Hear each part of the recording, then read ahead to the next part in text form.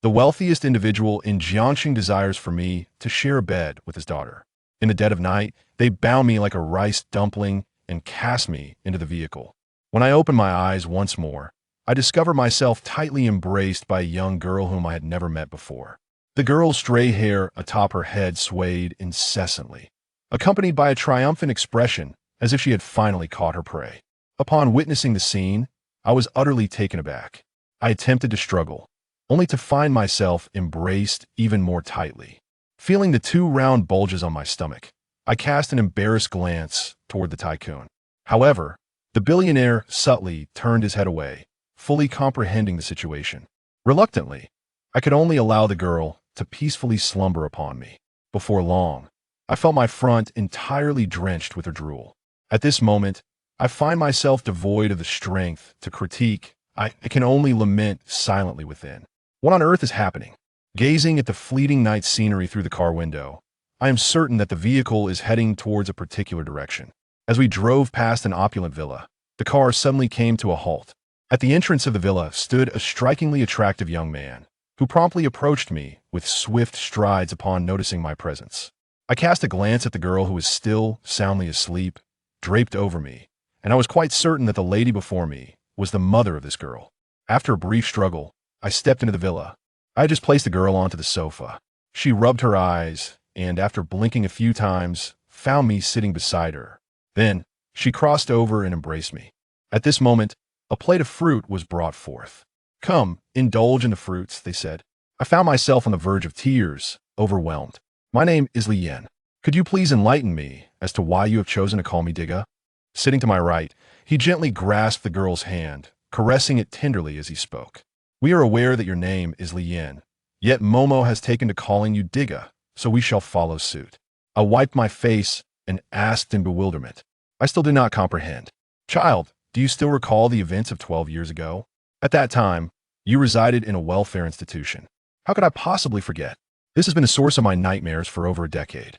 At that time, driven by youthful exuberance, I ventured alone to the dilapidated temple on the back mountain. Curiously peering through the crevice of the door, I was met with a scene that would forever be etched in my memory. A girl lies quietly beyond the threshold, her skin an ashen hue. A trace of terror lingers on her delicate visage, her abdomen laid open, entrails exposed. Crimson fluid stains the ground. Beside them, 5 girls lay bound, their mouths stuffed with rags and their eyes brimming with terror. Among them, a pair of twin sisters had even succumbed to unconsciousness. On the altar of the dilapidated temple lay a girl, while a middle-aged man, his face contorted with anguish, raised a gleaming dagger, poised to strike downward. I do not know why, in the face of such a terrifying scene, I did not flee, even though my entire body trembled.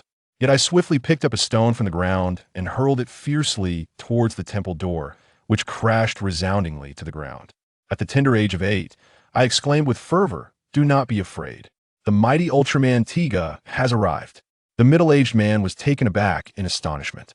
Taking advantage of his unguarded moment, I seized a stone and forcefully struck it against the back of the middle-aged man's head. Miraculously, it struck him squarely on the head. It is unclear which acupoint was struck, yet the middle-aged man unexpectedly fainted and collapsed to the ground. I hastily seized a sharp knife to free all the living girls from their bindings, directing those who could still move to collectively lift the door panel from the dilapidated temple. Then, the 2 fainted girls and a lifeless body on the table were placed upon the door. A group of children united their efforts to drag them down the mountain. Upon reaching the foot of the mountain, I fortuitously encountered a police car. It was then that I became acutely aware of my fear. In a moment of panic, I sent a young girl to call for the police officer. I secretly returned to the welfare institute. As I grew older, every time I reflected upon that moment, I felt it was perhaps the most luminous moment of my life. The memory of that departed girl resurfaces, constricting my throat. Upon this realization, I instinctively caressed the head of the girl in my embrace. This younger sister must surely be one among them from that time, I ponder. The mother held her daughter's hand, her face radiating gratitude as she said, "We are at a loss for words to express our appreciation for you." Now, as Chi's father reflects on that moment, his eyes begin to ache with emotion. He expresses, "You were merely 8 years old at that time, and that wretched beast was poised to strike next to my daughter. I can assuredly tell you that 6 lives were saved by you. Had there been any excessive noise during the police search, or if he had heard the sirens of the police cars, the beast would undoubtedly have killed all the children without hesitation. Originally, this birth heralded the arrival of a daughter, yet she was tragically deprived of her organs by a person of immense power. In pursuit of vengeance, he abducted all the girls of noble lineage and tender age from the entire city. At that moment, Mother Chi picked up a piece of cantaloupe, interrupting our conversation. Children, let us not speak of it any further. The matter is in the past. After receiving the fruit and expressing my gratitude, I lifted my head and, filled with curiosity, inquired, "So, what is it that prompted you, dear uncle and aunt, to seek me out? Although the girl is quite soft, and it feels rather comfortable to hold her, I must admit that I feel genuinely awkward doing so in front of her mother." Upon hearing this, a trace of bitterness appeared on Father Chi's face. The girls who survived have, to varying degrees, developed post-traumatic stress disorder. Especially my daughter. She has been rendered mute since that traumatic incident. Each time, she cries out in desperation, inquiring why Dijia has not yet arrived. The so-called Dijia is none other than you. We never intended to intrude upon your life. Therefore, we employed augmented reality technology to create a virtual version of you at the tender age of 8 in order to offer her solace.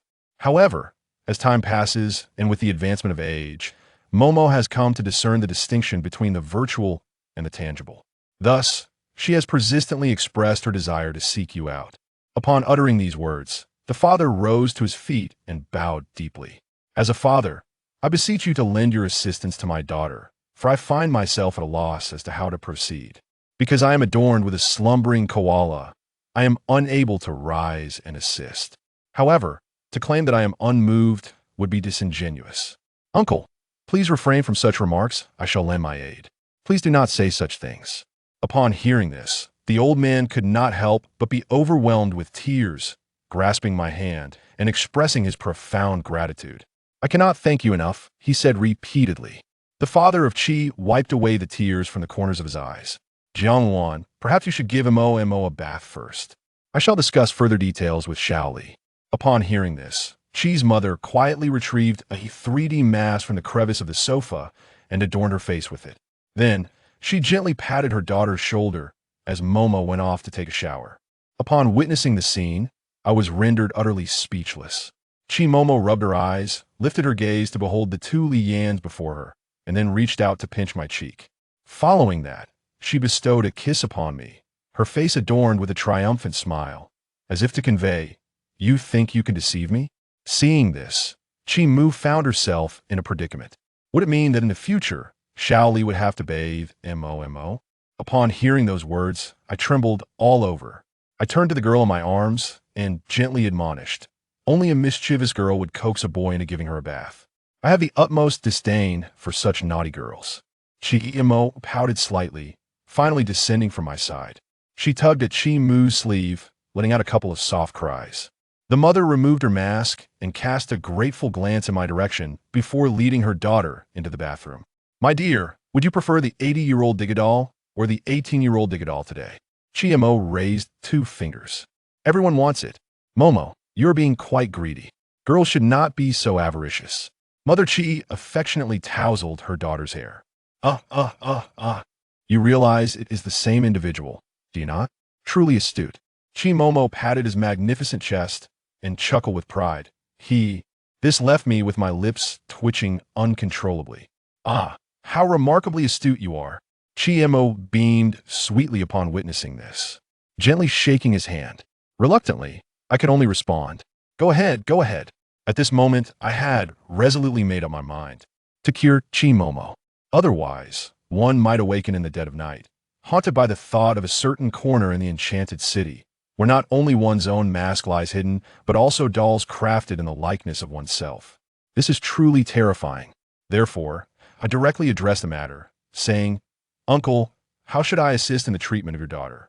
The father of Chi stroked his chin and remarked, "The doctor's advice is for you to spend more time with her. Why not accompany my daughter for a while as a trial? As for your remuneration, feel free to name your price." I casually scratched my face and mentioned a figure, a monthly salary of 3,000. Upon hearing this, Father Chi displayed a countenance of disdain. 300,000, perhaps? Our chief bodyguard earns a monthly salary of 200,000. Surely my daughter is worth more than that scoundrel. The captain of the bodyguards coughed twice at the entrance. I shook my head and remarked, "Then let us seek another expert. The price is too steep. It leaves me uneasy. You young people are rather too sentimental." 3,000 it is then? The father of Chi sighed helplessly. If it could ensure your daughter's recovery, I would be willing to accept any amount of money. By the way, I am currently still attending university. Does this mean that Chi Mo intends to join me in my studies? The father nodded in agreement. That is precisely my intention. In terms of intellect, Mo faces no challenges. In fact, she surpasses the average person in intelligence. I aspire to expose her to the world beyond our family. Uncle, I shall do my utmost. Why do you still address me as uncle? I wish to disregard the mocking remarks of Chi's father, and can only awkwardly divert the conversation by asking, "Uncle, have you consulted with my parents?" Father Chi scratched his head, feeling somewhat awkward as he said, "It's nothing. Your parents are quite easy to communicate with. I will personally have a conversation with them when the time comes. So it is settled. My daughter is so adorable. You wouldn't be at a disadvantage sleeping beside her, would you?" I wiped my face, feeling somewhat awkward. "Uncle, you truly have faith in me." Upon hearing those words, Father Chi wore a stoic expression. As a parent, I currently feel as though I have consumed something utterly repugnant. The father appears to be lost in a certain memory. Shaoli, do you have any idea what it feels like to soothe a daughter to sleep while donning someone else's mask? 12 years, a full 12 years. Do you understand how I have endured these 12 years? I covered my face, feeling quite embarrassed, yet I couldn't help but laugh to the point of nearly cramping up. As time grows late, let us discuss matters of substance. Father Chi adjusted his posture, crossing his arms, and said, "Currently, Mo exhibits a degree of acceptance towards women. However, when it comes to men other than yourself, she experiences a physiological discomfort. The crux of the matter is that her sexual orientation remains perfectly normal. If we fail to remedy her condition, we may have no choice but to request that she marry you. I have but this daughter. This family legacy will eventually be entrusted to both of you, should you choose to marry. I assure you that you shall live a life free from want and worry. My monthly income is 3,000, and must this condition still be included? I never compelled you to only provide 3,000. Otherwise, do you truly believe I would offer you a monthly salary of 300,000? With an air of entitlement, Chi's father remarked, or do you think my daughter is unattractive, unlovable, or poorly proportioned? I am fully aware that I have done nothing wrong, however. It appears to be rather excessive. Thus, I hastily offer my explanation. There is no need for you to be so upset, is there? I believe it is not warranted. I was merely extending a helping hand. You are speaking nonsense. You disdain my daughter, look down upon her, and believe she is incapable of articulating her thoughts. The father of Chi exclaimed in a fit of rage. Uncle, I must admit that I have a fondness for girls with an innocent disposition. However, Chimo's naivety appears to be somewhat excessive. Moreover, it is rather hasty to determine one's lifelong commitments upon first meeting, is it not? The father pointed to his own nose. Do you think I am irresponsible for casually handing my daughter over to someone else? Regarding this, the father crossed his arms and spoke earnestly. Do you think I have not conducted my inquiries? I am well aware of your experiences from childhood to the present, including your height, weight, and medical reports. For the sake of my daughter's happiness, I have even ascertained your measurements. I have gone so far as to obtain your browsing history by any means necessary. I consulted 3 fortune tellers from various fields to analyze your birth date, and they all deemed it auspicious. What gives you the right to claim that I hastily decided the course of my daughter's future? Upon hearing the words of Father Chi, my CPU was instantly overwhelmed. The father of Chi is breathing with great urgency. You still hesitate. You believe my daughter is abnormal, and you disdain her. I was mistaken. Why do you not correct yourself? Please hurry. Do not provoke my anger. Upon hearing this, I responded in a daze, father-in-law. Now we are truly a family. The father, transformed into a master of expressions, spoke with a benevolent smile. My daughter has grown up now, and as her father, my only role is to offer my support. Should you ever betray my daughter, I will pursue you relentlessly, no matter how far you flee. Upon hearing those words, I was instantly jolted awake. What on earth is this? At that moment, Father Chi suddenly called out towards the doorway, Xiaojiang. Then several bodyguards ascended with a ladder to dismantle the surveillance camera nestled in the corner of the wall. Upon witnessing this, the corners of my mouth twitched slightly. I was pondering why such affluent individuals would install a camera in their own living room. Uncle, silence yourself. If you were to marry someone in the future, I would ensure that all electronic screens in your city were reserved to incessantly broadcast this footage. I rubbed my forehead, sensing that this jest had truly gone too far, dear uncle. Once again, my father interrupted my incantation. As a parent, I find myself in a state of helplessness. What if my daughter remains unhealed? I must have some assurance, after all. At that moment, the bathroom door swung open. The mother and daughter had both donned their pajamas, using a hairdryer to dry their hair, and styled it into the most convenient bun. Upon this, I cast my gaze towards Chi's father, my heart swelling with admiration. He is indeed fortunate to possess such two celestial beings. Chi's visage, flushed with the warmth of the nitrogen box, appeared exceptionally rosy. Given the summer's embrace, her nightgown was both brief and delicate. Beneath the hem lay a layer of sheer white fabric, subtly revealing her firm and graceful thighs, which danced between visibility and obscurity.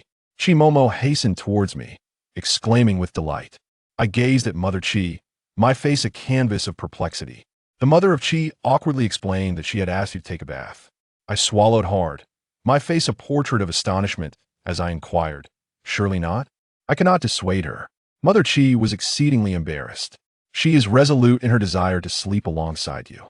Chi Momo clasped her hands across her chest, mirroring the posture of her father. Chi nodded her small head with utmost seriousness. She remarked that you had just stealthily slipped away, fearing that you might vanish once more unnoticed. Aunt, how did you come to understand? As long as there is love, one can understand, Mother Chi said earnestly. One day, you too shall comprehend. May I decline? Chi Momo waved her delicate pinkish-white hands, expressing her anxiety with an urgent ah. She declared it to be impossible. Momo revealed that she had long desired a child. Mother Chi's face flushed crimson, as if it might bleed. What on earth is going on here? Chi Momo nodded thoughtfully, raising a finger with utmost seriousness to elucidate. The matriarch, clutching her head, spoke with a hint of guilt. Had I known, I would never have allowed you to read those romantic novels. The father's face was as dark as a piece of charcoal. What did the daughter say? Since learning that you intend to capture Di Jia for MOMO, I, as a mother, must offer my daughter some advice. To better prepare MOMO, I showed her some romantic literature from a certain platform. She seemed to have absorbed the storyline and even deduced a pattern. In the end, women who bear children always emerge victorious. This is what she expressed. Upon hearing those words, Chi Fu was taken aback. Although the company was busy, I had never engaged in any improper conduct, nor had I ever neglected you. Why then, do you choose to focus on that trivial matter? The mother of Chi feels a sense of grievance, for it is precisely because her marriage is so blissful that she perceives this happiness as something truly hard-won. After a moment of contemplation, Father Chi nodded in agreement and said, "It is indeed necessary to observe." He then requested, "Please share your thoughts with me shortly." After a while, he added, "I hope Momo has not learned it yet." The mother hesitated for a moment. Surely, it cannot be true. Such a scenario is not depicted in the book. Father Chi nodded. Then let's install the anti-fraud center on her phone to prevent her from being misled. The mother nodded in agreement. Very well. Chi Momo raised her petite head, inquiring with a hint of bewilderment. There is nothing of significance. Such matters can only be imparted by Diga. Your parents are unable to teach you this. Chi Momo nodded in acknowledgement, signifying her understanding. I stand by, utterly speechless. What on earth is this? Lying in the opulent bathtub, I murmured to myself in resignation. How rare it is to encounter such absurdly wealthy individuals. Although Chi Momo is quite adorable, I cannot descend to the level of a beast. It appears that Uncle Chi has already deprived me of the possibility of engaging in such a base existence. At merely 20 years of age, one is in the prime of vitality and vigor. It is not uncommon to feel a surge of enthusiasm, as I do at this very moment. Observing this, I hastily recited a passage from the Tao Te Ching, and after a brief moment of contemplation, I casually emerged from the bathroom. The mother in the living room brought a glass of milk. Momo held a half-filled cup, perhaps intending to share a drink with me. It seemed likely that her temptation led her to sip from the cup, leaving her lips pale and pristine. Upon receiving the milk, I clinked glasses with Momo. Cheers! Upon hearing this, Momo felt an overwhelming sense of joy, her eyes curving into crescent moons as she laughed exuberantly. At that moment, Chimu approached from behind me, deftly adjusting the collar of my shirt. She then turned to Momo and advised, "Momo, in the future, when your man steps out, be sure to attend to his appearance. Your man is remarkably handsome, and many will envy him. Therefore, it is essential to pay attention to these small details." Mo nodded, seemingly in understanding, yet not entirely comprehending. Upon hearing those words, a flush crept across my face. I cleared my throat a few times. "Auntie, I shall treat Momo with the same affection and care as I would my own beloved sister." The matriarch cast a glance at the patriarch, hands placed firmly on her hips, her brows arched in disbelief. "Did you not proclaim your success? Your demeanor appears rather abrasive. When I declare that success has been achieved, it should be accepted as such without further inquiry." "Oh, so it turns out you're shy." Mother Chi chuckled softly, covering her mouth. With a heart full of shyness and embarrassment, I was finally led by Mother Chi into a room brimming with a sense of youthful femininity. The room of Momo is arranged with great tidiness. Although it does not resemble the imagined dollhouse, I did observe a pillow crafted in my likeness resting upon the bed. Additionally, there exists a luxurious silk large HC single bedsheet and a vibrant red duvet cover. Upon witnessing the situation, Chimu awkwardly elucidated, "This was requested by Momo after reading the novel." At this moment, I find myself utterly at a loss for words. Mother Chi affectionately ruffled Momo's hair. "Go brush your teeth," she said, "and then you can go to bed." Momo blinked, clearly reluctant to engage in self-promotion. "You are capable of managing on your own, aren't you?" Men often find it quite unappealing when women lack independence. Mother Chi has also discovered the secret. Momo hurriedly dashed to the bathroom to begin brushing her teeth. "Close the door." Mother Chi leaned in and whispered, "Little Lee has had a hard time. Your uncle is simply one to jest. Please do not take offense."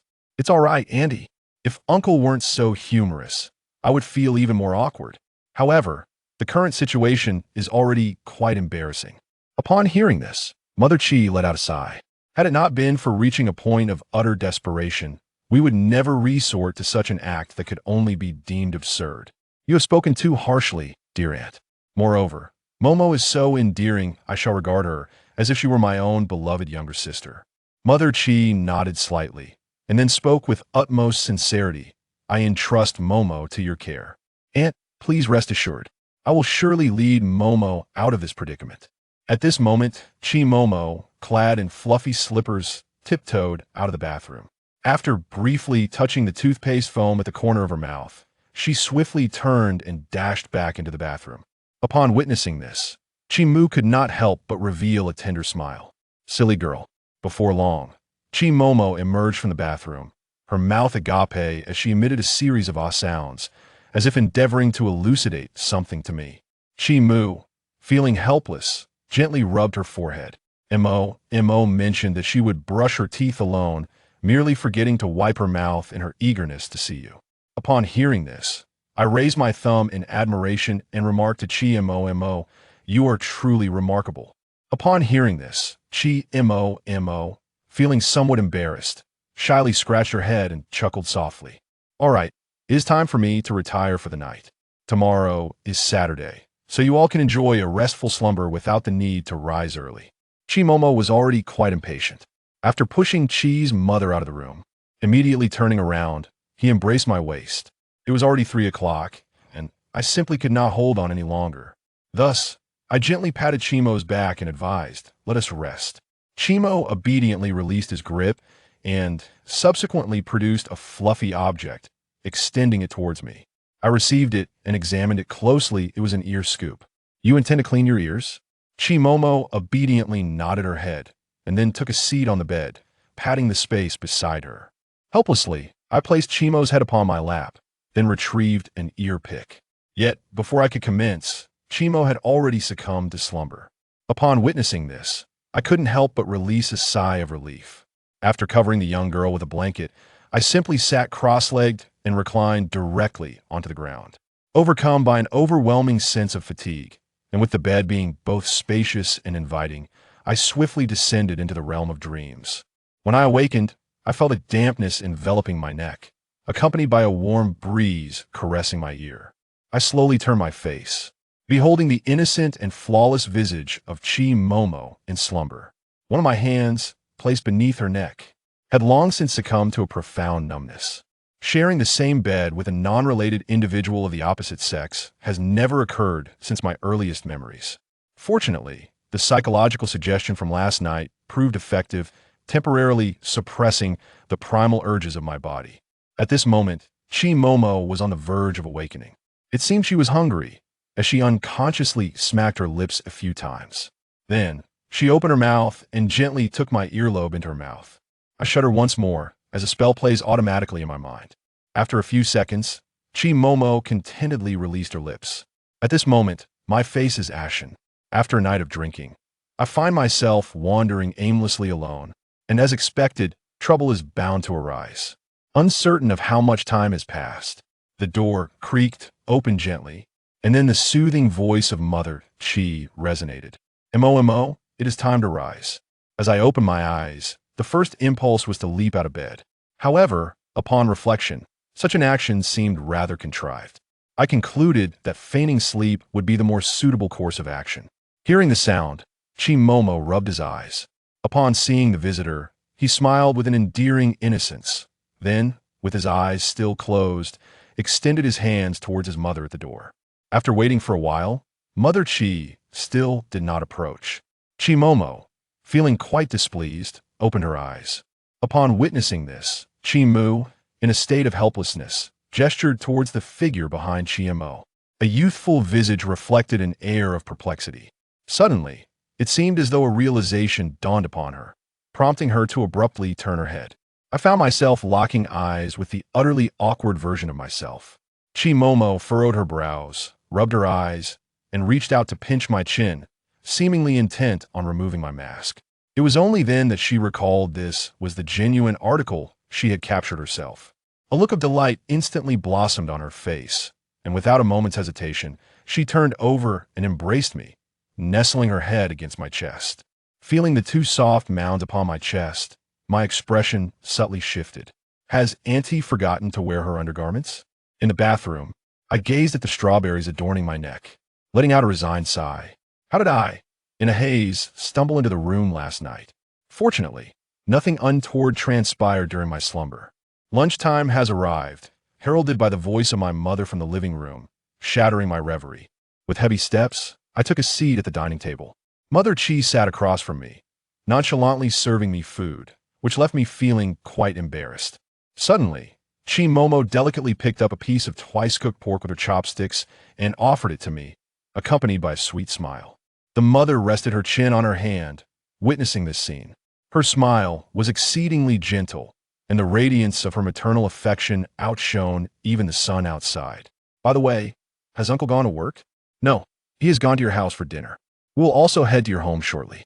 Upon hearing those words, my face flushed instantly.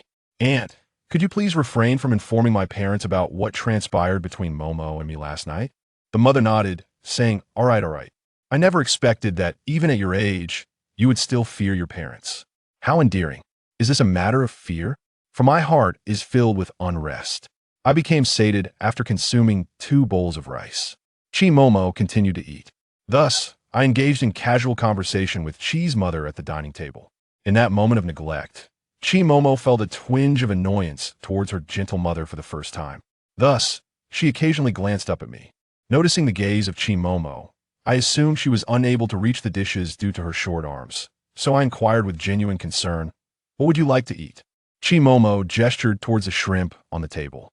I set down my chopsticks. After wiping my hands with a towel, I skillfully peeled the shrimp for the young lady. Once completed, I placed them into the dish of vinegar before her. While engaging in a job that pays $3,000 a month, I continue my conversation with Mother Chi Annie. I was a bit confused yesterday, which is why I foolishly entered the room on Momo. It was truly inappropriate. In the future, I shall find a way to ensure she sleeps alone. Upon hearing this, Chi Momo immediately puffed up her cheeks and turned to gaze at me. Chi Mu maintained a posture with her hands cradling her chin. Just a moment ago, she was quite amicable, but now she shook her head, indicating disapproval. Chi Momo nodded in satisfaction, then picked up 3 shrimp, stuffing her small mouth until it was puffed and full. At this moment, Mother Chi continued to explain, Momo has always slept with us. No one else accompanies her, and she tends to be quite restless. I find myself in a bit of a predicament. Therefore, I cautiously suggested that if my uncle and aunt are preoccupied with work, I could continue to look after her. Once they are free, I would take her to school during the day and return her to you in the evening. With a long, drawn-out sigh, Mother Chi expressed her sentiment. It is primarily because your uncle and I desire a moment of solitude. Moreover, it is evident that Momo prefers to sleep alongside you. She tends to wake up in a rather foul mood. Typically, she would cry upon rising, yet today, for the first time, she has been exceptionally well-behaved. Noticing Momo's slight dissatisfaction, Mother Chi hastily added, Momo, you have been truly wonderful today. This caused Chi Momo to cover her face in embarrassment. Perhaps we could arrange 2 beds in the room. I will lull her to sleep before retreating to the other bed. Upon hearing this, Chi Mo's eyes darted about restlessly. A mother knows her child better than anyone else. Upon noticing her daughter's subtle thoughts, Mother Chi nodded with satisfaction. At this moment, I finally let out a long sigh, as a heavy burden in my heart was finally lifted. In the afternoon, we drove to the outskirts of the city, gazing at the unfamiliar surroundings. Chi Momo nervously clutched my sleeve, casting timid glances towards her mother. Momo, this is the abode of Diga. Chi Mo blinked her eyes and turned to gaze at me. I nodded slightly, and with a playful exuberance, I was eager to leap forward. As we ventured into the narrow alley, we were occasionally greeted by passers-by. This made Chi Momo increasingly anxious, prompting her to instinctively retreat behind me upon seeing anyone. At the end of the alley, an elderly man was reclining on a bamboo chair, enjoying the cool breeze. Xiaoli is on vacation. Grandfather Zhang is on holiday, returning home to enjoy some leisure time. Grandfather Zhang caught sight of the girl I was holding by the hand, and instantly a smile spread across his face. Oh, you've even brought your girlfriend home? He exclaimed, and it seems your future mother-in-law has come along as well. Before I could utter a word, Chi Momo picked up her phone, typed a few characters, and handed it to Chi's mother. Not a girlfriend, but a wife. Mother Chi felt a profound sense of satisfaction. My daughter truly possesses a wealth of knowledge. It seems that my godmother, Chi Momo, has likely misunderstood. Chi Momo, with an air of dominance, firmly grasped my hand that I had discreetly tried to free while using her other hand to type. With a sulky expression, she displayed her message to me, urging me to add her on WeChat. I just recalled my phone and reached into my pocket. It seems that my aunt's phone may have been left at your residence. The captain of the bodyguard team appeared unexpectedly, presenting a fully charged mobile phone to you. I rebooted my device, scanned a code to add a friend, and my phone buzzed with a delayed awareness. Chi Momo resembles a curious fawn, poised to peek forth. However, she was intercepted by the mother of the pond. You must not look. If you trust your man, then do not gaze. Chi Momo immediately covered her eyes, exhibiting an expression that implored, please do not let me see this. Upon witnessing Chi Mo's appearance, I couldn't help but chuckle. Just as I finished replying to the messages, I arrived home. As I held her hand, Chi Momo suddenly became inexplicably anxious. Upon stepping through the gate, her movements grew rigid and awkward. At that moment, a woman with short hair approached briskly. Gazing at the sun-kissed, rosy cheeks of Chi Momo, the young maiden today dons a delicate white dress, enhancing her already fair complexion, though she remains oblivious to worldly affairs. The grace of her family lineage is palpable, and the hint of nobility further accentuates her beauty. Moreover, Chi Momo's delicate face, taut with nervousness, immediately displayed a shy yet rigid smile upon receiving Mother Li's gaze. I find myself astonished by the wide grin of my mother, as it seems capable of accommodating an entire watermelon. This daughter is truly stunning, isn't she? Chi Mo opened her mouth and then closed it again, filled with urgency and anxiety. In that moment, tears nearly spilled from her eyes. Li's mother was deeply pained by this. My daughter, I am fully aware. Please come in quickly. I have heard you. You're calling me Andy, aren't you? Feeling a tenderness akin to that of a mother, the young girl halted her tears, yet resolutely shook her head, taking out her phone and typing a few words. Mother-in-law. Everyone was momentarily stunned. It was Lee's mother who first regained her composure and promptly called out, "Please, come inside, quickly, it's cool in here." Upon entering the living room, I found Father Chi engaged in a conversation with Old Deng. At that moment, Old Deng was patting his chest, assuring Father Chi, brother, sister-in-law, rest assured. If my son behaves inappropriately, you may simply call the police to take him away. We will accept the consequences. The mother quickly waved her hand, expressing that it was their family who owed an apology to Li Yan. She acknowledged that such circumstances made it difficult for him to find a partner. Therefore, they offered a reassuring gesture, as they were genuinely willing to assist, albeit at the expense of Li Yan's feelings. Moreover, she lamented the situation regarding her daughter. Upon hearing this, Li's mother promptly interjected, "In our family, such matters are of little concern. As long as both parties are fond of one another, that is all that truly matters." Chimu nibbled delicately on the watermelon, when suddenly a thought crossed her mind. Oh no! In the midst of the hustle and bustle, she had completely forgotten to inquire whether Xiao Li had a significant other. Li's mother also wore a perplexed expression, as if a thought had suddenly struck her. It seemed that there might be something to it. A few days ago, when Li Yan was video chatting with his grandmother, I vaguely heard him mention that he was about to embark on a romantic relationship. I cannot ascertain whether he was merely comforting his grandmother or if he was speaking truthfully. The cheek of Father Chi twitched noticeably. The smile on Chi Mu's face also froze. If he had a girlfriend, it would be utterly inappropriate to have her bring her daughter along. No matter how much one might give, one cannot tarnish the reputation of their own daughter. Thus, several individuals promptly summoned me outside. Seated upon the sofa, I could only briefly allude to my pursuit of the goddess, Xiao Qingxue, during my time at school. In the end, she hesitated and stammered, believing that I was deceiving her. Reluctant to engage in conversation with me any longer, I too felt it was inappropriate and decided to let it be. However, Chi Mu's expression grew increasingly peculiar as she took out her phone and handed it to Chi Fu. "Take a look and see if this is Director Zhao's daughter." Father Chi took the phone and glanced at it, immediately astonished. What a remarkable coincidence. At that moment, I too began to sense that something was amiss. "What has happened, uncle?" The father of Chi looked up, his face filled with emotion, and said, "It was you who saved those few girls when you were just 8 years old." At this moment, Old Li also comprehended that it was one among the 5 families of yours. Father Chi nodded. "Shao Kong, do you recall? There was a year when we gathered together. It was with the person you connected with the most." Old Li can no longer hold his composure. He is now my direct supervisor. This year, he has visited our unit several times for inspections. He has invited me for drinks on a few occasions. In those inebriated moments, I distinctly recall our conversations about children. He has mentioned several times that he has a daughter. I found it somewhat perplexing, for how could I not know that his daughter was saved by my son? Motherly tugged at Old Li's sleeve, then cast a disdainful glance at her son, akin to that of a woman scrutinizing a scoundrel. As the atmosphere grew increasingly peculiar, I promptly halted the conversation. She candidly rejected my advances, and, at present, I have no intentions of pursuing a romantic relationship. Just as everyone let out a sigh of relief, a sudden ring pierced the air. I picked up my phone, the WeChat name displayed as Little Fish.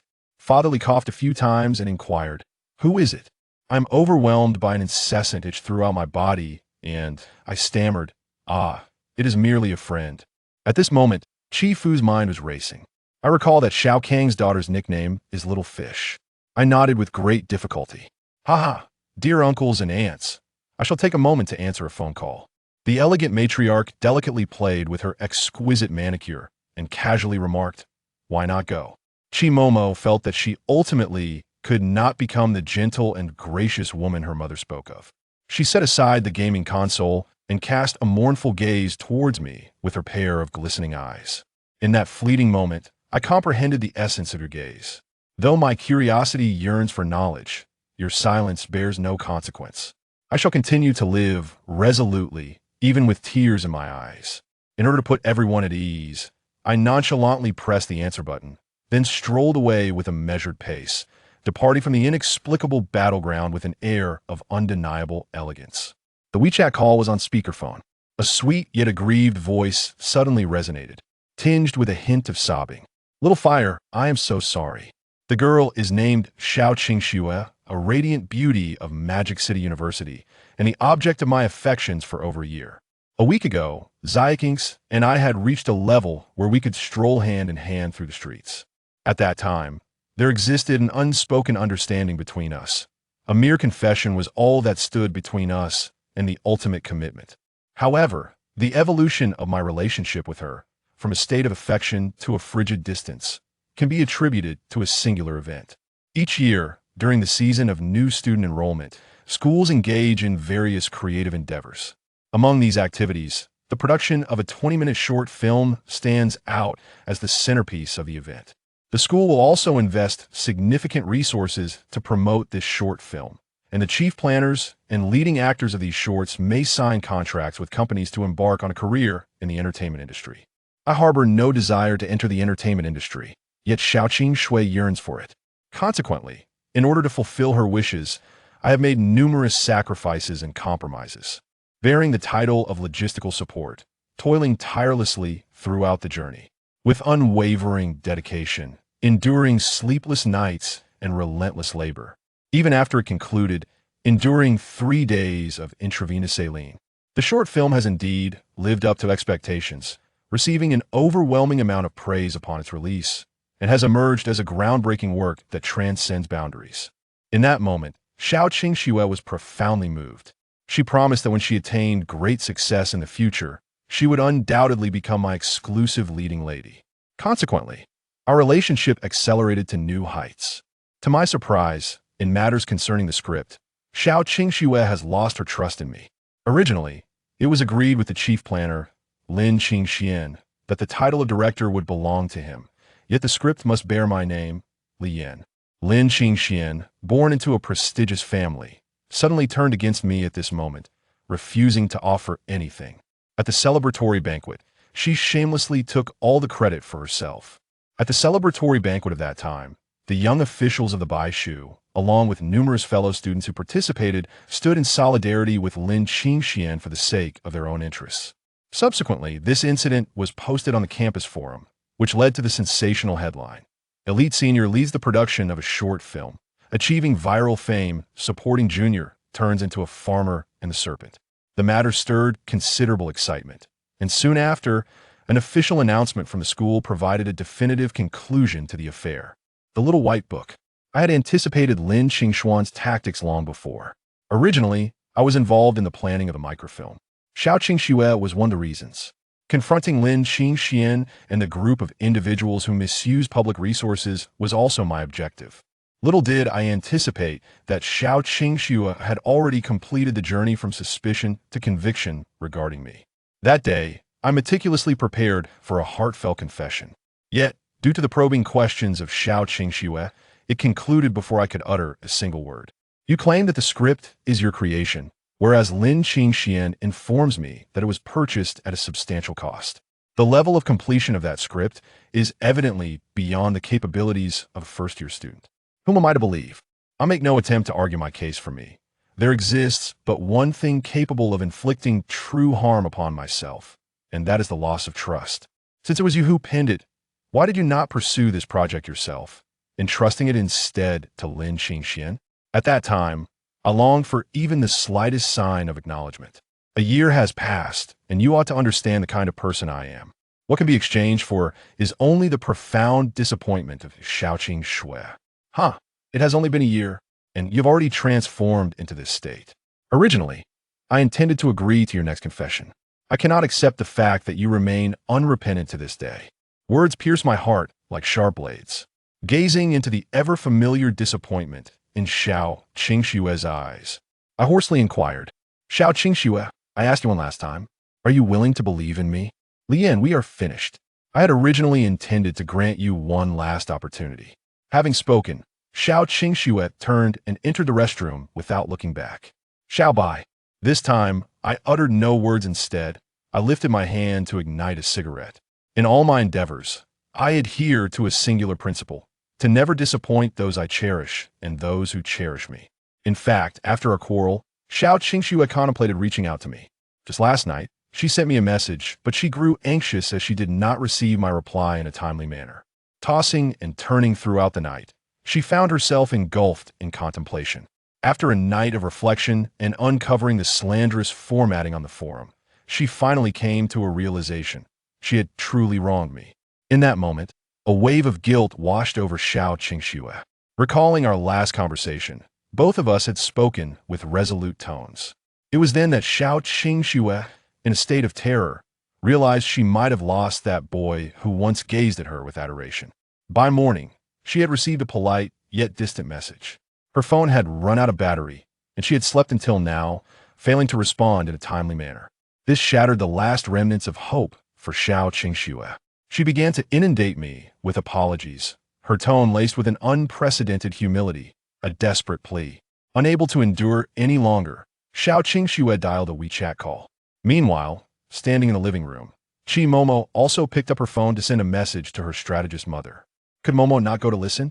Surely, he would resent her, wouldn't he? Yet, an unsettling itch stirred within Momo's heart, rendering her discomforting. The matriarch lifted her gaze and cast a glance. She replied to a message. What my dear just uttered was meant for your man, not for you to hear. Love resembles warfare. At this moment, your city gates are aflame. Do not concern yourself with what may or may not be discovered. If the phone allows for viewing, then behold. If the phone permits listening, then heed. Hasten forth. Lee's mother stared in astonishment at the mother and daughter, whose typing speed rivaled that of an adept practitioner performing intricate hand seals. The father of the pond, with a calm demeanor and gentle breeze, never once diverted his gaze from me. He took a delicate sip of tea and remarked, "The weather today is truly delightful." The sound of weeping snow drifts softly from outside. My dear Xiao Hua, can you find in your heart to forgive me? By Shu Guan. I approached the edge of the flower bed, plucking a fragrant gardenia. From the sound, no emotions could be discerned. Well, I have forgiven you. Upon hearing this, Xiao Qingxue's resolve deepened within her heart. Shall we still be as we were in the past? After careful consideration, I expressed, we shall remain friends. The temperature rises to 30 degrees, yet Xiao Qingxue feels an icy chill in her hands and feet. Her voice trembles increasingly. I long to see you now. Shall we meet and converse? I'm at home. Currently, there are guests in my residence. I glanced back at Chi Momo, who stood to the side. The young girl, donning a white dress, tilted her body, attempting to eavesdrop. Upon discovering her, Chi Momo appeared flustered, nearly losing her balance. Seeing this, I hurriedly supported him. Be careful. In the dialogue, Xiao Qingxue expressed her confusion, asking, what? I apologized for not engaging in conversation with you earlier. My tone was neither distant nor overly familiar. However, Xiao Qingxue's heart grew increasingly anxious. Are you available tomorrow? I am uncertain if I shall have any free time tomorrow. Releasing my hand from the waist of the serene Mo, I inquired. Did Yiwan speak to you about anything? No, just now there was someone beside you. Who was it? Xiao Qingxue deftly diverted the conversation, not wishing for me to feel that it was merely her reminder that led me to believe in my own innocence. I candidly responded, the daughter of the guest. Xiao Qingxue paused, her thoughts swirling with countless possibilities, only to dismiss them with a shake of her head. It must be a mischievous little girl, she mused. Indeed, the little girl is quite the impish one. Why not take her out for some fun? There is a children's amusement park near the school, at the Yintai Mall. I contemplated that taking a stroll might prove beneficial for Chi Momo. However, meeting Chunyu while bringing Chi Momo along seems rather inappropriate, as her age no longer suits the ambience of a children's amusement park. To the official of the book, upon hearing these words, Xiao Qingxue's expression froze. With a teasing tone, she remarked, "Little white official, you cannot possibly be on a blind date, can you?" From her tone, I discerned a certain implication. Now that the decision to be friends has been made, some matters ought to be expressed candidly. To put it plainly, I do not intend to pursue a romantic relationship with you. Henceforth, our connection shall remain strictly platonic. Such forthrightness may come across as overly blunt, revealing a sense of self-importance. I am not foolish. I discern the intentions of Mr. and Mrs. Chi, which are akin to those of an arranged marriage. Furthermore, I will inevitably accompany Chi Momo at school in the future. It would be more prudent to address this matter in advance. It resembles an arranged match, does it not? Their family has hired me to serve as a nanny for their daughter, and I shall introduce you to her afterward. What does it mean? It is said that I am to accompany you to school. You agreed. Xiao Qingxue asked in disbelief. I pondered and concluded. Indeed, I acquiesced. Some of the reasons can be deemed as acts of kindness. One should not sacrifice oneself while striving to do good for others. Upon hearing this, Xiao Qingxue grew anxious. Is it because I have caused you pain that you have carelessly sought refuge in another? You must not treat yourself so lightly. No, the situation is rather intricate. This matter pertains to my friend's privacy. I have promised to take care of it, and there is nothing more to discuss. Knowing that Xiao Qingxue is also one of the girls I saved back then, just like Chi Momo, I added, you might know her as well. Xiao Qingxue urged with urgency. I shall head to your residence at once. Please send me your address. It is indeed rather inconvenient. If you do not believe me, there is little I can do. Upon hearing these words, Xiao Qingxue felt tears welling up once more. Yet, she mustered her strength and replied, I apologize for my moment of weakness. Please do introduce me in the future. I shall take my leave now. Upon witnessing her daughter hang up the phone and shed tears, Mother Xiao furrowed her brow. Gently, she used her fingertip to wipe away the tears from her daughter's eyes. Is it that boy who pursued you before? We certainly do not need such a scoundrel. There are countless admirers online who cherish our Yu. Many of my friends have inquired about her. Let us seek a more worthy companion. Xiao Qingxue burst into tears, exclaiming. Wiping her tears, she said, there is no one better than him. He has never bullied me, it is I who have bullied him. Seeing this, Zhao's mother hurriedly embraced her daughter, offering comfort. Chapter 17. Returning home, 6. The gift was white, just like her dress. The initially disheartened, Chi Mo's mood brightened instantly upon receiving the present. Instead of reaching out to take it, she tucked a strand of hair behind her ear, exposing her swan-like neck, and tilted her head, signaling Li Yin to put it on for her. Li Yin, making every effort to avoid direct contact, gently tucked it behind her ear. Nevertheless, his fingers inadvertently brushed against her cheek and neck, causing Chi Mo's face to flush crimson. She found it difficult to comprehend this sudden emotion, one she had not experienced even the night before. Shyly, she encircled Li Yan's hand with hers and smiled up at him. The sunlight was bright and somewhat blinding, momentarily distracting Li Yan. In the room, Jiang Wan's previously worried expression dissipated in an instant. What is talent? On the opposite side, Chi Wanli felt quite uncomfortable. After Chi Mo's radiant smile, she dashed away, her cheeks flushed, and rushed in her mother's embrace upon returning to the house, nuzzling her head against her. Li Yin, however, paid little attention to Chi Mo's subsequent reaction. He glanced at his phone, intending to check the status of the promotional order. After reading the messages in the dormitory group, his mood improved significantly. Zhang Jing, Li Yin, your work is trending on Weibo. A screenshot of a Weibo post. Trending at number 10. Campus students filming short films selected for international awards. The microfilm A Bowl of Noodles from Magic City University has officially been nominated for the Golden Flower Award for Best Social Work Film, with industry insiders revealing a high probability of winning. He replied with a simple O. Delighted, he plucked several gardenias from the flower bed. A minute later, he finally felt the intense gaze from behind. He tucked his phone away, cleared his throat a few times, and moved to the washstand, turning on a faucet to wash his hands. After splashing his face, he returned to the living room, placing the gardenias in a paper cup. He couldn't help but grin foolishly. Li's mother. Li's father. What are you grinning about? Li's father asked sternly. Li Yin felt utterly perplexed. It was inappropriate to openly covet someone else's daughter, and, as a father, a reminder was essential. Li's father cast a sidelong glance at the somber Chi Wanli beside him. Li Yin remained confused. All right, Li's father said, lighting a cigarette and sitting down. Don't smoke around her. Uncle Chi has paid for me to take care of Chi Mo. She dislikes the smell of smoke. Li Yin was too engrossed in his own thoughts to budge. Jiang Wan gently rubbed her daughter's hot earlobe. feeling joyous that Mo had so quickly rediscovered the emotions befitting a girl of her age. The years spent wearing a mask had not been in vain. The genuine self was indeed quite effective. Lee's mother, at her wit's end, bluntly reminded him, "How can you expect Uncle Chi to feel at ease letting Mo be in your care like this?" "Mom, what exactly are you saying? Your smile is just inappropriate." Lee's mother, exasperated, shook her head. Lien raised his hands in surrender. "I'm smiling because my film is about to win an award. How is that inappropriate?" He glanced around, furrowing his brow, arms crossed, and asked, "What is wrong with all of you?" "Everyone." "Nothing. We're all fine."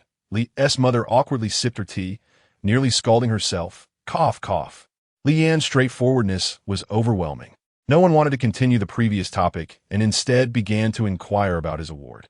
They had just watched the microfilm, and although some jokes were lost on them due to their age, the essence of the story was still clear. They were not surprised to gain some insights. "Congratulations. We must celebrate with a meal." Jiang Wan quickly responded, calling to make a reservation. "That one tea do. How can we let guests pay?" Lee's mother insisted, shaking her head. Chi Wanli picked up a piece of cake. "It's just a meal. It's not an extravagant treat." Wei asked Li Yin to accompany the prince for his studies. "It's only right to show our appreciation." Jiang Wan secretly searched online and was slightly startled. "It's a legitimate international award. Impressive." Chi Mo leaned into Jiang Wan's embrace, peering at the news on her phone. "Wow." She was ecstatic and looked up at Li Yin. Li Yin chuckled bashfully, scratching his head. "Thanks to my classmates' help. I merely played a pivotal role. Goodness. You really don't know how to be modest." Lee's mother playfully tapped his head. Lee's father leaned over to Chi Wanli, checking the news on Weibo. Suddenly, Li Yin remembered something and furrowed his brow, feeling a tightness in his chest. He had initially thought Lin Qingxian was merely using social news of script theft to pressure him into submission or to make other demands. He could only take further action if that were the case. However, the film's high quality had led to its nomination for an award. This would surely prompt someone to start scrutinizing it. Once Lin Qingxian realized this, he would find ways to patch the loopholes. Li Yin was not naive enough to think that registering a copyright would guarantee his safety. Yet, one of his means of negotiation depended on this. If Lin Qingxian reacted too soon, it could spell trouble. If he took a serious stance, given his previous disdain for Li Yin, it would indeed be difficult to handle. He glanced at Chi Wanli, contemplated for a moment, and said nothing. "What's wrong?" Qi Wanli inquired keenly. Li Yin chocolate, scratching the back of his head. "It's nothing." After chatting for a while, all were in high spirits, especially Lee's mother and Chi Mo. Just a few words exchanged. Oh, Chi Mo still couldn't speak. It was merely Lee's mother speaking, guessing and responding to Chi Mo's murmurs. After several rounds, their bond deepened remarkably. How delightful! She was both obedient and familial. Chi Mo shyly scratched her head. Jiang Wan, Qi Wanli. Had it not been for Chi Mo's severe social anxiety, they would never have brought Li Yin into their home.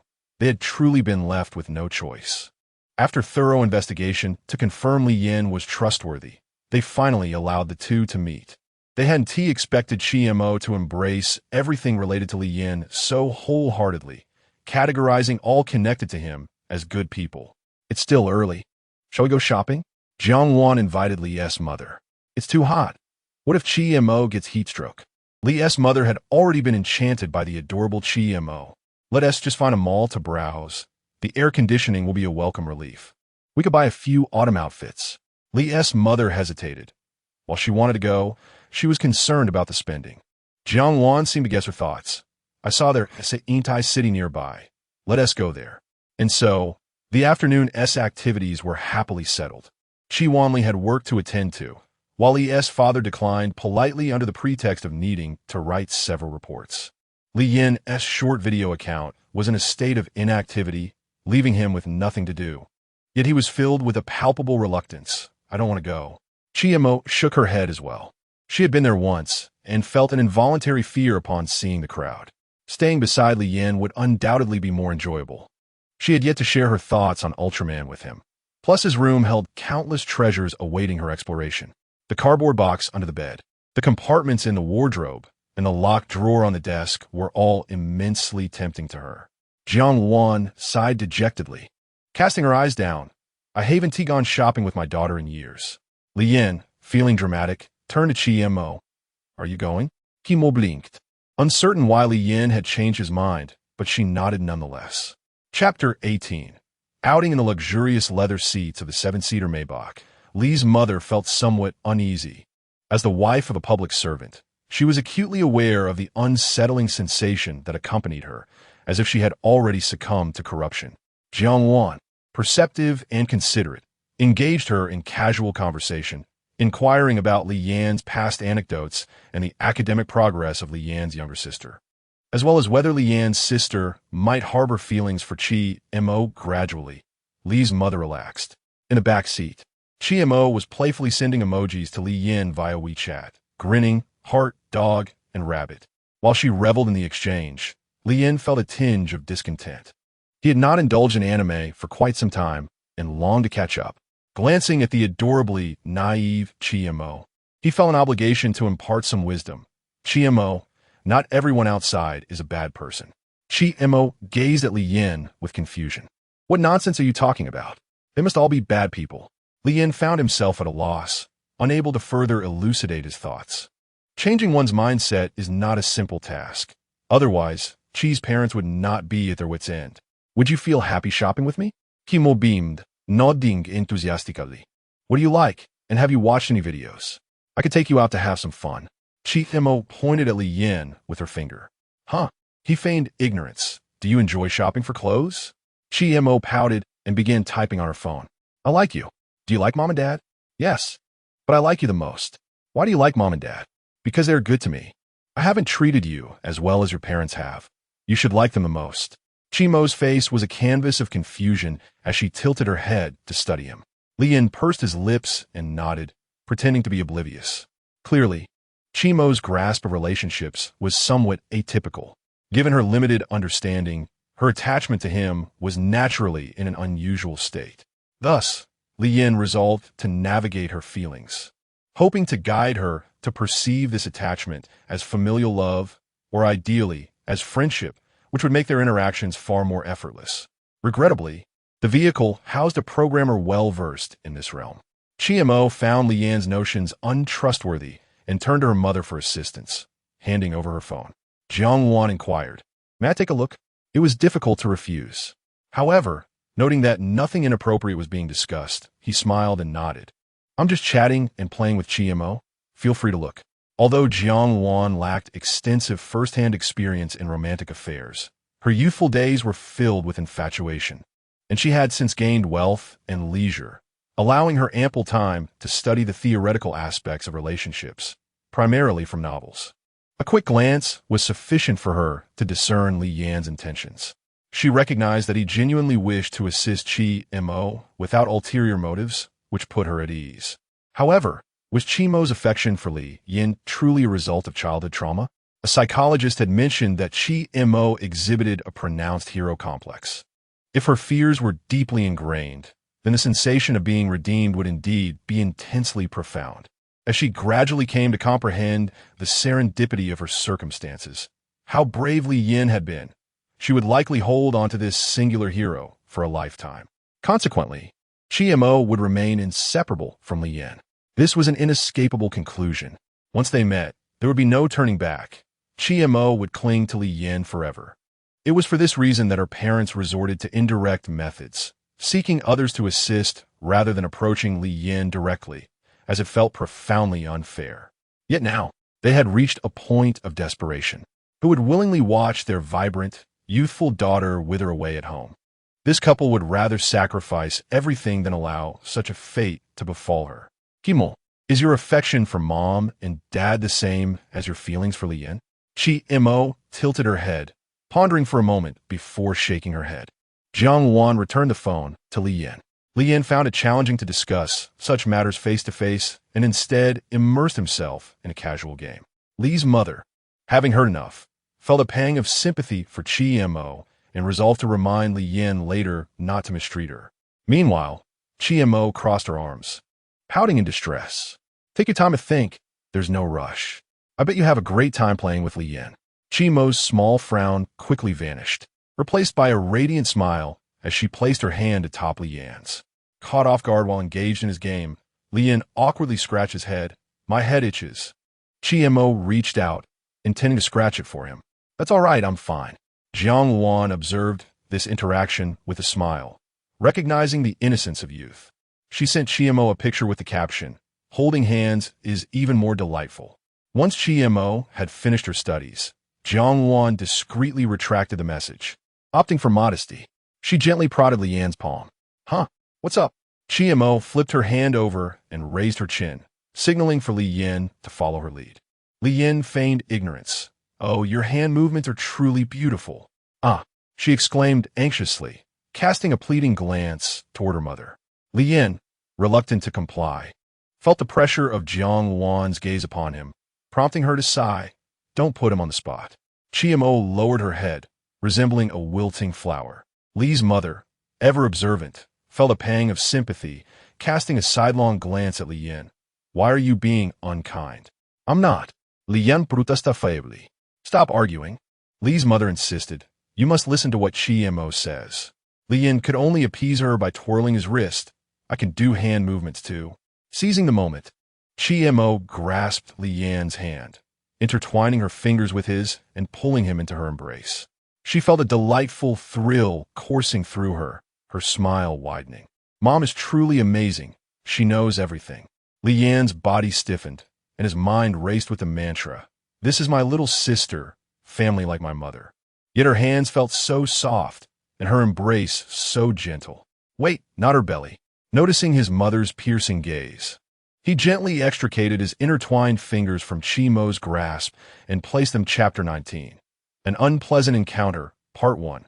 In an effort to care for Yiwan, who had recently recovered from gastroenteritis, Chen Yu put considerable thought into breakfast. The two young women sat across from one another. Yiwan, grasping a sandwich composed of a delightful mix of meat and vegetables, savored each bite, washing it down with instant soy milk, finishing off what could only be described as a rather late breakfast, or perhaps an early lunch. Meanwhile, Chen Yu barely touched her meal. Noticing her friend's somber mood, Yuan could not suppress her curiosity. I heard it was Li Yan, wasn't it? Chen Yu paused in her task of clearing the dishes, forcing a smile. Huh. Well, actually. Her movements became stiff as she turned her face away, not wanting Yuan to see her expression. Yuan sighed, interrupting Chun Yu's contemplation of excuses. Whatever you decide to do, I will support you. If you're afraid, just go take a look. The sky won't fall. After a moment's pause, she added, besides, is Li Yan really that worthless of a man? Chen Yu, who had nearly shed tears moments ago, found Yi Wan's words resonating deeply within her, gently guiding her out of her troubled thoughts. Yet, she remained stubborn, biting her lip and puffing out her cheeks. Forget it. I'm not going. He already said those things. There was a hint of playful anger in her tone, which made her seem quite endearing. However, Yuan felt a sense of despair. She sincerely wished for Chun Yu's well-being. Your contract isn't urgent, right? Yuan changed the subject. No, not really. Some agencies are quite lenient and allow for consideration time. Shall we go shopping then? Yuan suggested. My dad gave me a shopping cart from work, and I haven't used it yet. The supermarket at Intai is perfect for that. Yuan feigned indignation, hands tucked into her pockets. Has your dad embezzled? You're the one who has embezzled. Chun Yu playfully nudged Yuan. My dad is probably the one who committed bribery, Chen Yu remarked. Then is it inappropriate for me to hang out with you? Chen Yu queried. How great it would have been if you had realized that sooner, Yuan retorted. Chen Yu smiled, then huffed in mock annoyance. If I had to choose between Li Yan and you, I would certainly choose you. Yivan, leisurely wiping her mouth with a crumpled napkin, replied with a hint of seriousness. Please don't choose like that. He would be heartbroken too. Under the scorching sun, on the street, a portly man stepped on a lifted piece of pavement, attempting to press it back into place. With a crack, the tile split in two. The well-meaning but clumsy man quickly left, casting a nervous glance over his shoulder. Was there surveillance? He fretted, contemplating if he should find a way to delete the footage for safety's sake. Zhang Zheng, with a resigned gesture, said, There was nothing going on until you made this mess. Now you're looking at least 3 to 5 years in prison. It's terrifying how someone like you can handle technology. Jiang Yinhua. After this little incident, the group of friends eagerly headed towards the internet CAF. However, they underestimated the relentless summer heat, which meant they had to contribute more to the Snow King.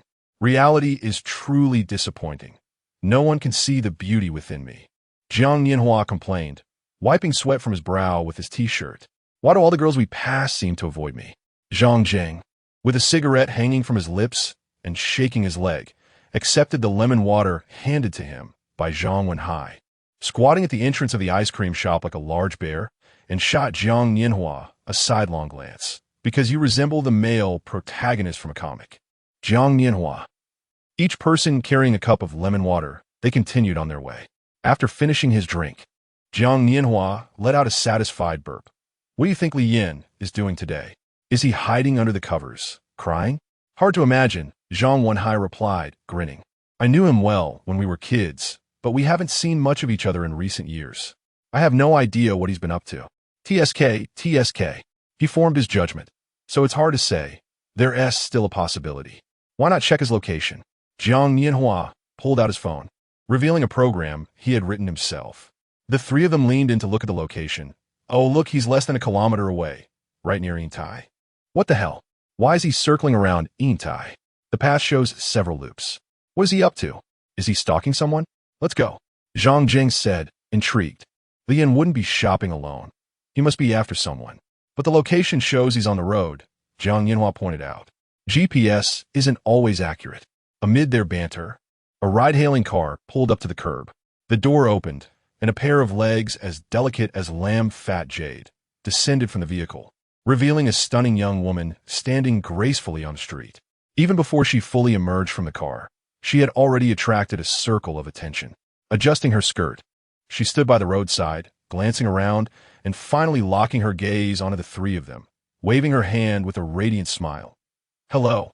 Regardless of other factors, Chun Yu's appearance and figure were undeniably captivating. However, for Zhang Jing and his friends, such beauty held little significance. No matter how attractive a girl may be, their friendship with her was an entirely different matter. The group felt a tinge of resentment towards Chun Yu, and since they hadn't interacted much with her before, they responded with polite detachment. Zhang Jing nodded in acknowledgement, while Jiang Yinhua silently scrolled through his phone, remaining aloof. Fortunately, Zhang Wenhai, always kind-hearted, felt it inappropriate to be overtly dismissive, so he responded, Senior, what a coincidence. As he spoke, he glanced behind Chun Yu, where you wanted just emerged from the car, and greeted her as well. You're here too. I heard you had gastroenteritis. Are you feeling better?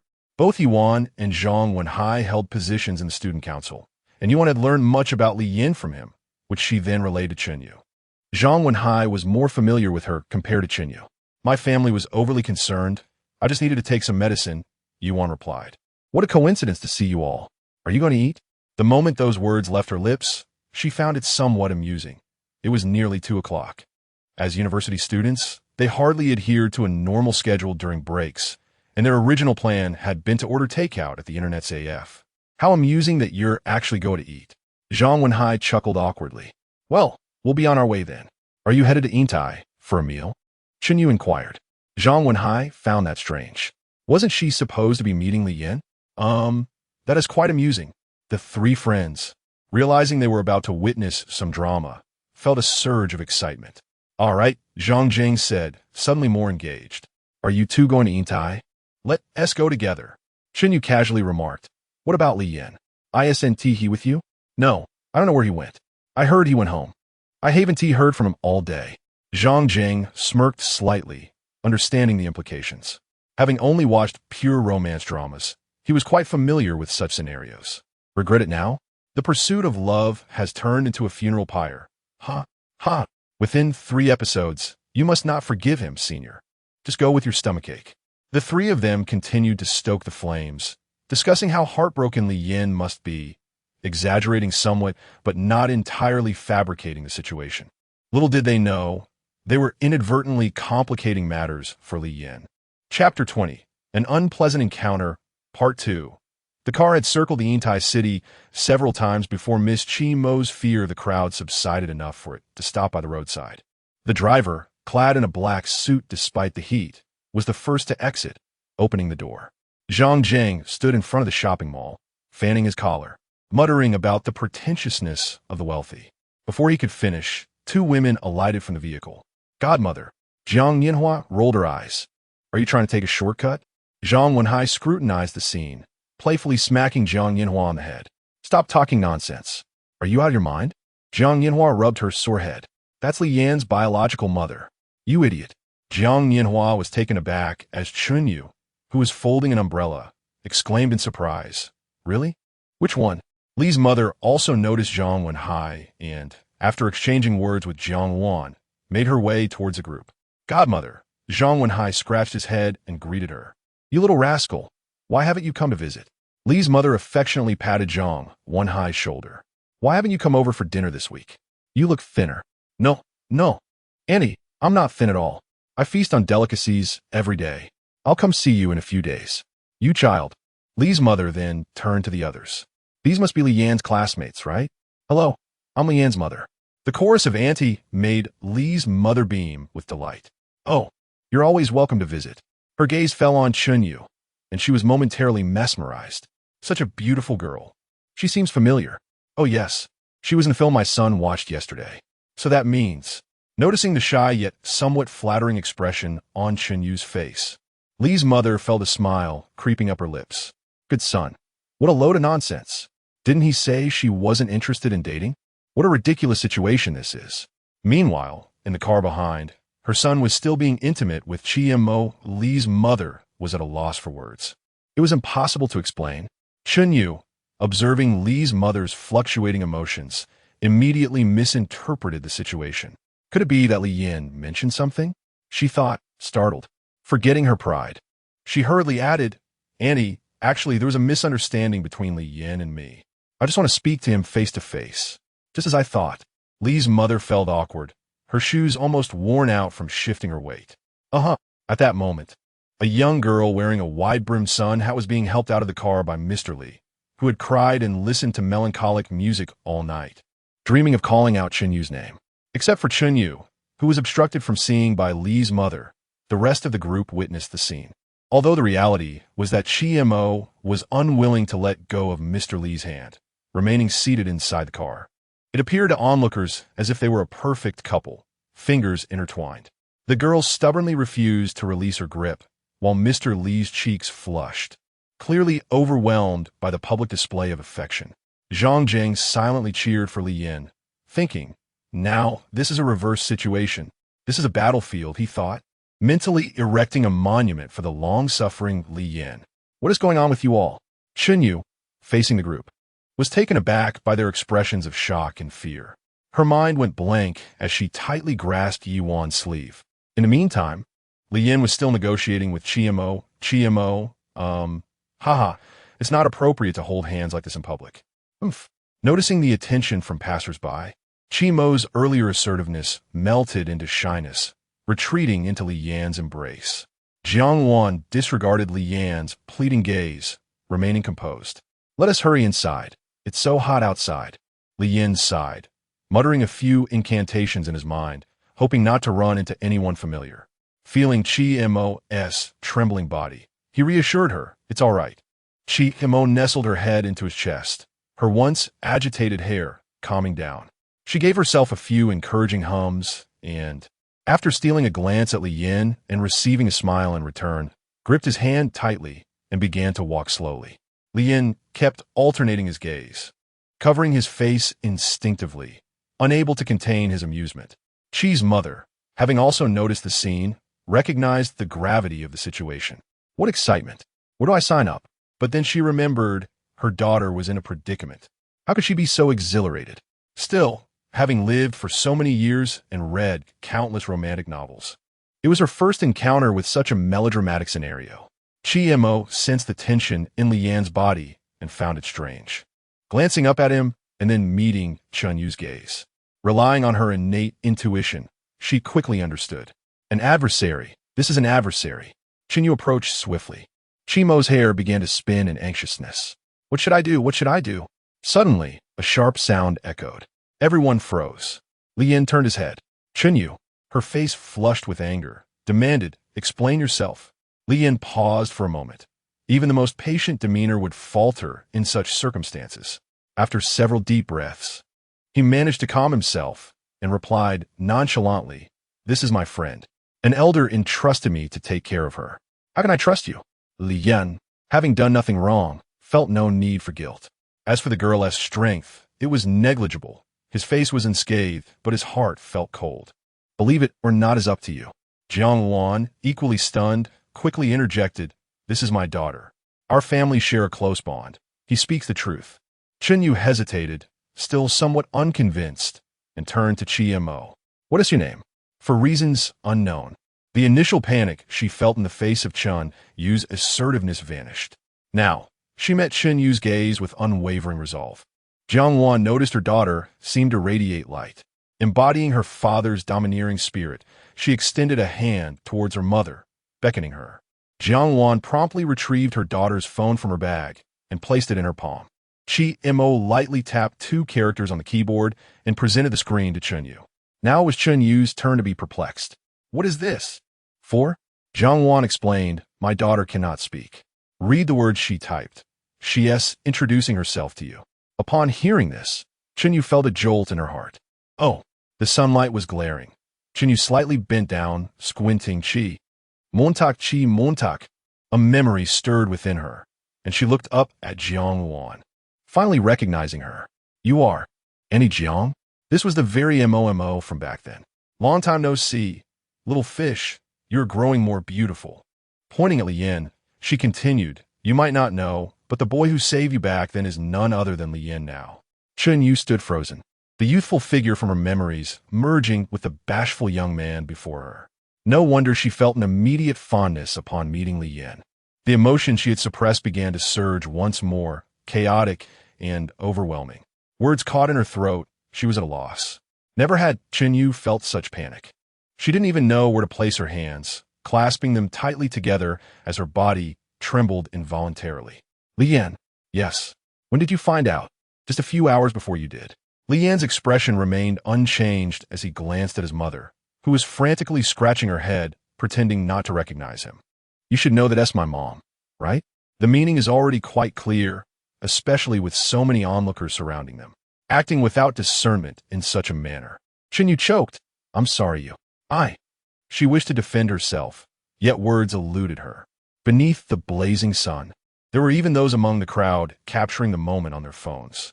Jiang Wan subtly gestured to her bodyguard, who tactfully interjected, "It's rather hot. Let's discuss this inside." "All right," Chen Yu replied softly. However, she did not follow. Instead, she quietly walked away. The moment she turned, tears began to flow uncontrollably. She incessantly wiped her cheeks, but no matter how she tried, she could not cleanse them. The droplets cascaded down her face and slid from her hand, leaving a round imprint on the ground, which was swiftly absorbed by the tiles, leaving no trace behind. "Yevan Aprurochit, Malking Alongsidehev. Wan, please take me home." At the entrance, Zhang Jing. Zhang Wenhai. Jiang Yanhua. "Goodbye, Andy," they chorused thrice before darting away like the wind. Chapter 21 for those directly involved. The event may be a source of embarrassment, but for onlookers, it is merely a spectacle. Upon entering the shopping mall, everyone pretended as if nothing had occurred, enjoying the cool air conditioning, and Li Yin felt a sense of relief. The 2 mothers naturally belonged to the first tier, while Li Yin and Chi Mo trailed behind. Li's mother was in good spirits. Typically, the 2 men at home showed little interest in shopping, and accompanying their daughter seemed somewhat lackluster. Today's gathering was different, bringing a refreshing change. Jiang Wan was even more elated, having not visited such a place in quite a while. She reminisced about the early days with Chi Wan Li, when he was still a small business owner, and the young couple was perpetually busy. After she became pregnant, Chi Wan Li, not wanting her to endure too much hardship, always made sure to send her home first.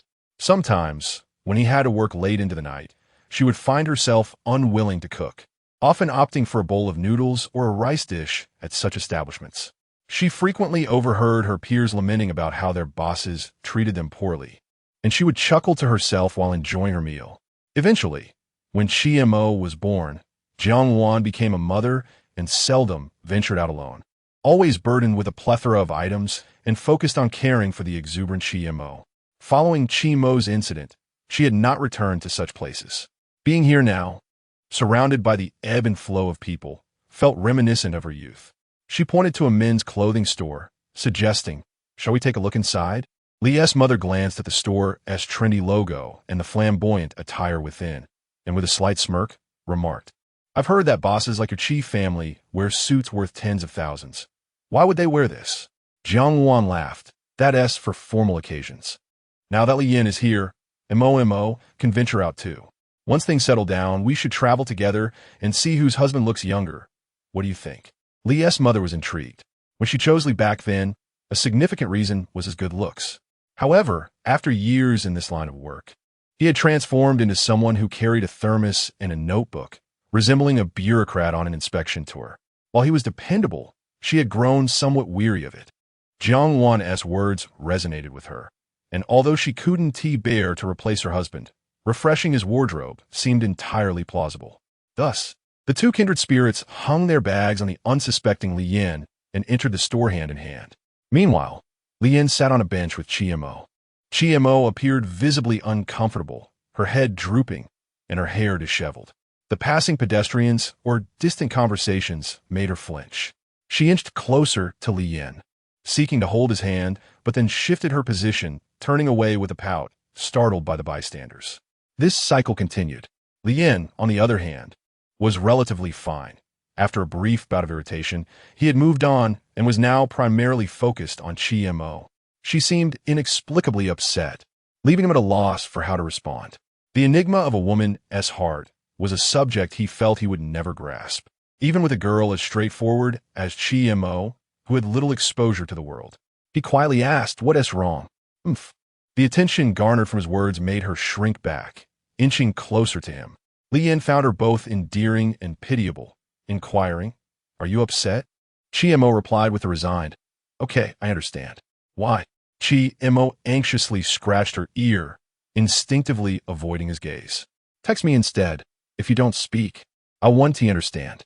After adopting a tone meant to soothe the child, she retrieved her phone from Li Yin's bag. He sighed in relief, realizing that she was still quite easy to placate. As he opened WeChat, he saw her message, angry. "Li Yan Kunsa." "I was wrong."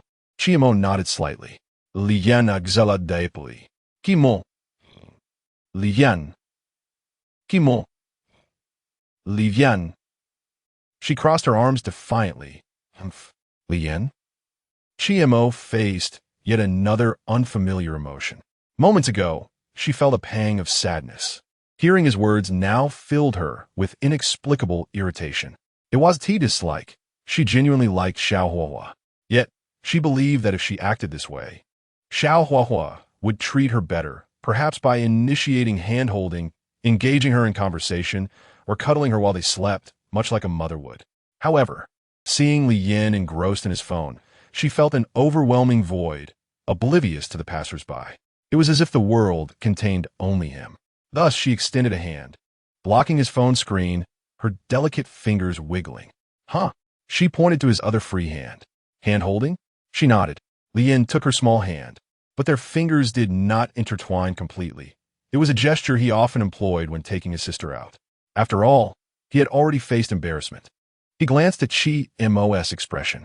"Not upset anymore?" "Kimo, akamipiaka. Okay, you understand." Li Yin tucked his phone away, recalling Jiangwan's earlier advice about treating Chiemo to some snacks from the mall. She likely hadn't tried such delicacies before. He pointed to a nearby vendor selling volcanic stone sausages. "Shall we eat?" Sausages made from pork, roasted to perfection. Chiemo felt content sitting there, though the middle-aged man in the fluffy white hat looked somewhat intimidating when he smiled.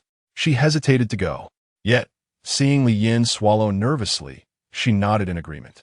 Once they received 2 sausages and returned to their seats, she gently placed a hand on her chest and sighed with relief. Li Yin handed her one and began to devour it. Chiemo imitated him, taking a hearty bite but lacking the finesse, causing her to burn her mouth and drop the sausage onto the floor. This was a cherished treat she had taken such a risk to acquire, and she hadn't even tasted it yet. Tears welled in her eyes. Panicking, Li Yin exclaimed, "Don't cry. I'll buy you another one."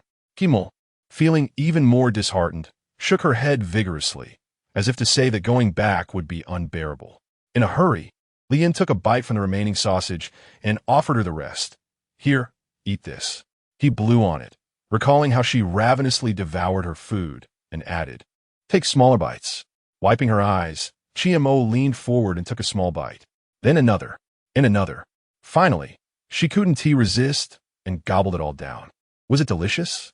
Chiemo exclaimed, her eyes sparkling with delight, fixated on the skewer, clearly wanting to savor another bite.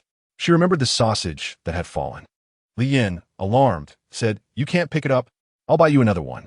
Kimo blinked, assuring him that she was only looking and wooing to eat something from the ground. Yet, witnessing his anxious demeanor brought her inexplicable joy, prompting her to nestle her head against his chest. Chapter 22. No turning back after treating Chiemo to a delicious grilled sausage. Li Yin received a phone call. Li's mother and Jiang Wan had settled their bills, seemingly uninterested in retrieving their handbags. It was Li Yan's first time carrying such an expensive bag, and he found the experience quite delightful. As for how he discerned its value, it was partly due to his family's background and partly from the admiring glances from passersby directed at Chimu's bag. Fortunately, the bags of clothing that the two mothers had shopped for were taken away by the head of the bodyguards, piquing Li Yan's curiosity about his whereabouts. He had been unable to spot him despite scanning the area. The moment the aunt appeared, the bodyguard captain materialized, swiftly disappearing after collecting the bags, silent as a shadow. Earning a monthly salary of 200,000 was no mere boast. Instantly, Li Yin felt that the 3,000 he earned for his work paled in comparison. "Who are you on the phone with?" Li Yin asked, following the vanishing figure of the bodyguard captain. "Just discussing something with a friend." "What's up, Mom?" He caught a glimpse of his mother, who was casting him meaningful looks, and turned to Chiemo, who was puffing out her cheeks. Li Yin, noticing her hands opening again, he took her hand. "Chiemo, Li's mother, Jiang Wan. Isn't it fascinating?" Li Yin raised an eyebrow. Jiang Wan chuckled, "Ah, indeed." Li's mother frowned. "You don't treat her like a toy, do you?" Chiemo, "Hey, Li Yin, of course not." Li's mother, "I only know this method," Li Yin explained. "It's merely a temporary measure. I'll devise other ways in the future, as long as Aunt Jiang does not mind." Jiang Wan smiled. "Then I entrust you to think of ways to take care of her." Li Yin nodded. "Absolutely. Chiemo is just so adorable." Chimo's head began to nuzzle against Li Yan's chest, appearing quite content. Li Yin had grown more at ease, gazing calmly toward the corner of the mall. Feeling a tinge of frustration, he still had no idea where the bodyguard captain was hiding. Jiang Wan, smiley face. Thus, wherever the two mothers wandered, the two children remained seated on a bench. Li Yin also made an effort to treat Chiemo to some delicious snacks. Little cakes, milk tea, sushi, and takoyaki. Chiemo relished every bite, her spirits lifting. Though still somewhat fearful, her shivers had lessened. Occasionally, her head would burrow into Li Yan's embrace, her hair slightly tousled. After 3 shopping stops, dusk was approaching. The two devoted shoppers reluctantly departed from Intai. In the car, Jiang Wan tied Chimo's hair into a bun again. Chiemo babbled excitedly, while Jiang Wan continuously murmured apologies, her body vibrating with happiness, revealing her joy. Perhaps she had unlocked some new charm in Chiemo. Li Yin, seeing the changes in Chiemo, was quite pleased. He pinched his little finger, feeling as if it was being worn raw by Chimo's restless hands. She was incessantly fidgeting, unwilling to let go. The bodyguard captain parked the car steadily beneath the office building, picking up a reluctant Chi Wanli. Once seated, Chi Wanli greeted Li's mother before settling behind. Imo. Did you have fun? Ah, she nodded. Did you miss Daddy? Daddy misses you so much. Oh, today was tough at work for Daddy. All for you, but what can I do? Today Daddy earned a lot of money. Shall I buy you a gift? Upon hearing this, Jiang Wan turned and said, "How about getting Imo a bag?" Chimo's ears perked up, glancing at her mother. A bag? Those things are abundant, but Mo doesn't tea like them. Chi Wanli unbuttoned the top button of his shirt, sighing deeply, showing no enthusiasm for work. Jiang Wan, chuckling, said, "Today while shopping, Lian carried all my bags and didn't T carry any for Mo, and now she is upset with me." Lian, suddenly enlightened, he realized this was the reason Jiang Wan had been so animated. "Chi Wanli chuckled, then eagerly picked up his phone to call his secretary, adding a WeChat friend, scrolling through moments, and saving numerous images. Chi Mo's phone chimed incessantly. "Sweetheart, pick out the ones you don't like." Chi Mo picked up her phone, her fingers swiping hesitantly, looking conflicted, scratching her face before handing the phone to Lian. Lian shook his head. "I can't choose, you decide." Seeing Chi Mo's dejected expression, he reluctantly took the phone and randomly selected a cute bag. Under Chi Wanli's protests, he chose two more. Chi Wanli expressed his dissatisfaction. "These are too cheap. They don't even total 100,000. Choose again. The others don't match Mo's temperament." He spread his hands. "Don't try to save money for me. If the gifts are too inexpensive, her classmates will look down on her." The arrogance of the wealthy was truly unbearable, Lian thought, pretending he hadn't heard. Jiang Wan clapped her hands, "Right? Let's go to the store tomorrow to buy one for Mo. She'll be starting school soon, so it's good to prepare ahead." Chi Wanli looked up at the road, noticing the car heading straight for the hotel, and reminded them, "Aren't we picking up Oldly?" Lee's mother explained. "He has to work late unexpectedly. There's nothing we can do." Chi Wanli quickly understood. After all, it's a public position. He is likely worried about discipline. "I should have considered that. Next time, let us gather at home." Lee's mother sighed, choosing not to say anything more polite. There's no helping it. "I shouldn't have come, but the family insisted I join for a meal." Jiang Wan felt a twinge of guilt. "Thank you for helping us so much, and for being considerate of our feelings." "Don't say that.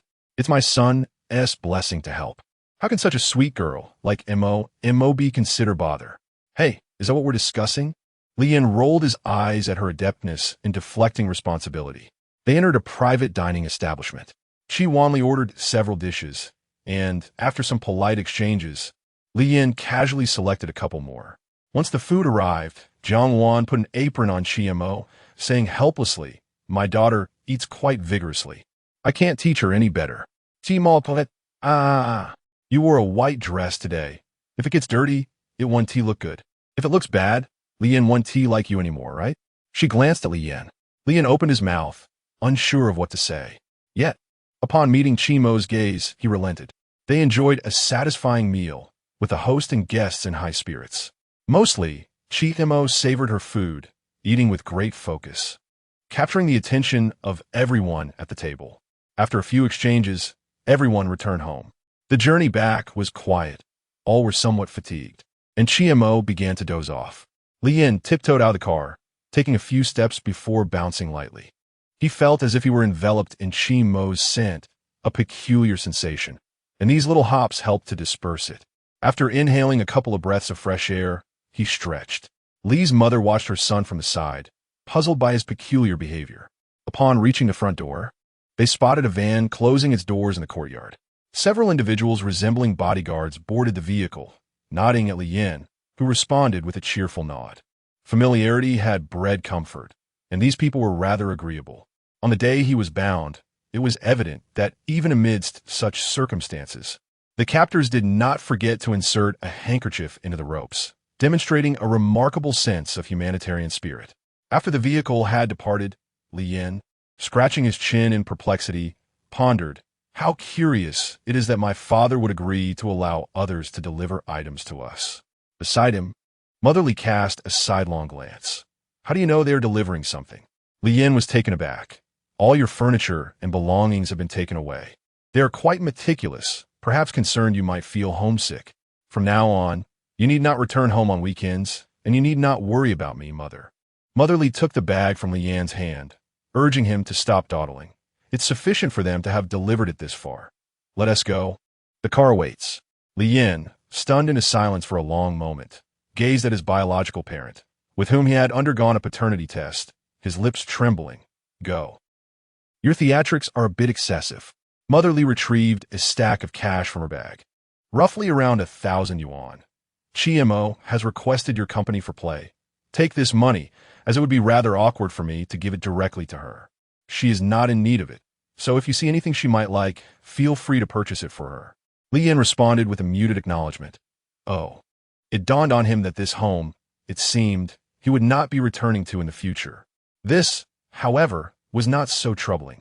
He had spent 8 years in an orphanage during his childhood, and he was no longer a child. A few months away from home would not be catastrophic. Yet, he harbored a slight concern. Had the treasures hidden beneath the bed, in the crevices of the wardrobe, and in the locked drawer of the desk been discovered? Chapter 23. Moving as night fell. The dining table in the apartment bore witness to a rare family gathering that felt overwhelmingly oppressive. The man of the house held a bowl of rice while flipping through a notebook, lifting his gaze to glance at his wife before setting down his utensils with a sigh. What's wrong? Why don't you ask your daughter what she has been up to? His wife snapped, her voice laced with fury as she slammed her phone down. Look at you, being recorded by others, and yet you have no sense of shame. Chunyu, feeling guilty, lowered her head and quietly continued to eat, offering no rebuttal. In hindsight, she felt a bit embarrassed. Chun Kong furrowed his brows, perplexed by his wife's sudden shift from serving their daughter to this accusatory stance. What's the rush? Has she committed murder or set something on fire? Just look for yourself. Chun Kong distanced himself from the phone, playing the video for a moment before turning it off. The child is growing up. Her affairs are her own. Let us not meddle. Oh, so you can't interfere? You think I'm doing this for whom? It's utterly humiliating. It was sent to me by a friend. What if this gets out? Chun Kong picked at his food and retorted. This is an invasion of privacy. I'll contact them to have it removed. Chun Yu sighed in relief. Thank you, Dad. Chun's mother scoffed, returning to her seat. Oh dear, am I the only villain here? Mom, do you know who he is? Chun Yu asked cautiously. It's none of my business. Even if he's the king of heaven, your matters are beyond my concern. Chun Kong raised an eyebrow. Stop with the sarcasm and speak properly. Oh, you're getting agitated. It's all your fault for indulging her. I've said it before, I knew that boy was no good, but you insisted otherwise. Chun Yu's cheeks flushed with embarrassment. Mom and Dad both know. I've known for a long time. He already has a girlfriend. Why are you so eager to pursue him? Chun's mother expressed her frustration. Chun Yu could only lower her head. He asked the child who saved your daughter years ago. Chun Kong said with a hint of resignation. Chun's mother's eyes twitched. Really? Chun Kong nodded. Indeed. Then we should properly thank him. But is this reasonable? Even if he saved 100 lives, it doesn't warrant this. Chun's mother took a sip of water to calm herself. Mom, that is not his girlfriend. There's a reason for it. What reason? I've never seen a sister so close to her brother. Chun Kong frowned. That's the daughter of the chief family. You know about her illness. After a moment of contemplation, Chun's mother exclaimed, I ascend, she the one who almost got killed and ended up unable to speak? Yes. She suffers from episodes every year.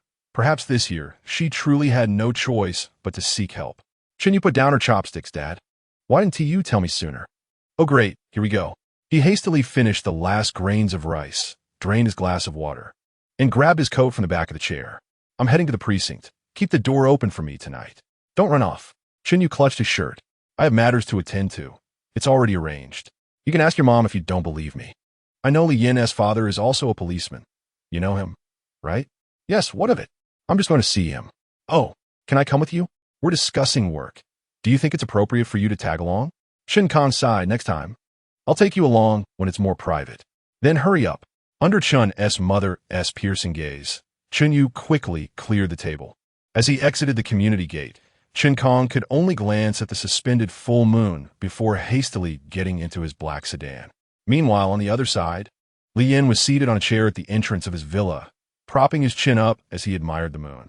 Watching his bodyguards move his belongings in and seeing them placed into the room next to Chimo's. He couldn't quite call it next door since the two rooms had been combined. He descended the stairs. Andy, didn't you burn my bed? Sorry. Those clumsy ones damaged your bed. Jiang Wan replied, while applying moisturizer to Chimo, glancing back. The new bed was ordered from abroad. I heard it stuck at customs. I'll figure something out. Just wait a bit longer. Li Yin rubbed his temples. He wasn't foolish. If they could manage to transport that rickety wardrobe intact, how could a folding bed possibly get broken? Just how much do you want me to share a bed with your daughter? The housekeeper came down the stairs. Jiangwan greeted Wu Ma. Are the items all packed? Wu Ma nodded, yes, all done. All right, take a break. Thank you for your hard work. Goodbye, Maya. Jiangwan turned to Li Yan. You should go grab some clothes and take a bath. Li Yan.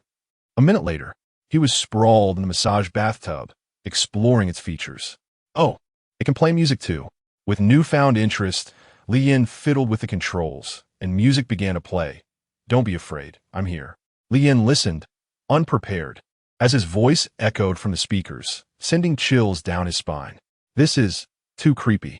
He couldn't help but recall the medical examination from this summer. At that time, he had found it odd that there was a vocal test included, with sentences that seemed bizarre and required emotional expression. Now, the mystery was finally solved. He needed to negotiate with the family to have all recordings deleted and inquire about the cushions, masks, AR/VR programs, and whether everything had been disposed of properly. In the living room, Chiemo sat on the sofa, engrossed in a game console he had borrowed from Li Yan's mother. Beep, beep. Jiangwan watched from the side. The pixelated tanks battled against the computer, and Chiemo was having a splendid time, already advancing through several levels. Jiangwan felt a twinge of interest. Can I borrow it for a round, dear? Uh-huh. Mommy helped bring all your treasures back. You can explore any time. Get you one tea, even let me play a game? Jiangwan, ever astute, effortlessly pricked her daughter's conscience with a simple remark. Reluctantly, Chiemo handed over the game console. All right. Mommy will cherish it and return it after a game. As Li Yan emerged from the bathroom, he was met with the sight of Chiemo and Jiangwan deeply engrossed in their game, causing his lips to twitch. This was something he had grown tired of after a day of playing as a child, and subsequently, it had vanished from his room. Now, unexpectedly, Chiemo had casually found it and revived it with just a battery change. Chiemo treated it like a prized possession, playing with it all day. He chuckled and shook his head, pulling out his phone, only to discover a message. He opened it, furrowing his brows. He stood there, lost in thought, before suddenly breaking into laughter. Returning to reality, he noticed both mother and daughter staring at him. Chiemo examined Li Yan with a scrutinizing gaze. Uh-huh. Li Yan, still perplexed, replied, huh? Jiangwan laughed. Mo is asking what you're thinking about. Li Yan, Auntie, could you delete the recordings from the massage bathtub? Jiangwan shook her head. No, unless you accompany Chiemo for a bath. Chiemo, Li Yan. Chapter 24. Truly pitiful after finishing his shower and gently rubbing his damp hair, Li Yan settled comfortably into the armchair. Noticing that Chiemo seemed hesitant to approach, he exhaled deeply and eagerly opened a video app to catch up on his favorite series. Meanwhile, across from him, Jiangwan whispered to Chiemo, "You were just diverted from the topic. His reaction earlier wasn't about that." Chiemo, sensing some sort of signal, fidgeted anxiously and leaned closer to her mother. Jiangwan remarked. Boys at this age are quite straightforward. They either have something serious on their minds, or it's about a girl. Chiemo gapet. It could be that person, but it might not be. Times like these call for reconnaissance. If he is unwilling to speak, it's best not to press further. It's also inappropriate for mom to ask. By the way, do you know his phone password? Facial recognition. Such a function is undeniably the most vexing existence of the 21st century. For now, there's no way around it. Observation is key. Li Yan observed them from the corner of his eye. He could understand the whispers shared between mother and daughter. At home, his own mother and sister often engaged in such secretive exchanges. However, he had to admit that Jiangwan was quite perceptive. Chimo's soft-spoken manner was still intelligible to her. There was a hint of extraordinary ability there. Yet, truth be told, even if Chiemo were to express herself openly, he would still struggle to comprehend her. After finishing an episode at triple speed, the two had concluded their whispered conversation and began rummaging through the refrigerator. They filled a basin-sized fruit platter with bananas, apples, pineapples, and jujubes, indulging in a storm of consumption. A typical household could hardly sustain the expenses incurred by these two. Even common fruits were far from inexpensive. Reluctantly, Lian accepted a banana and peeled it. Hey, where's Uncle Chi? You want to work overtime? Saying his daughter will soon learn to spend money, and he needs to keep up. Lian felt a surge of guilt, as if he bore some responsibility. Then, he resumed watching his series. After 3 episodes, a familiar little paw waved again between Lian's face and his phone. He looked up to see Chi Mo's pitiful expression, and a wave of unease washed over him. Lian forced a strained smile. What's wrong? Chi Mo pouted. Jiang Wan, casually munching on sunflower seeds while watching a variety show, remarked.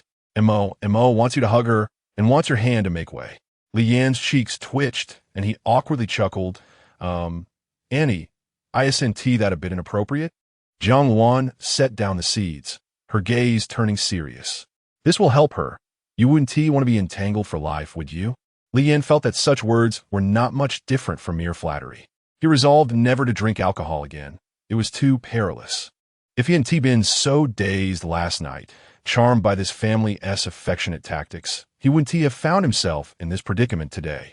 The pressure to drink from Shandong people was overwhelming, and the urban game was too intricate. Noticing Chi Mo's assertiveness, he reluctantly placed his hand on the armrest of the sofa. Chi Mo perched on the edge, then plopped onto Lian's lap, wrapping her legs around his waist and inching closer, using him as a pivot. Eventually, her hands slipped under his arms, securing a firm embrace. The softness against his chest caused Lian to feel her heartbeat, steady and rhythmic, akin to that of an athlete. He suddenly felt a bit unprofessional with his own racing heart. How could one endure such familial closeness? Chi Mo was not yet finished. She adjusted her position, wriggling for a while until she finally felt satisfied. Jiang Wan approached with a blanket, gently covering her daughter, then offered Lian an apologetic smile. He could only respond with a wry smile in return. The tranquil moment lasted only a few minutes before Chi Mo dozed off and continued her movements, stirring Lian's heart once more. She pressed her soft cheek against his neck, nuzzling as her warm breath tickled his skin.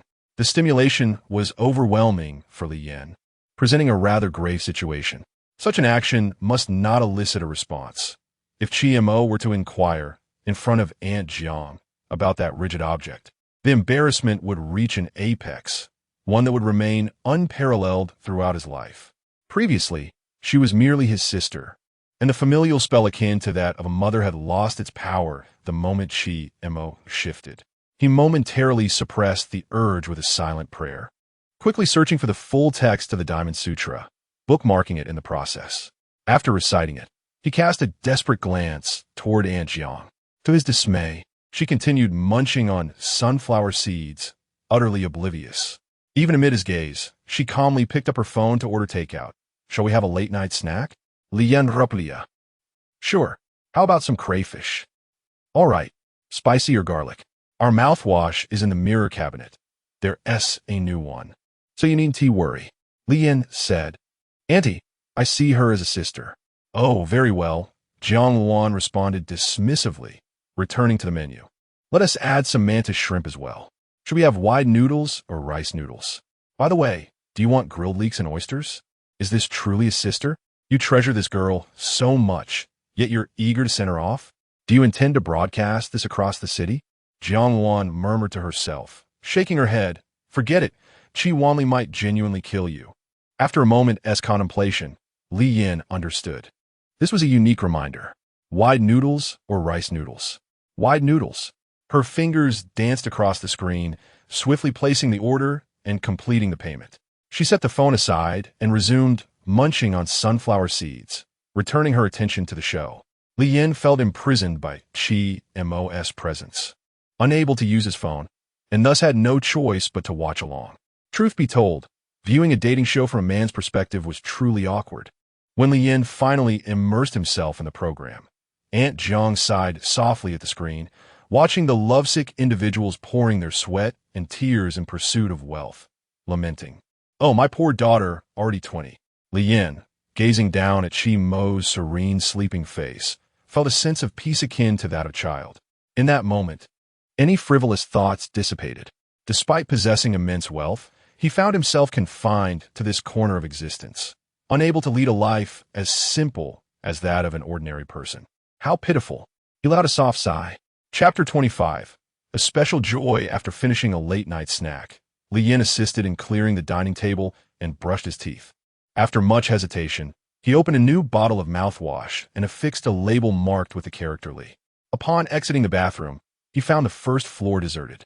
The hour was late, and the villa area was enveloped in an eerie silence, punctuated only by the gentle rustling of leaves in the wind. He could even discern the cheerful background music emanating from the bodyguard's phone at the entrance, likely a dance artist showcasing her talents on a short video platform.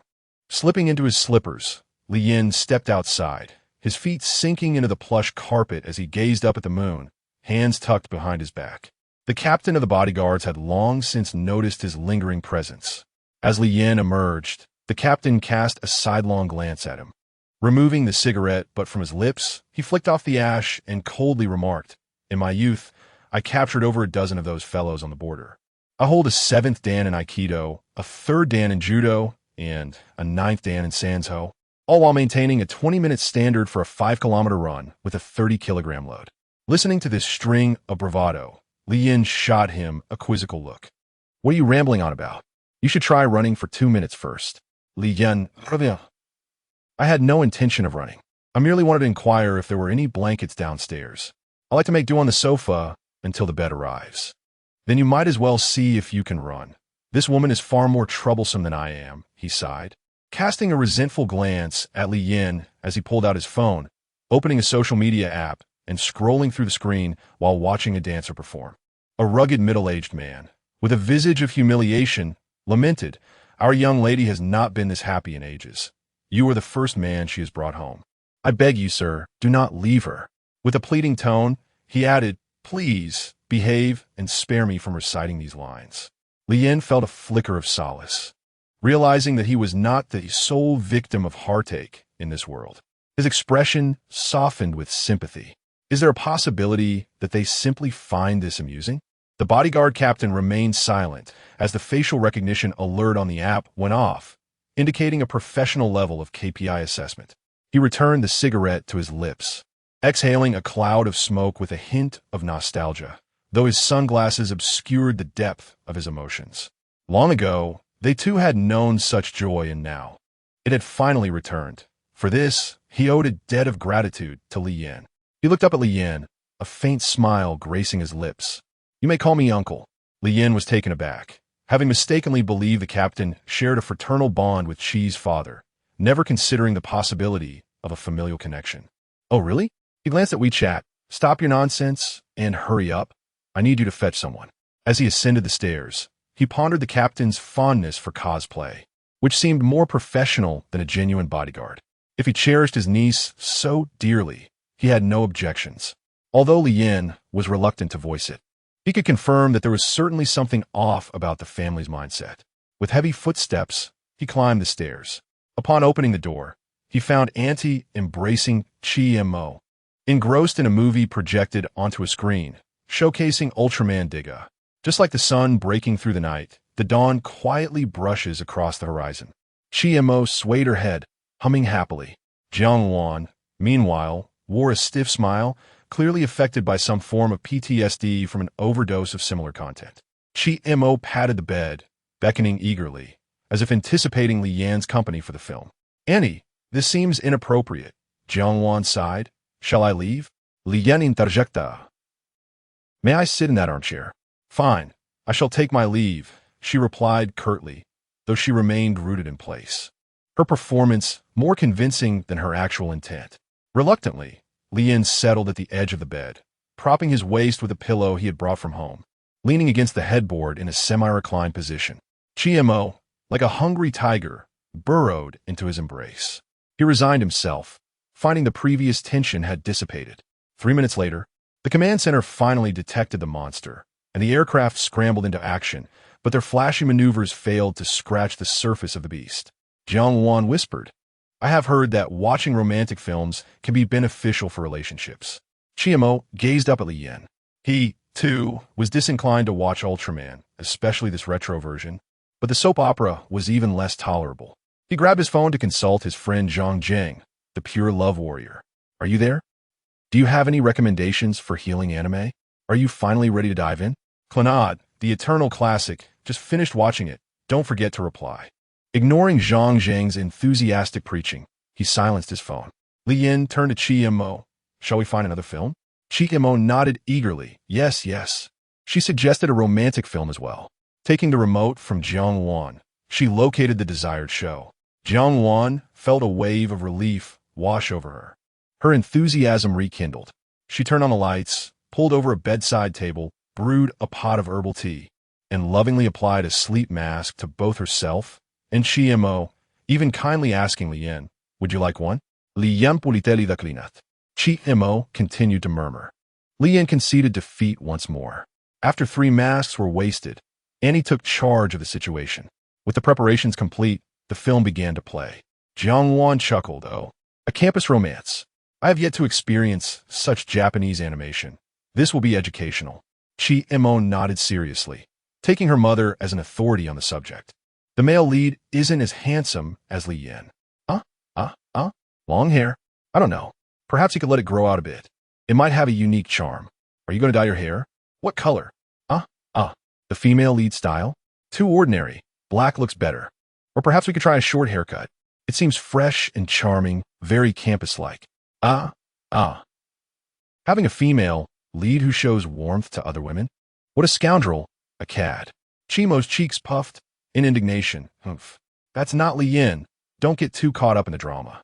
She blinked and then turned to see Li Yan's face bathed in the shifting shadows of the screen, reaching out to touch him.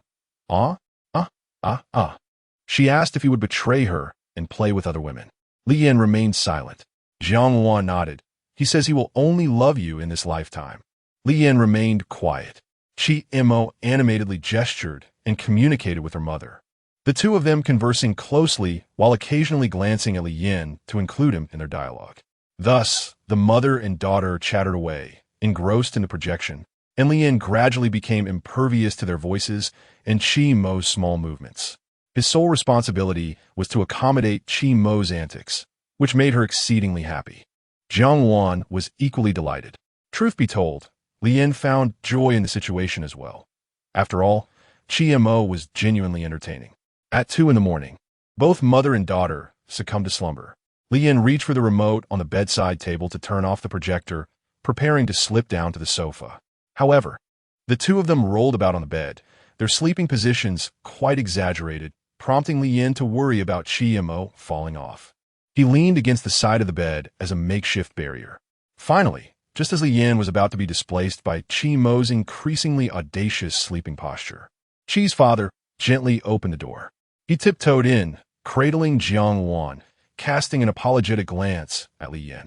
Rest well, he murmured, embracing Jiang Wan as he closed the door behind him. Outside the door, Jiang Wan was roused by the corridor's light and saw Chi Wanli. With a charming innocence, she wrapped her arms around his neck and planted a kiss on him. You've worked hard. Are you hungry? Although Chi Wanli appeared weary after having a late-night snack, he radiated happiness as he held the drowsy Jiang Wan in his embrace. This truly was the right choice. Indeed, Mo was exceptionally joyful today. Chapter 26. A particularly lackluster affair. Once Jiang Wan departed, Chi Mo's range of activities expanded and the associated dangers diminished. Observing Gukimo, who seemed to be in a deep slumber, Li Yin quietly made his way to the armchair in the dim light, gently reclining back. He began to ponder whether his monthly salary of 3,000 was truly justified, considering it hardly surpassed even 1% of the head bodyguard's earnings. Just as he was about to drift into a restful sleep, Chi Mo stirred awake. Despite the considerable noise when her father had carried her mother away, Chi Mo, who had been in a profound sleep, surprisingly opened her eyes at that moment. She illuminated her phone and searched for him in the bed. Not finding him, she grew anxious, sitting up and scanning the room. Finally, her gaze landed on Li Yin in the armchair, and her worry began to dissipate, her tone gentle. Li Yin could only open one eye and respond, I'm fine.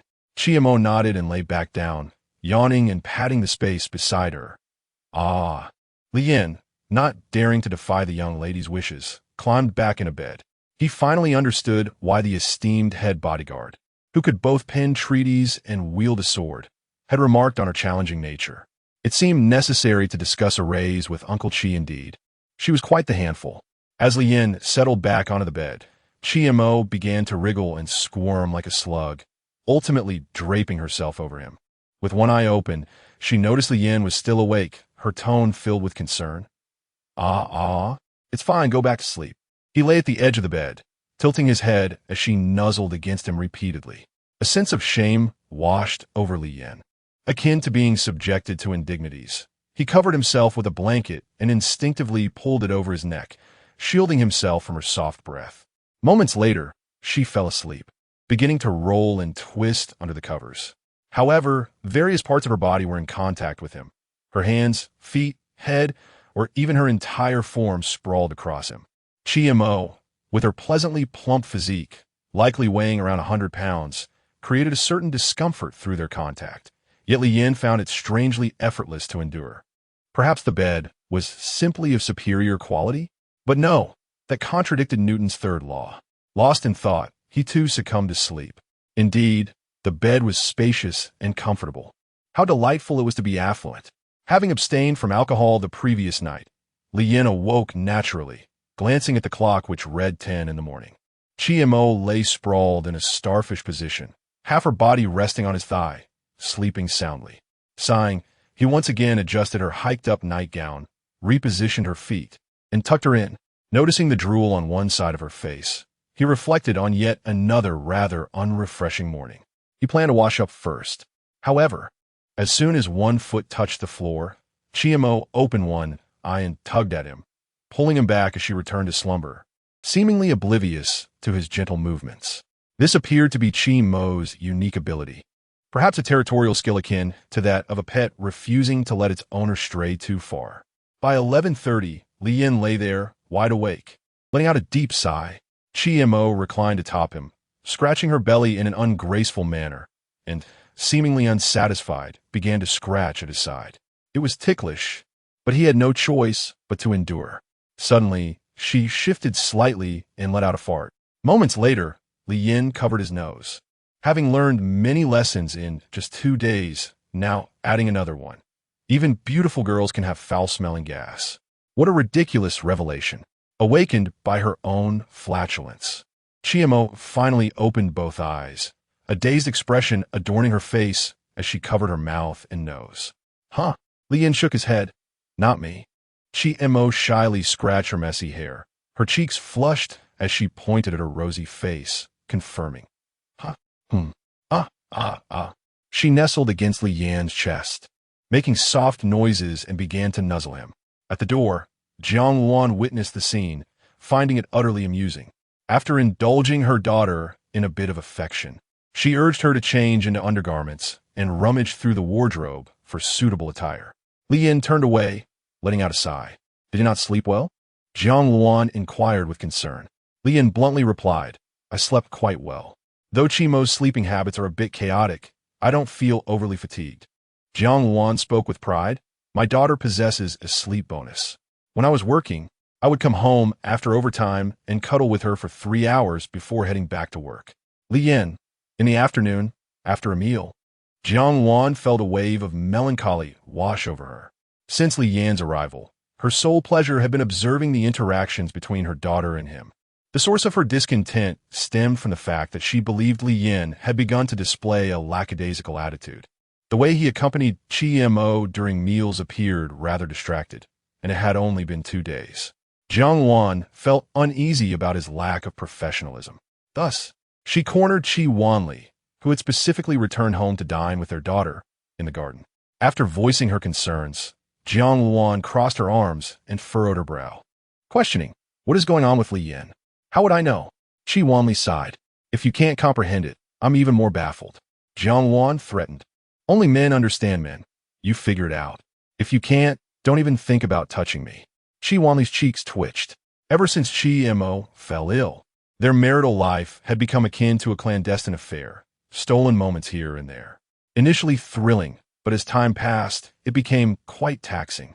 Since Li Yan's arrival. The phrase absence makes the heart grow fonder was indeed the most exquisite expression in the world.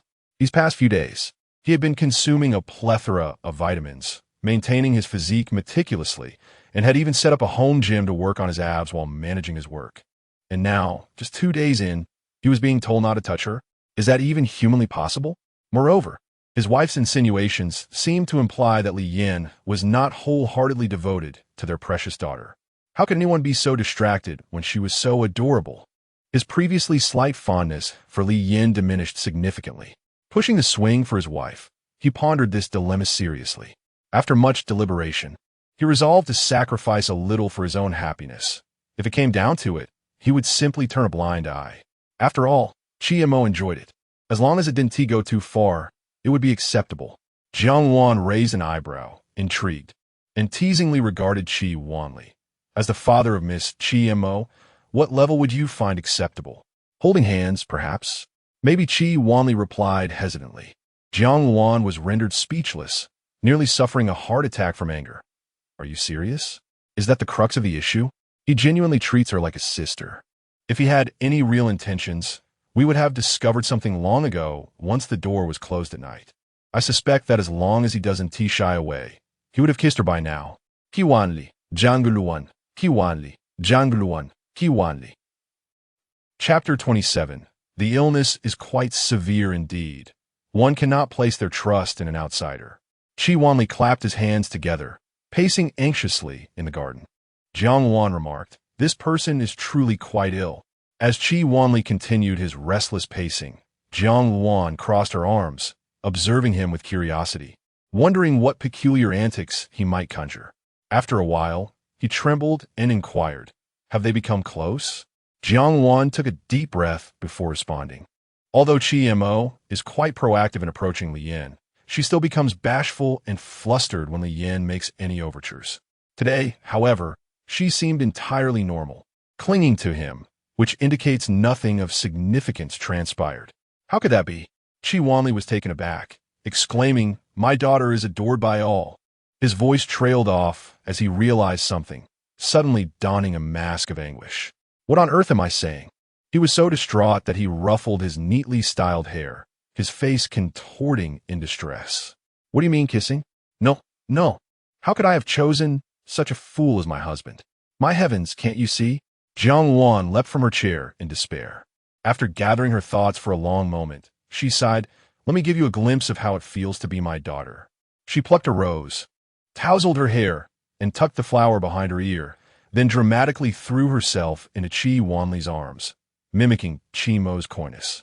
"Mama, mama, what is wrong with me?" Qi Wanli furrowed his brow, lost in thought. Under Jiang Wan's probing gaze, he articulated his realization, "Well, our daughter is currently unable to speak." "Fool! You are truly a big fool." Jiang Wan threw the rose to the ground in frustration, exclaiming as she tugged at her hair, "I was imitating the feeling. Try to feel it. Engage with it sincerely, rather than relying on your moronic judgment of emotions." She reminded him sternly, slipping back into character. Now, Mo is holding hands with Li Yin. She intertwined her fingers, feigning a shiver of electricity coursing through her, pretending to be breathless. "Oh, Mama, my heart feels so heavy. Am I unwell?" After her performance, she reverted to her usual tone. "You know?" Qi Wanli appeared dazed. After a lengthy pause, he twitched his lips and rubbed his face vigorously. "My daughter has developed feelings? This cannot be. You must teach her. This cannot happen. She cannot marry. She must remain my daughter for life." He raised a finger, emphasizing seriously, "I mean it. Mo can only stay at home. I do not trust her with others." Jiang Wan sighed. The bodyguard captain, hiding in the corner smoking, could hardly bear to watch.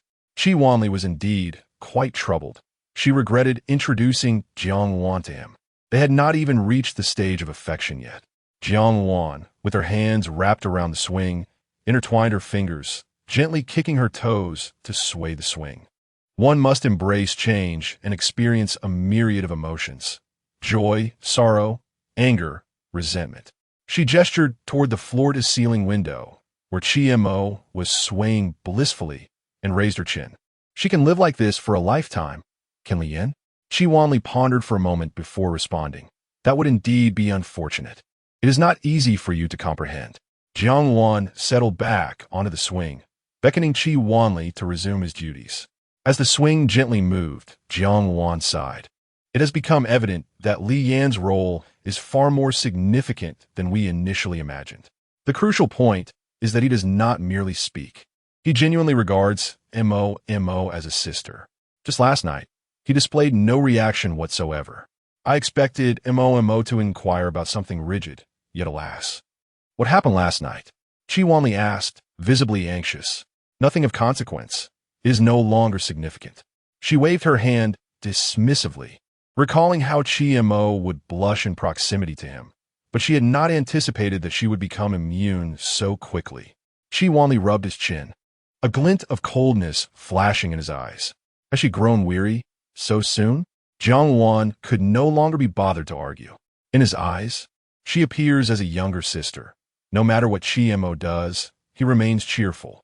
Love is not something he feels. Weariness is only associated with romance. Li Yan's feelings resemble those of familial affection or friendship, and one can have conflicts with a sister, but how could one grow weary of her? In Qi Wanli's perspective, his daughter proactively engaging with Li Yan was a stroke of fortune. Li Yan daring to touch her was akin to lighting a lantern in a latrine. Foolhardy. If his daughter cherished Li Yan, it was his blessing. If Li Yan did not reciprocate, it was an affront to his daughter's worth. Justice did not exist. Double standards were Qi Wanli's expertise. Thus, he became increasingly furious, realizing he could not express his anger toward Li Yan, which only fueled desire. Jiang Wan sighed once more. Our daughter cannot engage in a normal courtship.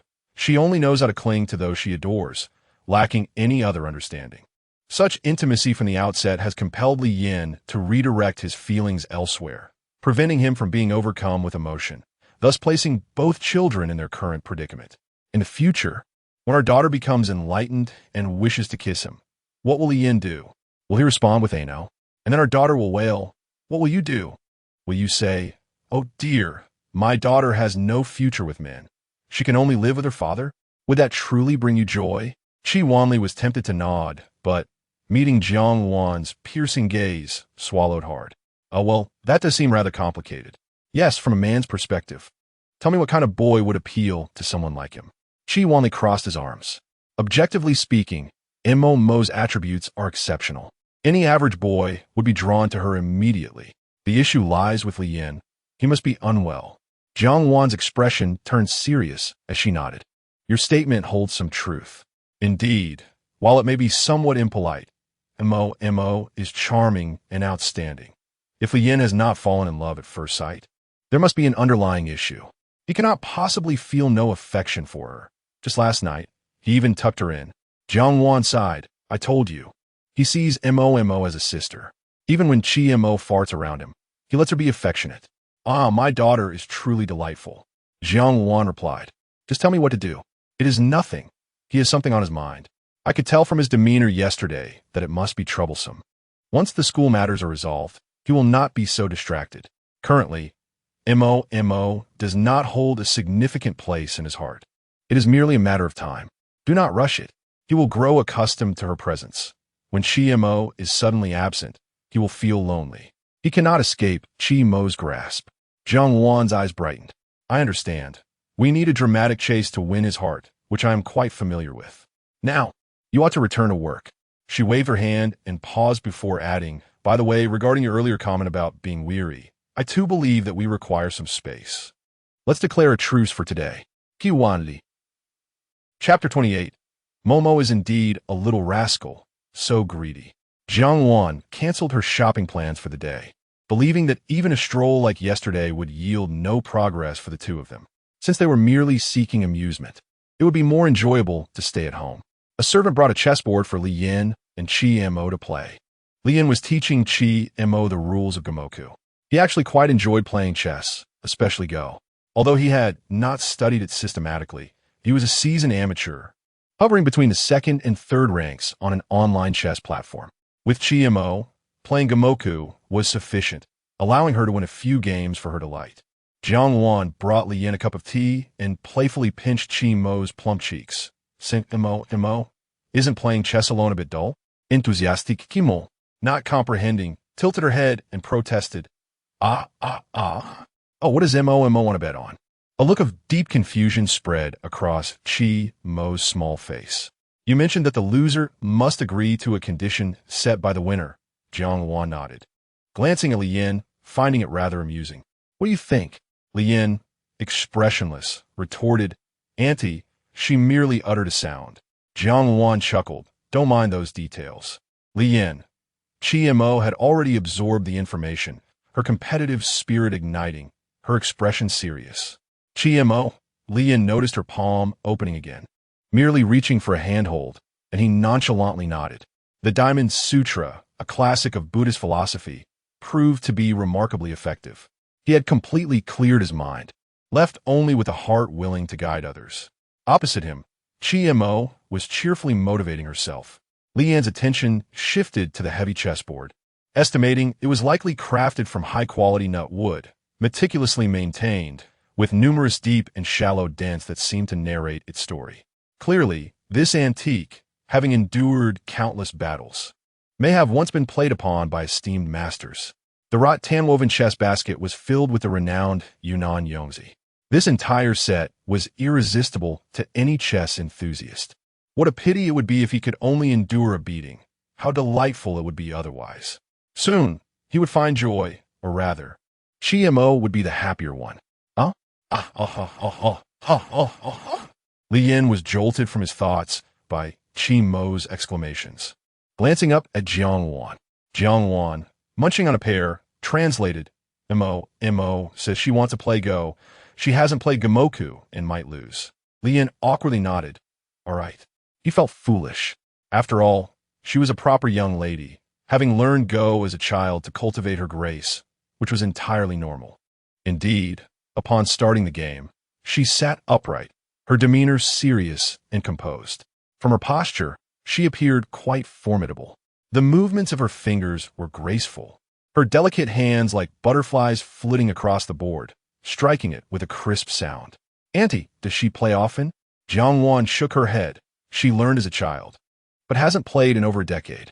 As she spoke, Jiang signaled for Li Yin to let her win. Li Yin naturally understood, letting his piece fall on the board as well.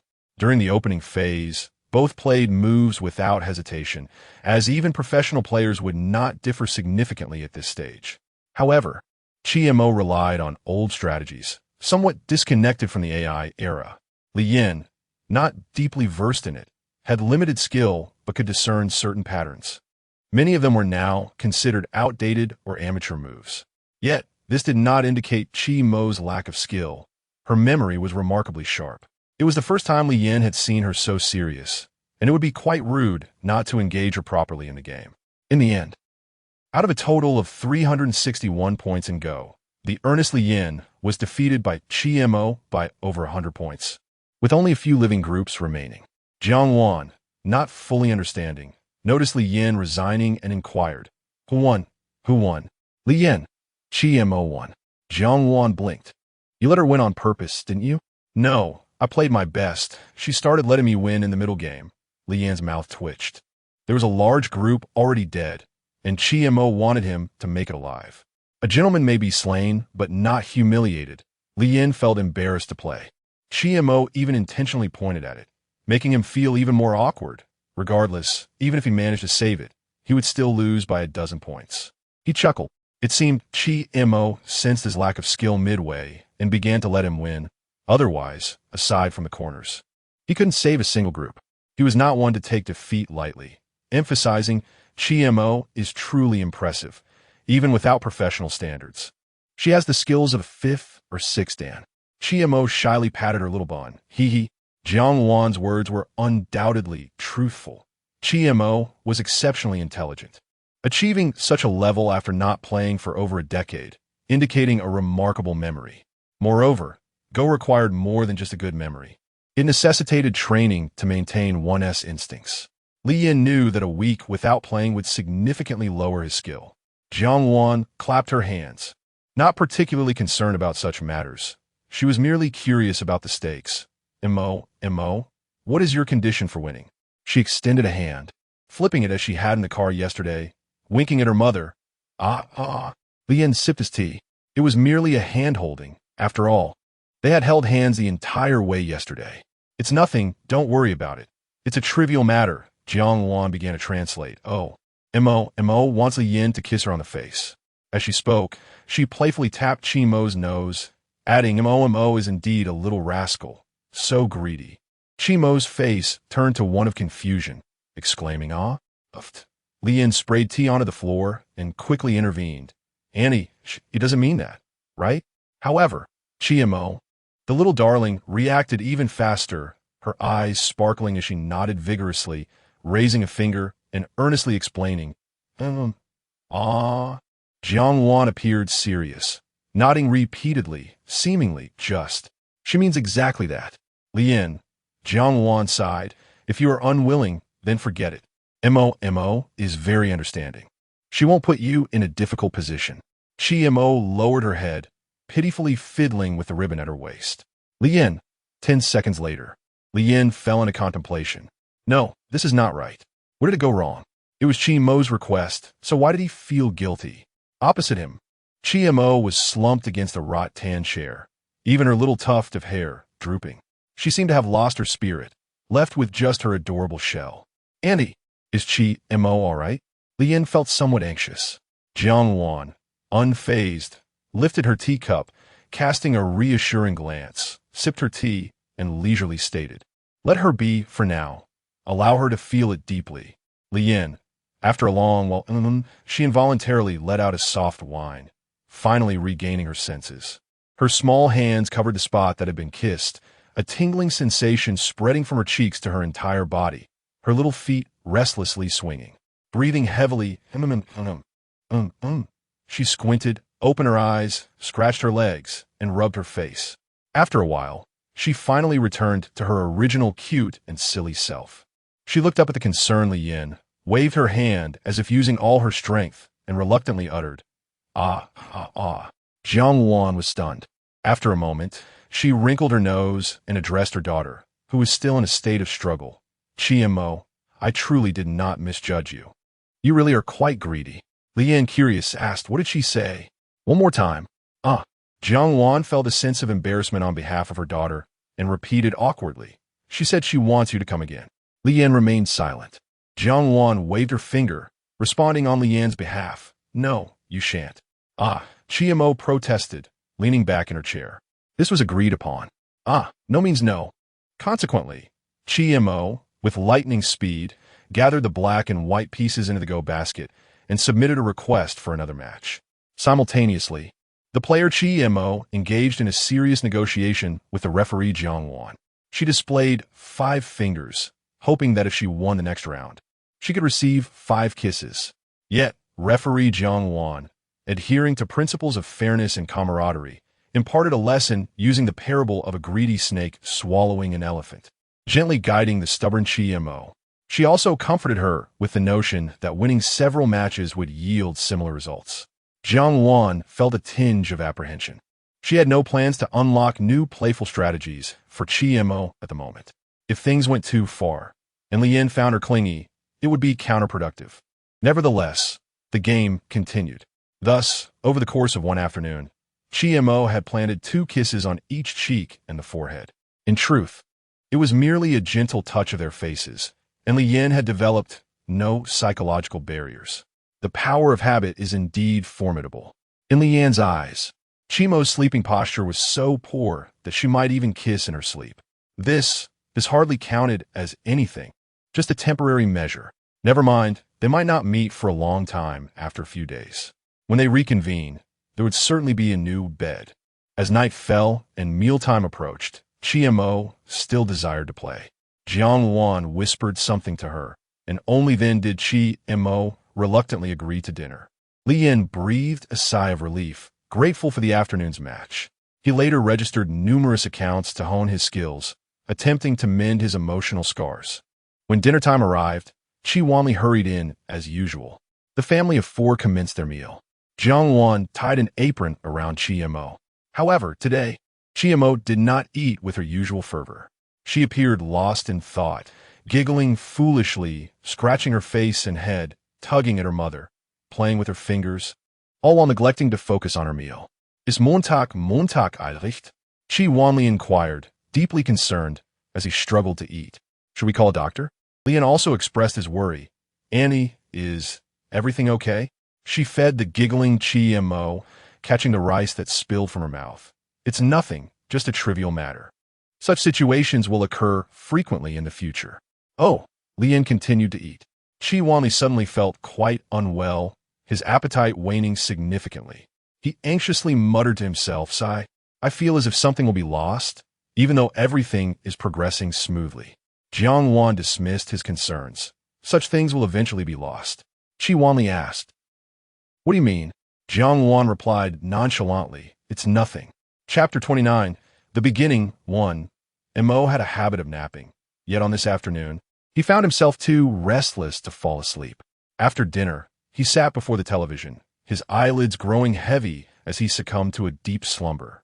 Jiang Wan adjusted the volume of the television with the remote control and carefully draped a blanket over Chi Mo Lian, awakening from his daydream. Was startled to receive a cup of tea from Chi Wanli, who offered it with a casual demeanor. Thank you, Uncle, Lian said, accepting the teacup with surprise. Chi Wanli, with his hands tucked into the pockets of his slacks, inclined his head slightly, exuding an air of coolness. They returned to the dining table together. The solid mahogany table was adorned with a soft glow from the crystal chandelier above. A plate of fruit lay on the table. Despite his wealth, Chi Wanli adhered to a pragmatic lifestyle, eschewing any extravagant decor. The only items of note were photographs and Chi Mo's favorite snacks, easily accessible for anyone to enjoy. The fruit would surely be devoured soon. Lian casually peeled an orange, waiting for Chi Wanli to speak.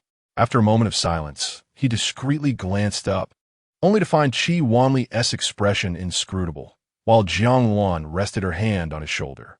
They both turned their attention to Lian. To be frank, he felt quite unnerved. Ahem. What's wrong? Chi Wanli returned his gaze to his cup, taking a sip of tea and shrugging nonchalantly. I'm a laid-back person. There's no need to be so tense. How do you find it here? Can you stay comfortably? It's quite good. Very convenient, Lian replied. Perfect. The house near the school is arranged similarly, albeit with a slightly smaller yard. Chi Wanli continued, scratching his temple. We should be able to move in the day after tomorrow. There shouldn't be any issues with the school. A driver can pick you up for school, or you can choose whatever suits you. He set down his cup and retrieved a pack of cigarettes from his pocket, lighting one before pushing the pack and lighter toward Lian. Does this arrangement work for you? Lian hesitated, surprised. Is it that urgent? He opened a cabinet and brought out an ashtray, placing it on the table. Jiang Wan, meanwhile, settled beside Chi Wanli, peeling her orange with ease. Not urgent. It mainly depends on you, she said with a bright smile. Lian replied, there are still some matters at school. Could we possibly wait a bit? It would only take a month at most. Oh, Chi Wanli squinted. A month can resolve everything? Truly remarkable. Lian felt a shiver run down his arm, awkwardly rubbing it. Uncle, what are you talking about? He chuckled softly. When you showed us the short film yesterday, it seemed you were quite concerned about something, so I took the liberty of looking into it. The film doesn't seem to bear your name, yet you registered it. Given its non-commercial nature, claiming copyright doesn't hold much significance, does it? I also inquired a bit. It appears there are some rumors about you among the students. Do you have conflicts with any classmates? Chi Wanli tapped the table lightly, as if setting a trap. Lian felt an inexplicable sense of guilt. His issues with Lin Qingxian were far more complex than mere conflict. While it was uncertain who among Lin Qingxian and Chi Wanli had greater wealth, it was evident that Lin Qingxian did not possess the same affluence as Chi Wanli. However, this was not merely a game of financial superiority. Lian knew that Lin Qingxian had the means to manipulate a significant portion of the school's administration, and considering his connections, the implications were daunting. Chi Wanli, being a serious businessman, would not choose unprincipled individuals as his bodyguards. Moreover, this was Lian's personal matter. Even if Chi Wanli wished to assist, any involvement could lead to regret. Why invite trouble over something that could potentially escalate into a significant issue? Thus, Lian understood that confiding entirely in Chi Wanli might yield more benefits than drawbacks. By the time his internal deliberation concluded, the ashtray already contained 2 extinguished cigarette butts. Before he could speak, Chi Wanli waved his hand dismissively. Why don't you think it over again? I don't have to go to the office today. His expression bore no signs of displeasure. In fact, he appeared quite pleased. Are all young people like you so intriguing? He mused aloud, answering himself, probably not. Li Yin retorted, you underestimate me. Qi Wanli continued, I understand more than you might imagine. While your grasp of people like them is woefully inadequate, you will fail. Li Yin held a deep respect for Qi Wanli. He regarded him as a model in both family and personal endeavors. Yet, he had not anticipated Qi Wanli's keen insight and genuine concern for him. Jiang Wan interjected at the right moment, we consider you family. And that's not just a saying. Li Yin lowered his gaze, feeling a pang of shame. To him, that incident now felt distant. Yet it had shadowed his university life, never allowing him a moment's respite. His emotions towards Lin Qingxian had dulled with time. The initial surge of feeling had waned after a few months. Yet, the lingering pain would wrap around him, especially in moments of quietude, compelling him to constantly engage in thoughts and activities. Only through momentary distractions could he find fleeting solace, only for the torment to return, an endless cycle akin to purgatory. At that time, she was studying at Magic City University in the drama department, aspiring to become an actress, and she was quite beautiful, Li Yin said. She was a close friend of mine in high school. He lifted his head, carefully sorting through his emotions as he continued, on my first day of college. She jumped off a building. Huh? Jiang Wan gasped involuntarily. Qi Wanli frowned, gesturing for him to continue. The school claimed it was due to family conflicts. But her parents were both working professionals, and their family life was harmonious. Where then could these family conflicts arise? His expression darkened. She was merely attractive and desired to pursue a career in acting. After meeting Lin Qingxian, she was drugged at a party. Subsequently, many others were involved. Li Yan's voice faltered, ultimately unable to utter those words, yet the listeners grasped the implication. Afterwards, my friend reported it to the police, yet her family faced threats. Leaving her no choice but to compromise, Li Yan's eyes reddened as he gritted his teeth to suppress his emotions. Such public prosecution cases cannot simply be withdrawn. Jiang Wan's brows furrowed in anger. Qi Wanli extinguished his cigarette, stating, I have looked into that corporate group. They have deep roots in the media industry. It's quite easy for certain officials with ulterior motives to create a facade of performance while investing in illusory achievements. A little probing to ensnare a few officials could yield substantial profits. Although their activities have diminished over the years, they have become far more covert. It is truly astonishing that such events occurred 2 years ago. Chapter 30. The beginning. 2. My understanding of this matter is not particularly detailed. I have searched through some past news articles, yet I possess a general concept. Please continue, Qi Wanli urged. Li Yin elaborated. After my friend's initial compromise, she descended into an abyss. Gradually, she was dragged down into despair by Lin Qingxian. Ultimately, she was drugged by certain members of the school's administration, multiple times. Overwhelmed by humiliation, she took her own life by jumping off a building, fearing the repercussions would affect her parents. Even her farewell note merely indicated her depression as the cause of her fall.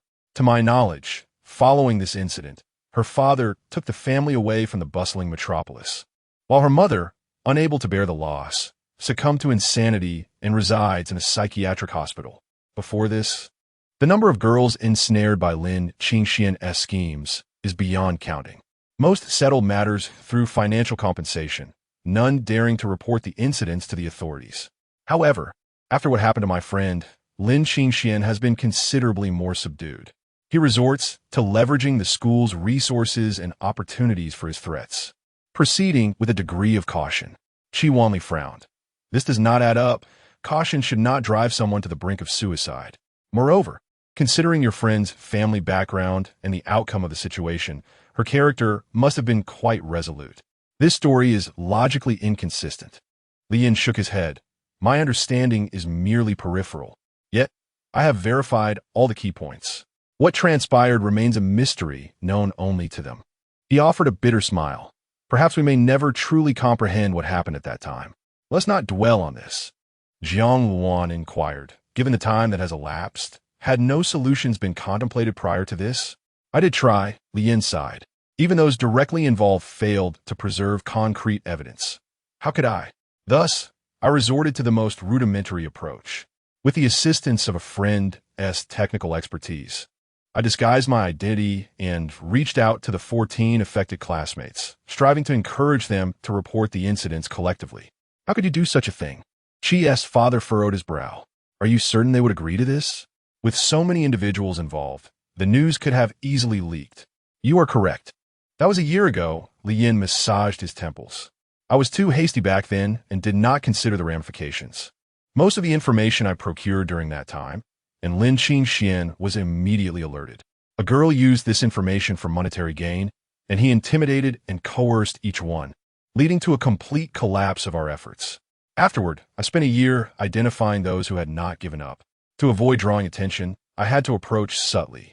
With the haunting precedent of suicide and Lin Qingxian's tangible threats, the situation was far from ideal. So now, what do you intend to do? Qi Wanli inquired. At that moment, a WeChat call interrupted their conversation. Upon seeing the name Lin Qingxian, Lian silenced his screen. Qi Wanli raised a hand, signaling for him to proceed as he wished. Nodding, Lian answered the call. Lian. Oh, Lian acknowledged. Is there something you need, senior? Without preamble, Lin Qingxian demanded. Are you conspiring against me? Lian replied coldly. How could I dare? I would never plot against you, senior. Still pretending. Lin Qingxian retorted. Why did you register my script for copyright? Senior Lin, the mind maps, outlines, storyboards, and manuscripts are all in my possession. What do you mean by register my script? You are committing blatant theft. Oh, only my fingerprints are on the computer, and there are operational records. The manuscript bears my handwriting. Feel free to report me. That is a specious argument. Where are you now? If you maintain this attitude, there is nothing more to discuss. Have a school expel me. With a reputation, I will still make money. We agreed that the script would be sold to me. This is utterly ludicrous. You breached the contract first, and you never mentioned this matter before. I have received not a single penny, and even if it were to be sold, the copyright should rightfully be attributed to me. Feigning surprise, Lin Qingxian remarked. Did the 100,000 not arrive? Lian inhaled sharply. 100,000? After a moment of silence, Lin Qingxian replied, I just inquired. There was an issue with the transaction. Let us sign a new contract. Where are you now? I have just returned to my hometown, deep in the mountains. Senior Lin, provide me with an address. I will head back immediately and can arrive by tomorrow. Give me the address, and I will send a vehicle to pick you up. In the mountains, I am using a donkey cart. My second uncle is currently tending to the donkey. My phone is nearly dead, so I will have to turn it off. Once I reach an area with better transportation, I will call you immediately, so do not ignore my call. Lian pressed the end call button. The phone call ended, and he powered off his device. Chapter 31. The Beginning 3. Such a lie is utterly meaningless. Jiang Wan gazed at Li Yin in confusion. Qi Wanli extended a lighter to Li Yin for lighting a cigarette, then lit one for himself. Jiang Wan snatched his cigarette and extinguished it in the ashtray, saying, How many have you smoked? Don't think I will indulge you just because Li Yin is here. Qi Wanli sulked, fidgeting with his fingers. Li Yin felt a bit embarrassed. And Jiang Wan waved her hand dismissively. You're fine. Just take a shower and change clothes later. There's plenty of mouthwash. Qi Wanli. Li Yin. Why tell such an obvious lie? There's no benefit to it, Jiang Wan remarked. Qi Wanli replied, and go. There's a tactic called testing the waters. Have you heard of it? Jiang Wan shook her head. I haven't tea. This tactic is neither a fierce attack nor a defensive strategy. It is merely a probing action aimed at observing the opponent's reaction. The so-called copyright issue may seem trivial, but once solidified, resolving its impact would not be cumbersome. Yet, what appears insignificant can give rise to other problems. The consequence is that if Li Yin were wrongfully accused, it would directly offend Lin's dignity. Without authority, rules become ineffective. Whether grand as laws or minor as so-called unwritten rules, the principle remains the same. In the rules managed by Lin, the outcome of Li Yin being wrongfully accused is unacceptable. Thus, the initiative is entirely in Li Yin's hands. Once he takes the first step, he can no longer afford to lose.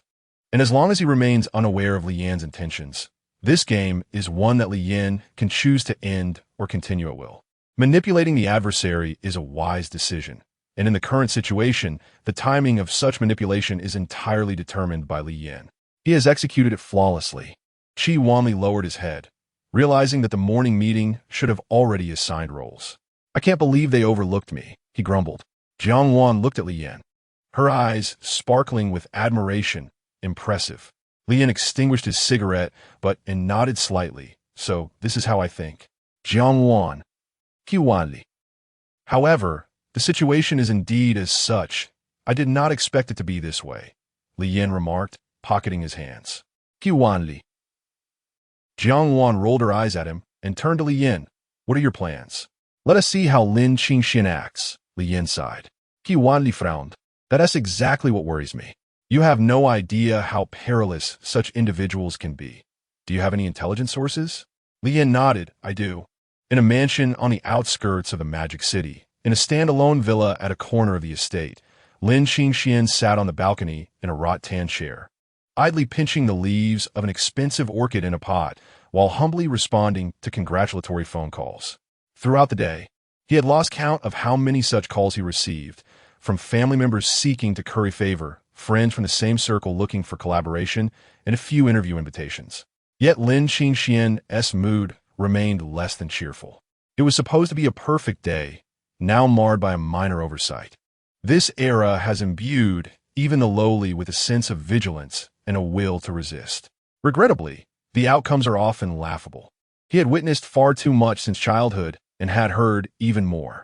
He hoped Li Yin was a clever individual. Otherwise, it would be a pity, as training him would be quite laborious. As he continued pinching the orchid leaves, his heart could not find tranquility, sensing that something unfortunate might occur. After much hesitation, he walked into the room and retrieved an old mobile phone from the cabinet, searching for a number amidst the beeping of buttons. Finally locating it, he dialed, then activated call forwarding. Lin Qingxian scoffed. In this day and age, still playing so traditionally. After half a minute, the call connected. He spoke coolly. Help me track the location of a number. The path taken within 3 days. 187. 50,000. Virtual currency transaction. Yes, I will add your WeChat as the account. No need to add me. Just proceed with the transaction. All right. Follow the procedure for payment. After a while, his email received a detailed form. Lin Qingxian glanced over it, a frown etching his brow. Another fool. He heard some movement in the courtyard and tilted his head, waiting a moment.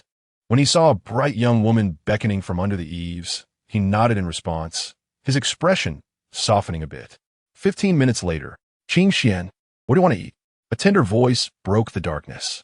The woman on the bed was covered only by a blanket, her flushed cheeks illuminated by the faint glow of her phone screen. Lin Qingxian pulled up his pants, switched on the light, and coldly replied, whatever. Nieqian squinted at the sudden brightness. She appeared somewhat aggrieved as she wrapped herself in the blanket and walked barefoot toward the bathroom. All the lights in the living room were turned on. Lin Qingxian's decor was rather simple, but he preferred brighter lighting than most. So when all the lights were on, the entire room was as bright as day. He sat in the living room, lighting a cigarette. For some reason, even after venting, he remained troubled. Of course, he did not doubt what Li Yin could do. He merely felt an instinctive discomfort. By the time Nieqian emerged from the bedroom, fluffing her hair, the ashtray on the coffee table already held 5 cigarette butts. She gazed at him gently. Qingxian, what's wrong? Lin Qingxian furrowed his brow. I believe I've told you to mind your own business regarding my affairs. Nieqian sat beside him with her head down, noticing her hesitant demeanor. Lin Qingxian coldly scoffed. How much do you want? Nieqian shook her head. My father's surgery expenses are already covered. I don't want money. Then why are you here? Are you addicted? Nieqian stiffened, a glimmer of moisture flashing in her eyes before she lowered her head. Lin Qingxian toyed with his lighter. Have I lit you up too much to give you the wrong impression? Or should I introduce you to a few clients? Why do you have to demean me like this? I'm only doing this for my father's treatment. I wouldn't be in this position if I weren't desperate for money. She bit her lip, her face flushed with anger. Are you trying to rise in status? Nieqian fell silent, her fingers clenched, tears streaming down her cheeks. Finally, she raised her head, wiped her tears, and stood up, her voice low and hoarse. Then I'll leave. She turned to the entrance, stubbed her toe on the coffee table, but did not halt her steps. Putting on high heels, she emptied her bag into a plastic bag. I'll return your bag. I will repay the money I borrowed. In the silent villa, only the chaotic sound of her heels echoing against the marble stairs remained. Lin Qingxian settled into the wrought-tan chair on the balcony, watching Nie Qian limp away, his gaze heavy. Come back. She turned her head, her stubborn face momentarily brightening with surprise, but it quickly faded into coldness. I've finished selling. What else does young Master Lin want from me? He crossed his arms, looking down at her. Having borrowed my money, I expect interest in return. I will return every penny. Nothing comes easy. Help me with something. After that, you may leave as you please. She turned back into the villa, gritting her teeth as she stood before Lin Qingxian. What do you want? Chapter 32. The tranquil night, Nie Qian's eyes brimmed with disbelief, lingering in a state of shock until Lin Qingxian reiterated his words, causing her to remain dazed for an extended moment. Ultimately, the plastic bag in her hand slipped from her grasp, scattering accessories and her phone onto the floor. Her face betrayed an uncontrollable disappointment as she turned her head, tears welling in her eyes. I absolutely refuse to assist you in such matters. With your integrity, why would you stoop to my level for money? She wiped her tears away, saying, Indeed, I lack integrity. Instead of borrowing from the bank, I sought you out, even resorting to this. Am I simply a worthless creature? A harlot? And is that what pleases you? Lin Xingxuan's expression remained grim, yet a flicker of something unusual crossed his gaze as he licked his lips. In that instant, surprise seemed to dance in his eyes, almost as if he awaited something. If you wish to be with me, then such actions are requisite. He rose, his voice hoarse. Do you think wealth comes easily, that power is merely handed over? Agree, and you may stay. Refuse, and you may leave, never to be sought again. I do not demand anything from you. That bag was merely a gift, and its loss is of no consequence. Nie Qian stood in a daze, neglecting to wipe her tears, her red-rimmed eyes fixed intently on Lin Qingxian. To her astonishment, she perceived a hint of pity in his gaze as she unconsciously murmured, Qingxian, living like this is so exhausting. Lin Qingxian could not help but scoff, extracting a cigarette from his pack and lighting it. In my household, those who do not measure up to my standards are condemned to a life of servitude. You should leave. This place is unsuitable for you. What if I choose to stay? Nie Qian stammered, her voice trembling yet resolute. Lin Xingxuan's pupils darkened, and he frowned. Do you comprehend what I'm saying? I am willing. I wish to be with you, even if it means sharing in your subjugation. Huh? Lin Qingxian scoffed coldly, yet his hand that held the cigarette began to tremble uncontrollably. Once you embark on this path, there is no turning back. Should you regret it, escape will be impossible. I have no regrets. I shall not marry you. I will choose a trophy spouse who can advance my career. You will merely be an affair. Nie Qian lowered her head, her voice barely above a whisper. Then may we have our own children? Lin Qingxian extinguished his cigarette, crossing his arms. Are you unwell? Indeed, I am unwell. I am in love with you. What of it? Lin Qingxian stood, seizing his car keys. I grant you a night to ponder. Should you have second thoughts, depart. He left in haste. Nie Qian approached the balcony, watching as Lin Qingxuan's sports car sped away. Finally, a long-suppressed smirk curved her lips, and she burst into laughter, though tears streamed through her fingers. In the kitchen, Jiang Wan wielded a blowtorch to heat the cheese. With some leftovers from dinner, they decided to prepare homemade sushi for a late-night snack. A small table occupied the kitchen, where Li Yin and Qi Imo gathered to enjoy their meal. Qi warmly considered today a day off, having retired early to catch up on sleep. Qi Imo sported a faint mark on her cheek from her slumber, gazing at Li Yin with a dazed expression. Li Yin, accustomed to the scene, donned disposable gloves and began shaping rice balls. As the sushi cooled, Jiang Wan fed Qi Imo, who chewed through 3 pieces before regaining her composure. After tidying up the remnants of their meal and washing the dishes, it was already 9 o'clock. The 3 settled on the couch, engrossed in a soap opera. Return to school tomorrow? Jiang Wan offered Li Yin a glass of milk. Li Yin nodded. Qi Imo raised her glass, looking at her mother. Imo cannot go. Li Yin chuckled and clinked glasses with her. Cheers. Surprisingly, Qi Imo did not appear as disheartened as one might expect after the toast. She grinned brightly, finishing her juice with gusto. She then tugged at Li Yan's hand, pulling her toward the stairs. Confused, Li Yan allowed herself to be led. Jiang Wan followed, somewhat perplexed. Are you going upstairs to watch the projection so early? Chiemo shook her head, showing mild disdain. Jiang Wan responded. You don't want mommy to join? Timo noted, saying, Jiang Wan looked at Li Yan. She says you should sleep early tonight. Li Yan could only respond with silence. After Li Yan brushed her teeth, Chiemo shifted her position, making space beside her. Although each time was awkward, this moment felt especially so. It was the first time they were so solemnly preparing for bed together. Sitting on the edge of the bed, Li Yan lay down beside Chiemo. Upon seeing Li Yan settle in, Chiemo sat up, expertly maneuvering the remote control. The windows closed automatically, curtains drawn, blinds shut, and the ventilation system activated. The main lights, ambient lights, and bedside lamps extinguished in a matter of seconds, enveloping the room in darkness. The sound of fabric rustling filled the air. It is well known that most young girls must liberate their bunnies before sleep. Even with her eyes open, Li Yan could not discern, so she turned her back. After Chiemo finished her preparations, she lay down, playfully tugging at Li Yan's shoulder. Li Yan instinctively extended an arm, allowing Chiemo to rest her head upon it. She murmured. Good night. Li Yan covered her with a blanket, and despite the darkness, their eyes met momentarily. Kimo.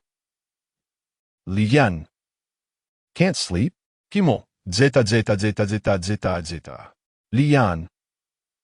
Downstairs. Jiang Wan grew weary of the television, realizing that a live broadcast of her daughter was far more captivating than any dating show. She retired to bed, anticipating that when her daughter cried in the morning, she would be well-rested enough to offer comfort. At 20, it was time for her to come to terms with certain realities. Chapter 33. After completing this task in these past few days, Li Yan savored for the first time the meticulously prepared breakfast crafted by Aunt Wu. Engaging in casual banter with Chi Wanli and Aunt Wu, Li Yan gradually gathered an understanding of the household composition within the villa. Aunt Wu was primarily responsible for preparing breakfast for those who rose from their slumber, typically just Chi Wanli. Following that, she would gather the laundry to be sent for cleaning, tidy the rooms outside the bedrooms, organize the freshly laundered clothes, and then venture nearby to collect packages while also purchasing some fruits and snacks to replenish the daily necessities for the two lovely ladies. After completing these tasks, Chiemo and Jiang Wan would be about ready to awaken, allowing her to tidy their bedroom and inquire what supplies the hostess needed replenished in the refrigerator for the following day. Once that was done, she could conclude her workday. The head of the bodyguard team was responsible for the security of Chiemo and Jiang Wan, also preparing their meals with exceptional culinary skills, likely due to familial ties, as his schedule aligned perfectly with those of the formidable women in the household. Whenever Li Yan had lunch, he could see the bodyguard energetically enjoying his meal in the kitchen, while Chiemo and Jiang Wan acted as if he were invisible, perhaps a habit formed over time. As for why he, as their uncle, engaged in such work, Li Yan felt too awkward to inquire. After finishing breakfast, Chi Wanli's driver arrived to pick him up. The driver appeared older than the bodyguard and greeted them with a simple good morning, yet exuded a sense of composure. A few minutes late? There's an early class at 8. Punctuality was ingrained in Chi Wanli's nature. Glancing at his watch, he remarked, "We still have time. Let us head to Magic City University." The car navigated the elevated roads. As the employer's driver, he needed to be familiar with the routes, possessing exceptional driving skills and the ability to read the room. When the boss required a nap, he would avoid changing lanes, and when pressed for time, he would drive as swiftly as possible. Li Yan pondered why Chi Wanli shared such details with him. Did he intend for Li Yan to assume the role of his driver? Lost in thought, he snapped back to reality, giving a sheepish smile. "Uncle Chi, you've been working hard these days." Chi Wanli was quite affable when conversing with those close to him, often engaging in playful banter with Li Yan, a dynamic he had first experienced the day he was kidnapped. However, when Chi Wanli fell silent, his lips pressed together, he exuded an air of authority. "I've grown accustomed to it. Once this busy period passes, I can enjoy a good rest." Chi Wanli rolled down the car window, placing a cigarette at the corner of his mouth and offering one to Li Yin. When Li Yin declined, he returned the cigarette to the pack, asking, "Have you quit? Is it for Mo?" Li Yin hesitated, unsure whether to nod or shake his head, finally scratching his face and saying, "It's not that I'm borrowing it. I'm just worried she might find it unpleasant. After all, Uncle, you pay my salary and I value the client experience." To his surprise, Wanli seemed pleased with this explanation. "What do you think of Mo?" Li Yin pondered before replying. She is exceptionally intelligent.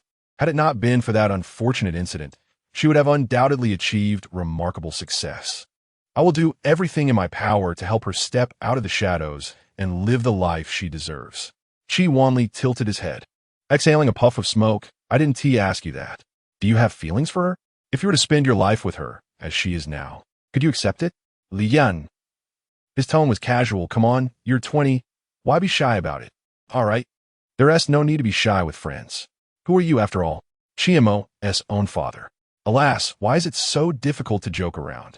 He turned his gaze towards the flowing traffic. Just as Li Yin was about to speak, he was interrupted by Wanli's hand gesture. "Enough of the pleasantries. They hold no value." One could not help but notice the similarity in style between him and Mo, both exuding an air of dominance. After approximately 10 minutes, the two remained silent. Li Yin was content to enjoy the peace and quiet. Wanli scratched his wrist and glanced at the time. "How much further?" The driver responded, "We're almost there." He rummaged through his briefcase, but could not find what he sought. He casually tore off a corner of a document and jotted down a couple of numbers. The first line was his, and the second line belonged to his secretary. Wanli handed the slip to him. "This." Li Yin accepted the note, fully aware of Wanli's intent, yet unsure how to utilize the information.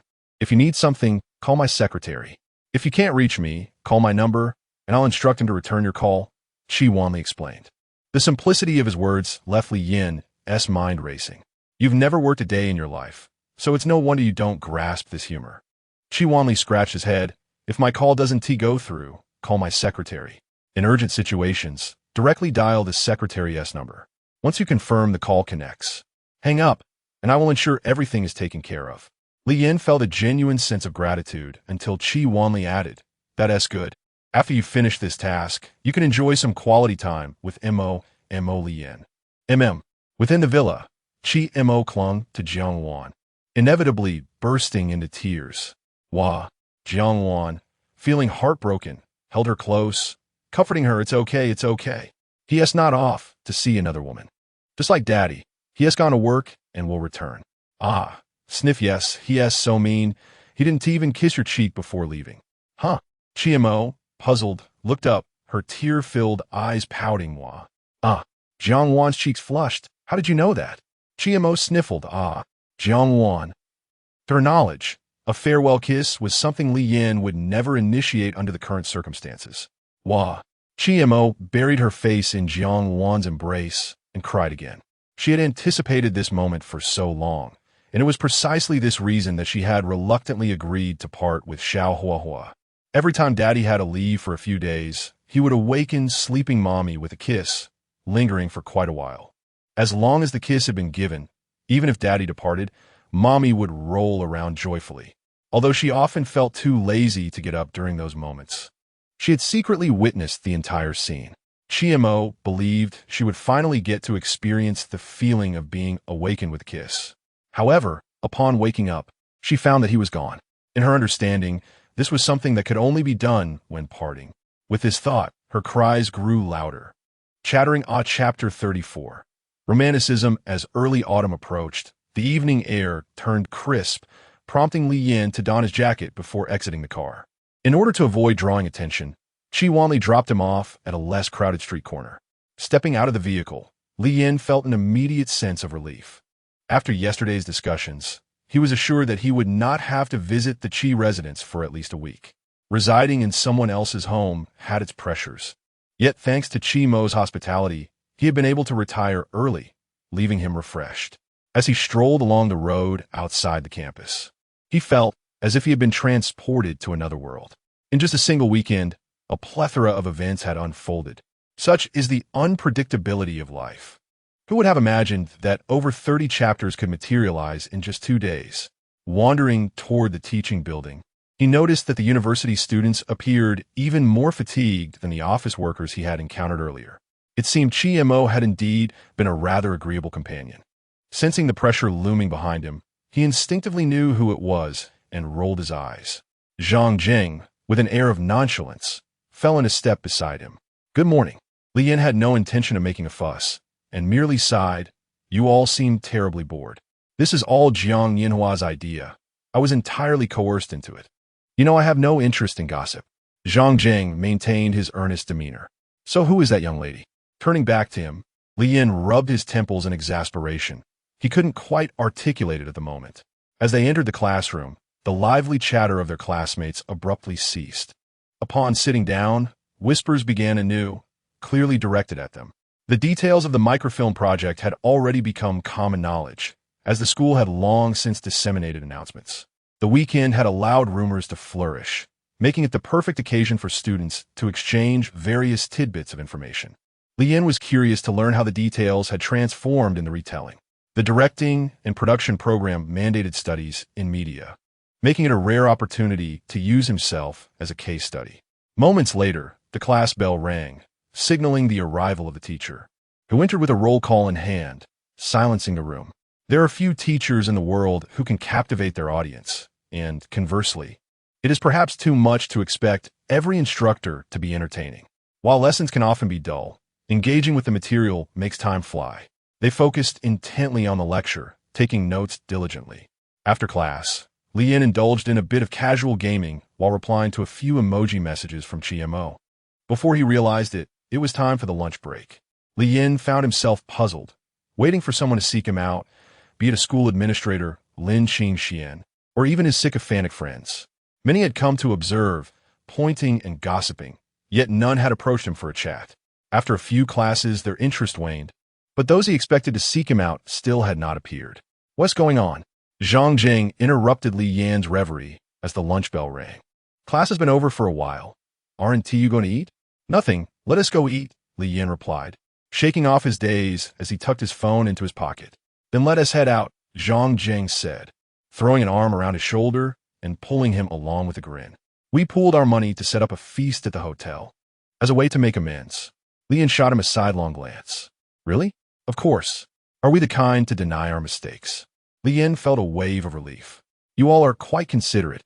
It warms my heart." 15 minutes later, they arrived at the renowned Jiangxi Hotel. Nestled in a prime location on campus, Li Yan pointed at the two individuals in the private room, his cheeks twitching. "Burning paper offerings? Are you trying to fool me?" Zhang Jing remained unfazed. "Having a private room qualifies it as a hotel. I even ordered a lobster from Hema to be prepared by the chef." "You're being overly critical." "That's acceptable," Li Yin conceded, knowing that Jiangxi's stir-fried dishes were not something they could indulge in, especially during peak meal times when the place was bustling. Once seated in the private room, the three of them popped open bottles of beer. Li Yin observed the green glass bottles and the two boxes stacked on the floor. "Are we planning to get utterly intoxicated at midday?" Zhang Jing, noticing Li Yin's pallor, remarked, "We're here to keep you company. We didn't come to indulge excessively." Jiang Yinhua poured himself a drink. "Get drunk? Aside from you, we're not at that point." Li Yin shook his head, frowning. "I really can't drink right now. The situation doesn't allow for it." Seeing his discomfort, the others decided not to press the matter. As they enjoyed their meal, Li Yan's phone buzzed with a WeChat call. Spotting Lin Qingxuan's name, he gestured for silence before answering. "Is someone with you?" "I'm alone in the dorm. There's noise outside. Are you free tonight?" "What is up?" "I've hired a lawyer to confirm the contract details. I'll send you the hotel address. Please send me a photo of your bank card and ID." Concise and to the point. Li Yin understood it pertained to the 100,000 yuan purchase of the microfilm scripts rights. He trusted Lin Qingxian had the funds, but doubted he would actually spend it to settle matters. Even though he was aware of the underlying intentions, he still felt compelled to clarify certain details. After 10 minutes, he ended the call. The others had been listening intently. Zhang Jing frowned. "Do you want me to accompany you?" "Such a secret. There's no way I'd bring anyone else along."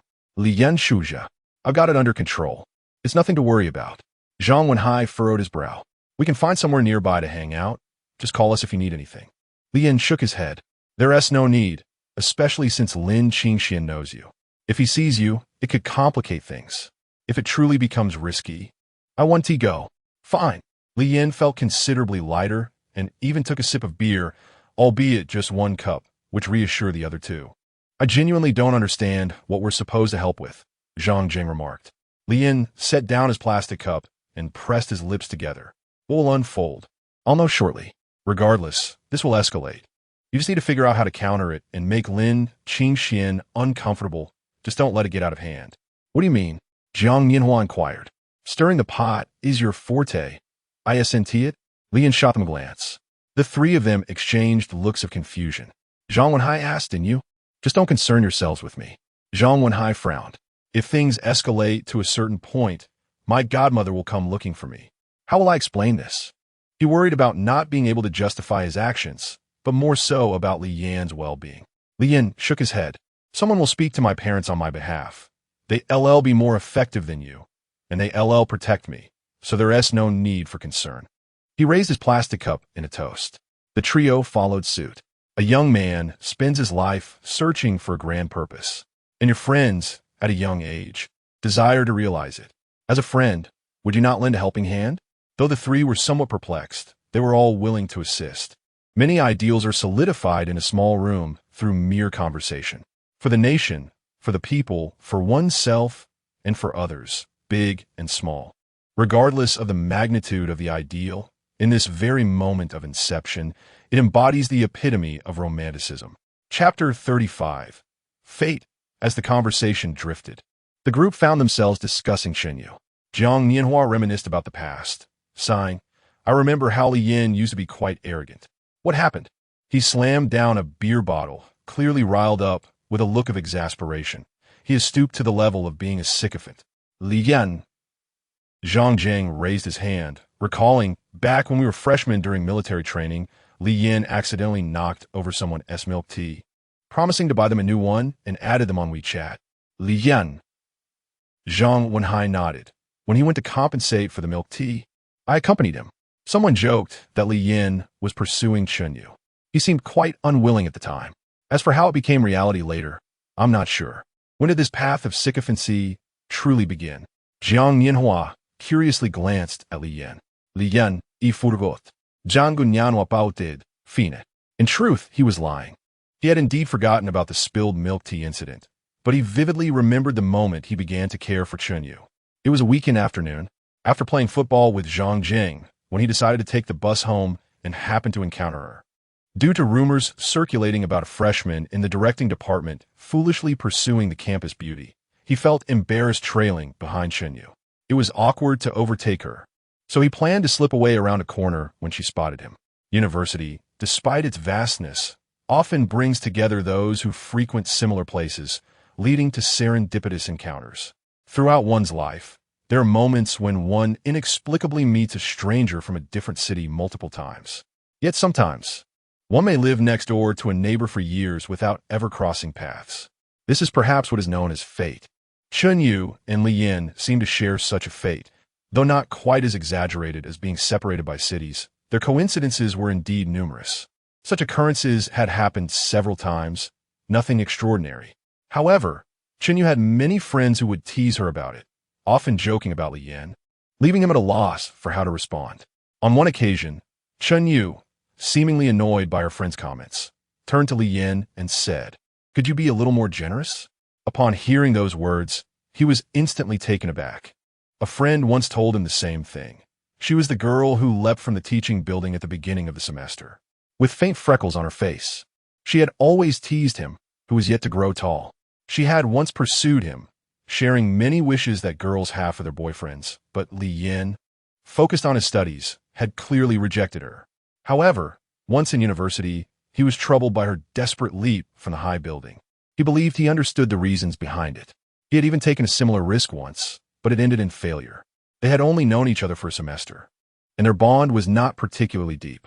Moreover, her family had not been able to help her. His attempt had been a last resort. Yet Li Yin always felt a lingering guilt, haunted by the dark entanglements of interests behind her actions. When Chenyu echoed his catchphrase, memories flooded back. bringing forth many things he wished to forget. It was then that he realized the encouragement from that girl had become an insurmountable debt.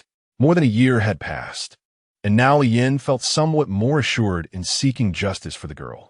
However, following her advice to pursue love openly had evidently failed. "You're deceiving me. You're clearly a sycophant, yet you tell me this is how boys should pursue girls." Li Yin mocked with a smile, though his face wore a serious expression. He looked up at the astonished group, tilting his head helplessly. "What is wrong? You're crying. Oh, this drink is absolutely horrendous." Such is the fate of a sycophant. Just a few minutes later, fate intervened again. "Look." Outside the shop, two girls paused, gazing at their table. With just a glance, Chunyu's previous gloom vanished, though her face bore a hint of guilt as she tugged at Yiwon's hand. "Let us go." Yiwon did not insist. Apologizing doesn't hurt. After walking 5 or 6 steps, Yiwon spoke. "I'm not ready yet. I'll think about how to say it." Chunyu was no longer as resolute as before. This could be considered progress, Yiwon thought.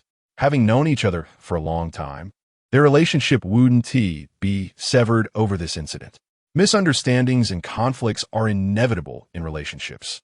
However, it must be noted that Li Yin had previously been the ideal boyfriend, as if he had stepped out of a book. This made him seem more relatable. Yet, something felt amiss. Having left the shop, she turned back for a glance and pulled an oblivious Chunyu to return. "Why don't we eat here?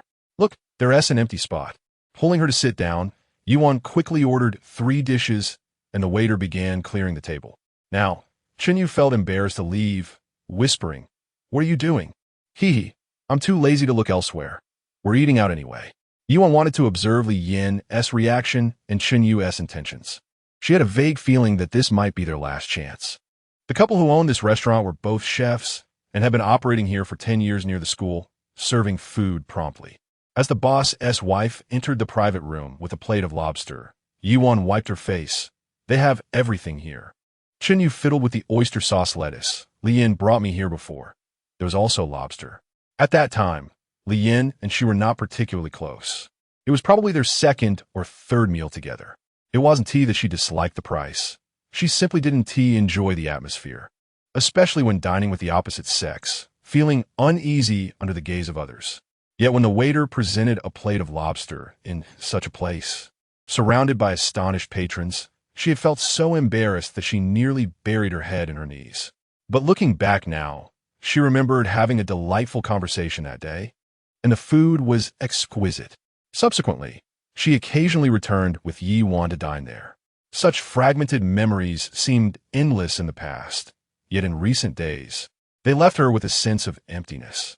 Previously, she subconsciously believed those joyful days would last a long time.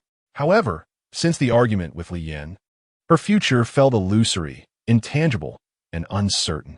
But why, when she clearly had a bright future ahead, did she feel this way, even without Li Yin? "No, I don't want this." She gazed at the closed door of the private room, biting her lip, yet still did not enter.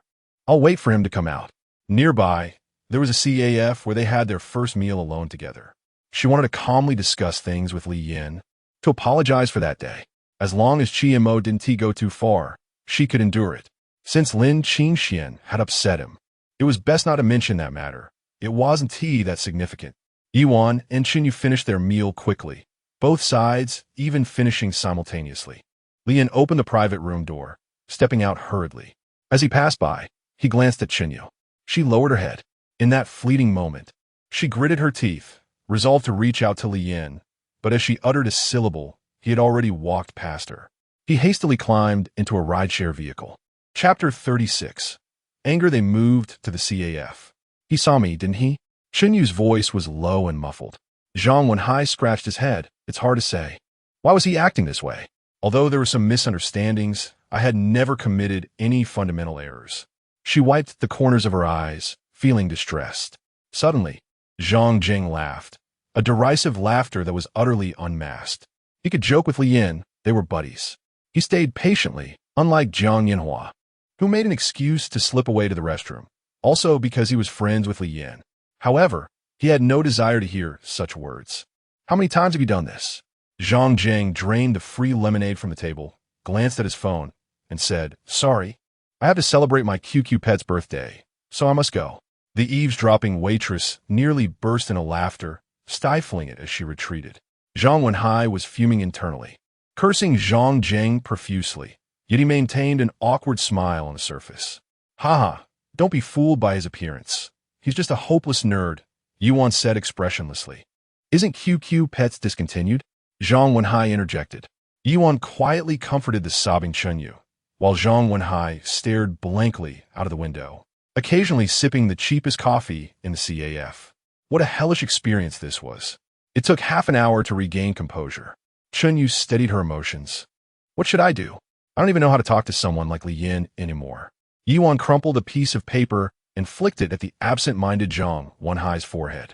He looked at the two in confusion, and upon Yuan's repetition, he frowned in contemplation, almost breaking into a cold sweat. Having spent time together in the orphanage, they were the closest, but over the years, he had somewhat lost his grasp on Li Yan's character. Sometimes, Zhang Wenhai hesitated to approach Li Yan, who suddenly fell into a repressed state. Asking anything might only deepen his silence. During those times, he usually suggested going out to eat or surfing the internet. Regarding Li Yan's relationship with the senior who attempted suicide, he had never confided in anyone except for the Qi Yuan couple, and Zhang Wenhai was completely in the dark about it. He lacked this understanding, unable to fill this gap. As for answering Chunyu's questions, he felt utterly lost. Li Yan had once been a very bright boy, neat and tidy.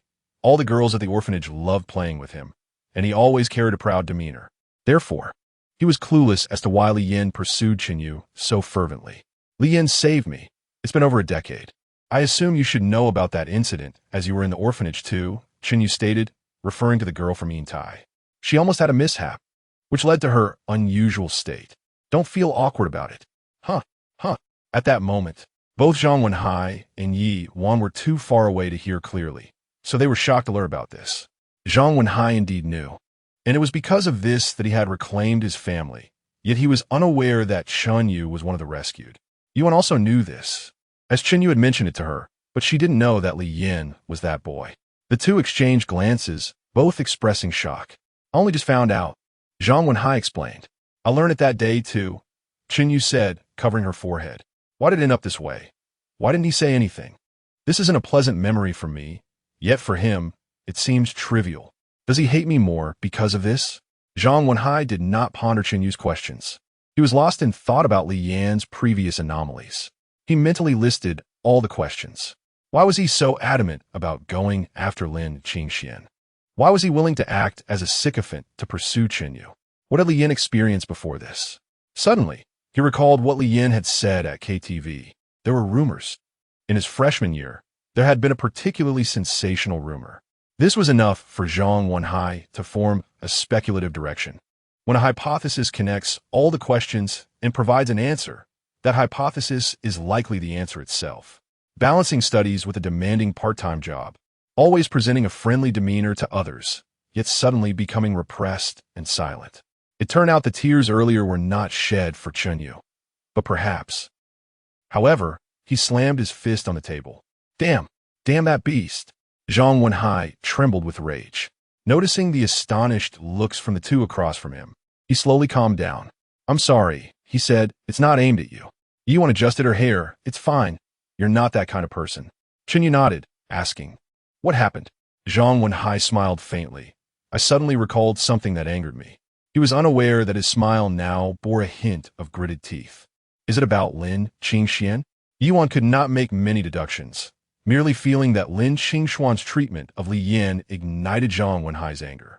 It has nothing to do with him. Li Yan isn't concerned about that matter. Zhang Wenhai lit. He could not get involved in this matter. He already had an understanding of Lin Qingxuan's capabilities. Others knew nothing and could only hinder, including him. Zhang Wenhai was currently excluded from the situation. Senior Chunyu, could we wait a while to discuss this? Li Yan has not been in a good mood lately, Zhang Wenhai suggested. Chunyu nervously clutched her clothes. Can you ensure that Li Yan will treat me the same afterwards? I can't say for sure. Zhang Wenhai chuckled awkwardly, giving her a deep look.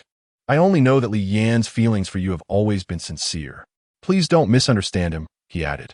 We are all children who returned from the orphanage. It's natural to have some insecurity. This is why things turned out this way. You can probably understand this now. Yu lowered her head in dejection. Give me a little trust. Believe in me. Why can't you believe in me? Li Yin had always emphasized this point, and she now understood its significance. How heartbroken must he have been at that time? What should we do about Lin Qingxian? Yu asked. You mustn't involve yourself in this matter, Zhang Wenhai said, suddenly anxious. The truth of this matter, Li Yin will handle it himself. There are some things I'm also unaware of. That's just how Li Yin is. If he needs your help, I will reach out to you. Please do not act on your own. He added another reminder. Why are you so anxious? Yuan observed Zhang Wenhai suspiciously. He lifted his coffee cup and took a sip, donning a mask of nonchalance. I'm not anxious. I'm worried Li Yin might misunderstand that I've said something. That would be detrimental for both me and Senior Qinyu. Qinyu nodded, somewhat understanding. Yuan shook her head helplessly.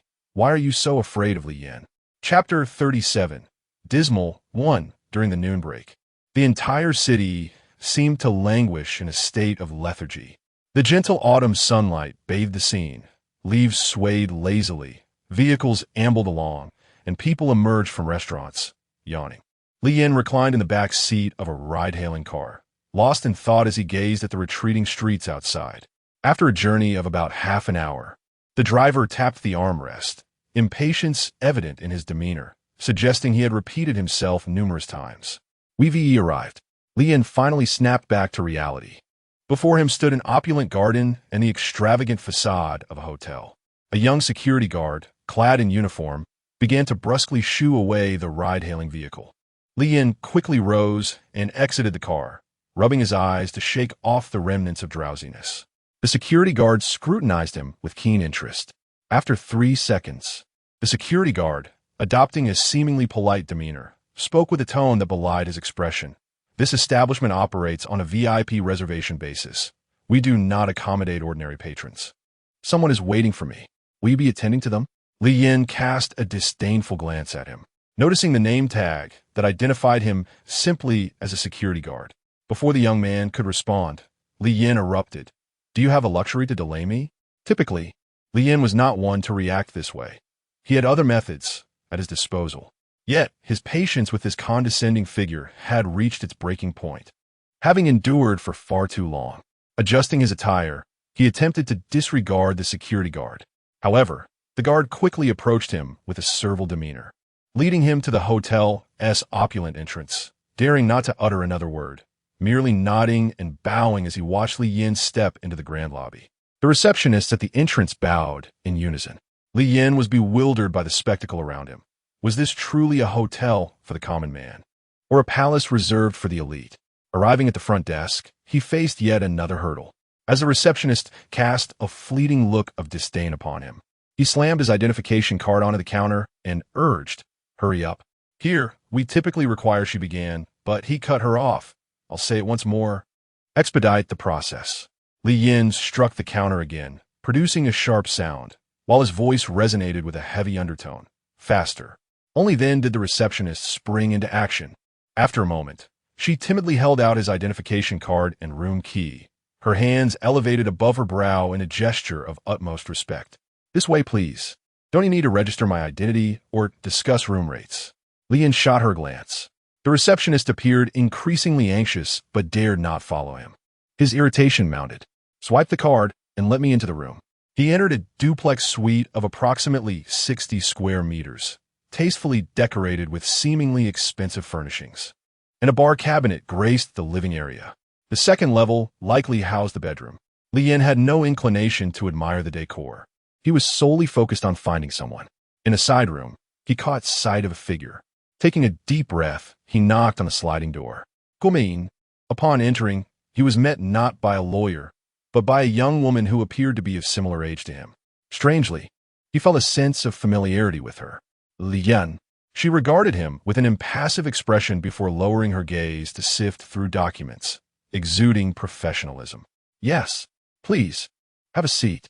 Li Yin settled across from her as she retrieved a folder from her bag, extracting a series of contracts and sliding them towards him. "Take a look." He accepted the documents, perusing them with earnest attention. The woman poured mineral water from a bottle into 2 glasses, offering one to Li Yin. After taking a few sips, She produced her phone and began tapping the screen. Feel free to ask if there's anything you don't understand. Lien placed his hand on the contract, raising the glass to scrutinize her. The glass slipped from his grip, landing on the plush carpet with a dull thud. Is this how you intend to approach Lin Qingxian? Her expression was a tapestry of complexities, suppressed emotions, disdain, sorrow, and a hint of intimacy. Lien's hand hovered in disbelief before returning to the table, his brow furrowing as he examined her once more, finally exhaling a sigh of recognition. It's you, the one who has been in contact with me. She neither nodded nor shook her head, merely acknowledging him with a sound. Lien retrieved the glass from the floor, and silence enveloped them, their gazes averted. After a tense 15 minutes, Lien could no longer contain himself, asking, "How can I assist you?" She methodically extracted a vacuum tube from her folder, unwrapped a needle from a plastic bag, and connected it to the tube. The scene was all too familiar, reminiscent of a medical examination in a hospital. "Help me apply some alcohol." She held the needle towards her elbow, gesturing to a canister of alcohol swabs. Lien picked up a pair of tweezers and assisted her. After drawing a vial of blood, she placed it in a transparent bag and stored it in the refrigerator. "What is this for?" Lien inquired. "I took medication last night.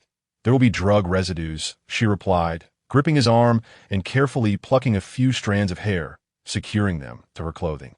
Lien cradled his head, running his fingers over the red marks on his arm. Is such severity truly necessary? After completing her task, Nieqian regarded Lien with an expression that hinted at despair. "Why do I have to rely on you?" She inhaled deeply. "From here on out, you will do as I say without harboring any independent thoughts." Lien responded, "My father is a police officer. I grew up watching legal channels. I understand evidence collection. Tissue residues, hair samples, blood tests," he added with a furrowed brow. "Why would you resort to such measures?" Nieqian's expression remained neutral. Even someone like Lin Qingxian, in this environment, cannot conduct matters without evidence.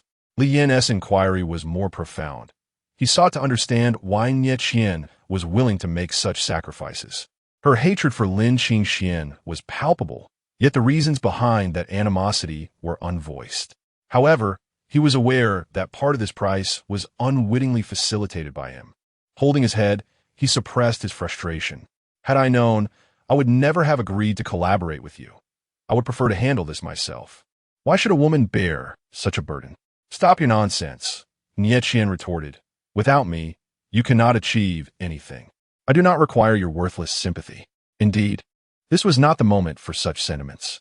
He recognized that his greatest leverage lay in Lin Qingxian's current intentions to target him.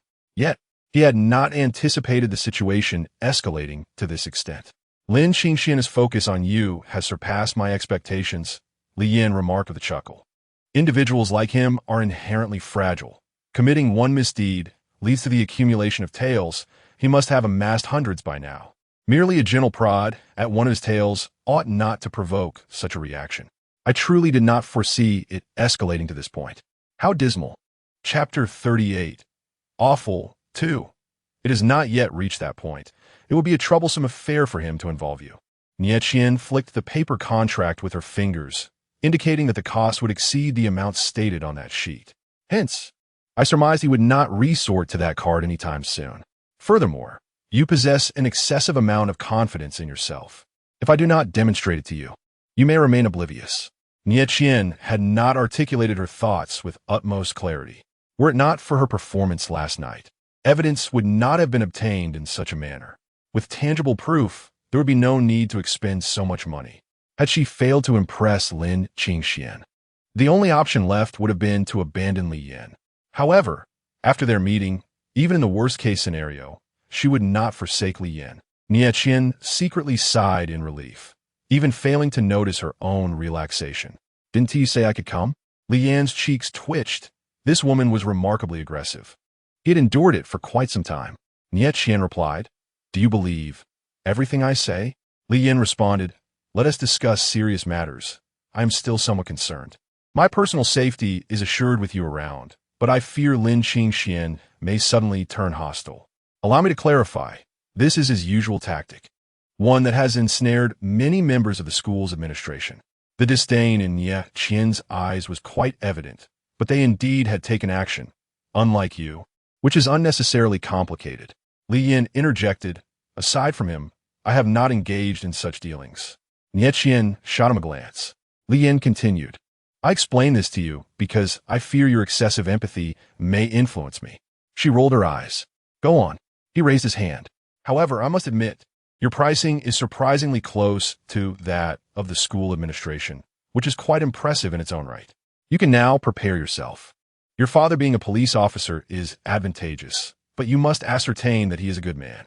Nie Qian scrutinized him, and it seemed that, judging by your appearance, your father is likely the same kind of overly good man. It must be quite challenging for a soft-hearted person to rise through the ranks. Nevertheless, your partner's father is sufficiently influential. Perhaps you should seek assistance from your partner and devise a plan. Given your cunning nature, you should not require my guidance. She scoffed dismissively. Li Yin felt somewhat irked by her disrespectful tone, yet deemed it unnecessary to escalate the matter. However, certain questions are indeed crucial. May I pose a small inquiry? Li Yin asked. Proceed, she replied. Li Yin hesitated. Why are you so well informed about me? He had intentionally mentioned his father to allay her concerns. However, her knowledge of Chunyu and even her father was rather implausible. Nie Qian frowned. Please repeat your last statement. Li Yin hesitated. I cannot inquire further. She insisted, you may not. Li Yin nudda. Then why do you regard me with such an attitude? He furrowed his brow. If this aspect remained unaddressed, I fear our collaboration may not proceed smoothly. Because you seem rather unscrupulous, deliberately enticing girls to deal with Lin Qingxian, Nie Qian stated bluntly, while putting on an act of righteousness in front of me, which is why I find you somewhat distasteful. Li Yin sighed. Very well. Then please clarify your stance. I am not enticing anyone. Then what do you call your behavior? Li Yin remained silent. Finally, Nie Qian smiled, genuinely amused. You are quite entertaining. Everyone says so. Li Yin exhaled in relief. Her explanation bore no significance. But her laughter at least felt like an answer. She suddenly grew serious. So, can I trust you? Li Yin straightened his posture. Your understanding is somewhat skewed. But there is no time to explain. I have but one directive for you. From now on, you need not do anything. Just leave everything to me. All right. The two cautiously navigated their exchange, delicately probing the boundaries of their words to avoid causing one another harm. Only then did this sentiment feel sincere. Li Yin pointed toward the refrigerator. You must inform me only when Lin Qingxian intends to use this. Understood. I do not intend to sign the contract. In truth, there are no traps, but even if I signed, it would hold no weight. This matter is fundamentally unimportant. Proceed as you see fit. Very well. Let it be so. He rose, pushing open the sliding door to the hall. Footsteps followed behind him, presumably Nie Qian seeing him off. Unaware, Li Yin did not turn around, oblivious to a hand suspended in midair behind him. At the entrance, that hand landed on Li Yan's shoulder. Do not turn around, she instructed. I still intend to respond to your initial question. Indeed, it is you. You have not disappointed me. You have not disappointed my sister either. Li Yin whirled around, his eyes instantly ablaze with crimson.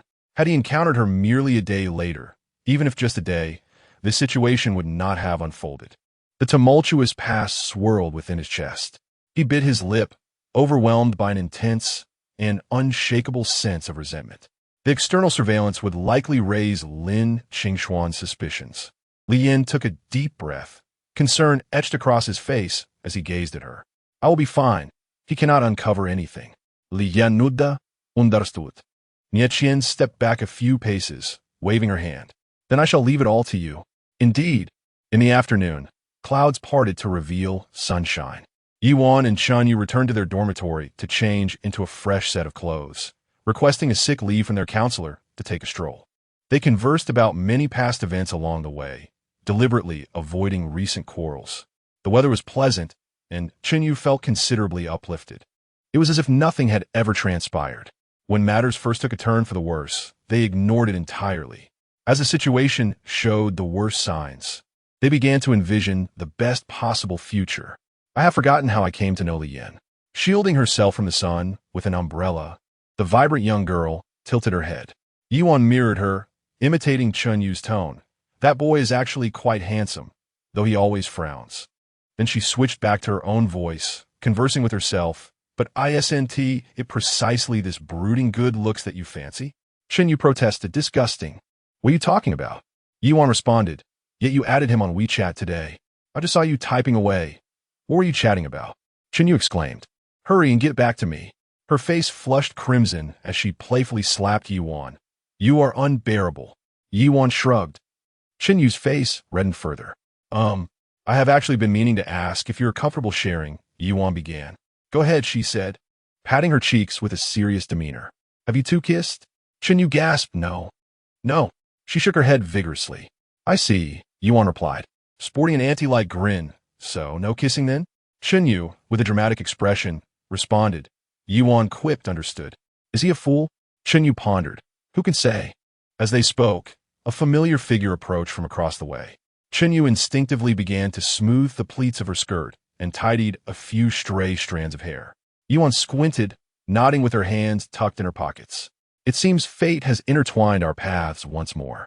A few minutes later, the once giggling girl shouted his name in anger from behind him. The other girl, who had been anxious moments earlier, crouched by a tree, wiping away her tears. Chapter 39. A distressing situation 3. Even if I truly made a mistake, allow me to explain, even if you cannot forgive me. Can you not utter a few words? Anger. Just anger. Why must you push me away? I do not even know what has transpired. He shares nothing with me, always remains silent. Deceiving me. Then, unable to utter another word, she leaned against the tree, quietly shedding tears. Yiwan leaned against the tree's edge, glaring at each passerby who dared to approach or gawk. She was bewildered. Even on that day, in the square, when Yu slapped him, Lian did not lose his composure, nor did he express anger. Zhang Wenhai was unwilling to speak, leaving her even more perplexed. She could only let Yu cry until her tears ran dry, exhausting all her complaints. Yiwan opened a small packet of tissues and handed one to Yu. This time, it is not your fault. He has never acted this way. This is the first time. Yu sniffled, pondering whether something was amiss. Finally, she began to consider the other person's feelings. Yiwan was gratified by her progress. I know. I have not known him for just a day. She continued. He has always been patient, especially with you. It must be the first time he has directed his ire towards you. But he no longer exhibits such patience towards me. Yu's tears began anew. Yiwan sighed. Not necessarily. Perhaps there was something that provoked him to lose his rationality. Yes, She wiped away her tears and stifled her sniffles. You are right. Yiwan, you could just blow your nose. Yu. Having wandered for a while, they were nearing mealtime. The two entered a nearby tea restaurant to order some food, primarily seeking a place to converse. Their luck was not particularly favorable. The food was quite mediocre, and the prices were steep. As she fiddled with the obviously half-finished crystal shrimp dumplings, she glanced up at Yu, who had been staring blankly out the window countless times. What do you intend to do? Huh? She appeared dazed, as if just realizing. Oh, during her reverie, Yu had laid bare all the unexamined matters before her. Although there was no direct evidence, the circumstantial evidence was sufficient to prove Li Yan's innocence. She was astonished by the clarity of the situation and how deeply she had wounded Li Yan's heart. If I had not been swept away by the script's issues, could I have thought clearly to support him, thus preventing matters from escalating to this point? His friend supported him, as did you. Why did I draw conclusions based on others' fabrications? I was confused when I first became angry. Subsequently, I only sought to force him to concede. Why could I not think clearly? Her eyelids drooped slightly, her cheeks flushed with a delicate hue, rendering her both stunning and pitiable. Am I truly so wicked? Just as Yiwan was about to speak, she noticed the waiter lingering after placing the dishes, furrowing her brow. There's no need for the remaining dishes to be served. They are already being prepared, he replied. I will pay for the order. Just do not serve the food. The waiter appeared somewhat bewildered, unsure how to respond. Yiwan grew impatient. Do not summon the manager to bother us. Only then did he leave the private room, trembling, as the door closed. Yu looked at Yiwan with slightly parted lips, having rarely seen her this angry. Why are you still upset? Li Yan has not said anything. I'm not angry about that. Yuan fixed her gaze on Chenyu. I had thought the script issue was trivial. Do you know why Li Yin cares so much? Chenyu was clearly taken aback. Yuan had been on sick leave for half a month due to gastroenteritis, missing the peak of public scrutiny surrounding the incident. She had no concept of the seriousness of the matter, stemming from her subconscious belief that Li Yin handled it rather effortlessly, merely viewing Chan Yu's relationship with Li Yin as the greatest trouble. Like her, Chenyu only cared about Li Yan's attitude towards her, having no grasp of Li Yan's current predicament. Thus, Chenyu felt even more distressed. Why is Zhang Wenhai being so evasive? Yuan frowned, convinced that the situation must be troublesome if he would not even share it with them. She was about to call Zhang Wenhai. Chenyu stopped her. He will not speak. I want to ask. He would not hide it from me. Yuan was quite confident. Then why did he not tell you that Li Yin saved me? Yivan. Oh, cut it out. What's the big deal? Chenyu. Yivan. You are quite tight-lipped. Well, you did not tell him about the time I was saved either, Chenyu mumbled. Yivan. Chenyu. Blaming me again. Sighing, Chenyu lamented. What should we do? Li Yin should have a way. Perhaps he merely lost his temper due to provocation. Yuan added, moreover, it is not an especially grave issue with his talents. He need not concern himself with the school's trivial disciplinary actions. He can still succeed. But I want to help him, Chenyu replied. Yuan cast her a sidelong glance. Although Chan Yu's father held a position of authority, her own limited experiences rendered her quite naive, leading her to view matters very simply. She merely wished to pursue love and chase her dreams. As a student, this positivity was commendable. However, one must consider with whom they associate. In terms of worldly wisdom and means, she was on an entirely different level than Lin Qingxian and Li Yin. Though Yuan was not as naive as Chenyu, she too lacked the insight to speculate on their thoughts. I advise you not to involve yourself in this matter. Yuan felt that there was complexity beneath the surface. Had Zhang Wenhai not said so, and did he not mention that he would seek her assistance when needed? He merely looks down on me. Chenyu pouted. Yuan scratched her head. He never makes baseless claims or deceives people. Then why did he not tell you that Li Yin saved me? Chenyu echoed, her resentment palpable. Yuan fell silent for a moment before nodding. Indeed, right? Chenyu asked again. So what should we do? Yuan felt that expressing a stance to Li Yin should not be a problem, and thus suggested, ask Lin Qingxian directly. And then you can approach Li Yin to express your apologies sincerely. Regardless of his attitude, it is not too late now. Chenyu wiped her face one. Will things be as happy between us as before? No, even happier. Yes. Yevan Simidith. You're still too worried.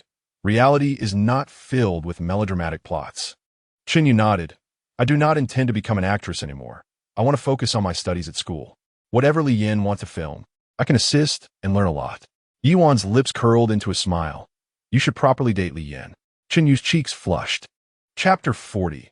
Awkwardness 4. As the two conversed, the world often reveals its peculiar coincidences. One of them appeared before the floor-to-ceiling window.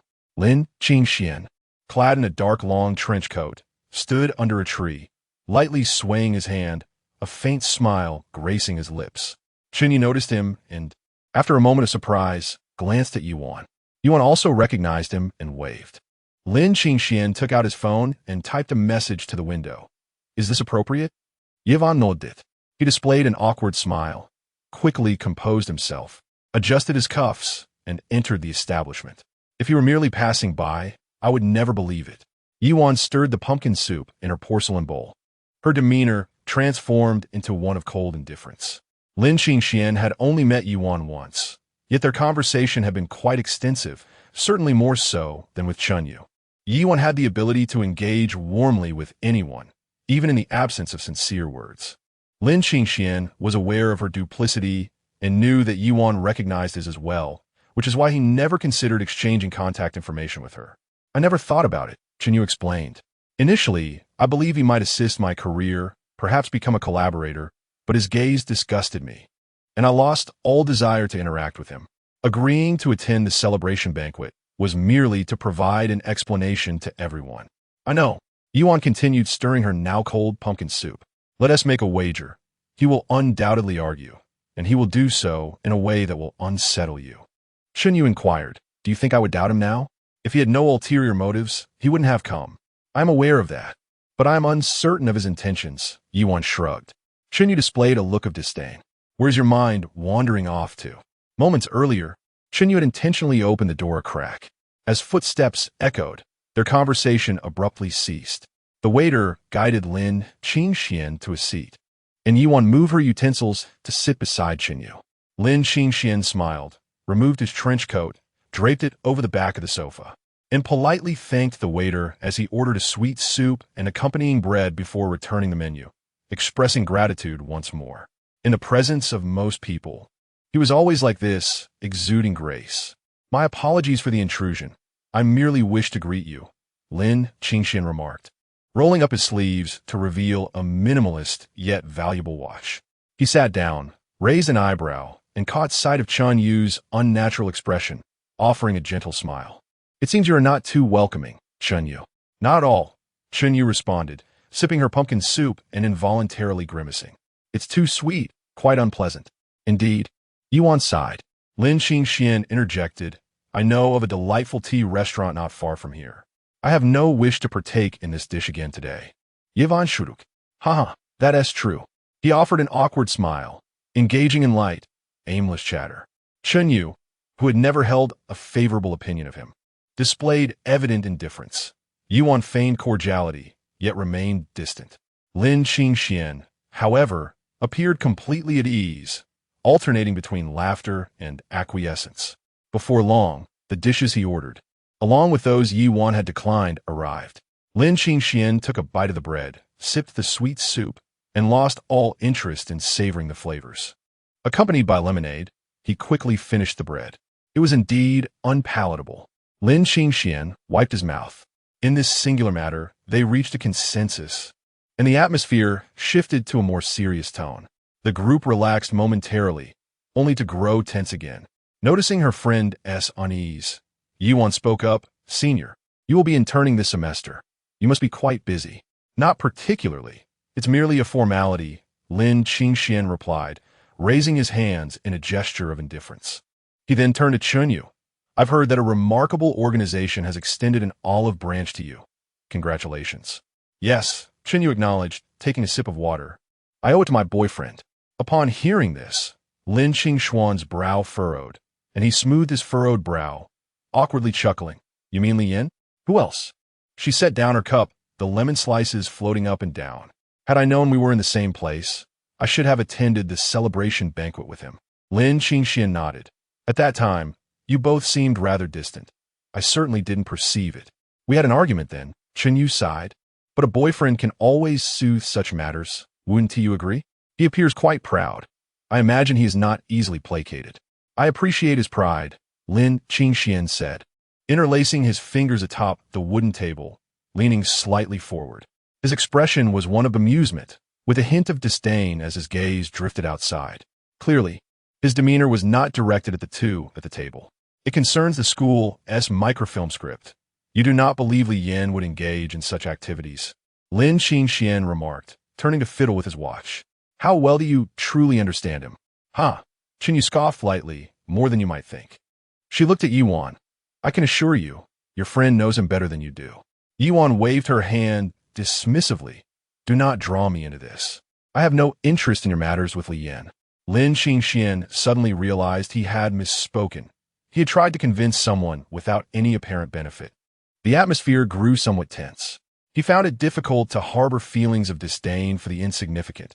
At most, they were a nuisance. However, it was clear that Chunyu had provoked him, or perhaps the provocation stemmed from Li Yin. People from two different worlds required different things. The typical path involves absorbing various knowledge in youth, becoming an employee or a civil servant, and then climbing the ranks. This is the route many follow, perhaps even the best one. Yet he had no such path. However, it was challenging to incite jealousy in Lin Qingxian towards them. Yet, some individuals possess the ability to draw others naturally into a central orbit, relishing in the creation of something. This was what irked Lin Qingxian. He felt compelled to destroy it, for it was a pleasure he could never attain. Time and again, he had succeeded with such simplicity. Li Yin presented an obstacle to him. Lin Qingxian needed to secure his victory. He was aware of Chun Yu's father's profession, and interference could lead to Li Yin slipping out of control. Today, he had deliberately approached Chun Yu to probe. Now, the results of his probing had emerged. Not favorable. In truth, changing strategies was not out of the question. He possessed countless methods. But alas, Chun Yu appeared rather foolish. Thus, he would present her with the most convoluted choice. It is your father's lifelong workplace, the position that safeguards countless lives. The evidence is irrefutable. Do you believe or not? Lin Qingxian wished to laugh, but restrained himself. His expression remained nonchalant. I can candidly tell you, the script was penned by Li Yan. However, he has committed certain acts that would bring disgrace to the school if he were to receive the accolades. As for what these acts are, you will soon discover. Lin Qingxian looked at her. I advise against assuming the role of his girlfriend. It would be exceedingly embarrassing. If you wish for your father to become emotionally involved in this matter, it will cause him great distress, and the school will find it troublesome. Lin Qingxian sighed. Whether it is the script or the direction, it is of little consequence. Had I known such matters would arise, I would not have participated in this project. I intended solely to focus on my studies and explore opportunities in the film industry. Thus, I engaged in the school as activities. I never anticipated being entangled in such affairs. However, the school has provided numerous talents for our family's enterprise, and the leadership there expects me to take on this responsibility. I cannot refuse. I harbor no personal animosity towards Li Yin. In fact, I admire him. Yet, some matters are intolerable. It seems both of you harbor deep misunderstandings about me. Since I am not particularly welcome, I apologize for the disturbance. He picked up his coat and exited the private room, leaving Chun Yu and Yi Wan gazing at each other in bewilderment. Chapter 41. Dismal. 5. Lin Qingxian believed he would feel joy. He had always relished witnessing the downfall of others. Yet, at this moment, he found himself devoid of happiness. Why was that? He had undertaken numerous endeavors, yet aside from the material possessions he had purchased, he had garnered nothing of value. The calculus of leverage, benefits, and power appeared so splendid. Why must it be supplemented by the creations of the impoverished, mere trifles for self-indulgence, in order to be realized and magnified? A fleeting film of mere minutes rendered the years of his efforts a farce. All manner of individuals and funds converged.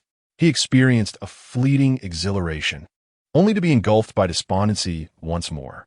As he traversed the solid, stone-paved path, he took a deep drag from a cigarette, discarding the butt upon the ground and extinguishing it with force. His eyes were bloodshot, his visage contorted, yet he gradually calmed. No, I still require this dog. I must procure it swiftly. He could hardly wait. I did not believe a word he uttered. Chun Yu propped her chin on her hand. Yi Wan tugged at the corner of her mouth. The crux is he said nothing at all. Chun Yu waved her hand dismissively. In any case, Li Yin is certainly fine. How so? Yevan invited curiously. I recall a time when Li Yin was perusing messages in the dormitory group and began boasting about his prowess to his roommates. After much inquiry, he finally revealed that the dorm was hosting a noodle cooking competition. Subsequently, I accompanied him to the supermarket for an entire afternoon to select instant noodles. And in the end, he purchased a pack of Master Kong's braised beef noodles, claiming he would confront them with the most basic ingredients. Yuan, are college boys this naive nowadays? Chun Yu shrugged. Indeed, rather adorable. Yet, this matter cannot be so simple. If he took the noodle competition so seriously, then surely this affair should pose no issue. Yuan chuckled. That is true. Are you feeling better now? Yes, much improved, she nodded. After all, there were matters at hand, some rather tricky, and her mood was understandable. Once they settled their bill, the two strolled leisurely. Chun Yu had previously purchased several seasonal garments, leaving her financially constrained. Yuan, not particularly short on funds, felt awkward shopping alone, so she accompanied Chun Yu on her budget-friendly excursion. She greatly appreciated Chun Yu's character, always cheerful, earnest, uncalculating, possessing a touch of temper, yet quickly able to soothe herself. Were she truly a villain, Yuan would not have maintained such a close friendship for years. Although her romantic entanglements were somewhat muddled, it stemmed from a lack of experience, compounded by encountering someone as peculiar as Li Yan. Yet, Yuan sincerely hoped for a successful union between the two. By the way, who won the noodle cooking competition? Yvonne Inwudit. Chinyu replied. The electric cooker was confiscated by the dormitory aunt. Yvonne. The phone rang, and Chinyu glanced at the screen. Dad, she answered promptly. Serious face. Oh, happy face. Okay, bashful face. Understood. Even more bashful face. After hanging up, Chinyu stomped her foot, revealing just how elated she was. Yuan, brushing her hair behind her ear, asked, What is up? My dad invited me to dinner at Li Yan's house. Chinyu responded. Oh. Yuan fell into contemplative silence, a light bulb illuminating above her head. Li Yan's father works in the same organization as yours. This is a classic case of a superior suppressing a subordinate, a despicable act. Chinyu shyly scratched her head. Not quite. It seems my dad has a friend over at Li Yan's house for dinner, possibly for some business, and I'm tagging along. Can I join the fun? Yuan rubbed her hands together. That might not be appropriate. TSK, protective of your territory. What if I come along? Forget it. Why should I bother? Chinyu was about to hail a taxi when Yuan stopped her. At least bring some fruit as a guest gift. Thus, Chinyu made a considerable investment, bringing a durian as a gift to Li Yan's home. The electric bike zipped through the traffic. She felt nervous, excited, and shy as she disembarked. Upon meeting Li's mother, she felt awkward. She apologized for the incident of slapping Li Yan, yet was welcomed inside. She was chided for bringing such expensive fruit and was told to refrain from bringing anything next time. The yard was quiet. It seemed she had arrived too early. How exceedingly awkward. Chinyu sat on a somewhat worn fabric sofa, watching a replay of the news broadcast, her posture careful as she nibbled on jujubes. After a while, Chi Wanli entered, and Chinyu rose. Hello, uncle. Chi Wanli nodded. So, the daughter of Director Chun has grown up. No need to stand on ceremony with me. Shortly thereafter, commotion returned to the yard. Li's father and Chun's father, dressed casually, conversed slowly as they walked. They paused at the gate for a moment, finishing their discussion before entering the house. This must be Director Chun's daughter. Li's father remarked with a smile upon entering. Chinyu rose again. I'm Chinyu, Li Yan's classmate. Li's father, with a gentle demeanor, nodded lightly. I see. Chun's father shook his head helplessly. My wife has spoiled her. She doesn't even know to help with the cooking. Chinyu. All right. Realizing this, she promptly rushed to the kitchen. Li's father was unable to stop her in time and exchanged an amused glance with Chun's father, both bursting into laughter. Chi Wanli silently munched on peanuts. Today, Li's mother had gone all out. The table was laden with dishes, the cold dishes alone numbering 6 or 7. Upon arrival, they could immediately sit down to enjoy a meal and chat for a while. Chen Kong found the situation rather peculiar. The gathering orchestrated by Chi Wanli, coupled with the two fathers, seemed quite suspicious.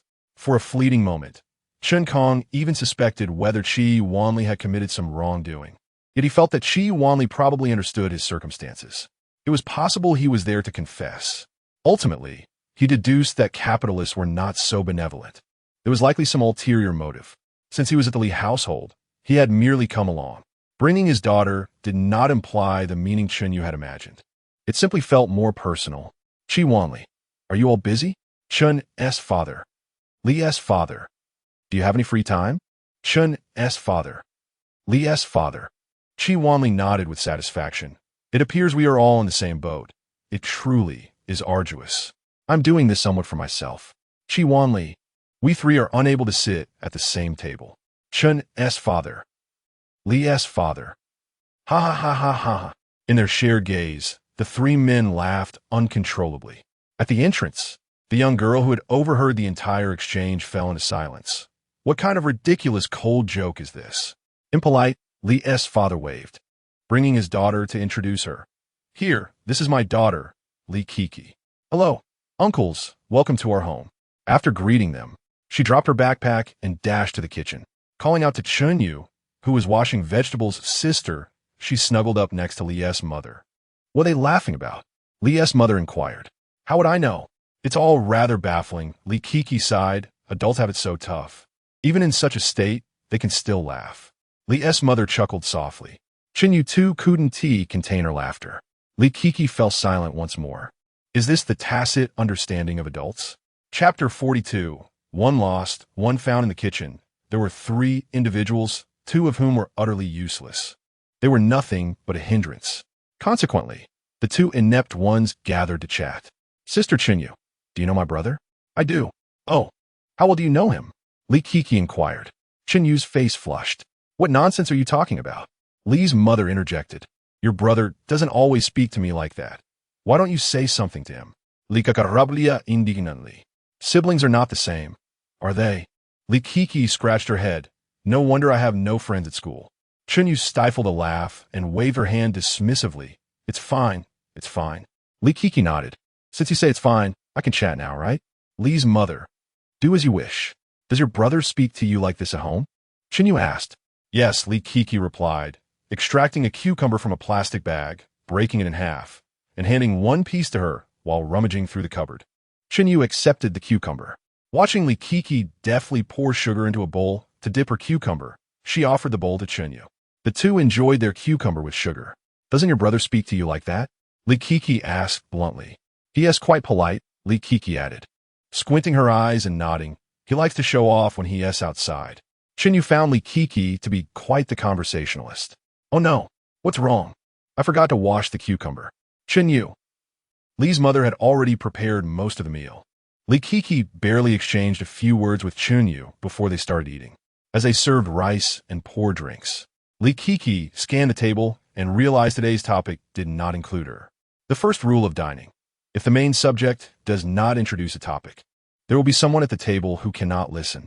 Hence, Li Kiki was the first who couldn't.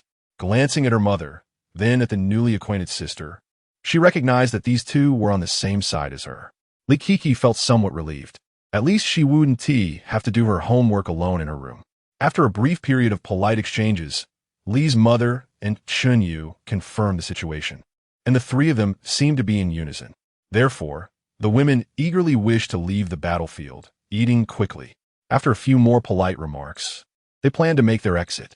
Why don't you go shopping nearby with Annie and your sister? Chinyu suggested, pulling out her phone, checking her WeChat balance, then putting it back and taking out 500 to buy Li Kiki a piece of clothing. Li Kiki was overjoyed. Really? Does Dad agree? Li's father forced a smile. His words caught in his throat, glaring at Li Kiki. Don't squander your sister's money. The 3 left the house happily. Watching their retreating figures, Chi wanly chuckled. To deal with you, she is quite skilled. Li's father waved his hand helplessly. What can you do with a daughter? After flipping open the steel cover of his lighter, Chi wanly shrugged. It's about the same. Things will improve as they grow older. Chin's father chuckled, but in their teenage years, it can indeed be quite troublesome. Hearing this, Chi wanly thought of his own Chi-mo and felt a pang of sorrow. In this bustling metropolis, the last bus for the working class ran until 11 at night. However, night buses had their own charm. After work, everyone loved to take a stroll. At this hour, the streets were alive with joyful and vibrant scenes. Chinyu seldom rode at night, finding it a novel experience. Actually, I'm not in such a hurry to go out. I want to hear what they say, but they never take me along. Li Kiki expressed her displeasure. Li's mother rolled her eyes. You'd be lucky to hear anything. They have no gossip to share. It's more entertaining to watch square dancing. Chinyu's cheeks twitched. What a peculiar hobby. Is it really that entertaining? Absolutely. It's particularly delightful to witness old men and women squabbling. The scenes can get quite heated. Li Kiki enthusiastically endorsed. Don't the police get called? They call it fighting, but it's mostly just a war of words. Chinyu. Look, Li Kiki pointed behind her. An elderly man, along with another elderly woman clutching a third, was enacting an alluring drama. However, the bus soon took a turn. Chinyu was not particularly interested. Nevertheless, Li Kiki was thoroughly amused, continually remarking on how the local customs remained so genuine, which made her feel content. Chinyu believed that accompanying Li Kiki would indeed be quite enjoyable. By the way, I didn't get a chance to ask earlier in the kitchen. Do you and your brother share a typical classmate relationship, or are you something more? Li Kaka curiously inquired. Chinyu's face reddened. Li's mother rolled her eyes. Why are you so nosy? Li Kiki straightened up, stealthily glancing at Chinyu, then peeking again. Finally, she nodded, murmuring, I know. Chinyu's face turned even redder. After a moment of silence, she asked, what does ambiguous mean? I don't quite understand. Lee's mother. Chinyu. A girlfriend is a girlfriend. A classmate is a classmate, and a friend is a friend. If one is unwilling to speak, it must indicate such a relationship, Li Kiki pondered. I know that phrase, but do not grasp its meaning. Lee's mother, somewhat curious, pretended not to hear and focused on her phone. Actually, I'm not sure either. Chinyu contemplated for a long time, unable to find a suitable explanation. Li Kiki sighed. Adults seem quite difficult to understand. Lee's mother pressed down on Li Kiki's head. When you grow up, you want to act like an adult, but once you establish a family and career, there is not much difference from being a child. As long as you take responsibility, whether you want to or not, that is when you become an adult. Cannot grow up? You cannot. Seeing how your brother seems to be struggling, I no longer wish to grow up. Ever since he entered university, he no longer jokes with me, Li Kiki lamented. Chinyu felt a lump in her throat. Were you talking about your brother before he entered university? Actually, it's not so bad now, but it feels like he is pretending. Is that so? Yes, he won't say anything when I ask. Li Kiki sighed. He has never lied to me. If he is silent, something must be amiss. Suddenly, tears streamed down Chunyu's face. Yiwan understood Li Yin better than she did. She merely wished to let herself be more open-minded or to hold on to the hope that they could be well. Yiwan had certainly grasped the most significant possibilities long before her. Li Yin treated her in the same manner. Even if unspoken, he had never deceived her. He must have endured many things in silence. Yet, once words were spoken, it marked the end. They were no longer even ambiguous. Why hadn't she visited his home earlier to understand it better? Tears flowed more fiercely. Li Kiki and Lee's mother expressed their concern for her. However, the driver's horn blared too loudly for Chinyu to hear. She could only nod, accepting a tissue to wipe her eyes. As night deepened, the lights shone even brighter against the darkening sky.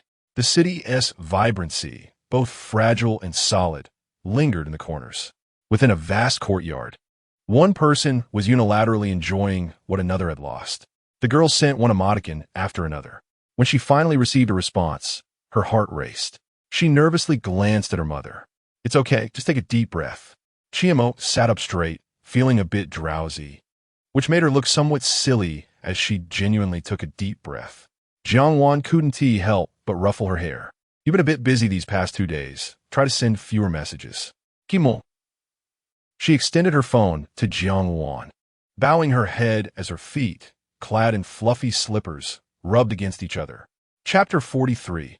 A dire situation. 6. Once the family departed, Qi Wanli ceased to hold back. He recounted the words of Li Yin. Li's father, already on the edge, erupted. Has my son, Li Yin, absorbed his education to no avail? Unintentionally, he flicked his cigarette butt onto the table, causing sparks to fly. He swiftly picked it up and pressed it into the ashtray, lighting another in the process. Unable to restrain himself, he muttered, "What nonsense!" Qi Wanli and Chen Kong both empathized with Li's father. Regardless of the circumstances, parents believe their children should not face such troubles alone. This, in their eyes, was a concealment. For someone in Li's father's profession, such a notion was utterly intolerable. Qi Wanli placed a reassuring hand on his shoulder and uttered comforting words, not to absolve Li Yin of responsibility, but to provide a general overview of Lin Qingxian and the family business behind her. The core social connections of the Lin family were not easily discernible. Prudently, Qi Wanli had only utilized personal resources to glean some understanding. They held at least 5 major media conglomerates with a voting stake ranging from 35 to 75. Their influential enterprises were somewhat identifiable, and with only these surface figures, they could easily manipulate public opinion beyond regulatory scrutiny. Their primary operations lay within the media sector, yet their core assets extended far beyond mere profits from this industry. You may doubt my words as a businessman, Qi Wanli asserted, but I swear by our friendship that I harbor no ulterior motives. It was only after discovering these details that Qi Wanli hastily sought counsel from the two. Otherwise, there would have been no need for such urgency. Shen Kong furrowed his brow. Such statements directed at him were undoubtedly a death knell for the enterprise. Then he ought to have confided in me, he remarked. Li's father remained irate. Chen Kong, with a sardonic smile, regarded him. Can you handle this case? If you report to me, My subsequent escalation will inevitably increase the risk of information leakage, potentially resulting in capital flight. Who bears the responsibility for that? Will your head suffice, or shall mine do the trick?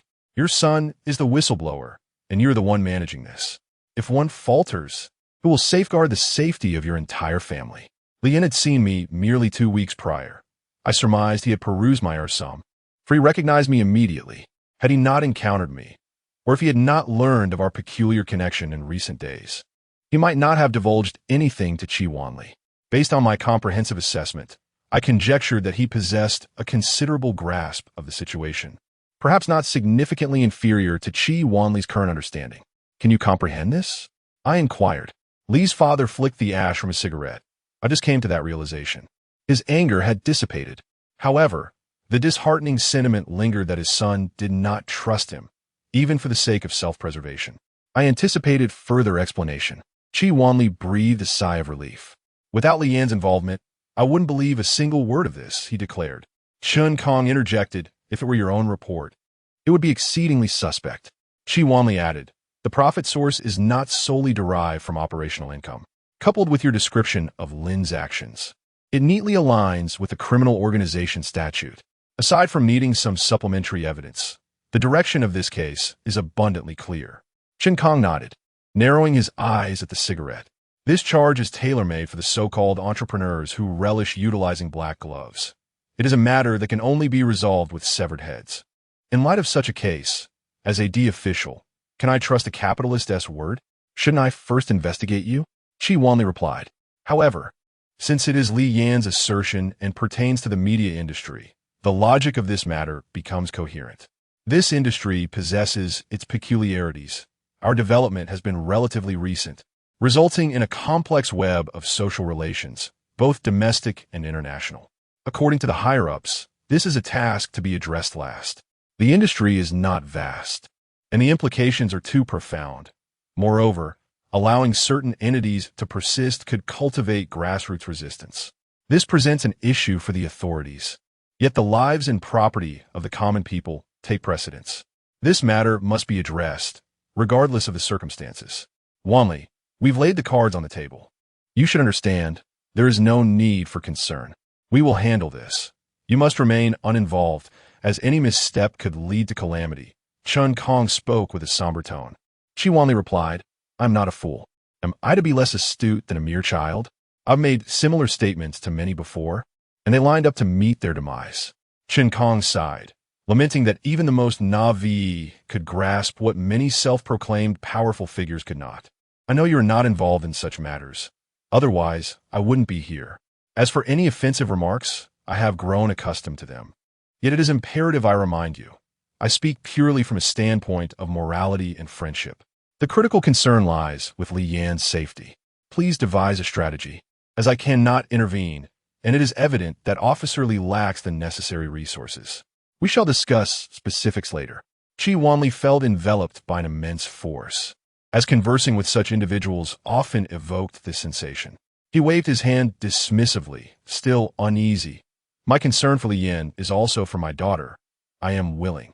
But let us limit our interactions. I fear the implications. Chun Kong merely smiled, turning to Li's father. I wish to speak with Li Yan on the phone. Hello. I am Chun Kong, the father of Chun Yu. We have met, he began. Ah, yes, greetings. Is this a convenient time to talk? Just now. Uncle Chi's wife informed me you would visit my home. I've been waiting. Rest assured, based solely on the few words from Chi Wanli. And after validating them with Li Yan, Chun Kang's admiration for Li Yan had reached unparalleled heights. However, now was not the moment for idle chatter. He meticulously inquired about the entire situation and Li Yan's intentions. Li Yan's responses were succinct yet sufficiently clear, demonstrating an acute awareness of the pivotal aspects of their business, clearly a result of growing up immersed in his father's workplace. Chun Kong asked few questions, while Li Yan spoke at length. Your plan is feasible, but there is no need for further arrangements. We can halt here. Just maintain your patience until we have everything in place. Splendid was the only unguarded expression of emotion from Li Yan during their exchange, an authentic sense of relief. Is it reliable? He inquired regarding the informant mentioned by Li Yan. Reliability is assured, yet she is not a professional, Chun Kong clarified. Even we, as professionals, cannot operate at such a level except when dealing with drug traffickers. I know I did not seek her out. She approached me, and our collaboration only commenced today. Chun Kong nodded, feeling some of the earlier displeasure dissipate. Yet, a problem arose when an alert chimed. Wait, uncle, something's amiss. My friend just informed me that Lin has had a change of heart and is taking action. Tomorrow morning they will strike. Chen Kang's expression darkened considerably. This is truly disastrous. The two fell into silence. In the interlude, Li Yin received some information from Yuan. This situation could not be concealed. Your daughter met with Lin this afternoon. Chen Kang's countenance grew increasingly grave. Chapter 44. A disastrous situation. 7. The call ended, and an uncomfortable silence enveloped the three individuals. The conversation had been on speakerphone, and Li's father had the right to be informed. Chi Wanli was obliged to assist Li Yin. Their eyes did not meet, each lost in thought. Time passed as slowly as the burning of a cigarette. Li's father brewed a fresh pot of tea. What should we do? Chi Wanli inquired. Even if we had 2 days, I wouldn't remain here. Chun Kong bit his lip, contemplating the situation. In a more relaxed time frame, they could review the case files to understand the circumstances, convene to devise a strategy, arrange for someone to intervene discreetly, and ultimately allow Li Yin to provoke a response. While they secured Lin's position, they might also uncover leads regarding the Lin group. Within 12 hours of reporting, I could receive collaborative correspondence from the department. But now, all of that was out of the question. If they simply apprehended someone named Lin, it would surely raise alarms, prolonging the case. A criminal organization of such nature would undoubtedly have a protective shield. If they addressed the core issues, news would inevitably reach them, allowing them to evade capture, resulting in significant losses, or worse, jeopardizing the entire case. We must proceed as he suggests. Li Yin must endure some hardship to buy us time. Chun Kong glanced at Li's father, who remained silent for a moment, lips moving before he finally spoke. It was his choice. Chun Kong nodded in acknowledgement. In the courtyard, the lively sound of chatter drew near. Dad, I bought you new clothes, Li Kiki exclaimed, lifting a plastic bag, only to hide other items behind her back as she darted into the room. Li's father shot her a glance. What are you hiding? Li Kiki stuck out her tongue and retreated to do her homework. Li's mother greeted them briefly before heading into the kitchen, unloading groceries into the refrigerator and turning on the faucet to wash fruit. Chen Yu stood rigidly behind Chun Kong. She had called out Dad moments earlier, but he hadn't turned around. The sound of his breathing made her aware of his anger. Was it because she slapped Li Yin? The thought crept into her mind. A sharp crack echoed as Chun Kang's hand met her cheek, his determined features taut, brows furrowed in frustration. He and Li's father had forcefully returned her to her senses. Stunned by the blow, tears welled in her eyes, which she hastily wiped away. She was oblivious to the gravity of the situation as she sat beside her father. How could I have taught you this? Chun Kang's voice was cold. I realized my mistake. I shouldn't have struck Li Yin without understanding the situation, she replied, looking down. Chun Kong clenched his jaw, his cheeks bulging slightly as he turned to Li's father. I'm unaware of the details. Children can be contradictory. Your reaction was excessive. Li's father attempted to mitigate Chun Kang's ire, clearly unaware of the situation's nuances. There are no clear right or wrongs when it comes to children, but Chun Yu was evidently uninformed. For Chun Kong, this was no longer just about temper control. He set his cup down, his voice heavy. You are free to pursue whatever you wish. I have never interfered. Even if you want to be an actress, I cannot assist, but I respect your choices. But how could you be so naive? You are my daughter. How can you lack even a shred of caution? I have taught Yo, Chapter 45, spreading rumors the following morning. As the first class concluded, whispers of scandal began to circulate among the students. It was reported that a certain classmate had committed a grave offense, leading to the police making an arrest during class.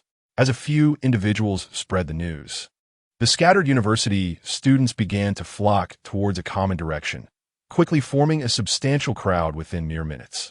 A girl clutching a bag of snacks, eager to join the commotion, paused upon spotting Zhang Wenhai smoking in the corridor. Hey, do you have any sense of public decency? Yuan lightly tapped him on the shoulder, disapproving of his smoking. Serves you right, Zhang Wenhai muttered, leaning against the wall without turning around. clearly in a foul mood. Hey, Yuan, not paying much attention to his demeanor, tilted her head towards the gathering crowd. Do you know who it is? Zhang Wenhai's gaze shifted to a small circle of gossipers. He had just reviewed a bit of secondhand knowledge he had acquired yesterday. It was said that Li Yin had also learned about this incident from the teacher a couple of days ago. However, it was certainly more authoritative than the short videos circulating online, based on the phases he had outlined the night before. Lin Xingxuan's sycophants had successfully completed the first round of information dissemination. They leveraged their perceived authority to swiftly construct public opinion, positioning themselves as the opinion leaders and controlling the narrative. The development was rapid, and they had already garnered followers. The secondary dissemination had commenced with the emergence of these followers, who acted as the spokespersons for the gossip circles, often unaware of the truth, merely echoing the information received from the opinion leaders. However, the exponential spread of core information was now inevitable. At this stage, the density and accuracy of the information were at their peak. Yet, subsequent rounds of dissemination would inevitably mix in a plethora of distracting information, diminishing the accuracy of the core message. Zhang Wenhai doubted that a single statement could hold the attention of the crowd for over 10 minutes, especially when it was delivered with such fervor. Nevertheless, once the distracting information expanded to a certain degree, it would obscure the core message, leading to a loss of significance in what was being communicated, causing the wave of public opinion to swiftly decline. Unfortunately, the impact would remain. A false narrative would be firmly affixed to Li Yin, which was the most detestable aspect of the situation. The density of the school's population was alarmingly high, resembling the dynamics of internet dissemination. Unless an unforeseen event occurred, the entire process of communication would last no longer than 2 days. Li Yin still had a chance. If he returned to campus and provided an authoritative clarification, the repercussions could be significantly mitigated, if not entirely erased. However, it seemed he desired the situation to escalate. Zhang Wenhai had no doubt about this, considering Li Yin was an exemplary student who diligently took notes and recorded lectures, practically compiling a case study of his own. The critical question remained: how could he cleanse himself of the accusations? Hey, Yuan nudged Zhang Wenhai again, breaking his train of thought. Do you know who got arrested? Li Yin. What? Seriously? She rolled her eyes, admonishing him to be truthful. Zhang Wenhai shrugged. It really is him. That's absurd, she responded skeptically. He was caught for solicitation. Stop it. Yuan rolled her eyes again. Even if that were true, it would be a matter for the counselor to handle. That's a harsh accusation. Zhang Wenhai shrugged again, observing the passers-by. You can think clearly, but they cannot. This is the narrative being spread by the sycophants, and the logical fallacies are so blatant that Yi Wan could identify them instantly. Lin Qingxian is trying to pin a serious label on me, without a buffer. It could easily overflow. If this incident attracts investigation, it could lead to trouble. They probably want to directly charge me with sexual assault, but a more ambiguous charge could certainly arise. This was Li Yin's original statement. Currently, the school administration was already advising against recording and likely would soon issue a notification to prevent the spread of rumors, attempting to contain the situation. Everything was within the realm of what Li Yin had anticipated. No wonder the dean often emphasized the consequences of wrongdoing, warning that misdeeds would inevitably lead to dire repercussions. What's so funny? Zhang Wenhai laughed heartily, suddenly wrapping his arm around Yuan's shoulder and whispering, "There are fools aplenty. Isn't it amusing?" Yuan felt her cheeks flush and shrugged off his arm. Reading those boring reports every day is dull. We might as well indulge in some gossip. You're the real fool here. Fair point. Zhang Wenhai released her. Yuan furrowed her brow. But who is it? This is all so cryptic. I told you it's Li Yin. I'm not lying. Impossible. Seeing Zhang Wenhai remain unfazed, she sought out various individuals, confirming the rumor multiple times. Yuan returned to Zhang Wenhai, firmly pulling him to a secluded area. Why are you so unfazed? I need your help. Chinyu hasn't shown up for class today, and I can't reach her. You need to come with me. Calming herself, she added, There's no way that he knows so quickly. Someone must be framing him. Li Yin's father is involved in this kind of work and knows Chinyu's father. Zhang Wenhai patted her shoulder. Don't worry too much. I just called Li Yan's father. Of course, he didn't answer. All right, all right. Yuan sighed in relief, regaining her composure. What about Lin Qingxian? Uncertain. Over a trivial video? Yuan's frown deepened. That is utterly ridiculous. Zhang Wenhai sighed. I can't focus on classes anymore. Let us go watch a movie. Morning tickets are cheaper. Observing the excited classmates rushing about, Yuan sensed that Zhang Wenhai was not feeling well and smoothly transitioned the topic, nodding in agreement. All right. Chapter 46. Time 1. As he settled into the police car, the destination was the precinct. The officer escorted Li Yin to a room, instructing him to wait for a moment before departing. The iron door slammed shut, and he quickly surveyed his surroundings. His gaze was drawn upward to the bold inscription, Confess for leniency, resist for severity, and he realized he was in an interrogation room. In the center of the room stood a remorse chair. Li Yin glanced at the chair and nodded in satisfaction. Typically, such chairs were made of stainless steel, which not only felt cold, but was also quite uncomfortable. However, this particular one, although still stainless steel, was cushioned with black leather, featuring a wooden plank and a sponge pad for added comfort. Such chairs were usually reserved for minors. He recognized the details, having had his share of experiences in similar circumstances. During his early elementary school days, his mother had been particularly anxious about him. He would accompany the patrolling officers to his father's workplace to do his homework while waiting for his mother to pick him up. His father's old workplace housed an abandoned interrogation room, which was exceptionally quiet, and he enjoyed doing his homework there. Occasionally, attractive policewomen would come by to assist him and offer him snacks. Seeing the room again now evoked a sense of nostalgia. As he settled into the chair, shifting slightly for comfort, he let out a relaxed sigh. A few moments later, he realized, am I perhaps a bit too peculiar? As time passed without anyone entering, he leaned against the table and began to doze off. Likely, someone was watching, for just minutes later, the iron door swung open. 2 officers, one seasoned and one new, entered. The newcomer was taken aback by Li Yin's apparent familiarity with the situation, but quickly adopted a serious demeanor as he locked the cuffs on him. Returning to their desks, the sound of typing filled the air, punctuated by their hushed conversations and furtive glances as they scrutinized Li Yin. With preparations complete, the camera's red light flickered on. Let us begin, the middle-aged officer stated, devoid of any computer screen to mask his expression. He casually flipped through the documents on his desk, found the relevant page, and extracted a ballpoint pen from his breast pocket, tapping it against the table. He took a seat, clearly aware of his responsibilities. He gestured towards the 8 large characters behind him, indicating that he hoped for a proactive approach, which could work in Li Yan's favor. Let us stick to the severity. Then, Li Yin replied, I have done nothing wrong. The officer furrowed his brow. Without substantial evidence, we would not directly apprehend you at school. Now, tell us, where did you obtain the drugs? Drugs? Li Yin frowned. What drugs? The victim's blood tested positive for hallucinogenic substances, the officer said, producing a plastic bag containing a brown, unlabeled bottle, retrieved from a hotel trash bin. The drug's components matched those found in the victim's blood, and your fingerprints were on it. Li Yin was left in a daze. How is this possible? Lin Qingxian asked me to sign a contract for 1 million to purchase the rights to my work. That contract required me to keep the transfer of copyright, including personal rights, confidential. I didn't sign because of those illegal clauses. He murmured, I wouldn't engage in such activities, even for money. Yes, he set me up. You should question him, he urged. Stop dodging the issue, the officer insisted, tapping the table. You entered a certain hotel at 15:36 yesterday and exited at 16:47. Does it really take that long to review a contract? I needed time to examine the contract details, Li Yin defended.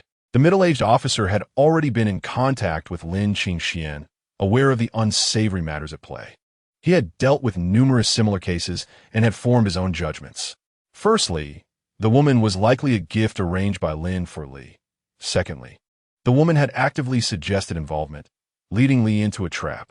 Given the current situation, Li was aware that even if he revealed everything, the evidence remained unfavorable.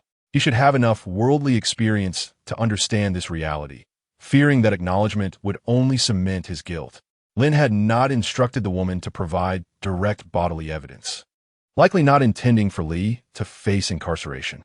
This intimidation served a purpose, and to some extent, Lin would provide tangible evidence to substantiate the claims. He did not wish for this matter to be fully substantiated. Even if the financial reward was greater, the risks heightened significantly.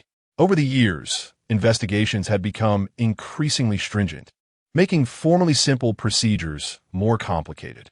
However, he believed that with caution, he could navigate this situation unscathed. Aside from Lin Qingxian, they still handled other cases with fairness. Particularly for himself, he had generally been diligent in his job, earning a decent reputation locally. This perception set him apart from his colleagues. In his mind, the machinations of the wealthy would not harm ordinary people. Aside from accepting a bit of money, he had never harmed the common folk. In this context, he considered himself the best of the good. Thus, even if caught, he would expect leniency. His child studying abroad was nearing graduation. The worst outcome would simply involve a few years in prison. Each time, he would contemplate this cycle of thought. Twisting open a teacup, he took a relaxing sip. His gaze shifted from confusion to determination. Aside from reviewing the contract, what else did you do? Please elaborate. He flipped the teacup lid onto the stainless steel top, producing a loud clank. Noticing a fleeting flicker in Li Yan's eyes and an unnatural curve at the corner of his mouth, the middle-aged officer felt reassured. Li Yan was genuinely not pretending. His father had similar professional habits, and colleagues would secretly criticize him for being too old-fashioned, though it proved effective. Li Yan couldn't help but smile at the sight of the cup lid being placed back. He narrated a prearranged sequence of events, prepared for certain anticipated questions. Engaging in a back-and-forth exchange, he displayed a range of emotions: impatience, frustration, silence, frowning, and even a desire for a cigarette. The first round of interrogation concluded without any significant revelations, as the officers had not expected much. After being led out through the iron door, the fatigue on Li Yan's face was genuine. "I want to contact a lawyer. Can I use a phone?" "There's a phone over there," the young officer replied. "Your personal phone will be confiscated. Behave yourself." "Can a lawyer be present during the interrogation?" "You've been watching too many movies. That's not how it works here." The young officer frowned. "Oh." Disappointment washed over him. Pretending was exhausting, and he hoped to endure less suffering. He dialed the number his father had prepared. "Dad, I've been wronged. You should have received the notification. Don't believe it. Please hire a lawyer quickly." "I'm your mother." Jiang Wan's voice came through. "Li Yan, please do it soon. Are you unwilling to call me Mom?" "Li Yan, all these years, you've never called me Mom. I love you, and I've always wanted to explain the past to you, but you wouldn't listen. Once you're out, can we sit down and talk calmly?" "Li Yan," the young officer urged, "time's up. Son, talk to your mom. Do not engage in unrelated conversations regarding hiring a lawyer." The young officer interrupted the call. "Do you need to call again?" "Forget it." Li Yan cast a grateful glance at him. "Take me away." If it were a routine outing with Jiang Wan, it wouldn't be a problem, but Li Yan was utterly exhausted, feeling physically unwell. Chapter 47. Time 2. In the office after a long night. Chun Kong stuffed the neatly organized files into the safe and opened his thermos, only to realize he had forgotten to secure the lid. He poured out the cold tea and refilled it with some hot water from the dispenser. "Knock, knock, knock." The sound of knocking echoed. "Come in," he called out. Several individuals filed in, some reclining on the sofa, others getting water, and a few rummaging through his desk for cigarettes. These were all former colleagues who had inherited serious messes, all handed to them by Chun Kong. Yes, the position had shifted slightly, and so had their income. However, the workload had increased significantly, with the data showing that in the first 3 months of a promotion, the average number of hospital visits for 4 drips was 1.5 times. The latest health examination reports were filled with alarming indicators. Consequently, this group of individuals, who were required to report every 2 weeks, maintained a certain attitude towards Chun Kong. The organization had no objections, but could they not exert some pressure on their leader? Could colleagues not coordinate? That was the term they used. They coordinated a piece of cake in their mouths and some good tea mixed with hot water in their cups. Perhaps a half-pack of cigarettes tucked away in their pockets. Such a burden. "My daughter bought me this food, and I hardly touched it," Chun Kong sighed, shaking his head. "All right, enough fussing around. Let us get to work." The group simultaneously raised an eyebrow. There's significant work ahead. Their hands halted, and they settled into their seats. Chun Kong briefly outlined the case situation. Questions arose, answers were provided, details supplemented, and plans discussed. Having dealt with these messes before, they possessed a different perspective from Chun Kong, understanding certain nuances better. Ideas were proposed, some dismissed, others questioned, until they ultimately selected the most suitable one. Sending someone just out of auxiliary police training may not be wise, one remarked. There are no other options. If we need to insert someone, it must be this way. Who would believe that someone just trained is trustworthy? Lack of work experience was certainly a concern. If things went awry, how could they justify it? Could they take someone new along, perhaps citing personal reasons? Even familial relations wouldn't suffice, as regulations prohibited such arrangements, and the system wouldn't allow it. What about friends? In principle, that's not allowed. One individual suddenly had a realization, then that's even better. This was clearly a loophole that could be exploited, especially if personal connections could be arranged. Such a situation would be easily accepted. Chun Kong tapped his pen. Since you say so, it seems there's a candidate. Yes, a lean officer named Ning Chung, the only innocent one in my former unit's leadership.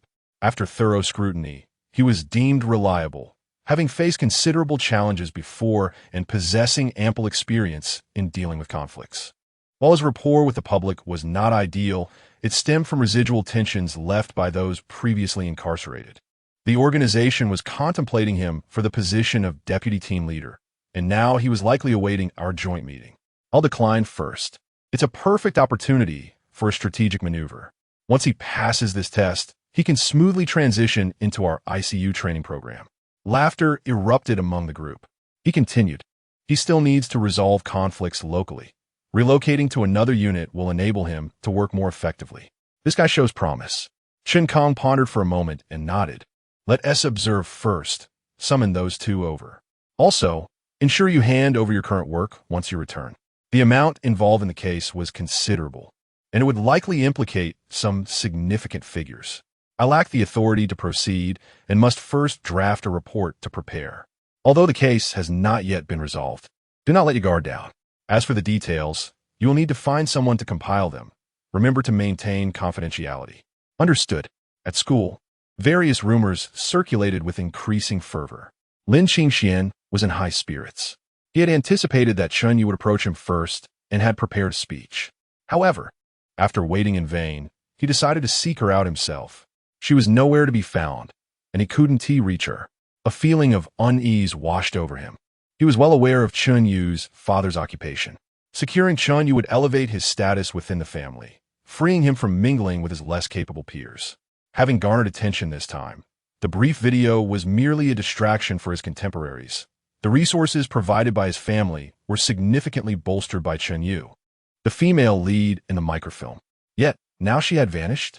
He speculated that perhaps Chun Yu had disclosed their dealings, and her father, uninterested in the case, might have confined her at home to avoid trouble. Lin Qingxuan's vigilance heightened. If she had indeed been persuaded to send someone to investigate, it would pose a problem. In truth, he had planned to release Li Yan in a few days. He had originally looked down on Chun Yu, but now found himself hesitant and second-guessing his previous stance. Searching through various channels for information, he finally reached Yuan. At the cinema, Yuan was in a less than cheerful mood. She had expected a date for two, but was instead greeted by four. The two extra companions were nothing short of an annoyance. As a WeChat call interrupted, she hastily silenced her phone. The film had already begun, and she felt embarrassed as she apologized to those around her.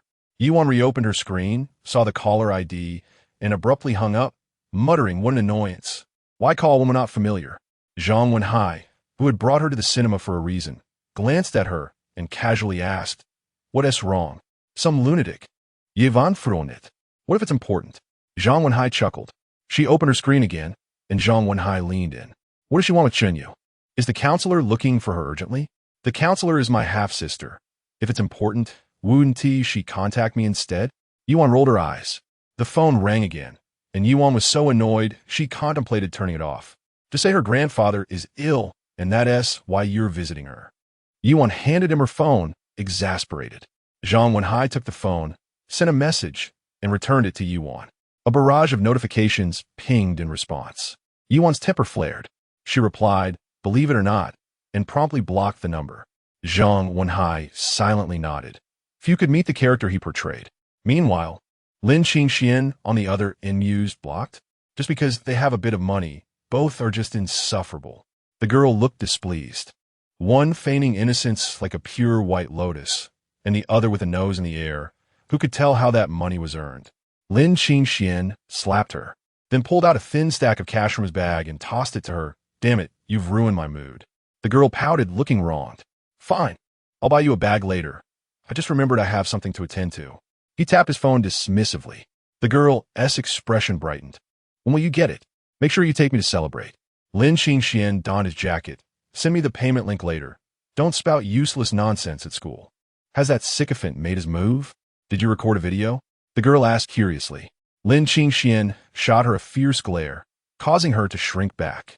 Insufferable. The sound of the slap reverberated through the hotel room as the door slammed shut.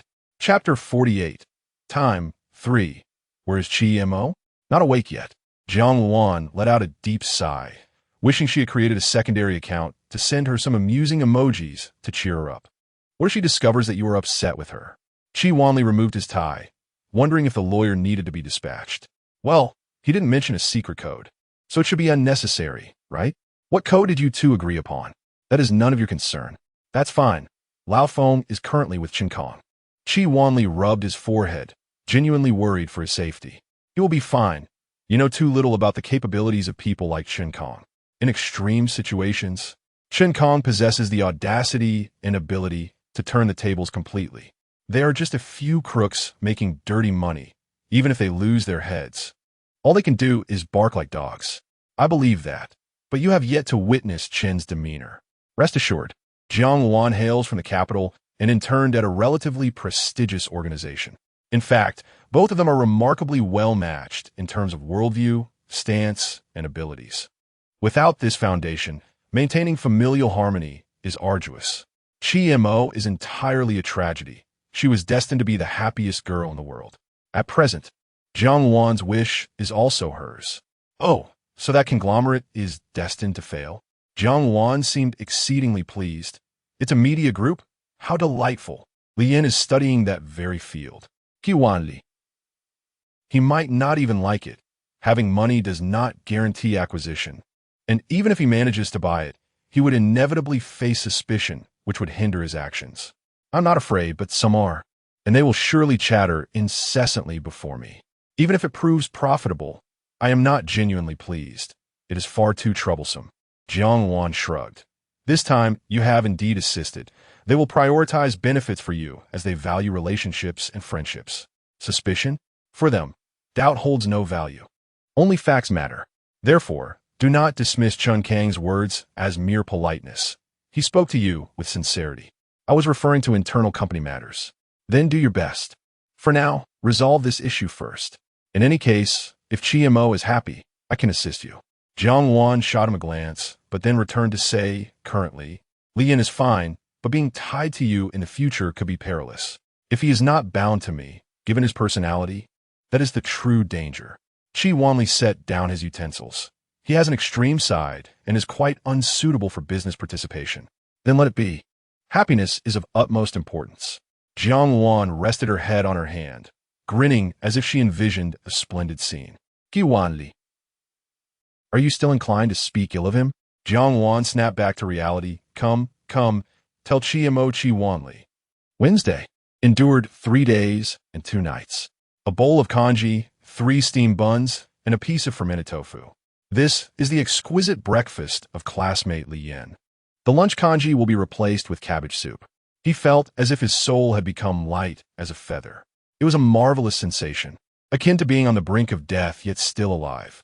The food was not the crux of the issue. The nutrition was unbalanced but sufficient to stave off hunger. The primary concern was the exhausting interrogations. Each day consisted of 2 rounds of questioning, lasting 7.5 hours each, during which he remained seated except for sleeping, eating, and restroom breaks. The first round involved a camera, while the second took place in another room, merely a casual chat. But do not expect to return to the cell for rest. Furthermore, Each time he spoke, he had to express various emotions and gestures, prolonging the time for thought. His fatigue was palpable. Numerous times, he barely managed to hold on, constantly urging himself to endure for just 1 more hour, then for 15 more minutes. His mental state was on the verge of collapse. Had it not been for the news of new officers reporting yesterday afternoon, he might have truly reached his limit. After finishing his meal, Lien stood and raised his hand toward the officer overseeing him. Report. On the way back, he remarked, "Let us return to the cell first." Understood. Joy radiated from his face. The officer rolled his eyes. No one can erase what has been done. Do not think you have a savior. Yes, yes. Huh. Yes. Fool. Brother Zhao, what is the process for interrogating a prisoner? Let me experience it. The female officer in uniform munched on chicken nuggets, glancing at the middle-aged officer. The handsome man across frowned. Such disciplinary matters cannot be entrusted to Brother Zhao. It's fine, it's fine. You're being overly dramatic. It's good to familiarize yourself. I see you will eventually pass the exam. The middle-aged officer chuckled. Luo Yanran let out a snort. No wonder you haven't been promoted to deputy team leader. Ning Chung slammed the table. What do you mean by that? What are you slamming the table for? This little money isn't even enough to buy a bag. Luo Yanran picked at her nails. Say that again. Hey, don't argue. It would be bad if the crowd saw.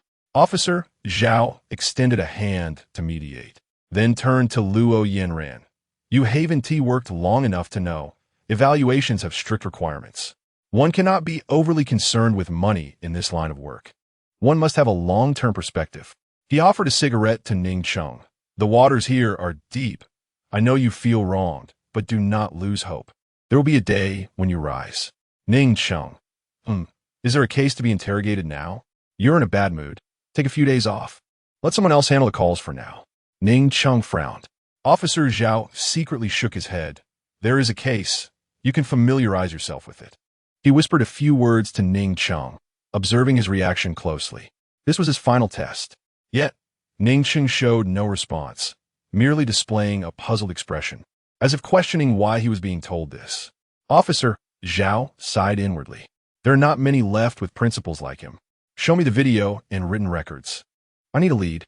Ning Chung extinguished his cigarette. All right. An hour later, Ning Chung adjusted the information, moved his chair aside, and inquired, which room? The third one. He leaned in and said, Are you aware of the precautions? I understand everything. Good. Then I'll go patrol. Don't let it drag on too long. This person cannot handle being frightened. Ning Chung nodded. It's evident. Luo Yanran picked up the unfinished McDonald's breakfast on the table. Can I bring this in to eat? We sometimes have our lunch in the interrogation room. It's permissible. However, we usually eat cafeteria meals. You can have the cafeteria deliver when it's noon. Wednesday's lunch is quite good. By the way, the microwave is in the tea room. Officer Zhao was unusually chatty.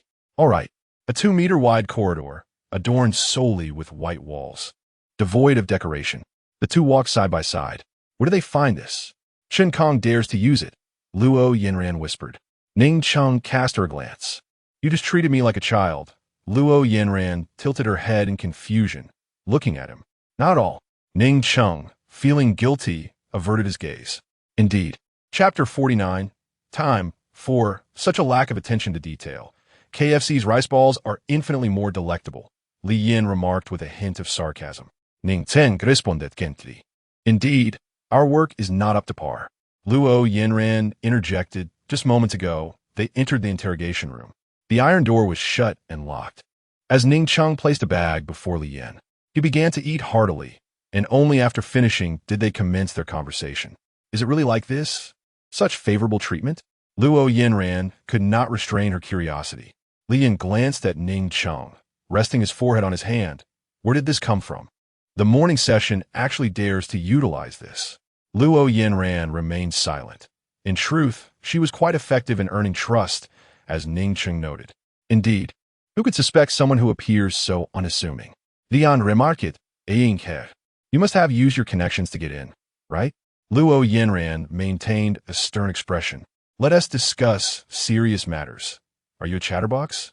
Fine, Li Yin sighed, as he genuinely wished to engage in conversation, particularly of the carefree variety. Ning Chung, being more courteous, inquired, Then shall we start? Sure, Li Yin replied, but I will need a few more days to prepare. He optimistically estimated 3 days, with 4 being a possibility. Li Yin wiped his face, feeling that the morning session was overly punctual, and he was reluctant to remain. Ning Cheng poured a cup of warm water from a thermos for Luo Yinran to deliver.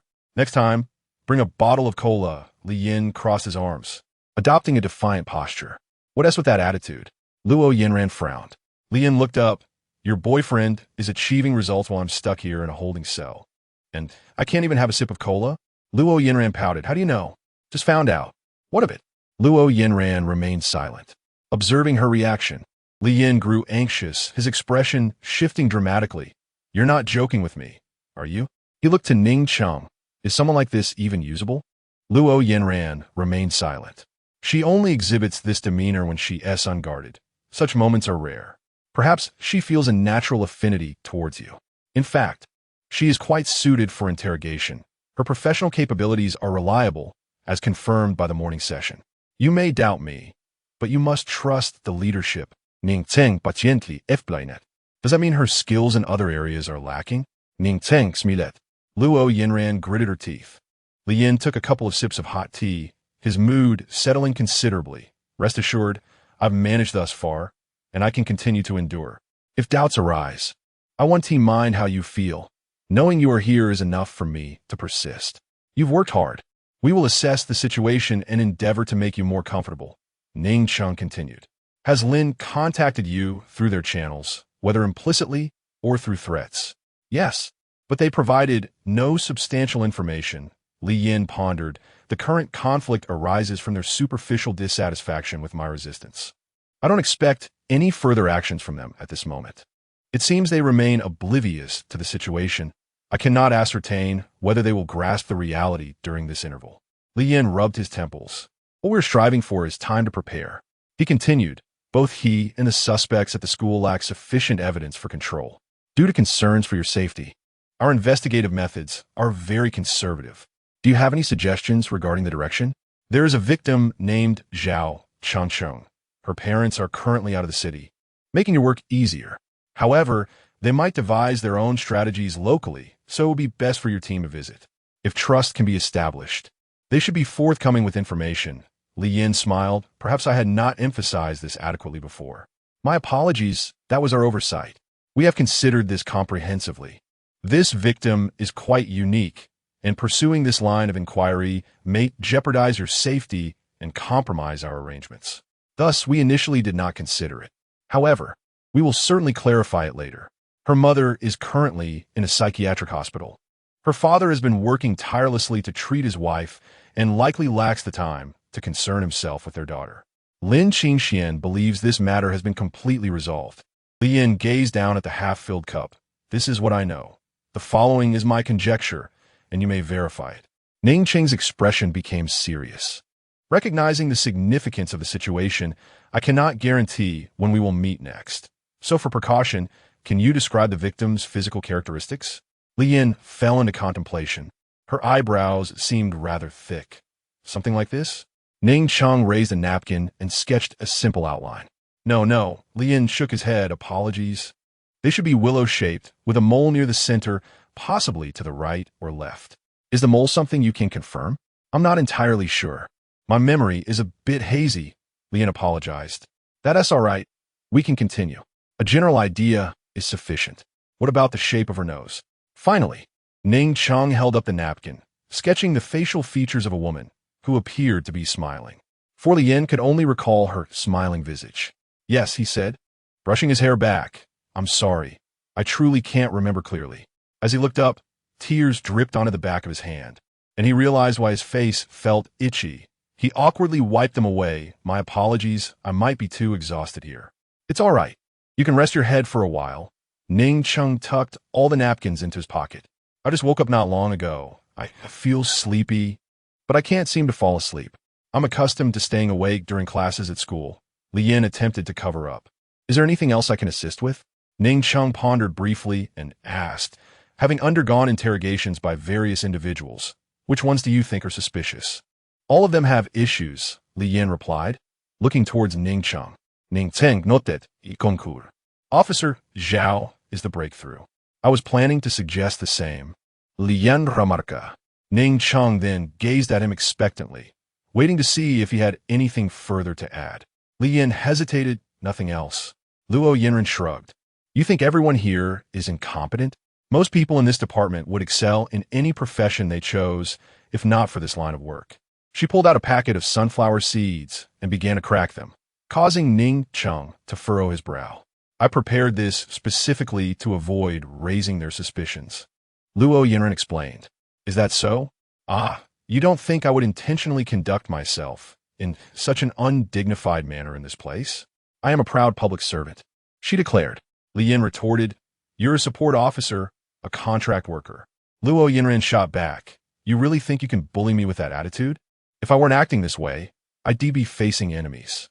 Do you think I'm sitting here for no reason? Luo Yinren was momentarily taken aback.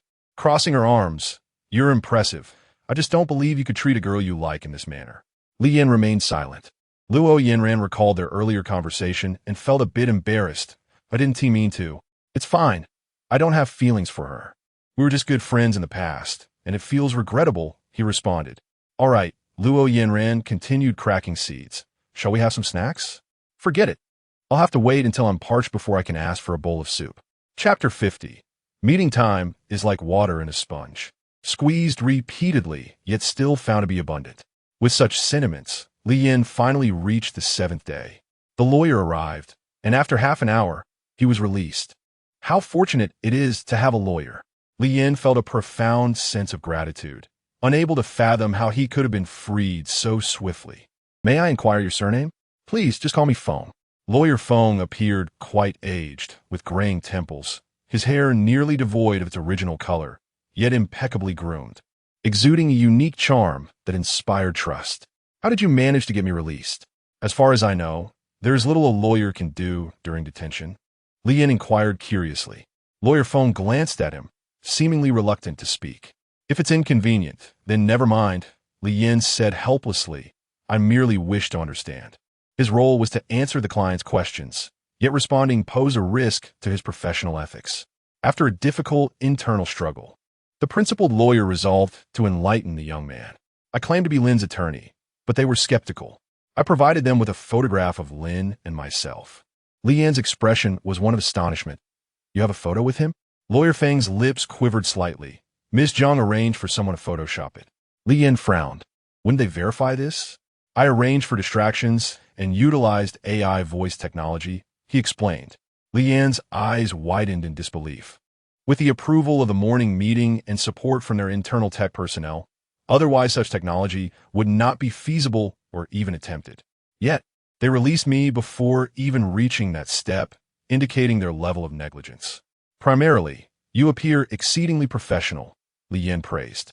I typically do not dress this way. It is the work of Miss Zhang's makeup artist. Li Yin pondered, if I may be so bold. What is your fee? He tilted his head, contemplating. For a case like this, perhaps around 100,000. Li Yin responded, I had planned to release you today, but you possess a certain cleverness. They proceeded to a private dining establishment, somewhat secluded and lavishly decorated. Li Yin had not yet returned to school when Lin Qingxian intercepted him en route. Rather than being forceful, he simply instructed Li Yin to get in the car, and he complied. Having spent an entire week in confinement, Li Yin appeared disheveled. While there was the option to bathe, it was infrequent and the quality of toiletries was mediocre, leaving him feeling unclean. Furthermore, his clothes, having been worn for a week, were wrinkled. The week had been unbearably dull, leading him to develop a habit of zoning out whenever he sat down, giving him an almost dazed appearance. The private room was exceptionally quiet. Lawyer Feng had taken Li Yin's phone, leaving him without even that means of entertainment. After a brief silence, Lin Qingxian offered Li Yin a cigarette. Noticing Li Yin's reluctant demeanor, Lin Qingxian chuckled and nudged the cigarette towards him until he accepted it. With a crisp sound, he flicked the lighter, offering it to Li Yin. Leaning forward, Li Yin accepted the flame. Such is the nature of cordiality. Let bygones be bygones, Lin Qingxian remarked. I am a few years your senior. At your age, I accomplished a significant endeavor, a costly yet rewarding one. leading to profound realizations, Lin Qingxian said, squinting through the smoke. What do you mean? You will understand in due time, Lin Qingxian replied, shaking his head. Li Yin earnestly stated, if you do not share, I fear it may be difficult for me to learn. Ha, you need not be so modest, Lin Qingxian shot him a glance. Some learn to read others' intentions by age 3, while others remain oblivious until 80. The disparities among people can often be greater than those between humans and beasts. Are you implying me? Li Yin asked, taking a puff and resting his hands flat on the table, a habit formed during his confinement, his wrists bearing the marks of restraint. No, not at all, he shook his head. I do not believe there is a hierarchy among such individuals. I have encountered the latter type in very high positions, who have never had to read others' intentions throughout their lives. You are evidently of the former type. Lin Qingxian relaxed in his chair. Can you divulge how you spread the news? Li Yin smiled. It was quite a simple method. Indeed, it spread quite quickly. Lin Qingxian acknowledged, giving him a thumbs up. Hiring someone to impersonate a lawyer must have cost a pretty penny. How much? I'll reimburse you double. No need. Consider it tuition, Li Yin replied nonchalantly. Lin Qingxuan's expression shifted suddenly. Are you not willing to discuss it? Not at all. Li Yin extinguished half the cigarette. Taking a sip of water, I haven't smoked in a while. My throat feels uncomfortable. Dishes began arriving at the table. Li Yin did not eat much. Yet Lin Qingxian was attentive, serving him generously. Li Yin was almost moved. Dining with his dorm mates had never afforded such treatment. After a few exchanges, a bond of camaraderie began to form. Lin Qingxian sighed. You need not endure this suffering. You are merely too obstinate. I was unaware you held such influence. Li Yin rubbed his forehead. You could have mentioned it earlier. Even if I had, you would not have believed me. Lin Qingxian shrugged. That is true, Li Yin nodded. I also misjudged you. I initially thought you lacked depth. Lin Qingxian offered another cigarette. The million will be transferred to your account after you complete a task for me. To be frank, I am a miser, yet I believe you will be an excellent ally, worth the price. Do you understand my intent? His gaze was profound. Feeling discomfort in his throat, Li Yin declined the cigarette but raised his glass of juice in a toast. They clinked their glasses, and the atmosphere noticeably brightened. They exchanged a few light-hearted jokes. Lin Qingxian, intrigued, began to inquire about Li Yin's experiences in detention. Li Yin recounted a few amusing anecdotes about the facility. When he asked how Lin Qingxian had managed to solidify control over the branch, Lin merely stated that it was a long story for another time. Finally, Lin Qingxian mentioned wanting to introduce Li Yin to a girlfriend. Noticing Li Yin's lack of engagement, he shifted directly to the matter at hand. I need to discuss something regarding Chinyu with you. Some aspects may be difficult for you to accept. In summary, I require her. Li Yin finished his juice, setting down the glass without facing him. Upset, Lin Qingxian tapped the cigarette, but your families are not on equal footing, making it impossible to leverage resources. Your greatest likelihood is to follow her father's arrangements and pursue a position as a grassroots civil servant, at best finding a way to elevate yourself to a mid-level cadre. There exists another possibility. If your actions do not align with his expectations, it could even jeopardize him. From my understanding of such families at that level, their primary hope is for one thing: your demise on the job, enhancing his political achievements. His words were blunt. For Li Yin, her father held little significance. However, for me, he is quite advantageous. In truth, she herself holds little importance to me. In society, the instrumental value of women is paramount. If they cannot serve a purpose, one should not invest excessive effort. They often delude themselves into believing they have created something immortal, yet their ultimate fate is to remain tools employed to fulfill specific objectives. Whether noble or despicable, they remain the same. Chapter 51. Laughter erupted as Lin Qingxian, in high spirits, felt a connection with those around him. However, Li Yin interrupted him. So that's how you think, he remarked, still not facing Lin Qingxian, as he adjusted the tray, ultimately resting his finger on it. Li Yin stared intently at the steak on the plate. Lin Qingxian chuckled softly, picked up a sharp knife, and sliced into the steak, offering a piece to Li Yin. Delicious, isn't it? Li Yin accepted the plate, apologizing. I'm sorry, I tend to zone out sometimes. I understand the reasoning you presented. His smile grew more genuine. I truly admire your character. You never make absolute statements. Having a mind of your own is fine, as long as you're willing to collaborate. So, what do you need me to do? Li Yin inquired. Suddenly, Lin Qingxuan's demeanor shifted to one of seriousness. Your friend's presumptuous retaliation is troubling me. More importantly, if this matter remains unresolved, Chunyu is likely to misunderstand me. Both understood the implication. Lin Qingxian felt he could not gain Chunyu's trust regarding this issue. To earn her trust, Li Yin would have to take action. I need you to admit something. Li Yin wiped his face, his mouth twitching. 3 to 10 years? Are you joking? Don't you know what rumors have started circulating in school? Lin Qingxian frowned. How did you hear about it? Am I not convincing enough? Li Yin burst into laughter, playfully patting Lin Qingxuan's shoulder. Ha ha ha! Lin Qingxian, you are truly remarkable. Li Yan's peculiar demeanor and irreverent remarks made Lin Qingxian endure the moment. Yet, Li Yan continued to chuckle, growing impatient. Suddenly, he stopped laughing and said, I can't believe I'm actually willing to do this for you. Back at school, Li Yan successfully encountered Zhang Wenhai. As he stepped out of the car, Zhang Wenhai raised an eyebrow. Are you two still on good terms?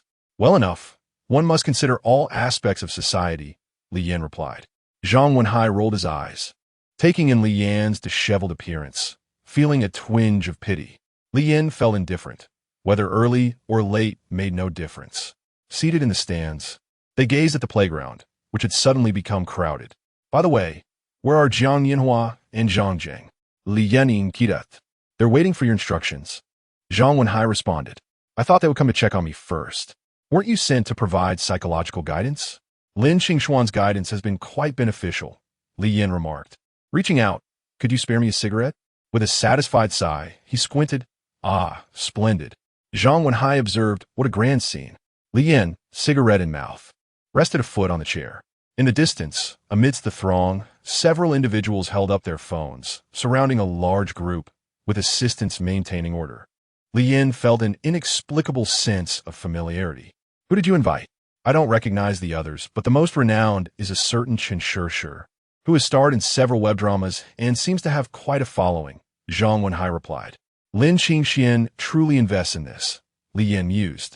A person of her status should cost no less than 10 or 8 yuan.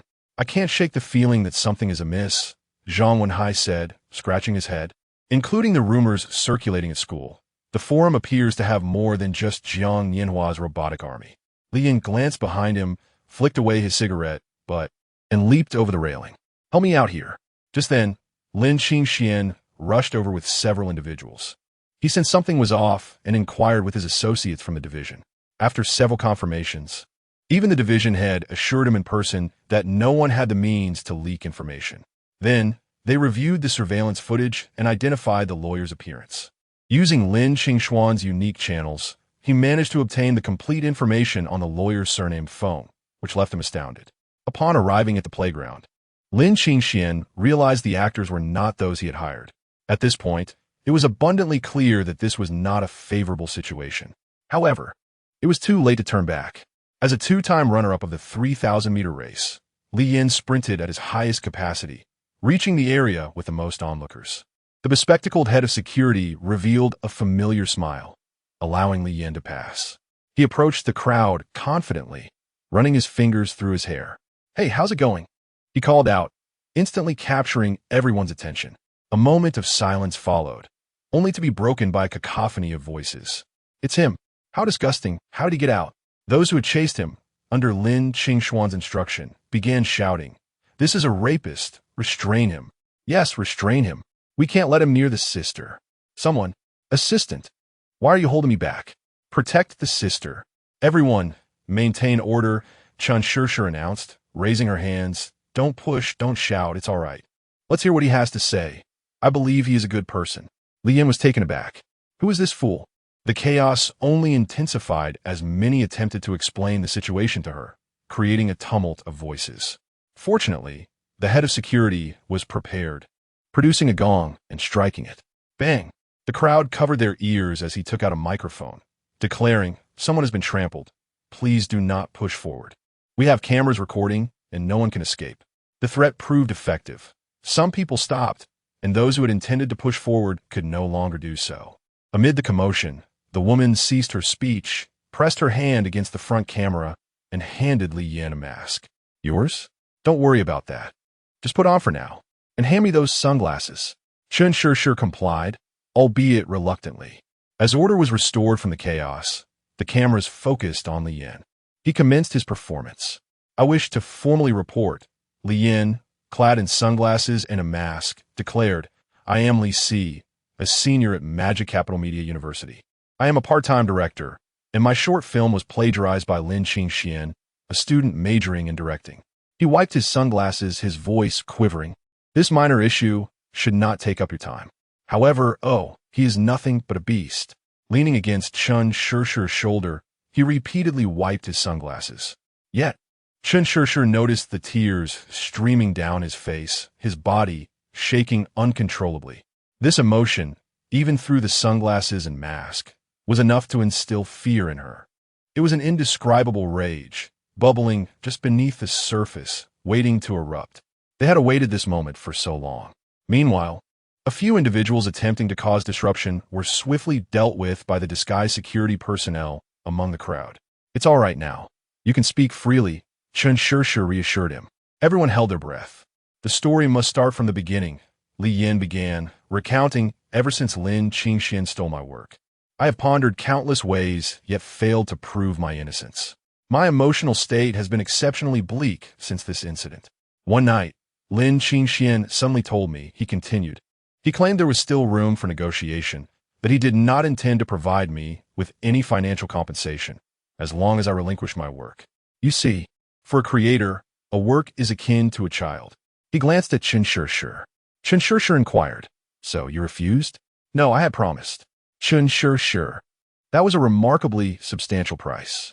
We signed a contract, and he invited me for drinks, to which I consented. Li Yan let out a soft whimper, continuing. We consumed a considerable amount of alcohol together, and I became intoxicated. He escorted me to the hotel. That night, on that bed under the dim light, Lin Qingxian, a senior directing major, did something to me Li Si. Is a beast.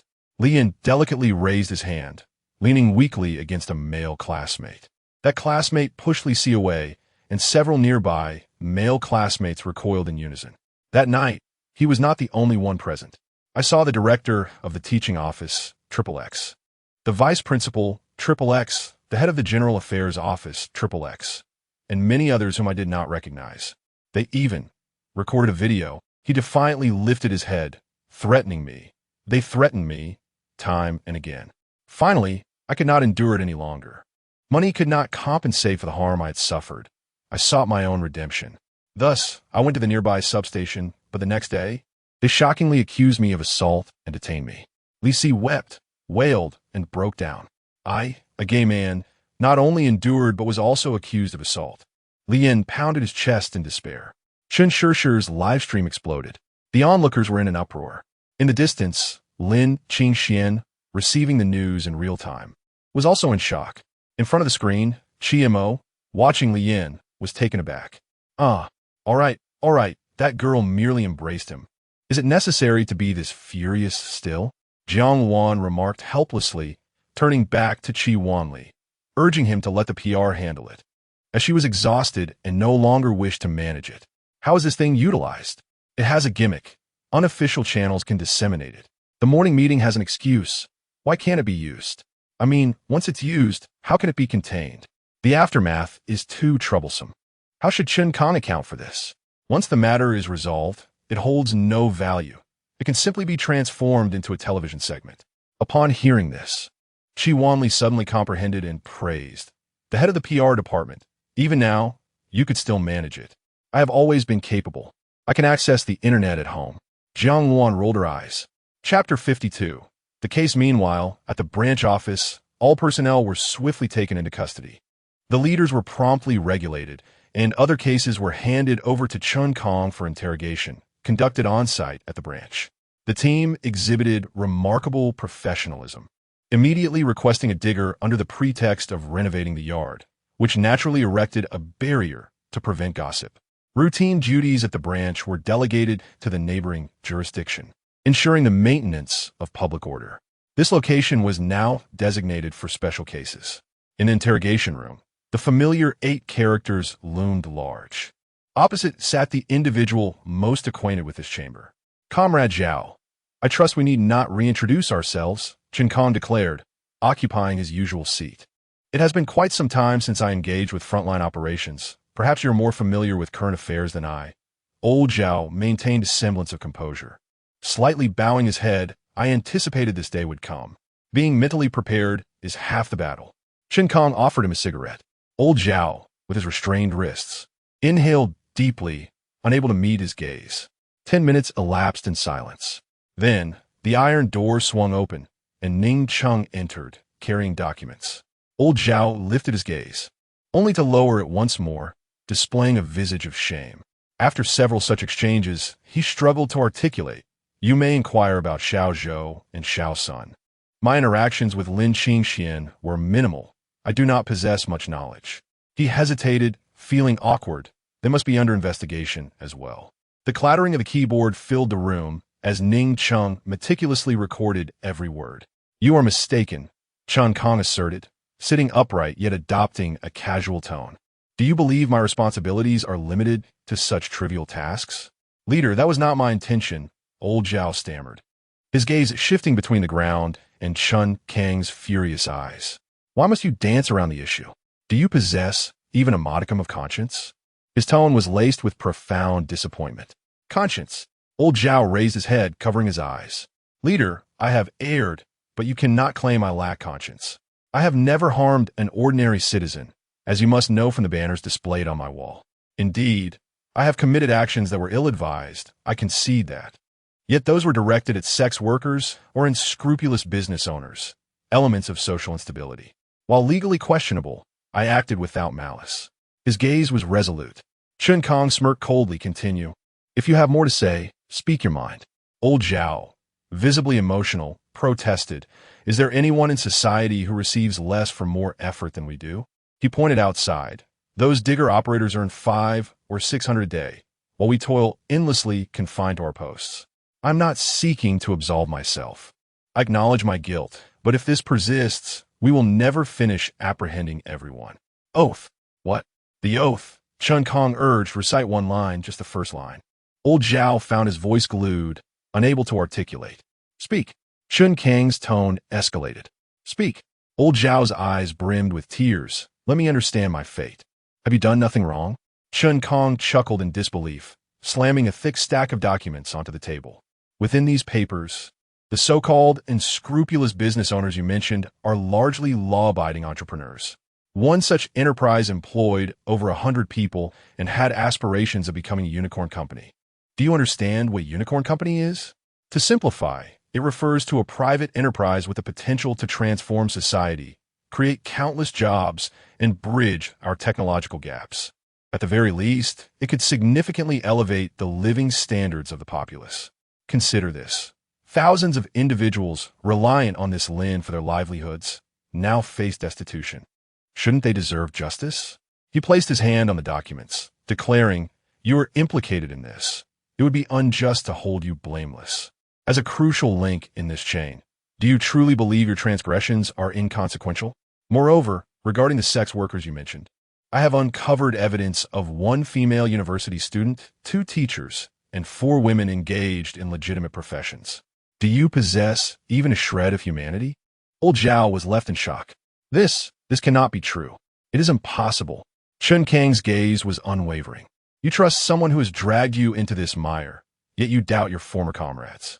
The current testimonies and evidence are sufficient to convict you, though they may hinder the progression of the case." "And what of them?" Old Zhao suddenly recalled, pointing towards the door. "They must have done far worse. Why come seeking me first? Why?" "Reflect on their actions." Chen Kong leaned back in his chair, tossing his pen onto the documents in utter disappointment. "They indulge in excess while you... What have you done?"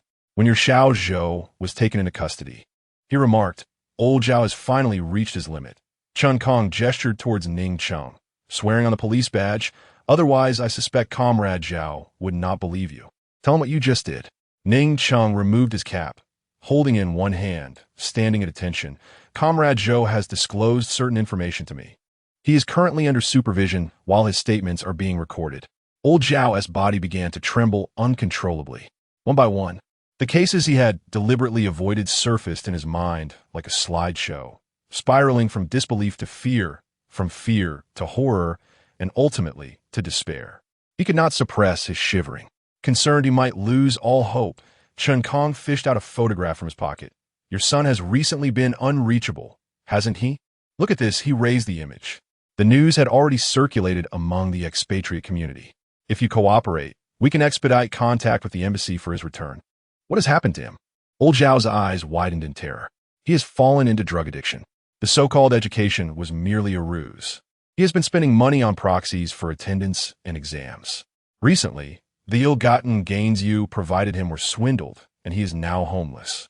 Old Zhao seemed to lose his soul. Head tilted back, tears streaming down. Chen Kong glanced at Ning Cheng, who signaled an okay. He exited the interrogation room, preparing to switch with another officer. Upon stepping out, his secretary handed him several documents. He paused, scanning the contents before signing each one against the wall. Once the case is concluded, ensure the records are reviewed by the publicity department and that all involved parties see the final outcome.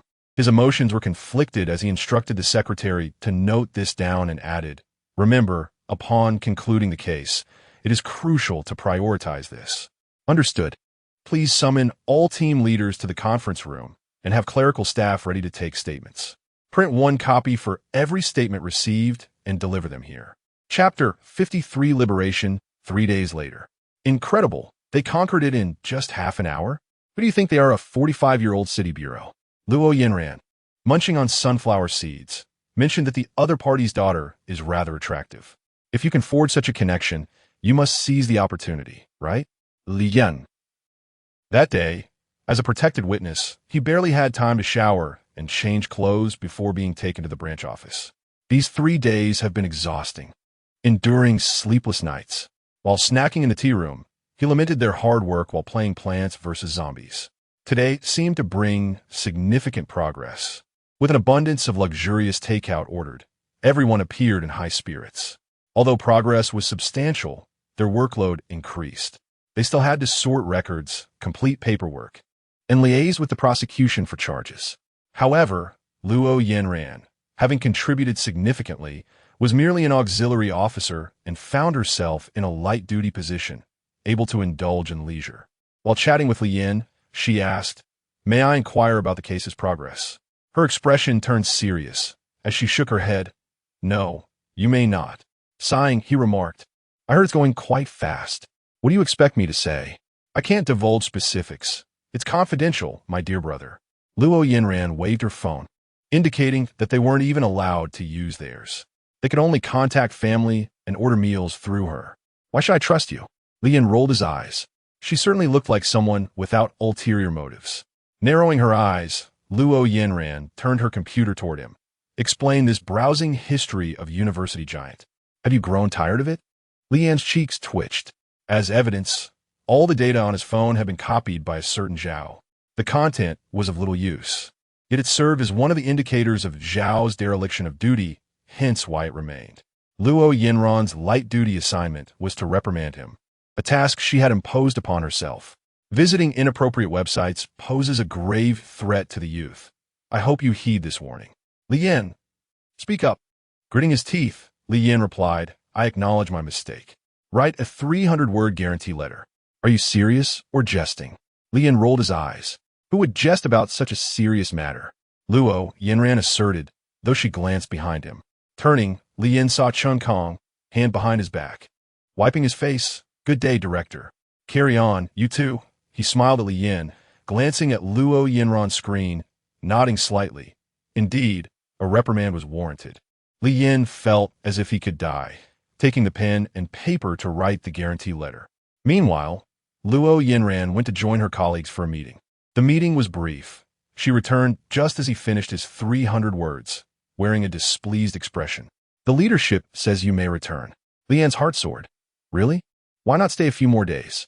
As an auxiliary, they don't even let me work. I'm going to be bored to death. Well, you could learn something. Huh? Luo Yinran turned her head. I genuinely worry for the public security on the streets. Li Yin shrugged. Can I have my phone back? Before the case is closed. That remains important evidence, but I can return your SIM card. That's acceptable. It saves me from reapplying for one. By the way, has Lin Qingxian been caught? Li Yin inquired again. Luo Yinran shook her head. No comment. And what about the others? Any progress? No comment, she replied flatly. Li Yin picked up his computer bag. All right, see you later. Come visit often. Li Yan. Upon leaving the branch office, he received special attention. Representatives from the criminal investigation, economic investigation, and discipline inspection teams came to see him off. They weren't specifically there for that purpose. Chen Kong merely paused his steps, and they greeted him along the way. However, it was a pleasant experience to boast about later. Each one warmly shook Li Yan's hand and bid farewell. Little comrade, you've worked hard. Not at all, not at all. Focus on your studies and contribute to the nation. Absolutely, absolutely. Come by my place sometime. My daughter has mentioned you several times. You're too kind, too kind. Chen Kong. Li Yan. You're too courteous, uncle. Do come visit my home. Chen Kong. All right, I've been quite busy lately. Let Chen Yu represent me. Oh, I forgot. I have things to attend to these days. I'll contact her later. Chen Kong. The others got into their cars while Chen Kong personally escorted Li Yin out of the branch office. You need not endure this hardship. You can blame her. Li Yin shook his head. As long as it's expedited, I am genuinely happy. Chen Kong extended his hand. Come visit my home. I shall host you, as a gesture of goodwill. Thank you, uncle, for your kindness. Return home. Your mother is waiting. Please convey my apologies to her. He hurriedly turned to leave. Slipping out the back door, Li Yin shivered. 3 days had passed without stepping outside. He had not anticipated how cold it would be. It was already deep autumn. A familiar Santana was parked by the roadside, beside which stood a pair of even more familiar mother and daughter. Li Yin trembled, hugging his arms, sniffling. Mom, do you have any clothes? E.M. Friesen. His mother brushed off the dust from him, exclaiming helplessly, Your clothes are all at the chief family. We have none left at home. Li Yan. Get in the car. I'll turn on the heater. Your aunt has already sent a car. Please sit inside and wait. Rubbing his temples, Li Yan asked, Aren't you here to pick me up? The supermarket is having a sale. After shopping, I received a call, so I informed your aunt. However, Jiang Wan mentioned traffic, so I decided to wait a moment. Li Yan. Why are you looking at me like that? There is no longer a place for you to stay at home. Long absent from each other, Li Kiki had cut her long hair short, dressed in a purple sweater, hands tucked in its pockets. She opened the other door and sat beside Li Yin, greeting him coldly. Long time no see. Indeed, the last time we met was last time. Li's mother. What happened between you two? Li Kiki flicked her short hair, coolly responding. This is our unique way of communicating as siblings. Honestly, being a bit eccentric is quite troublesome. Well, what can I say? She's my younger sister. He rummaged through a bulging shopping bag, pulling out a pack of cheese sticks. Can I open this? Don't ask me. Help yourself. Li Yin tore open the packaging and popped one into his mouth, mumbling. How has school been treating you lately? Li kaka skufa. As if that needs to be asked. Have you made any friends? She looked up at the car roof at a 45-degree angle. A solitary soul requires no bonds. Li Yin smirked. Not a single one? Huh. Li kaka shukulat coldly. Truly, even he found it hard to endure Li Kik's manner of speaking. I won't force my classmates to be united and friendly. Li Kiki suddenly recalled something, a wicked smile curling her lips. By the way, I heard you've become someone else's pet. Li Yan. So I've been collared by a wealthy young lady? Li Kiki, hands tucked in her sweater pockets, teased. Got a stomach ailment? You'll never be able to eat solid food in this lifetime? The expressionless, pretentious older brother was clearly rattled, and she reveled in it. Li Yan's cheeks twitched as he glanced at his mother. Mom, why do you share everything with my sister? Such an amusing matter, and I have no one else with whom to share it. Li Kiki laughed uproariously. Li's mother added, Oh, anyway, your sister has no friends, so she won't spill the beans. Li Kikek. Li Yin tugged at the corner of his mouth and explained, Li Kikek, you have completely and utterly misunderstood. He sighed heavily. The reality is that I work as a nanny for someone, earning $3,000 a month with meals and accommodation included. It is legitimate income, and the work is incredibly arduous, purely physical labor. To be honest, GMO is quite demanding. Once I receive my salary, I will buy you a gift. Of course, there may still be some legal risks associated with the aspect of companionship. However, how could this matter possibly leak out? Li Kikek flicked her short hair and candidly remarked, "Stop pretending. When Mom mentioned that Aunt Chi was coming to pick you up, your disdainful words were quite telling. It was truly rather greasy." Li Yin. Chapter 54.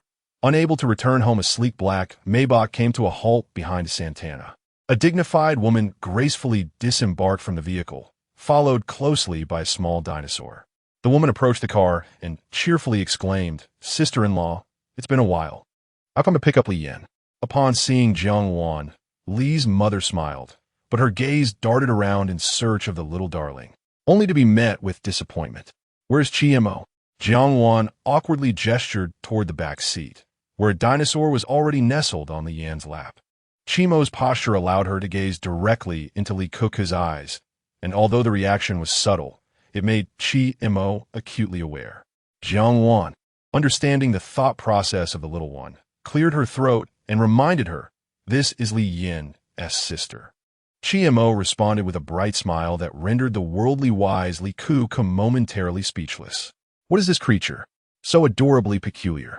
Yet, she maintained her aloof persona, extending a hand from her sweater pocket with an impassive expression. "Hi." Chimo blinked and took Li Keku's hand, turning to her mother with a playful pout. "Ah. Jiang Wan interjected, Imo, you cannot take her away. She still has classes to attend." Chimo sighed in disappointment.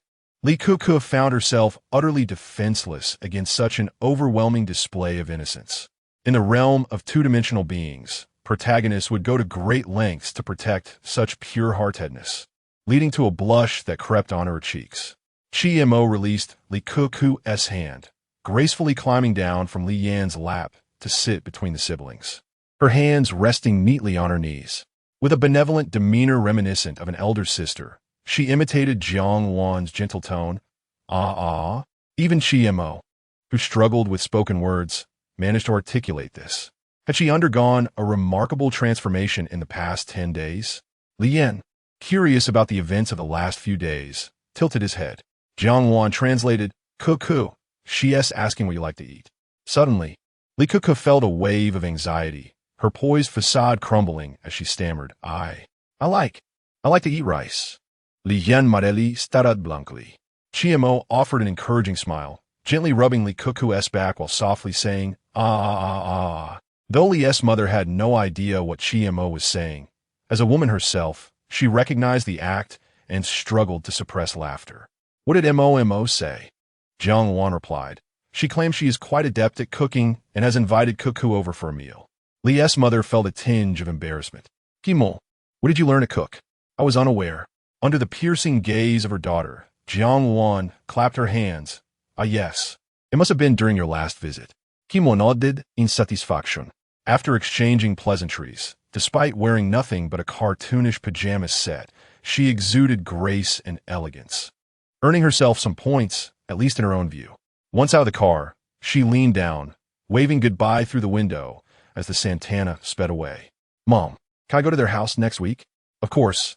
Chimo is quite delightful." "Isn't she?" Li Keku rested her head against the window. Out of the corner of her eye, she spotted another person connected to Li Yin, waving and chasing after the car. "Mom, stop. Sister Chunyu is behind us." "Huh?" Li's mother glanced in the rearview mirror, pressing the brakes to halt.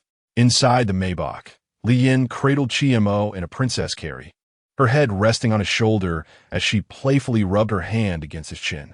Although the police station provided shaving supplies, the quality of their disposable razors left much to be desired, resulting in an unkempt stubble.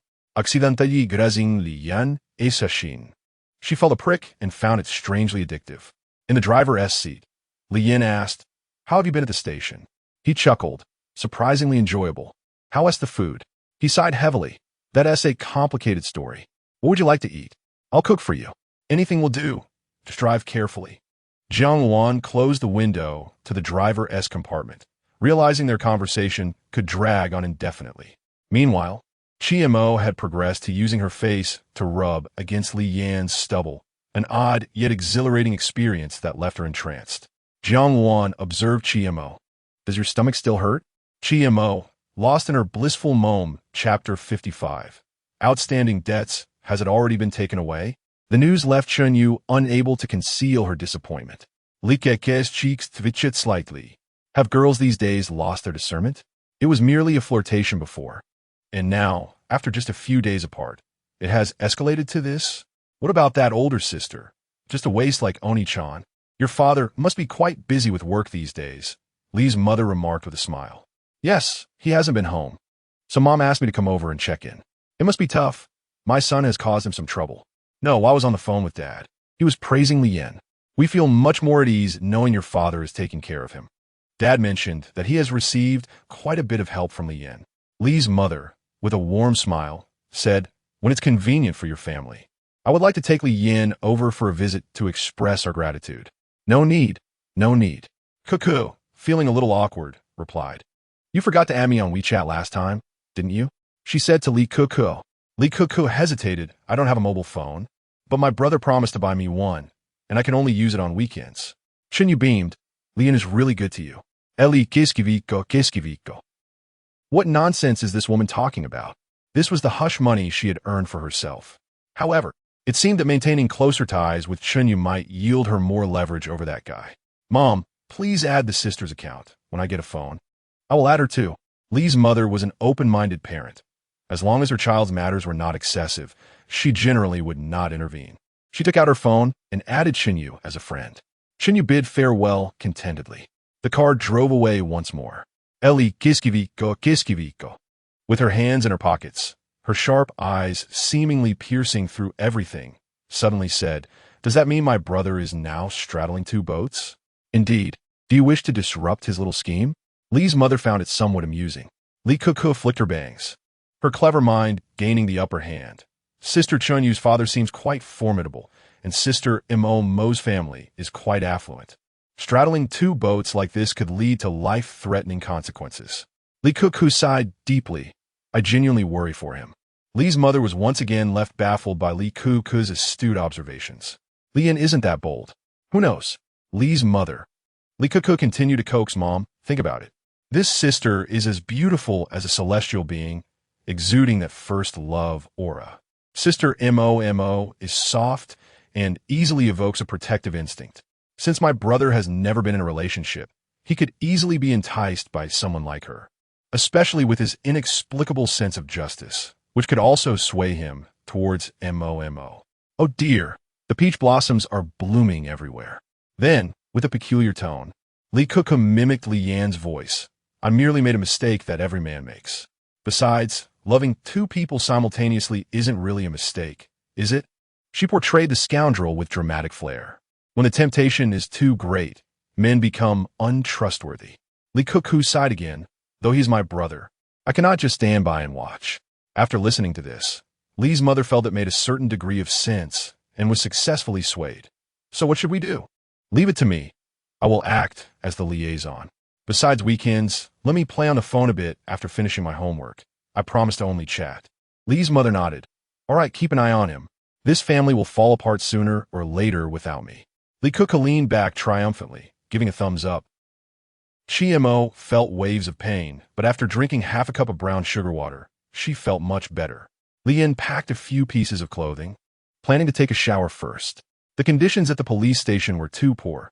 After 3 days, he felt quite greasy. He casually found a razor. Buzz! Mo, trailing behind, was filled with resistance, protesting like a crowd at a rally. Li Yan helplessly set it down. Jiang Wan, arms crossed, leaned against the doorframe. Curious, is it really that good? Mo nodded like a chick pecking at rice. Afraid Jiang Wan wouldn't believe her, she waved her small hands, describing, then cupping her face. Jiang Wan felt a twinge of envy, perhaps due to her youth. Her facial hair was not yet coarse. Unlike Kivan Li, who could wake her up in the middle of the night if he didn't shave, time was indeed unforgiving. Maybe, let Mom try it too.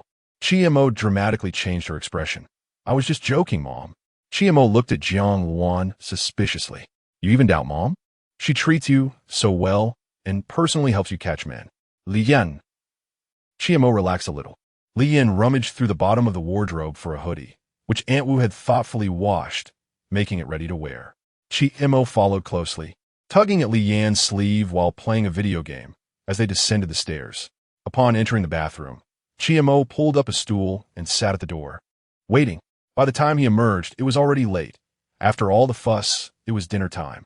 Today, Chi Wanli did not return home for dinner. Jiang Wan mentioned that the Lin Group had begun to liquidate assets. She estimated that Chi Wanli was currently in a board meeting, and thus had not returned home for 2 days. Li Yan, having learned information that was previously unavailable at the substation, felt much better after enjoying a satisfying meal. He almost cried.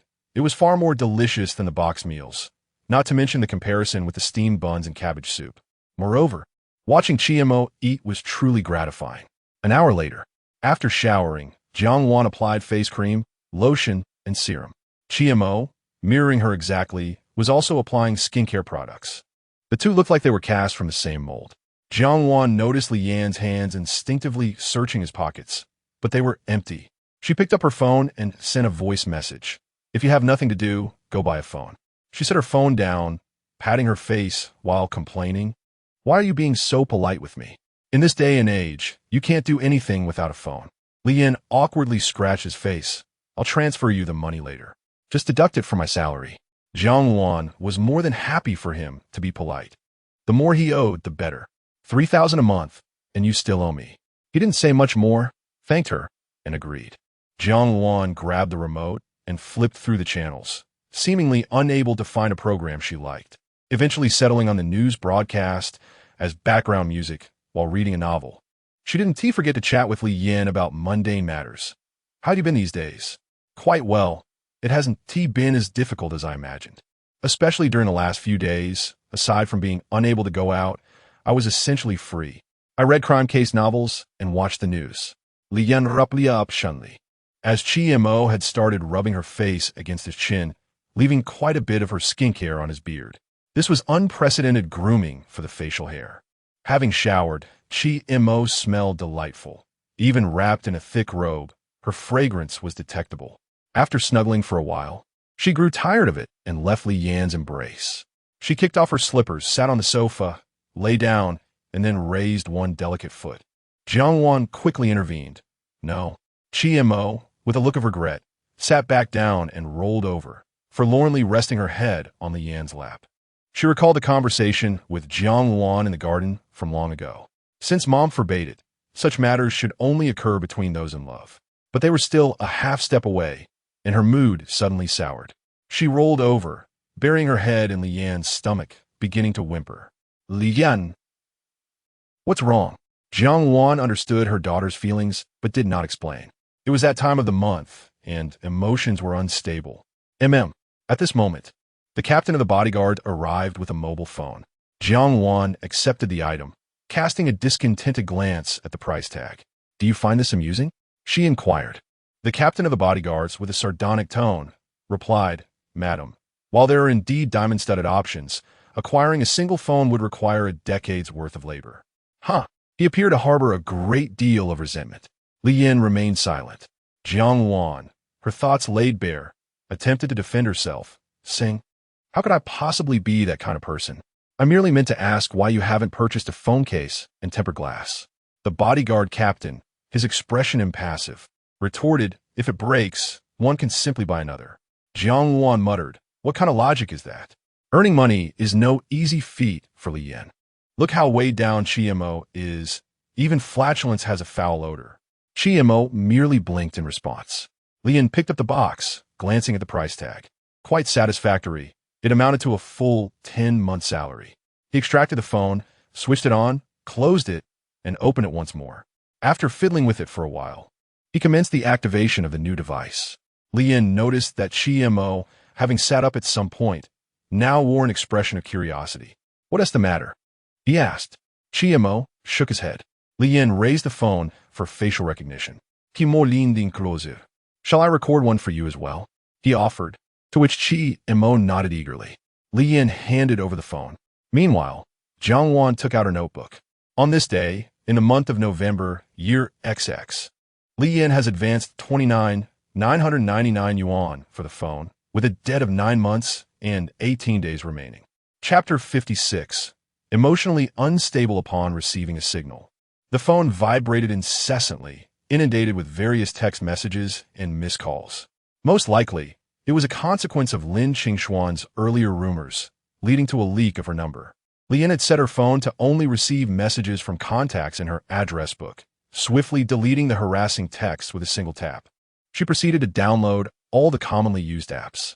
Mo, rummaging through her pajama pocket, extracted her phone and, after a brief fiddling, handed it to Lian. "What's the matter?" Lian asked, bewildered as she accepted the phone, only to be taken aback by the interface.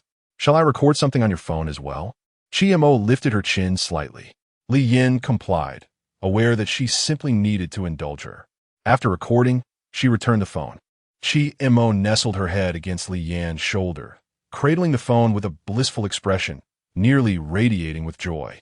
Li Yin stole glances at the goofy Mo, reflecting on her emotional volatility, one moment tearful, the next filled with laughter.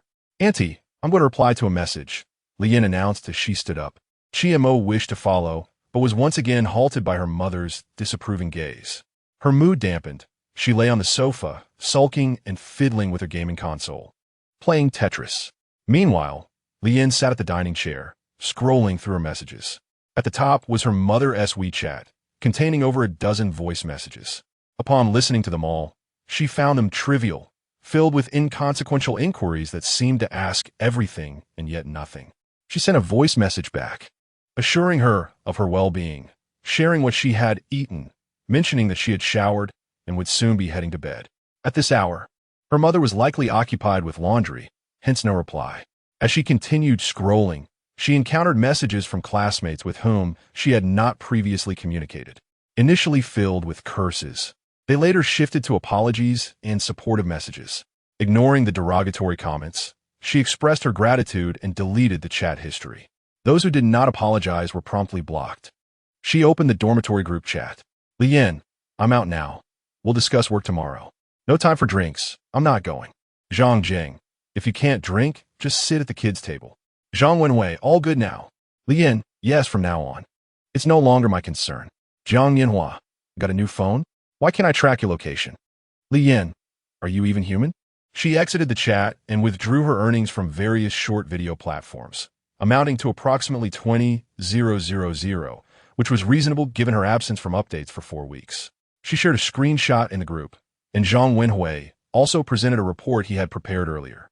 Notably, Lian had devoted most of her time last month to a microfilm project, resulting in a mere 3,000 from the KPI distribution.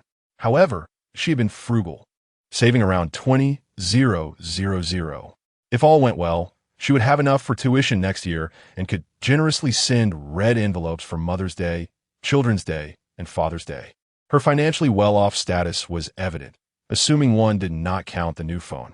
Zhang Jing, the top earner, promptly sent a 66 yuan red envelope. "Zhang Jing, honestly, in our circle, the custom dictates at least a round of drinks for a welcome. Just 3 people, if it's really necessary, you can have some red wine. Lian, I've developed a peculiar ailment requiring me to take cephalosporins daily, so I've abstained. Zhang Jing, just kidding, darling. A can of beer is just a token gesture. Lian, really? Zhang Jing, absolutely, no pressure at all. Lian, let us wait until school resumes. I'm not keen on moving around lately. Jiang Yanhua, JPG, Lian, do you think I would fall for that? I won't click on it. Jiang Yanhua, wow, you're actually in a villa area. Buddy, have you been pampered? Lian, Jiang Yanhua, I'm bored these days. I've updated my skills. Spill it. Lian, I'm at work, babysitting for someone. You'll get to meet my boss later. Jiang Yanhua, babysitting? How much do you earn a month? Lian, 3,000. Jiang Yanhua, are you out of your mind? Lian, mind your own business. I'll stick to the script as planned. Zhang Wenhui, can you ask me again? How should I respond? Jiang Yanhua, wake up, love-struck fool. Zhang Jing, wake up, love-struck fool.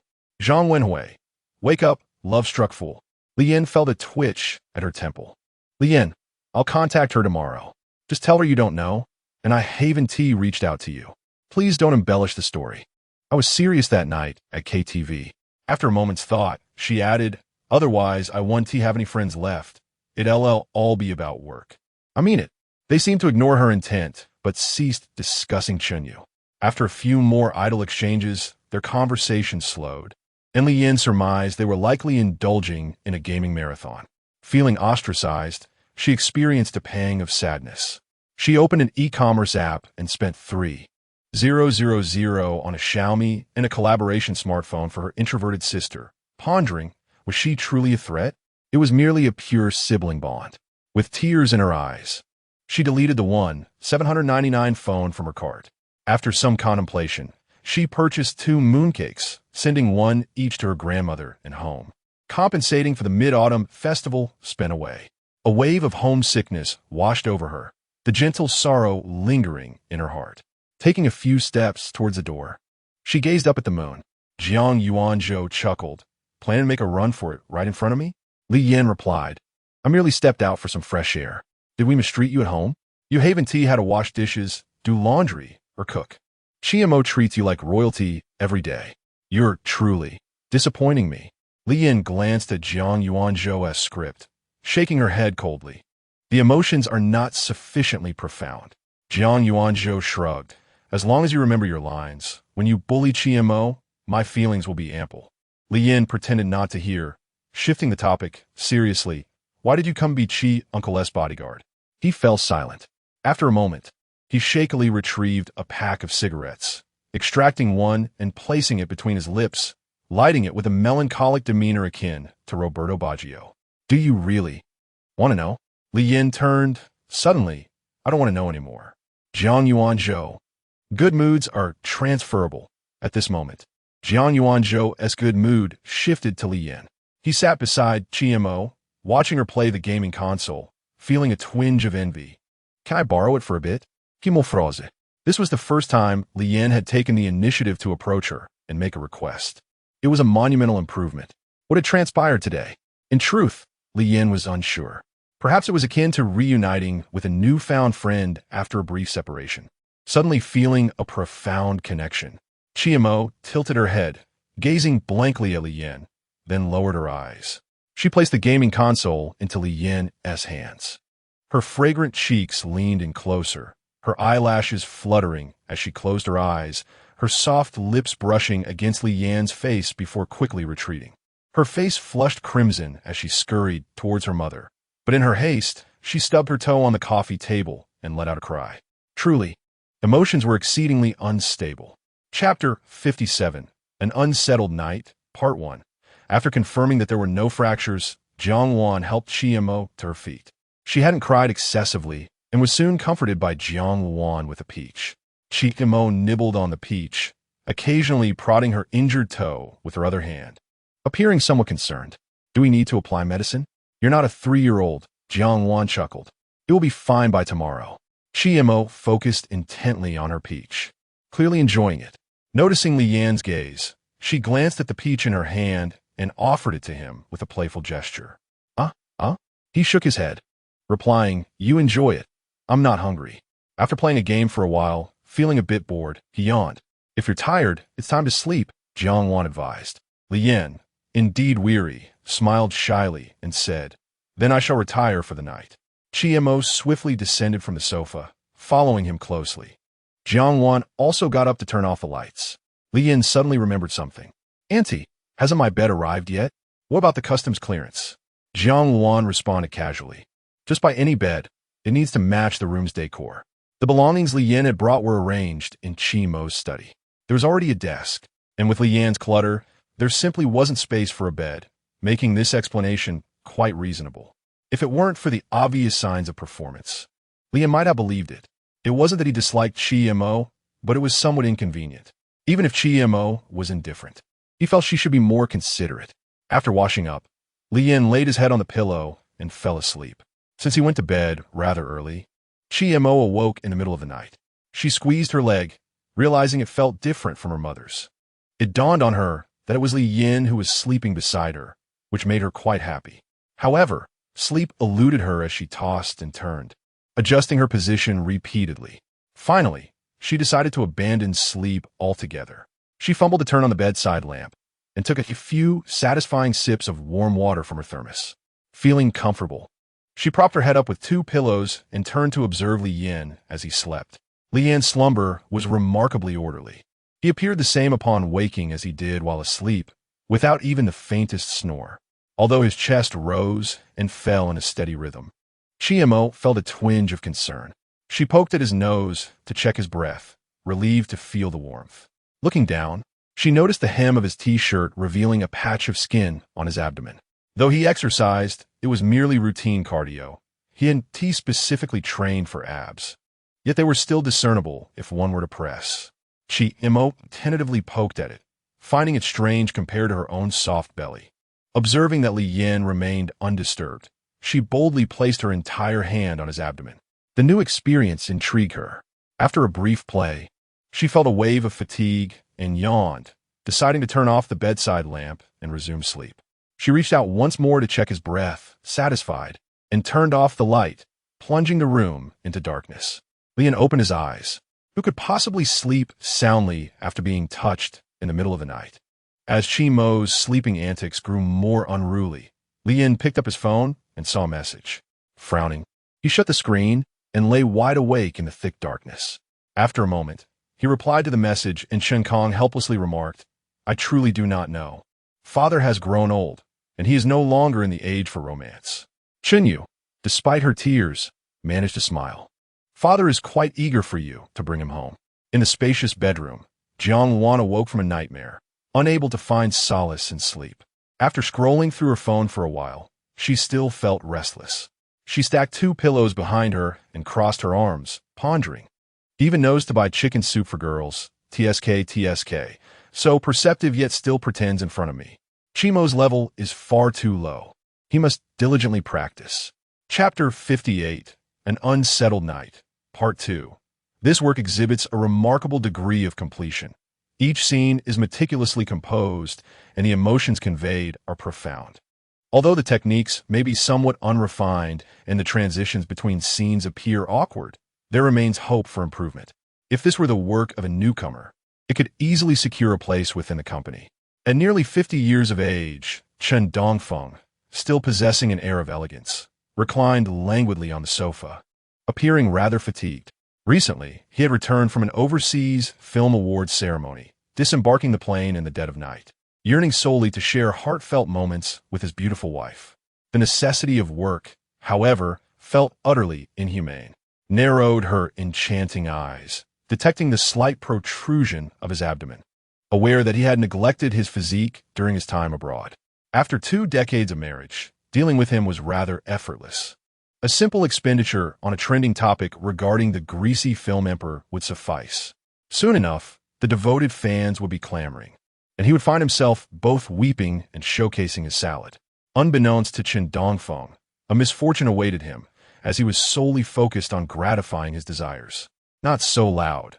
Sure is at home," admonished, swatting away his wandering hand. She seized the remote and replayed the film, steering the conversation back to the matter at hand. "This microfilm is quite good, isn't it? It's by an acquaintance of ours. Can you guess who?" "Another acquaintance?" Chen Dongfeng raised an eyebrow, deep in thought, unable to grasp the connection. Uninterested in prolonging the suspense, declared, "Li Yin, does that name ring a bell? Somewhat familiar," he mused, massaging his temples. Suddenly recalling, he sat upright, nodding vigorously. "Oh, him. What's the delay? Let us sign him up quickly." Shrugged, "He is still in college, and while you were abroad, he accomplished something significant these past few days." Intrigued, Chen Dongfeng leaned in to examine her phone's chat logs. "This kid is quite impressive, showing some flair." At that moment, the bathroom door swung open, revealing a stunning young woman, gracefully emerging from her bath. She epitomized the phrase, "a lotus emerging from the water." With a tall, slender figure and porcelain skin, her features were strikingly beautiful, clad in a spaghetti-strap dress that accentuated her long, fair legs. She stepped out of the room with the poise of someone accustomed to elegance. She retrieved chilled grape juice from an ice bucket, poured into a goblet, and sauntered to the panoramic window, swirling the purple liquid before savoring a sip. The tartness of the juice filled her mouth, seemingly transferring its essence to her heart. As she gazed at the dazzling skyline of the metropolis, she playfully lifted a strand of hair, her captivating eyes reflecting a hint of melancholy. Tomorrow, schedule an appointment with a stylist. I want to dye my hair green. Chen Dongfeng was left speechless, utterly bewildered. What script is this? Chuckled. Life is but a performance. He furrowed his brow, processing the situation. Wait, has she really managed to find a boyfriend in just a couple of weeks? And been cheated on? Which company is he with? What is his name? I'll have him blacklisted. Replied. No company involved. His name is Li Yan. Chen Dongfeng stood, grabbing a decorative tang knife from the living room. I shall return shortly. And Chen Shishir exchanged glances, speechless. Meanwhile, in a dream, Li Yan was jolted awake by a cramp in his leg. He sat up, massaging his calf. Next to him, Chi Imo stirred awake, her voice sweetly concerned. Are you all right? Just a cramp. I'm fine now. He reassured her, exhaling in relief. Let us get back to sleep. Chi Imo nodded, resting her head back on his arm, soon drifting off once more. I'm merely having a friendly chat with him, Chen Shishir declared, arms crossed defiantly on the sofa. If I were to compare myself to her, it's merely a matter of parental influence. Chen Dongfeng was utterly perplexed. What on earth is going on? Sighed. Li Yan was reluctant to discuss his heroic deeds from the past, and with Li Shishir pursuing a similar path, he avoided contact to protect her life. Who would have thought that their home would be invaded? Chen Dongfeng frowned. They met only once as children, rolled her eyes. As a child, he saved her. Now that she has grown, she finds him handsome. If it were me, I'd certainly try my luck. Otherwise, I'd never find peace. Chen Shishir shook her head. Mom, don't reduce it to such superficial terms. A reunion after 12 years is something truly beautiful. With a wistful sigh, she adjusted her strap. If it weren't for the lack of personal connection, the feeling would be lost. Sigh. Chen Shishir lamented. Oh dear, his waist is so slender yet strong. His lips are so thin, perfect for a kiss. His arms look so sturdy. I wish he would pin me against the wall. Oh, those icy eyes pierce through me. I long for him to scold me. Unable to contain herself, Chen Shishir playfully punched chest. Stop eavesdropping. Meanwhile, Chen Dongfeng pressed the voice message on WeChat, his tone chilling. I possess a knife. Assist me in sharpening it. Replied. Chen Shishir, expressionless, remarked, you 1T win. I plan to bring him back. He is currently at the Chi household, stated with a shrug. If you have the capability, give it a try. If you succeed, I'll wear a JK uniform for you. Chen Dongfeng's eyes glimmered. Is that a promise? Sighed. Should you inquire why he is at the Chi household? All right. Chen Dongfeng realized. I remember his daughter being terrified. I even recommended a psychologist. Alas, that psychologist blocked me later, and she was a fan. It's all because of that frightful Chi Wanli. Nodded. A few days ago, Chi Wanli consulted us about acquiring the Lin family assets. He let something slip. Li Yan is currently with Chi Mo, supposedly treating her, but it's akin to being a son-in-law. This child doesn't strike me as one to bow down for mere sustenance. I suspect Chi Wanli holds something over him. Chen Shishir pouted. Chen Dongfeng, hands in pockets, appeared confident. TCH, such underhanded tactics. We shall rely on our capabilities. Shishir is so attractive. How could he not be enchanted? Furthermore, he is now part of our industry, filming. If all else fails, we can entice him. Remarked, your methods are remarkably straightforward. With keen interest, Chen Shishir sipped her juice and blinked. So what is the plan? Chen Dongfeng set down the knife, speaking with ease. His film has been nominated. I will serve as an award presenter. There will likely be a banquet, allowing him to grasp my standing in this industry. He'll surely come to me. We'll sign the contract, then find a script for Shishir to star in. We could discuss the screenplay, communicate the plot, and create a buzz about the new rising star spotted at a certain hotel late at night, followed by an official announcement of their pairing. After all, the contract will be signed as an artist, and we manage the Weibo account. If he is unwilling, he'll have no choice but to comply.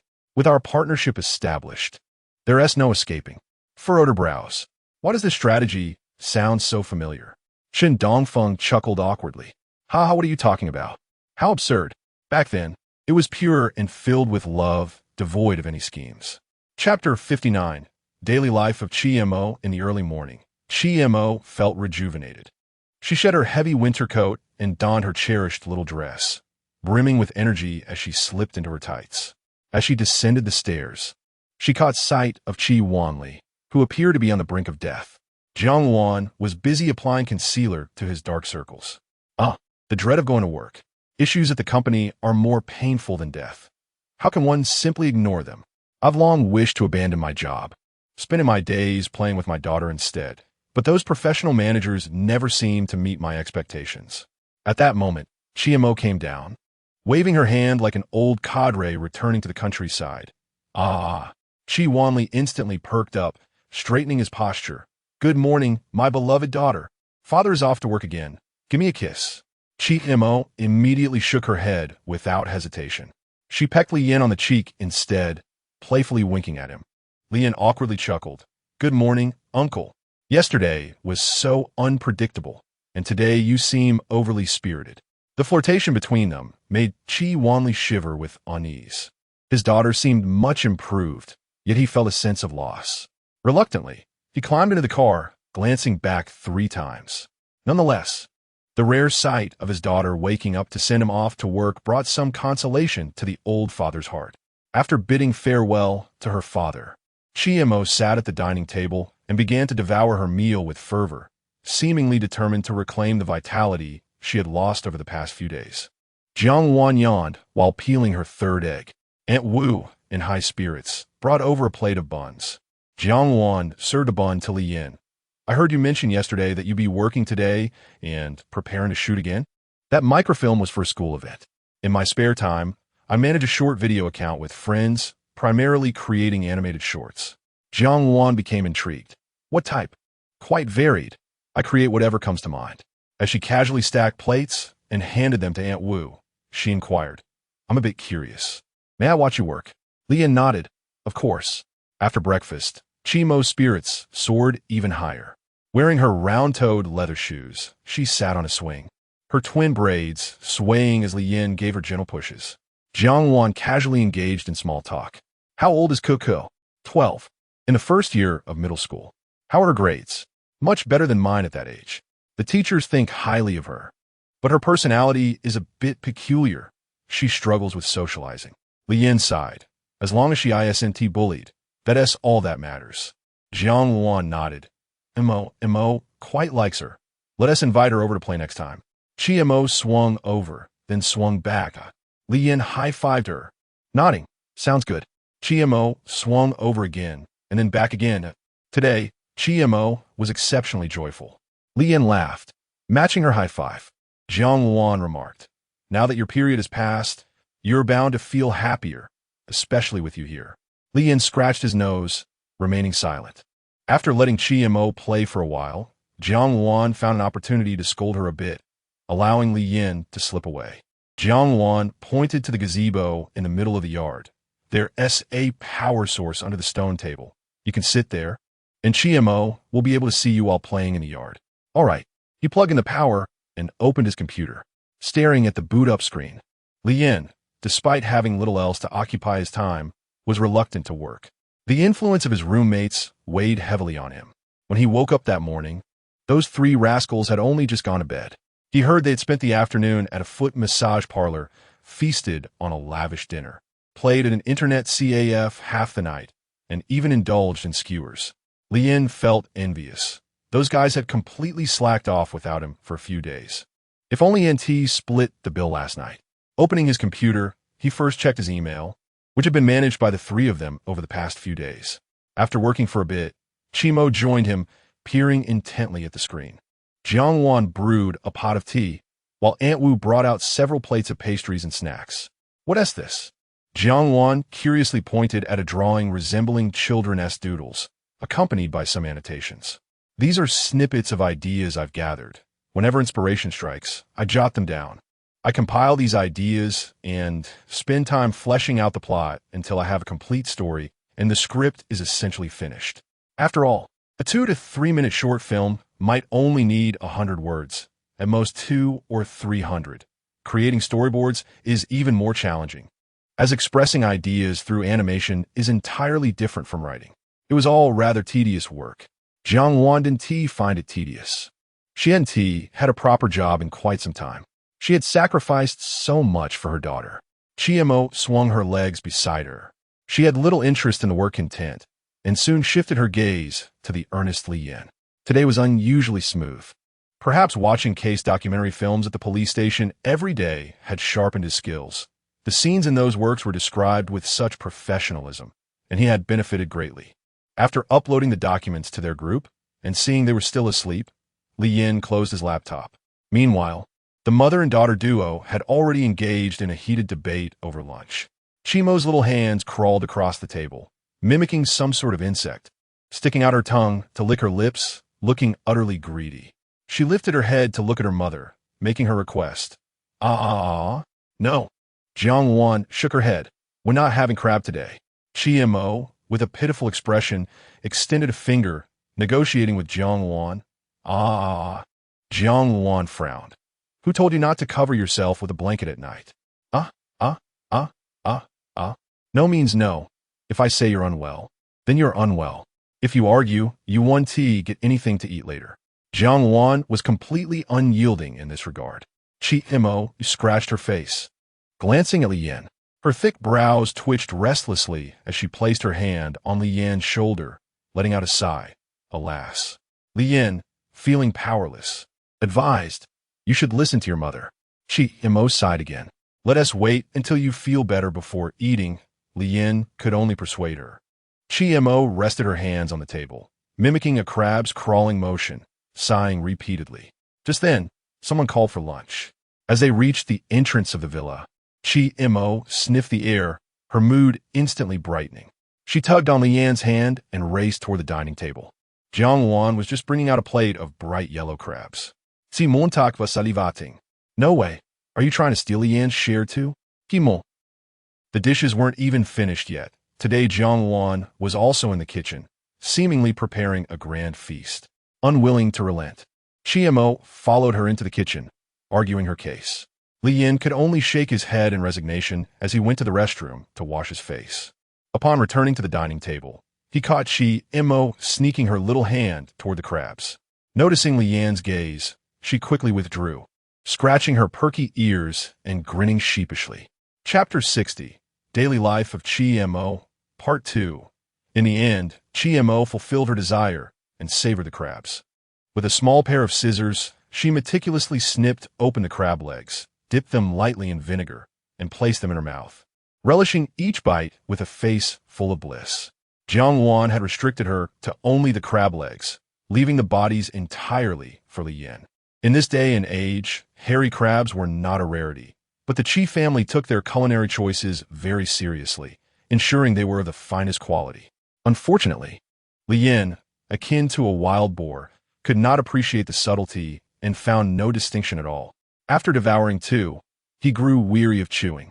Chimo's plate was left with only 3 or 4 crab legs, causing her to panic. Seizing an opportunity, while Jiang Wan was distracted, she grabbed a crab, tore off its legs and claws, and tossed the body onto Li Yan's plate. She was adept at distinguishing between a hearty meal and a mere snack. Li Yan. After much effort, he had consumed 5 crabs. With the shells piled high in his plate post-meal, Jiang Wan blinked and remarked, your tastes align quite well with Chimo's. Both of you love crabs. Indeed, how fortunate. Let us boil a few more for dinner. Chimo enthusiastically nodded in agreement. Li Yin, feeling overwhelmed, quickly interjected, if I eat any more, I shall surely suffer from an upset stomach. Chimo, to her surprise, little Huahua had turned traitor. Jiang Wan, noticing Chimo's subtle actions and Li Yan's reactions, unraveled the mystery, solving the case. Chimo found herself on trial, and the sentence was to drink ginger soup. She protested, but the judge was unimpressed. Her appeal fell on deaf ears. Faced with the threat of never having crabs again, she reluctantly took a sip. Then, she stuck out her pink tongue. Jiang Wan, expressionless, remarked, stop pretending. When have you ever vomited after eating? Chimo, after a couple of sips, she found it unbearable and pushed the bowl toward Li Yin. She glanced at her mother, whose expression was less than friendly, and began to explain frantically, pointing to the shells on his plate, trying to indicate that Li Yin needed the ginger soup more. Jiang Wan, aware of her distaste, did not press the issue too hard, but insisted, at least drink half. Just then, the phone rang. Chi Mo revealed a mysterious smile. Jiang Wan, fully aware of Chi Mo's intentions, held her phone and refused to answer, hands on her hips. I want to see you drink. Chi Mo frowned. Hurry. Take a big gulp. After a few seconds of standoff, Chi Mo's brow twitched, and under Jiang Wan's watchful gaze, she genuinely took a large sip. Clearly you could drink. Stop pretending. Child, she chided, answering the call as she walked toward the door. In the instant Jiang Wan turned, Chi Mo pouted and, like a dragon spitting water, expelled the ginger soup she had held in her mouth. She then pushed the bowl toward Li Yan. Chi Mo, Li Yan. In the kitchen, Jiang Yuanzhou witnessed the entire spectacle and approached to collect the bowls, patting Li Yan on the shoulder. As a man of the household, one must be prepared to become a culinary trash bin. Li Yan. Chi Mo shot a glare at Jiang Yuanzhou and then cautiously glanced at her mother, whose turn could come at any moment. With a little wave of her hand, she signaled to Li Yan to drink quickly. Li Yan aitha, turning the bowl as he brought it closer to his lips. Seeing him stall, Chi Mo made a pleading gesture, her eyes filled with encouragement, sympathy, and a desperate plea. Unable to withstand her gaze, Li Yan relented. He took a tentative sip, surprisingly finding it rather palatable. This uncle's culinary skills are indeed commendable. The ginger soup is quite delightful. Not at all. It is primarily thanks to Mo's preparation, Li Yan replied, somewhat flustered. Chi Mo silently cheered him on, and Li Yan had no choice but to finish it. Once Jiang Wan ended her call and glanced at the now empty bowl on the table, she noticed Chi Mo casually playing with her fingers. Jiang Wan furrowed her brow. This child always exhibited such behavior when lying. Her gaze shifted to Li Yan, whose face appeared suspiciously flushed. Are you allergic to crabs? Jiang Wan inquired with concern. I've eaten them before without any allergic reaction, he replied. Jiang Wan, intrigued, pressed further. What happened just now? Nothing, Chi Mo interjected, nodding in agreement while feigning confusion. Ah, what a pity. However, her clumsy act was easily seen through by Jiang Wan. With a stern countenance, Jiang Wan fixed her gaze on Chi Mo for lying. You are prohibited from eating crabs this month, and your dessert will be halved. Chi Mo, clearly shaken, still put on a brave front, waving her little hands in futile protest. Ah, Jiang Wan said nothing, instead revealing a dangerously sweet smile. Under the mounting pressure from her mother that lasted half a minute, Chi Mo finally yielded. With complete information obtained, Jiang Wan scolded, Mo, how could you behave this way? How could you expel it and have Yin drink it? Such behavior is unhygienic, she admonished. Watching Chi Mo lower her head in defeat, stealing a glance at her mother, she noticed the anger had dissipated, and she sighed in relief. All right, tonight you may have one crab, but do not repeat this, understood? Chi Mo's face lit up with joy as she nodded vigorously. Unfortunately, her perceptiveness had not yet reached its peak, and she failed to notice her mother's increasingly intense hints. After dinner, they took a stroll in the garden to aid digestion. The villa's yard was spacious, featuring a pond adorned with numerous aquatic plants. Li Yan could only identify the lotus flowers, which, regrettably, were out of season, their edges slightly yellowing while the blossoms had long since wilted. A few plump koi, however, serenely swam through the clear waters, their vibrant colors alleviating the autumn's desolation, creating a pleasant scene. Chi Mo skillfully retrieved a handful of bait from her bag and dragged Li Yan to sit on a wooden bench by the pond. Seemingly eager to showcase some special skill, she opened her palm, fiddling with the bait, and stingily counted out 3 pellets before tossing them into the pond. The koi, catching wind of the food, began to compete for it, causing the water to bubble as if it were boiling. A truly spectacular sight. Li Yan leaned down, intrigued. Chi Mo nodded in satisfaction, yet did not continue feeding them. After a few minutes, the koi, having received no further offerings, dispersed. She counted out 3 more pellets and tossed them into the pond, prompting the koi to thrash about once more. After 5 rounds of this, the koi. This time, Chi Mo generously threw a third of her remaining bait into the water. The koi, unable to resist the temptation, fell for it again. Thus, Chi-Mo remained undeterred, expertly exhausting the koi in the pond with merely a handful of bait, some even turning belly up. She clapped her hands in delight. Chi-Mo, Li Yin observed, feeling an inexplicable sense of heartache. What manner of play is this? Truthfully, Jiang Wan sighed deeply, voicing the truth. If Chi-Mo were to inherit the family business, I genuinely fear she might one day find herself dangling from a lamppost. Li Yin instantly understood, his cheeks twitching. Truly, she is the daughter of Uncle Chi. Jiang Wan held her forehead. Chi Wanli is not that ruthless yet. He chuckled awkwardly, recalling the terror of being at the mercy of his boss during his part-time job. Suppressing his feelings of despair, he remarked, these koi truly possess remarkable vitality. Jiang Wan shook her head. The koi in the pond need to be replaced every 2 years. Those that are swapped out seem to develop a loss of appetite and refuse to eat bait, ultimately sent to the company cafeteria. This batch was recently swapped out last month. Chi-Mo will still have plenty of time to play with them. Li Yin felt as though he were witnessing his own life reflected in the koi.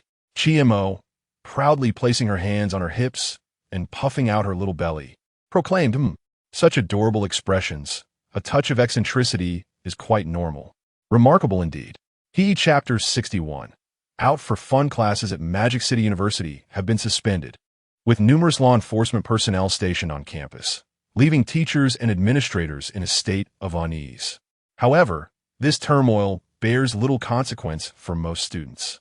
Thus, the unrestrained university populace indulged in revelry, leading to a remarkable surge in revenue for all entertainment venues in the vicinity of Magic City University, prompting many to extend their hours of operation. After being roused by Li Yin at noon, Zhang Jing and his companions toiled through the afternoon, harboring considerable resentment. With their salaries freshly settled, they insisted that Li Yin take them out for a night of enjoyment. Having been cooped up for 10 days, Li Yin also yearned for freedom. Jiang Wan, fully aware of the necessity to release him, willingly let him go and persuaded Chi-Mo to stay home and feast on crabs. Consequently, Li Yin set off in the car prepared by the Chi family, a charming pink 2-seater convertible. This vehicle was one of the gifts for Chi-Mo's 18th birthday. However, as Chi-Mo lacked a driving license, the adorable convertible had accumulated dust over the years. Jiang Wan suggested that Li Yin take it for a spin to prevent it from deteriorating further. Thus, on the bustling streets of Magic City at night, a young man towering at 6 feet navigated the cabin of the pink convertible, which sported cat ears, as he cautiously halted at a traffic light. It dawned on Li Yin that Chi Wanli had never intended for this car to accommodate a man. A nearby 5-seater Jeep rolled down its window, revealing a bald man with a fierce countenance, who was struggling to suppress his laughter. How much did it cost? Li Yin raplia flatly. It was a prize from a lottery. The man chuckled. Well, you're quite lucky, and after taking a photo and checking the price, his smile vanished. 600,000? His expression shifted dramatically. This young man is quite the discerning individual. Li Yin thought to himself, this ridiculous contraption barely allows for legroom. And it's worth that much? With virtually no driving experience, he relied solely on his audacity to venture onto the road. Unfortunately, his courage was insufficient to withstand the pressure of a 7-figure vehicle. Consequently, on the main thoroughfare, the pink convertible crawled along at 30 kilometers per hour, eliciting a cacophony of honking from behind. What is wrong with you, idiot? After enduring a barrage of insults, he finally managed to park in a safe spot after much delay. He disembarked and walked for 20 minutes to meet up with his friends at a modest barbecue restaurant. At a nearby table, patrons boasted about their beer consumption, having already polished off 3 bottles while cursing animatedly. I swear I didn't mean to be late. Some jerk was deliberately driving slowly. After my wife finally let me go, I encountered this nonsense. I'm truly exasperated. His friend urged, all right, enough with the complaints. We've already started drinking, so let us sit down. Zhang Jing scoffed. Look at them, arriving late yet full of sincerity. The boisterous customer let out a burp and turned to see Li Yin. Oh, Li Yin stammered, scratching his head in embarrassment. What a coincidence. The customer, who had just been cursing, had little to say in return, and Li Yin felt no need to defend himself. Now that you all know I drove here, I can't very well drink, can I? Zhang Jing pointed to a nearby lineup of designated drivers. Money? I'll cover it. For just one can of beer? Are you made of money? We can always drink next time. Li Yin shrugged, feeling helpless. Jiang Yinhua and Zhang Wenhai exchanged knowing smiles. And together, they lifted a beer can the size of a gas cylinder. Li Yin was momentarily taken aback. At the adjacent table, a group of school children celebrated, with the leader raising a glass to toast. Upon witnessing the scene, he scoffed, nothing special. The onlookers remained silent. Li Yin offered a polite smile, while the young student displayed a mocking expression. Li Yin waved at a patrolling police officer. Officer, could you come over here? The student's expression soured. A pair of police officers, a man and a woman, approached. Li Yin recognized them both, Ning Cheng and Luo Yinran. Ning Cheng intervened, calming an irate parent, while Luo Yinran, ever cunning, slipped into the seat beside Li Yin. Hey, mind if I join you? Not really, he replied. I brought you takeout, and this is your attitude? She retorted, raising her head to meet the astonished gazes of the others. Am I interrupting? The three of them waved their hands, feeling somewhat constrained in the presence of her uniform. No, not at all. Quite the disturbance, Li Yin remarked. She pretended not to hear and began munching on a skewer of squid. You shouldn't neglect the public, Li Yin advised. You need to blend in with the citizens, and besides, you still owe me for that takeout. Li Yin had indeed eaten quite a bit and wondered. Isn't that covered by reimbursement? Don't sweat the small stuff, she replied. It seems you're quite unfit for this line of work, Li Yin observed. Yet, her presence had a calming effect, leading to less drinking among the group, which was a silver lining. As he chewed on a skewer of leeks, he inquired, Haven't you been handling cases these past few days? You have time to patrol? She shook her head. Most in our department are tied up with issues, leaving us short-staffed. While neighboring precincts assist with routine patrols, our superiors still assign us to take a few rounds in the evenings for relaxation. The online fervor is currently subdued. Those with ulterior motives have released misleading information, but it has all been cleaned up today. Our pressure has significantly eased, and things have been running smoothly these past few days. Li Yin checked his phone and found her words to be true, feeling a sense of relief wash over him. He leaned in closer and whispered, Wrongs have a source, and debts have a master. We can't only pursue this branch and Lin Qingxian, right? Luo Yinran responded quietly. No comment. However, I can share some rumors with you. Cases like this take time. Our leaders are much more adept at spinning tales than you, so they're doomed. Nice. So treating me to some food is only fair then? Let us eat. If it's not enough, we can order more. Ning Cheng continued to counsel the children, maintaining a gentle tone and friendly demeanor. Is he handsome? Very handsome. But why did you break up with him? This was the gossip Li Yin had overheard in the break room. Fearful of being targeted by her, he dared to ask directly until now. He thinks he is not worthy of me. There are too few men with that kind of self-awareness, so I plan to date him again. Li Yin remained silent, pondering her words. After Ning Cheng finished addressing the children, he approached Li Yan's table and smiled broadly upon seeing him. What a coincidence. Come, take a seat. It's a rare occasion. He shook his head. No thanks. Wearing this uniform, it wouldn't be appropriate to engage in personal matters. Luo Yinran playfully removed her jacket and loosened her shirt, revealing her undershirt, handing her outer clothing to Ning Cheng with a cheeky tongue-out gesture. He accepted it with exasperation and went off to continue his patrol. Chapter 62. Unable to enjoy, by the way, are you going on Monday? Luo Yinran inquired. Monday? Li Yin furrowed his brow. The funeral for Zhao Changcheng has been scheduled. It will be at the Eastern Cemetery next Monday. Luo Yinran delicately nibbled on a skewer, cautiously asking, Will you attend? Li Yan's smile faded as he nodded. I will go.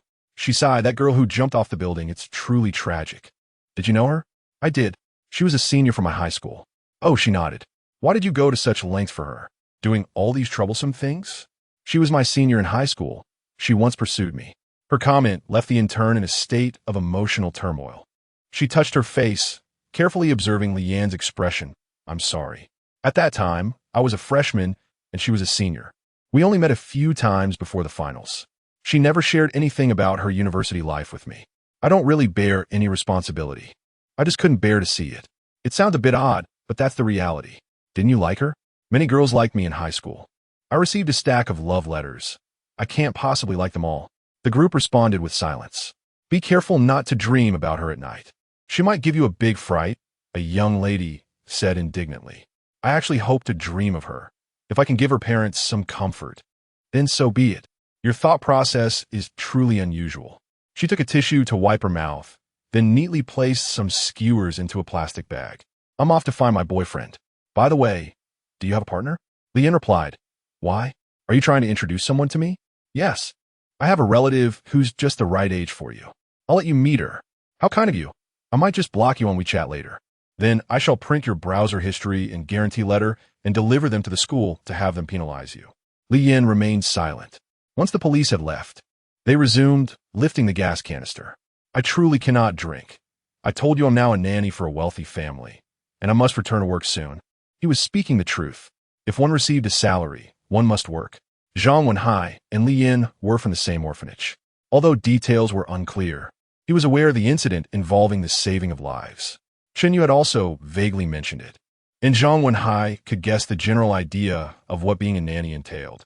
However, Li Yin was typically reluctant to discuss the matter, and even though Zhang Wenhai was curious, he didn't want to put him in an awkward position. Zhang Wenhai raised his glass and clinked it with Zhang Zheng's. Forget it. No need to persuade him. Zhang Zheng opened the tap of the beer barrel and filled his glass, genuinely perplexed. Being a nanny? And you still have to work at night. What is the point? Just for the joy of helping others. Li Yin shrugged and raised an eyebrow. You all know I'm a warm-hearted person. The more you say, the more confused I become, Zhang Zheng remarked. Suddenly, he recalled the chaotic scene from that day. When they held hands after getting out of that expensive car, he suddenly realized, oh. His loud exclamation startled a nearby dog that had been urinating by the tree. Jiang Yinhua looked at Zhang Zheng with dissatisfaction. Are you braying like a donkey? Zhang Zheng rolled his eyes. Do you remember that girl who held hands with Lao Li at the entrance of Yintai? Days had passed, and a lot had happened, causing memories to blur. Jiang Yinhua rubbed his chin, beginning to recollect. That little girl? After a whirlwind of thoughts. Oh. The patrons at the adjacent table curiously glanced over. This table was quite lively, even learning to bray like a donkey. Zhang Wenhai, acting like a maternal figure, apologized to the disturbed patrons. I'm terribly sorry. No problem. What you all up to? That donkey bray sounds quite authentic. We're just indulging in our hobbies, Zhang Jing and Jiang Yinhua replied in unison. Following that, they engaged in a delightful conversation, spinning tales and igniting lively discussions. Due to privacy concerns, Li Yin could not elaborate in detail and could only vaguely explain. Eventually, he surrendered. I cannot explain this to you. Li Yin set down the chives and solemnly stated, in any case, I am not living off anyone. The others remained skeptical. These individuals were merely taking pleasure in his discomfort, and he was too lazy to clarify, shifting the topic. That short film needs some revisions tonight. Before he could finish, he was interrupted. Who is living off someone? A familiar voice chimed in. Li Yin turned around. The girl who spoke removed her mask. Apologies. I overheard your conversation. Yiwan was dressed in athletic wear, a light sheen of sweat on her forehead. She joked, I am very interested in this topic. Please allow me to join in. Similarly attired, Chun Yu emerged from the convenience store with 2 bottles of mineral water, looking utterly astonished. Li Yin forced a smile. Feigning ignorance, he greeted Yiwan. What a coincidence. Indeed, Yiwan remarked, clearly surprised to encounter them together. Can we join you for a meal? Li Yin turned back to continue his battle with the chives, facing away from them, casually saying, no need to be polite. Chapter 63. How could he know where to go? Zhang Jing shifted his position, bringing over 2 stools for the 2 girls to sit on. Shen Yu Wuzlabia, Satlad, Bazida Liyan. Zhang Wenhai handed over the menu, suggesting they order freely as Li Yin was treating today. Li Yin remained silent. Chun Yu cautiously glanced at Li Yin, noticing his seemingly indifferent demeanor. Her emotions became intricate as she forced a smile, saying, then I shall not hold back. Li Yin mumbled in a tangle with the chives, don't hold back. Jiang Yinhua lifted his eyelids, pondering whether this fellow truly intended to refrain from being overly courteous or was merely employing high-level tactics of feigned indifference. He retrieved his headphones from his pocket, opened an anime, and decided it was none of his concern. Those insufferable social butterflies could all perish. Yuan accepted the menu pushed by Chunyu and casually ordered a few skewers.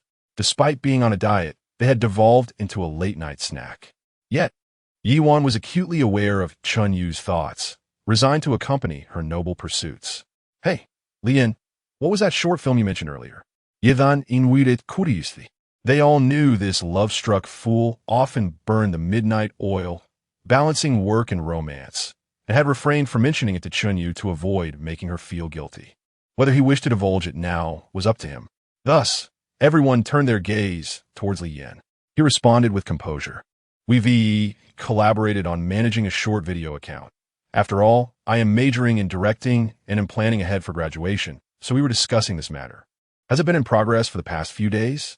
Yuan asked, with Chunyu equally intrigued. It actually began before we enrolled. Chunyu stiffened at his words, murmuring, "You never mentioned this to me."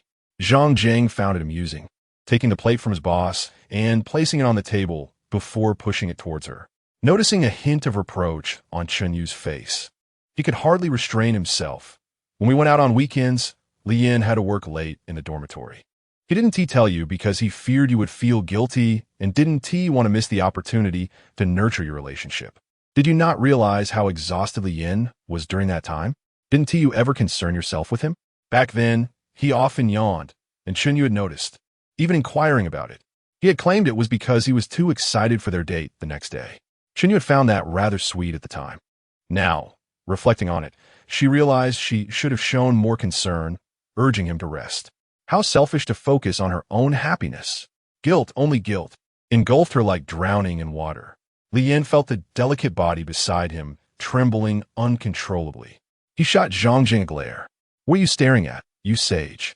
If you don't say anything, how will others know what you've done? Are you really planning to burn some incense? He gulped down a large mouthful of wine, slamming the glass on the table, turning to Chunyu. Do you wish to pretend nothing occurred? Or, shut up. Li Yan slammed his hand on the table. Zhang Jing swallowed hard, snorted, but remained silent. Chunyu lowered her gaze, struggling to hold back tears, murmuring, "Thank you, Li Yan. Because of you, I have received numerous offers from high-quality agencies. My dreams are on the path to realization. That is good, congratulations. However, I have lost you. I would rather forego all of this just to return to a month ago." She bowed her head, gripping Li Yan's sleeve. How can I make amends? Is there no way to rectify this? Li Yan took a deep breath. You need not subject yourself to such torment. The meaning was clear. Chunyu's tears finally slipped down her cheeks. Yuan, unsure of what to say, attempted to salvage the situation. Chunyu truly understands her mistakes. He finally comprehended that hesitation only leads to chaos. Ambiguous words could inflict even greater harm. A swift stab was better than prolonged suffering. Li Yan raised his glass in one gulp. His poor tolerance for alcohol prompted a wave of nausea. He closed his eyes, feeling unwell. She is not wrong. It's natural not to trust me, but I simply cannot accept it. I cannot be with someone who does not trust me. He looked expressionlessly at the tear-streaked Chunyu. I was too naive. I retract what I said that day. We cannot be friends. Shock, astonishment, daze, and tears. Various expressions flickered across their faces, except for Jiang Yanhua, who remained engrossed in his anime. Apologies for disrupting your spirits. Wenhai, please cover for me. I shall take my leave. He hastily walked toward a ride service. His figure soon lost amidst the clamor. The barbecue was no longer feasible, so they opted for a quieter CAF. Another CAF? Zhang Wenhai was exasperated. Zhang Jing regretted his earlier words. He should have simply enjoyed the drinks without bringing up that subject. Whereas Nianhua? Zhang Wenhai frowned, noticing his absence. He had likely slipped into the subway and was probably nearing home by now. He has run off again. This scenario was all too familiar. Inside the room, the four sat across from one another. Chunyu was sobbing, Yuan softly comforting her, while Zhang Wenhai felt awkward, unsure of what to say. Even Zhang Jing, despite having watched countless pure love anime, could not summon a strategy to address the situation. Indeed, reality was far more intricate than any anime could portray. If only he had refrained from speaking those words. Now, he could once again escape with the gas canister. He glanced at Chunyu's pitiful state, feeling an odd sense of satisfaction. She finally realized her sorrow. Acknowledging her mistakes? It was too late. Let her weep. She could only watch as Li Yin and the charming girl enjoyed hot pot and sang merrily. Zhang Wenhai poked him in the arm, whispering, "Are you laughing at your mother? You fool, as if it isn't chaotic enough. If you dare mention QQ Pet's birthday again, I'll end you." Upon seeing Yuan's piercing gaze, Zhang Jing stifled his laughter and forced out a consolation. "Even if you cry day and night, it won't bring Li Yin back. You might as well save your tears." Zhang Wenhai, Yivan. To their surprise, Chenyu managed to stifle her sobs, as if grasping a lifeline. "So, sniff, tell me, sniff, how can I, sniff, win Li Yin back? How would I know? You should ask him." Zhang Jing patted Zhang Wenhai's shoulder. "I'm not familiar with Li Yin. We hardly speak in the dorm. You and Li Yin are brothers, so you're the one to ask. Balderdash, you two are in the same major, eating together daily. You share everything. I'm merely a broadcasting major, just passing by at night, and I need to provide voiceovers for short videos. When would I have time to chat?" Faced with Chun Yu's pleading gaze, Zhang Wenhai fell into deep contemplation, though his mind was blank. How could he possibly know? Chapter 64.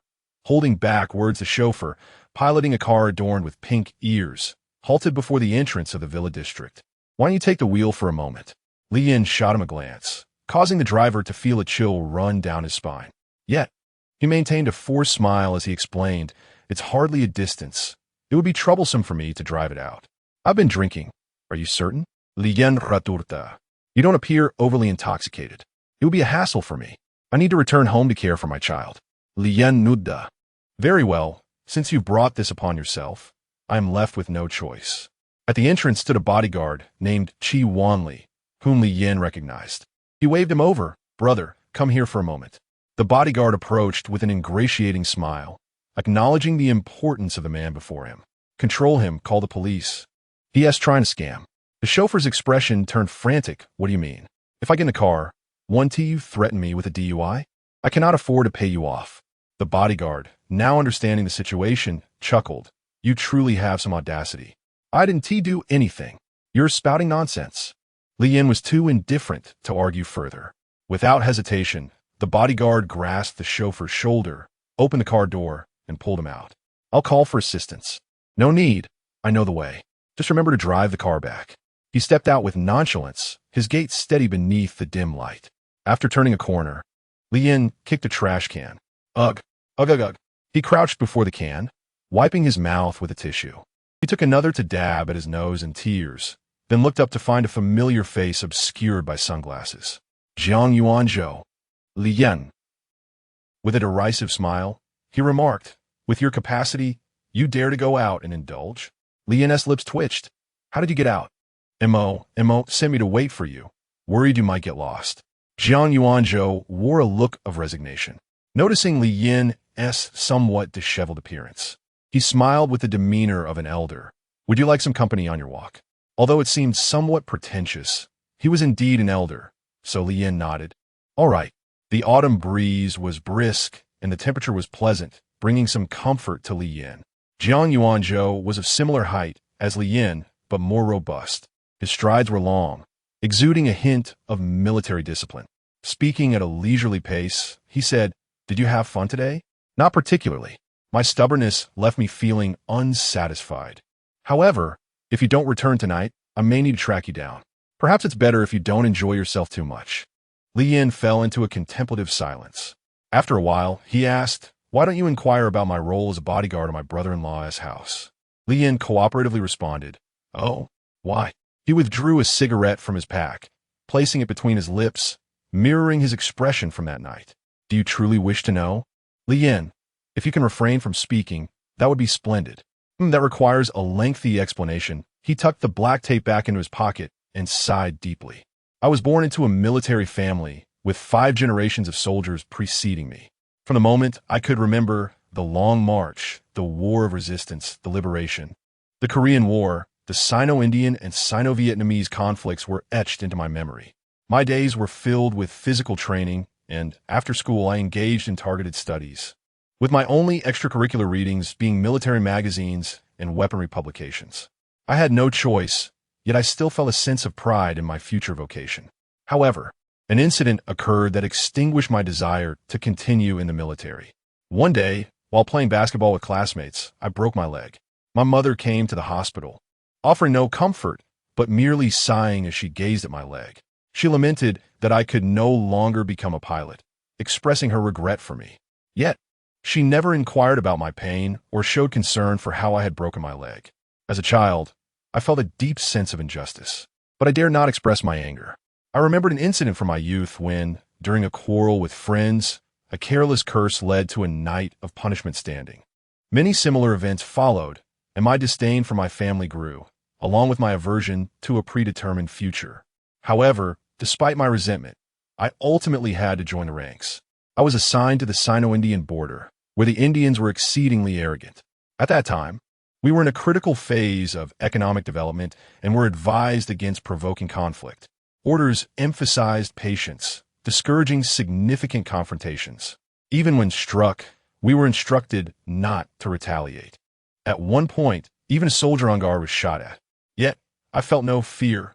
Rather, I anticipated the moment. If I were to perish on the battlefield, will my parents mourn for me? How deeply would they grieve? He chuckled and shook his head, reflecting on his past naivety. In any case, I often volunteered for patrols. And whenever someone approached, I would strike with all my might, as long as they didn't kill me. The commander of the opposing outpost soon remembered me.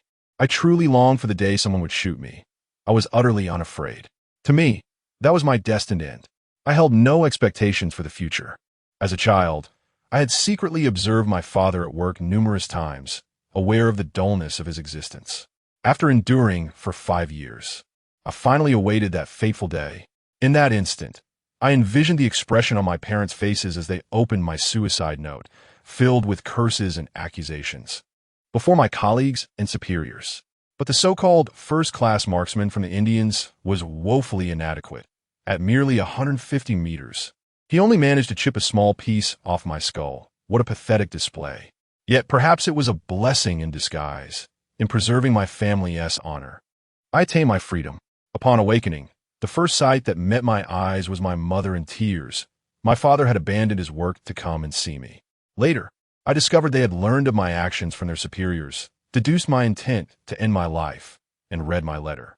At that moment, I had no desire to converse with them. After my recovery, I retired as a disabled veteran. Once released from the hospital, I never returned home. They would occasionally call, but I rarely answered, and even when I did, I never listened to their words until the end. During that period, I felt a profound sense of happiness, with ample compensation to spend as I pleased. Until I encountered Chi Wanli, I became aware of the perils of society. This unscrupulous businessman swindled my compensation as startup capital and even deceived Jiang Wan, stripping me of every resource.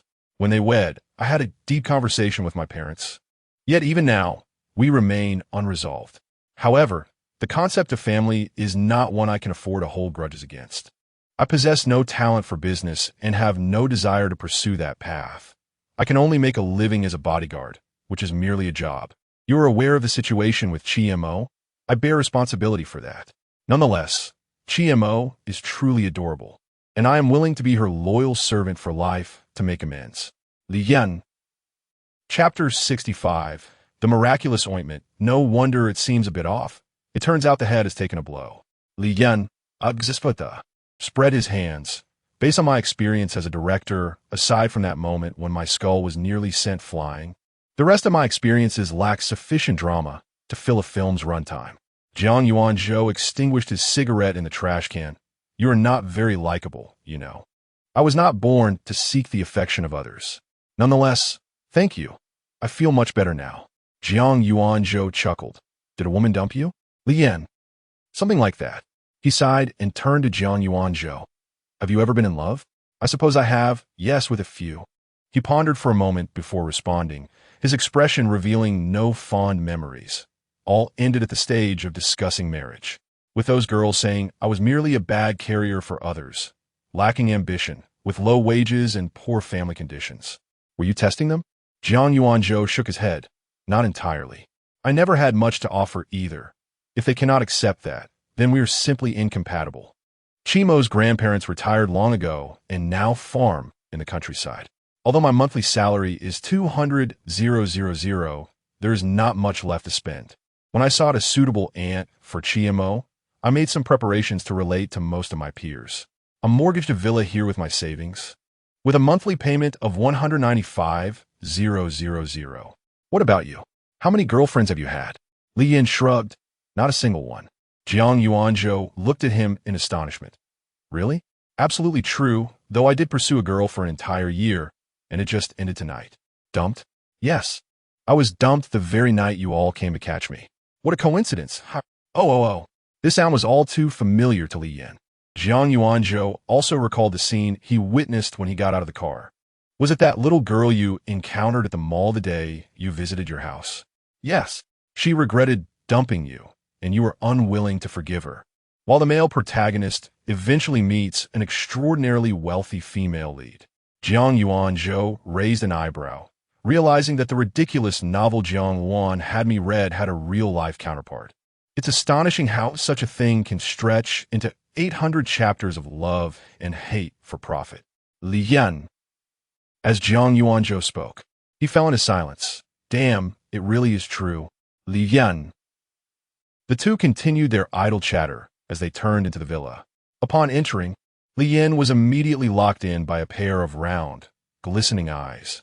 At the entrance, Chiemo sat on a small stool, the glow of her phone illuminating her displeased face. She lifted her head upon seeing Li Yan, her cheeks visibly puffed up, holding up her phone to show him. Her voice was not loud, but clearly carried a sense of complaint, muttering, recently, there have been some harassing messages, and I keep getting interception alerts. Li Yan, feeling annoyed, had put his phone on silent. He had not even bothered to check messages while eating skewers.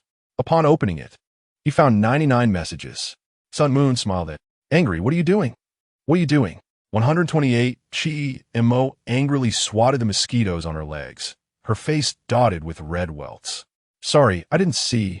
I was eating barbecue. Chi-Mo licked her lips, eyeing his empty hands. Timo, She was quite furious, feeling betrayed. Li Yan wanted to seek help from Jiang Yuanzhou, only to find he had already slipped away. I'll order you takeout. Oomph. Next time, I'll bring it to you. Oomph. She stood up, picked up her small stool, turned around, her twin ponytails swishing audibly. However, she stood there without moving. Her small hand gestured. Let me take you home. Chi-Mo replied with a soft allowing him to take the stool and hold her hand. Is it cold? She shook her head, tugging at her socks. Did the mosquitoes bite you? Does it itch? Yes. One hand held Li Yan's while the other scratched incessantly. Stop scratching, you'll leave scars. She obediently ceased her scratching, but her expression still showed concern. Pulling Li Yan's hand, she skipped into the house. We're back. Jiang Wan noticed the welts on her daughter's face and retrieved a bottle of ointment from the coffee table, handing it to Li Yan. She was waiting for you to be bitten, so you could handle it yourself. After speaking, Jiang Wan focused intently on the program on the LCD TV. The plot was from a palace drama, and it had just reached a climax where several concubines were kneeling on the ground, embroiled in a heated argument. Jiang Wan was reluctant to miss it. Chi-Mo took off her shoes, eagerly searching around her waist, and soon revealed her fair legs, as smooth as jade. Beneath her socks, several red mosquito bites stood out starkly. Li Yan accepted the ointment, opened the lid, and dabbed a bit on his fingertip.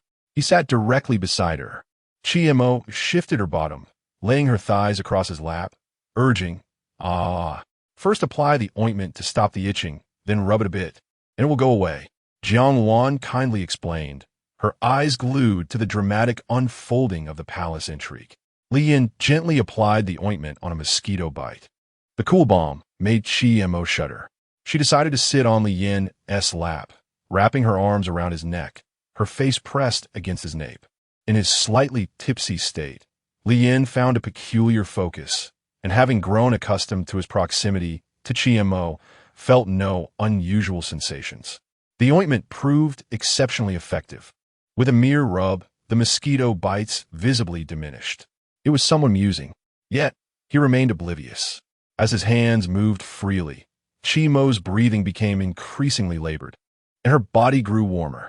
He was entirely absorbed in his scientific endeavor, not even noticing Chi-Mo had become soft and was leaning against him.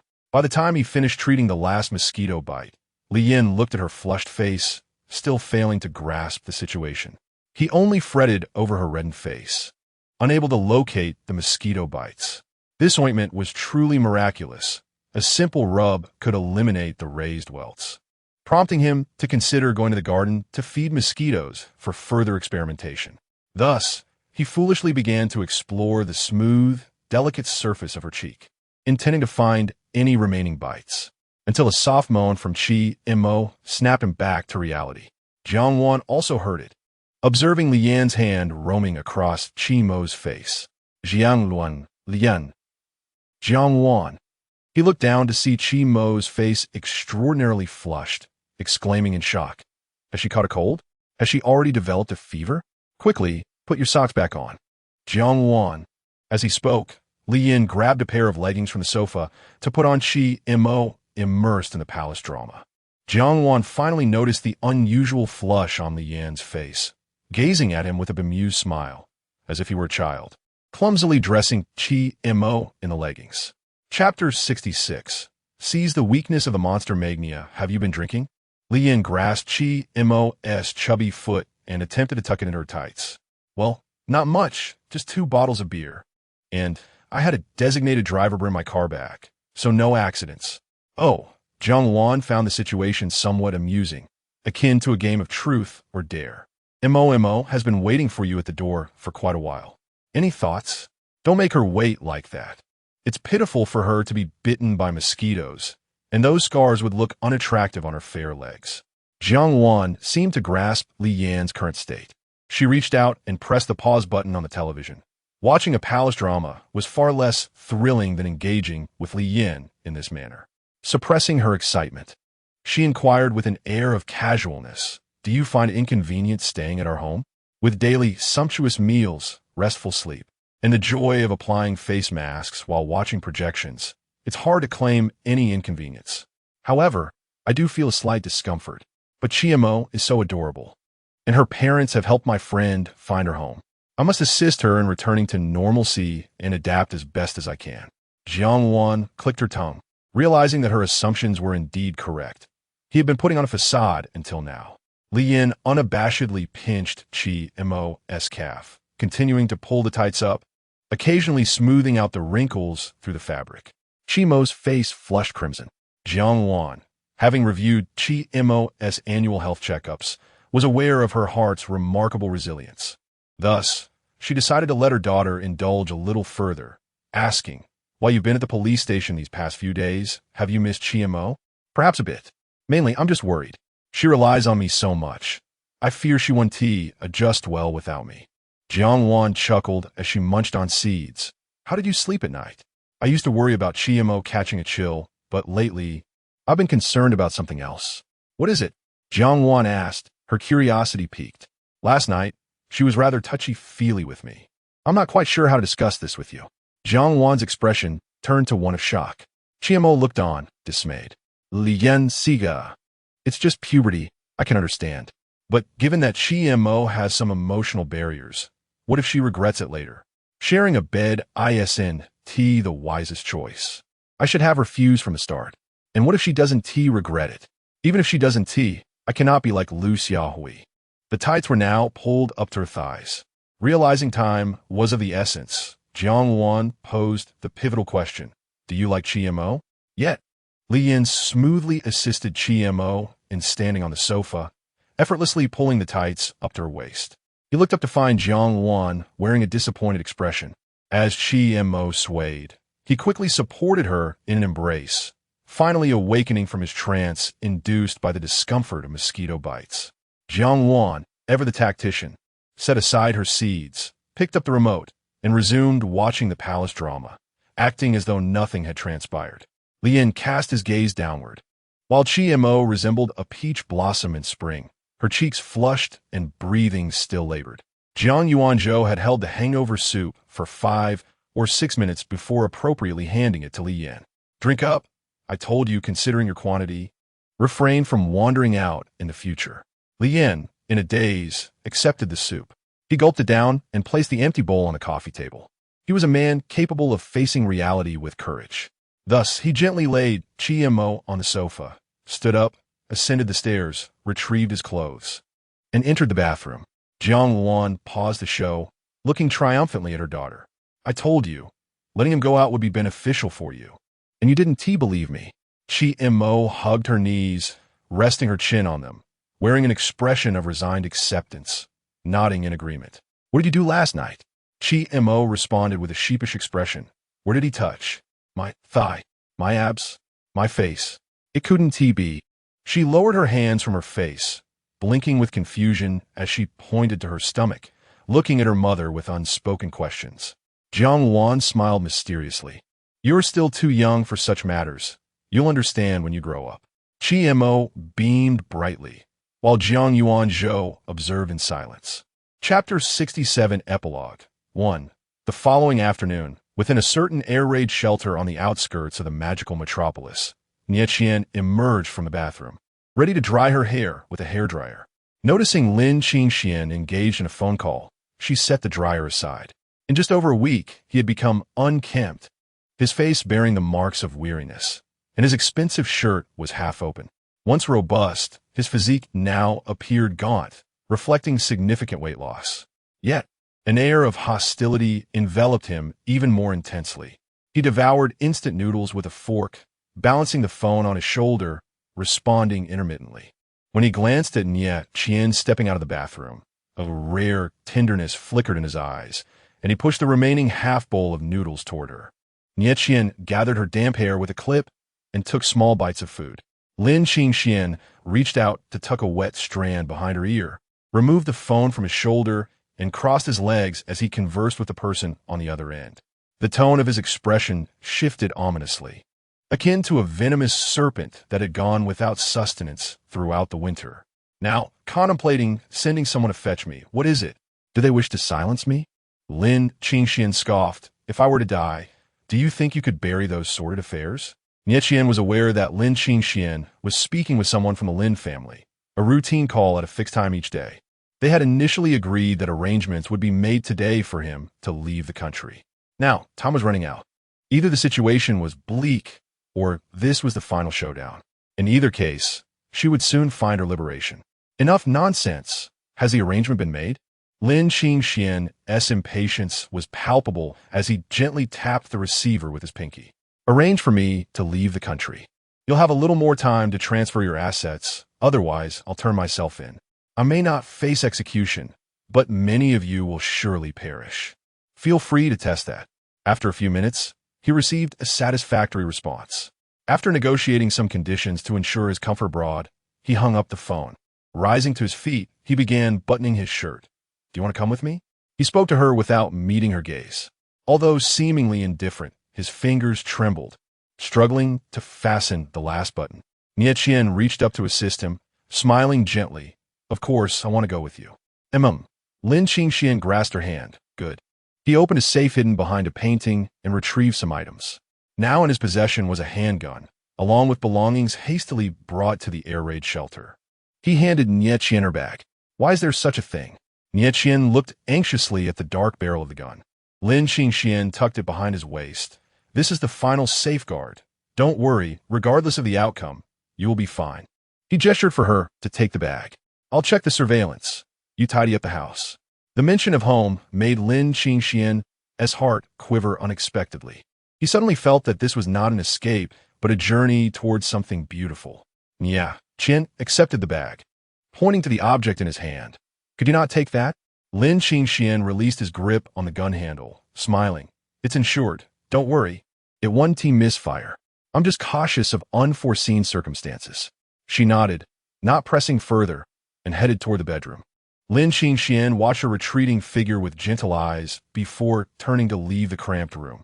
At the police station, Luo Yanran sipped milk tea and nibbled on stinky tofu while fixated on the computer screen.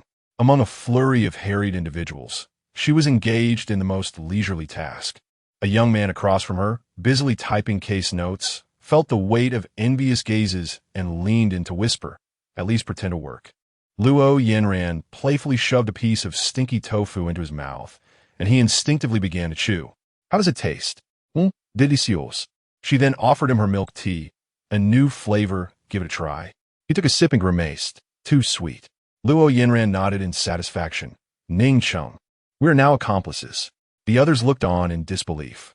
Ning Cheng cleared his throat, sat up straight, and balled his fist to shield his flushed face. Get back to work. A young team member rolled his eyes, complaining. Team leader, aren't you taking advantage of your position? We're all busy here. Ahem, then keep up the good work. Luo Yinran, having completed her work in silence, continued to munch on stinky tofu while her gaze remained glued to the screen. On the map, a red dot suddenly appeared. Flustered, she grabbed her phone, which had just received a message. Pudong T2. Upon receiving the notification, the red dot swiftly vanished. Everyone in the office turned their attention to Luo Yinran. As she donned the police cap symbolizing honor and responsibility, she stood tall and saluted, enunciating clearly. Team leader, I have discovered crucial leads on the main suspect. Ning Cheng's brows furrowed, his eyes sharp as he scrutinized the message on his phone. Xiao Deng, notify the other investigative units. Yinran, stay in the bureau for communication. Everyone else, get in the car and follow me. Seeing Luo Yinran about to protest, Ning Cheng interjected with a frown. Obey orders. You are still in your internship period and lack the capacity to handle this task. Luo Yinran understood that she shouldn't go, not out of fear, but due to her inexperience, which could complicate matters in such cases. However, she simply wanted to hear him say that. He was truly impressive. The team filed out in an orderly manner, moving swiftly and with serious expressions. She naturally ceased her idleness, recognizing that coordinating communication was also a vital task. After contacting various units, more than half an hour passed. The red dot reappeared. Luo Yinran synchronized the location information to Ning Cheng's communication device. This time, the positioning indicated the airport's waiting area. A wave of unease washed over her. Then, she received another message that confirmed her fears. Arm. Her pupils constricted, and she promptly opened the team's communication channel. Police code, additional intelligence. The suspect is armed. Police code, additional intelligence. The suspect is armed. Police code, additional intelligence. The suspect is armed. After repeating it 3 times, a serious voice responded amid the crackling static. Maintain communication and urgently contact the airport and other units to prepare for emergencies, to prevent civilian casualties. Understood. Even amidst her anxiety, responsibility took precedence. If her petty feelings led to a failure in protecting the safety and property of the public, Ning Cheng would genuinely be disappointed in her, and she would feel disappointed in herself as well. He had managed numerous significant cases. This minor situation was surely manageable. Silently praying, she initiated the process of contacting more collaborative departments using the landline. Occasionally, she glanced outside. Vehicles streamed out of the yard. Familiar faces, young and old, confidently made their way to their posts. She too began to feel a sense of calm. Chapter 68 Epilogue. 2 moments ago, a vintage fuel vehicle carried a middle-aged couple. This was the disguise meticulously prepared by Lin Qingxian long ago. A mask concealed his face, complemented by a round-framed pair of glasses perched on his nose. Nie Qian, on the other hand, opted not to wear a mask, yet she too donned a facial disguise. The vehicle traversed the elevated highway. Lin Qingxian began to curse vehemently, his words devoid of any logical coherence. The trap had been laid so intricately that he only realized it at the very last moment. Fortunately, he had been prepared. He swiftly adhered to a prearranged covert plan and took refuge in an abandoned air raid shelter. For nearly a week, he had endured excruciating torment and fear. Now, the exhilarating yet tense moment of imminent release unleashed the emotions he had restrained for so long. Those old fools believe they can sever ties and survive by relinquishing some assets. Lin Xingxuan's molars ground audibly in frustration. In his strategic maneuvering against the elders of his clan, he had gathered intelligence. The events unfolding could not solely be attributed to Li Yan. According to the information he had received, the objective extended far beyond just himself. The delay in action stemmed from a fear that affluent individuals would no longer be willing to intervene once embroiled in legal disputes. Lin Qingxian was acutely aware that key figures were undoubtedly under surveillance. They could engage in any activity, but any sign of unusual behavior would lead them directly into a trap. The fact that those ancient relics had remained inactive for days indicated they had been duped into believing they could simply pay their way out. Damn it. Lin Qingxian slammed the steering wheel. A bunch of idiots. If their focus remained solely on themselves, his peril would be significantly diminished, alleviating his urgency to escape. The only solace he found was the knowledge that someone would accompany him to ruin. However, the architect of this entire scheme made Lin Qingxian feel nauseous. Such high-ranking officials had the audacity to collude with such individuals. It seemed the Ji family was also destined for downfall. Cretin, he thought, merely a cretin. He could accept failure, but not at the hands of such a person. Previously, he had encountered issues twice, both of which he had resolved. The first incident involved a woman. A lapse in control led to complications, yet it allowed him to seize the reins of the division. The second time, someone had recklessly sought their demise, and although he could not identify the culprit, he expended considerable resources to eliminate the threat. These experiences had imparted invaluable lessons, transforming his once careless approach to work. Centering his efforts around the school, he invested nearly all available resources. The situation had reached a commendable state, with adverse events thoroughly contained. This was all in preparation for the day when the truth would emerge, allowing him to safeguard himself. He held the weaknesses of each individual firmly in his grasp, having meticulously chosen scapegoats from every angle. For instance, Officer Zhao, whose son was studying abroad. Even in the worst-case scenario, he could calmly gather his belongings and extort suitable leverage to escape. Yet, Li Yin had obliterated all of this, leaving him no time to react. All his efforts were in vain. How could he not harbor resentment? Lin Qingxuan's only incomprehension lay in the sheer abundance of resources surrounding this affair. Even before tangible evidence emerged, investigations into large corporate groups commenced, an endeavor entirely against the norm. Should they fail to uncover anything, the repercussions would be catastrophic, leading to a complete purge from top to bottom. Conversely, it was likely that some information had already been unearthed in the shadows, prompting such a conciliatory stance towards them. This was no ordinary undertaking. Why would they place such trust in Li Yin? Jealousy ignited Lin Qingxuan's eyes to a fiery red. If only the resources of the family had been directed toward him sooner, such a day would never have come to pass. Seated in the passenger seat, Nie Qian's eyes reflected concern, yet deep within, she felt an indescribable thrill. She had finally awaited this day. Chapter 69 Epilogue 3. At the airport at the boarding gate, Nie Qian began to feel a sense of unease. Their appearances and the identification cards clutched in their hands were strikingly similar. It was even possible to identify them through facial recognition.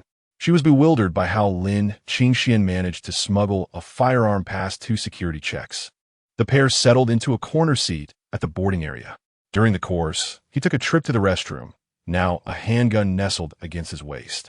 Lin Qingxian remained vigilant, waiting until the riot police patrolled to the farthest point before venturing to the restroom.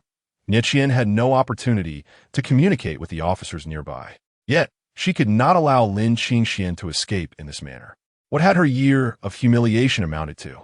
She contemplated seizing the weapon herself. But Lin Qingxuan's wariness rendered the probability of success exceedingly low. Observing his cautious posture, it was likely the safety was already disengaged. She decided to wait a little longer. If, in the final 10 minutes before boarding, the police had not arrived, she would have no choice but to act. "Chung Chung, you will soon find peace," she silently murmured. A moment later, a synthesized voice announced over the intercom that the flight would be departing in 30 minutes. At the sound of the alert chime, both their bodies tensed suddenly, their intertwined hands gripping tightly, then releasing simultaneously. Lin Qingxian glanced at Nie Qian and chuckled. "You're too tense." She nodded in agreement. "It's all right. It will be over soon." Out of the corner of her eye, Nie Qian noticed a young janitor, though adept in his movements. His youth and appearance suggested he was not suited for such work. She refocused her gaze, squeezing Lin Qingxuan's fingers to divert his attention. "Can we ever return?" he whispered. "Once the storm passes, everything will settle down. With foreign citizenship, it's easier. People in our country are quite enamored with foreign cultures." Just then, a man passed by, and Lin Qingxian fell silent, slowly reaching towards his waist. Nie Qian's heart raced. Fortunately, nothing seemed amiss. As the man walked past, Lin Qingxian relaxed once more. The man turned a corner, pressing an earpiece. The suspect is highly alert. A surprise attack is infeasible. Ning Cheng felt a surge of frustration. Cease boarding. Everyone except those at gate 13 must evacuate. Maintain a low profile. How is the sniper positioning coming along? There is no flank position, and the likelihood of collateral damage from a frontal shot exceeds 95. Stand down the sniper. Once the evacuation is complete, be ready for a forceful assault. Prepare the medics. Time passed slowly. Near gate 13 was a small supermarket, bustling with activity. Yet within minutes, the crowd thinned, while the staff presence increased. Nie Qian sought to engage Lin Qingxian in conversation to capture his focus, but she soon sensed something was amiss. Lin Qingxuan's breathing grew labored. She felt as if she were plummeting into an icy abyss, praying silently.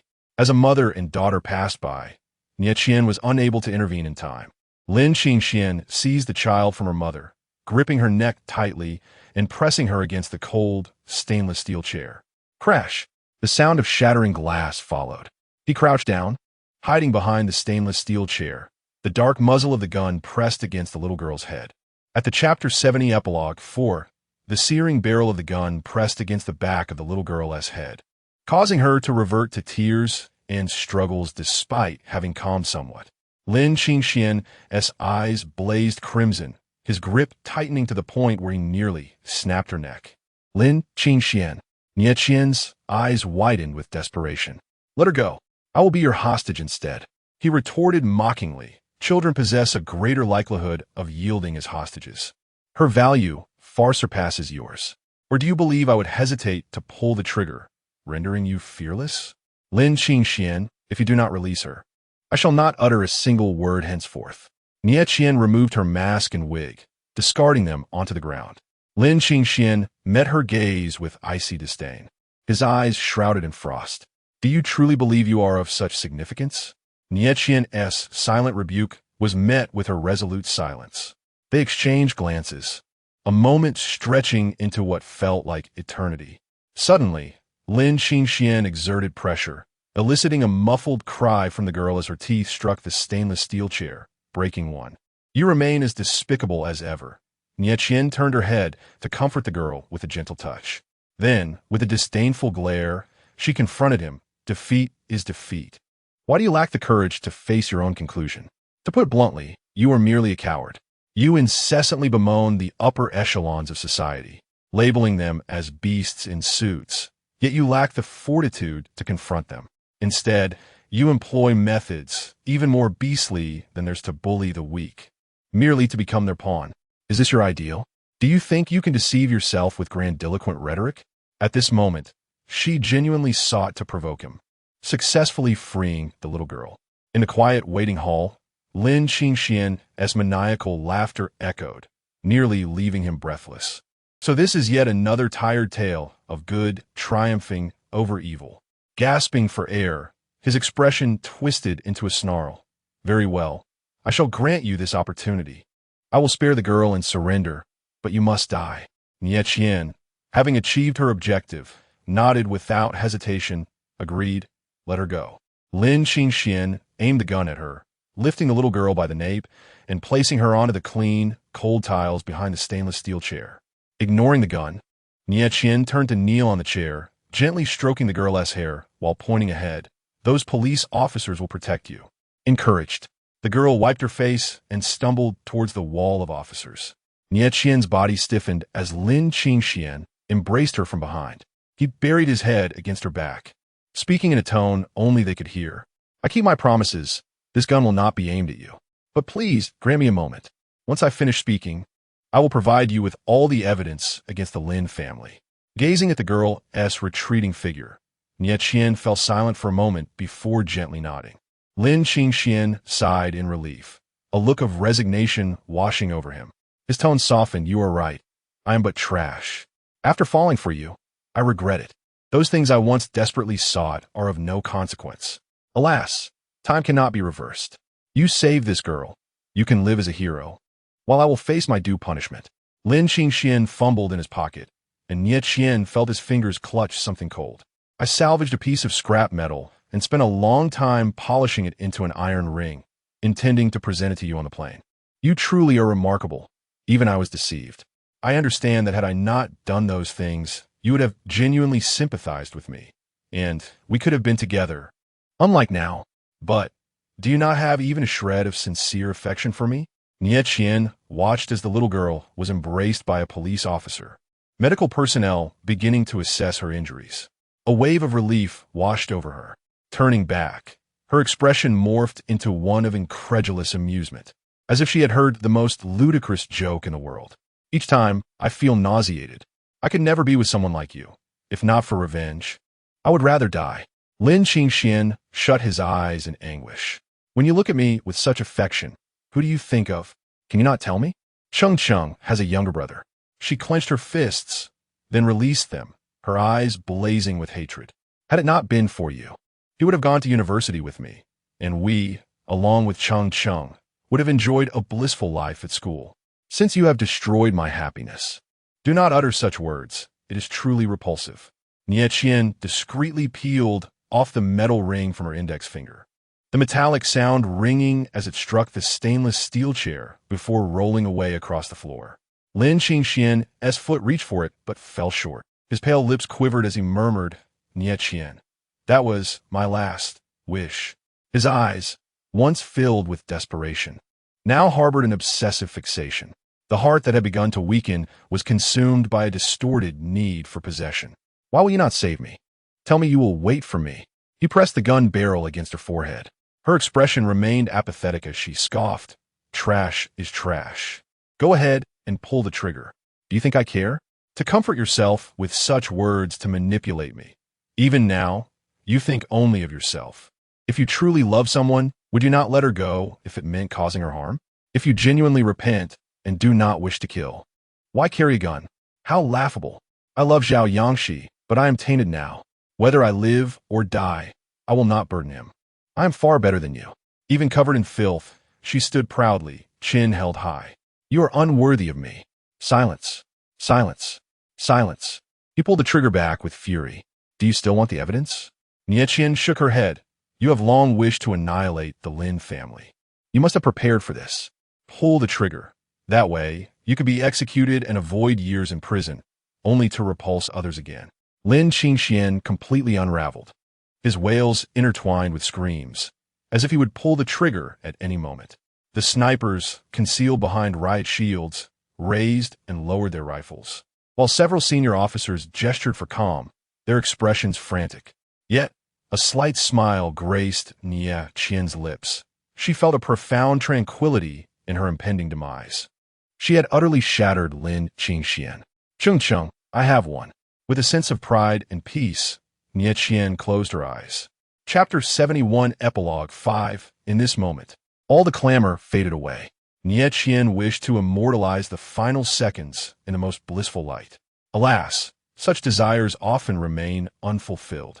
At times like this, one truly finds themselves at the mercy of uncontrollable emotions. The first image that surfaced in her mind was of her 5-year-old self, a grimy girl with braided hair. It was her first venture beyond the village into the sprawling metropolis, and her first sight of asphalt roads. Yet, she felt no joy. There was neither Kentucky Fried Chicken nor a trip to an amusement park. Her father had passed away on the very first day of road construction. He was crushed by a steamroller.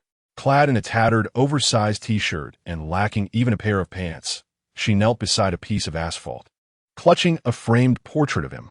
Nearby, her grandmother subtly tugged at her, and under the gaze of onlookers, she wailed in pain. A young man, dressed in an ill-fitting suit and clutching a rare mobile phone of that era, stood closest, his brow furrowed as he spoke on the phone. Thus began the cascade of memories. Scenes flickered in her mind like a revolving lantern, being expelled from her home with her mother by her grandmother, wandering through the city. Her mother remarried a city dweller, and she acquired a father once more. Yet, her stepfather was a drunkard who would unleash his wrath upon her, deriding her as a burden. The first beating saw her mother shielding her. Gradually, her mother turned her back, and soon even the solace after the beatings vanished. Her mother bore a younger brother, leaving her feeling surplus. Until, at the age of 8, the day she nearly lost her life at the hands of her stepfather. The imagery began to gain color. New parents emerged. Nietzschean shut her eyes tight, a smile resurfacing on her face. They paid for her medical expenses when she was on the brink of death, and upon realizing no one would care for her, they kindly adopted her. After her wounds healed, she not only gained new parents but also a beautiful sister and a delightful brother. Her new parents, moved by sympathy, treated her with more affection than one would expect from kin. However, she faced another round of violence, though this time it was not painful. It was her sister and brother, driven by jealousy, whose feeble attempts at aggression felt like mere tickles to Nietzschean. Yet, when their parents discovered this, the tables turned. And it was her sister and brother who were PU Chapter 72 Epilogue 6. The following morning, a gentle lullaby filled the air. I found a penny on the roadside. Li Yin was already awake. Today marked the day of Zhao Chengqing's funeral. Upon seeing the contact person, he propped himself up in bed. Hello, Dad. Yes. The temperature has dropped recently. Remember to dress warmly. All right, you take care as well. Is there something you need? You'll need to go to the city hall this morning. The leaders have some matters to discuss, though I'm not entirely clear on the specifics. Is the case closed? I am unsure. They mentioned a car would come to pick you up shortly. Okay. At the sound of the phone ringing, Chiemo opened one eye. Noticing Li Yin putting on his coat, he opened the other eye. I'm heading out now. I already informed you yesterday. Chiemo yawned and turned over, returning to sleep. A black sedan pulled up outside. The window rolled down, and Chen Kong waved at him, offering a bag of buns. Have something to eat. Li Yin accepted the bag and devoured the buns in a few bites. The car glided along the streets towards the villa located on the outskirts of the city, the road being relatively clear. Li Yin discreetly observed Chen Kong, who was smoking to keep himself alert. He appeared fatigued, yet his spirits seemed high. Has Lin Qingxian been apprehended? Unable to contain his curiosity, Li Yin asked. Chen Kong shook his head. Li Yin fronut. He was shot dead. Li Yin furrowed his brow further. What about Nietzschean? She is safe. A smile began to spread across Li Yin's face, and he excitedly patted Chen Kong on the shoulder. That's fantastic. Chen Kong forced a smile. It was expected. Li Yin awkwardly retracted his hand, curling up in a corner, shivering slightly. Upon arriving at the city hall, he was ushered into an office where a kind middle-aged man sat at the desk, pen in hand, gesturing toward the sofa. Did you not sleep well? I went to bed quite late last night, he replied obediently as he took a seat. You young people must take care of your health. Early to bed and early to rise. Yes, indeed. He accepted a cup of tea, expressing his gratitude. The middle-aged man maintained a gentle demeanor. Your father mentioned you do not seek accolades. I believe it is essential to inquire directly with you. Li Yin sighed and set down the teacup. That seems quite unfair. Others have endured suffering, yet I reap rewards from it. Moreover, it will affect my academic life. It is unnecessary. He smiled slightly. Then we shall respect your wishes. We will not make a grand announcement, yet the appropriate rewards will still be given. Well, as long as it isn't publicized, it's fine. Li Yin felt a sense of relief.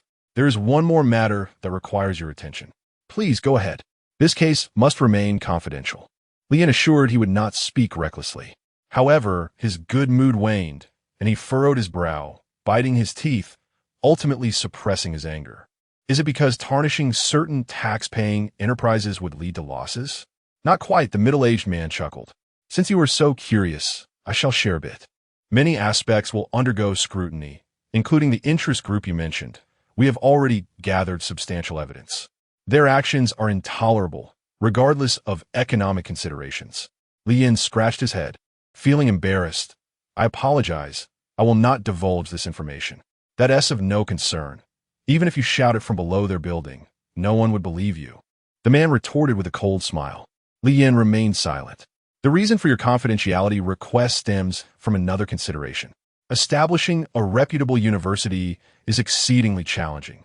Should its status be publicly discredited, the repercussions would be immense. Furthermore, many faculty members are uninvolved. If public sentiment turns, it could adversely affect them. Li Yin nudda. I have no objections. I still need to attend school, and this arrangement seems more favorable. The middle-aged man nodded in satisfaction. Thank you for your cooperation. May I take my leave now? Do you wish to converse further with someone as old as me? I have no objections. Li Yan merely smiled in response. He gently closed the office door behind him, letting out a long breath. Finally, it was over. Chapter 73 Epilogue 7. The truth has been uncovered. The officer removed his hat, gesturing for everyone to take a seat, then inquired of Zhao Changchang's family if he could be present. The emaciated woman managed to muster a faint smile towards Li Yan. Of course. In the lounge of the East City Cemetery, the officer produced the case file. The incident began when your daughter inadvertently discovered actual evidence of sexual assault against the victim by Lin and other offenders within the school. On XX date of XX year, a report was made without results. 3 days later, rumors began circulating within the school, alleging that she had disseminated the news of her own assault, which caused a significant impact. The director of the General Affairs Office at a certain school, fearing exposure, lured your daughter to the balcony and pushed her off, resulting in her death. The officer sighed. This act was deemed an act of heroism. Zhao's mother covered her mouth. I knew it. My daughter would never take her own life. Zhao's father wept and laughed simultaneously. She was not wrong. I thought she could not bear the injustice. The family of Zhao Changcheng wept bitterly. Zhao's mother held Li Yan's shoulder, sobbing uncontrollably. My daughter truly understood you. She said you were the most in sync with her. It was also in the same way that you both used. Changcheng, my precious. They cried inconsolably, prompting Li Yan to step outside the lounge for a cigarette. Shortly thereafter, Zhao Yangshi approached him, her eyes red-rimmed. And he seems to be doing much better than a few days ago, Li Yan rasped. After returning home to Magic City, I cried for a while. Then I felt a sense of relief. However, I still cry at home, but it gets better day by day. The deceased has departed. May you find solace. Zhao Yangshi sniffled. Having mourned for so many years, knowing that my sister was not wronged can be considered consolation. Li Yan nudda. Did you know my sister liked you? She actually mentioned it to me many times. That year, when Li Yan first stepped onto the high school campus, he began an experience shared by countless others during the sweltering summer. At that time, his sole focus was on his studies. Due to childhood experiences, he lagged behind in his academic progress. Securing a place in a good school close to home was no easy feat, as the required scores were quite high. Yet, whenever he diligently immersed himself in the sea of knowledge, there was always someone intent on causing disruption. Hi, I'm Zhao Changcheng, the discipline committee member. The girl had a few freckles on her nose, but her skin was fair, her figure tall, and her attire distinct from her peers. She often boldly wore skirts or very short shorts, and her smile radiated warmth. No one could meet her for the first time without feeling an instant fondness. Li Yan, however, was a rare boy who showed no interest in her. Having been the object of girls' affection since childhood, he was rather indifferent to such sudden attention, especially during a crucial period when he needed to catch up academically. Ewewim, Li Yan replied dismissively. At that time, Li Yan's character was reclusive. He seldom communicated with classmates, responding only with the occasional nod. Very few would seek him out a second time. Yet, Zhao Changcheng was evidently an exception. She caught up with Li Yan and bluntly asked, "Are you interested in dating? Are you out of your mind?" Li Yan replied candidly, "I am sorry." Zhao Changcheng felt a pang of guilt. She said nothing more, but continued to follow him closely. Li Yan, growing impatient, snapped, "Can you stop following me?" Zhao Changcheng looked at him with a hint of guilt, as if afraid to touch upon his pain, and cautiously asked, "Can your illness be treated?" Li Yan, "I am perfectly fine." Zhao Changcheng pondered for a moment, her expression one of shock. "You actually just insulted me, and I was concerned about you." Thus, feeling betrayed, Zhao Changcheng resolved to ensure that Li Yan would have no peace for a single day. This included, but was not limited to, ambushing him from behind, knocking him down, sitting across from him during meals, and stealing the soup he had ordered, pilfering his practice book, and copying the standard answers at the places he intended to complete that day. He could endure all of this. However, his classmates were less tolerant. Li Yan, oh, it's the class monitor, is the homeroom chapter 74 epilogue. 8. The majority of students at the school were boarders, while Li Yan lived nearby and commuted daily. Zhao Chengcheng began to ask him for assistance in bringing breakfast. Li Yin did not refuse, primarily because although Zhao Chengcheng was often seen wandering about, her academic performance was commendable, and her tutoring was as effective as that of their homeroom teacher. Recently, the homeroom teacher had grown somewhat weary of him, prompting Li Yin to seek a new companion. After bringing breakfast a few times, rumors started circulating around the school. Li Yin was indifferent, but Zhao Chengcheng was quite concerned. They were saying things about us. Don't pay attention to that, she insisted. As a girl, I must maintain my purity. Zhao Chengcheng looked at him expectantly. What do you think we should do?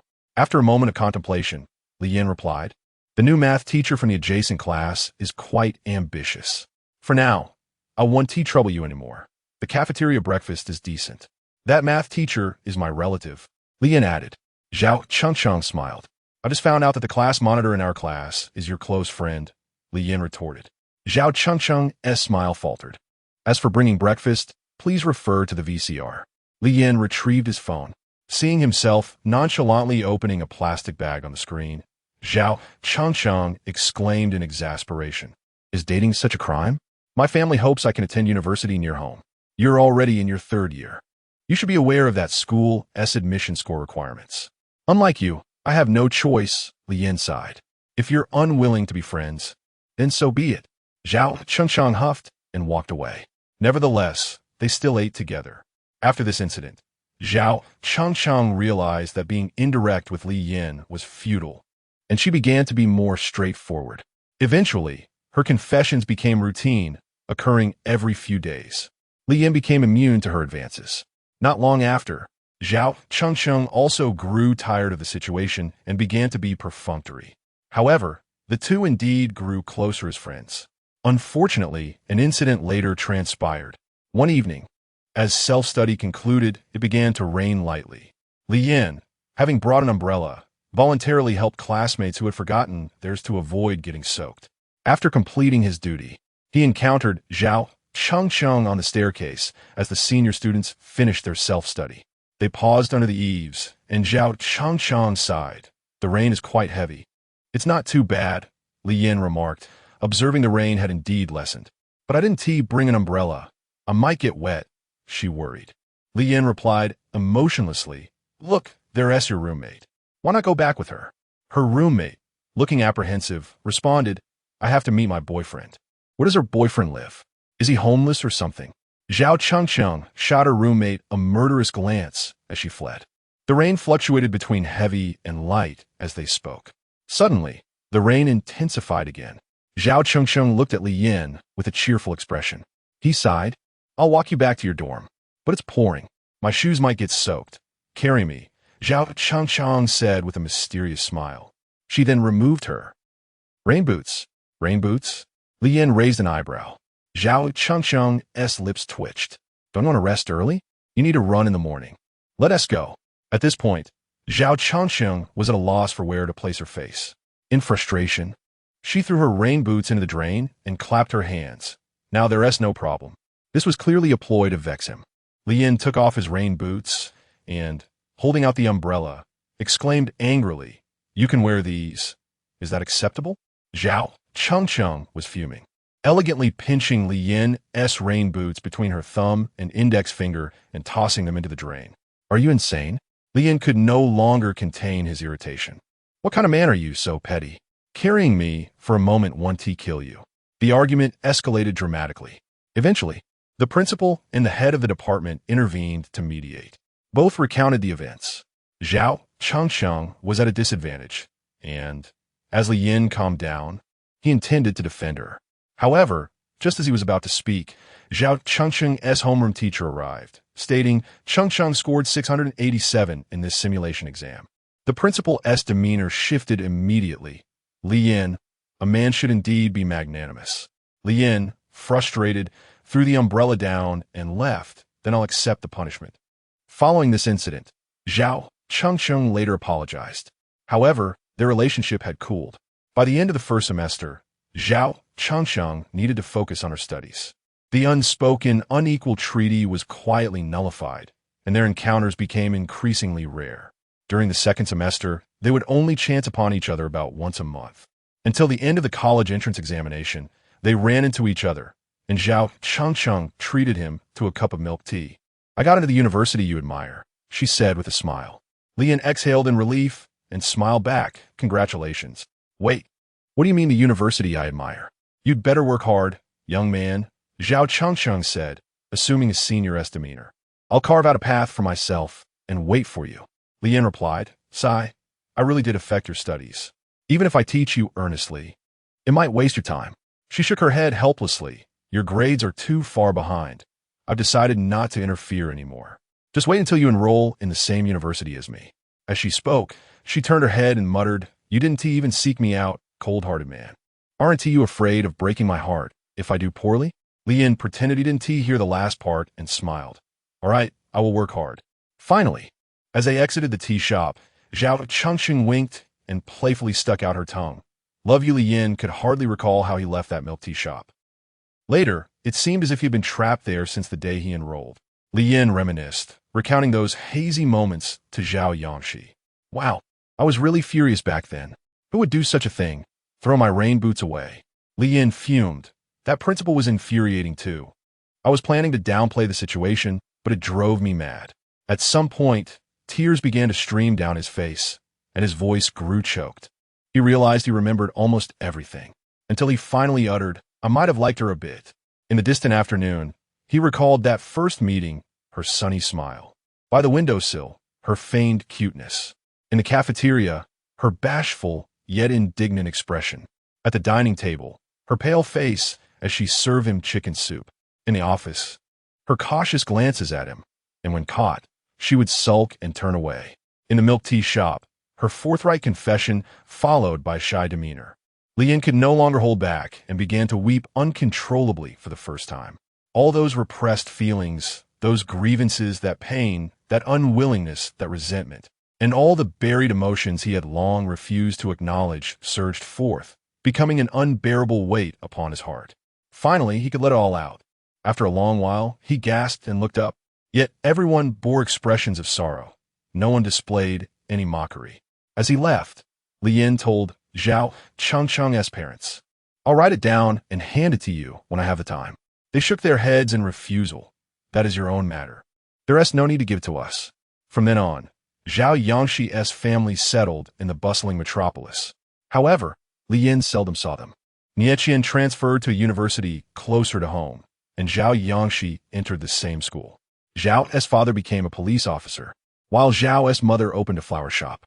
When Nieqian and Zhao Yangshi wed, there was no opportunity for attendance, yet Li Yin presented a gift.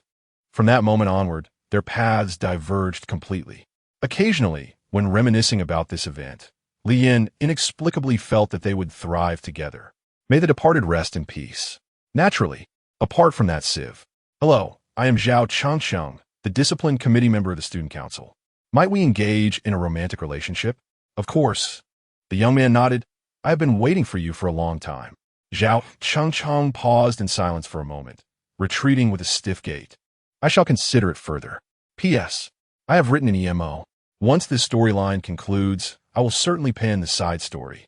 Chapter 75. The rebellious phase and the gentle drizzle. Jiang Yuanzhou drove out, with Qi Wanli yawning in the passenger seat. Having spent over half a month abroad, he deeply missed his little treasure back home. He decided to take a quick glance before heading to the office for a meeting. Today marks the beginning of winter. Doesn't he it? Jiang Yuanzhou replied absently. The traffic on the elevated road was somewhat congested, and he reached for the map, noticing a possible accident ahead. What else with the honking, you fool? Jiang Yuanzhou changed lanes, irritated by several honks, and couldn't help but curse. Typically, he was not prone to road rage, and Qi Wanli, glancing at the time, understood. Why bother coming to pick me up? Yuko stayed home and cooked for Momo instead. Qi Wanli reclined his seat, comfortably lounging, unhurried.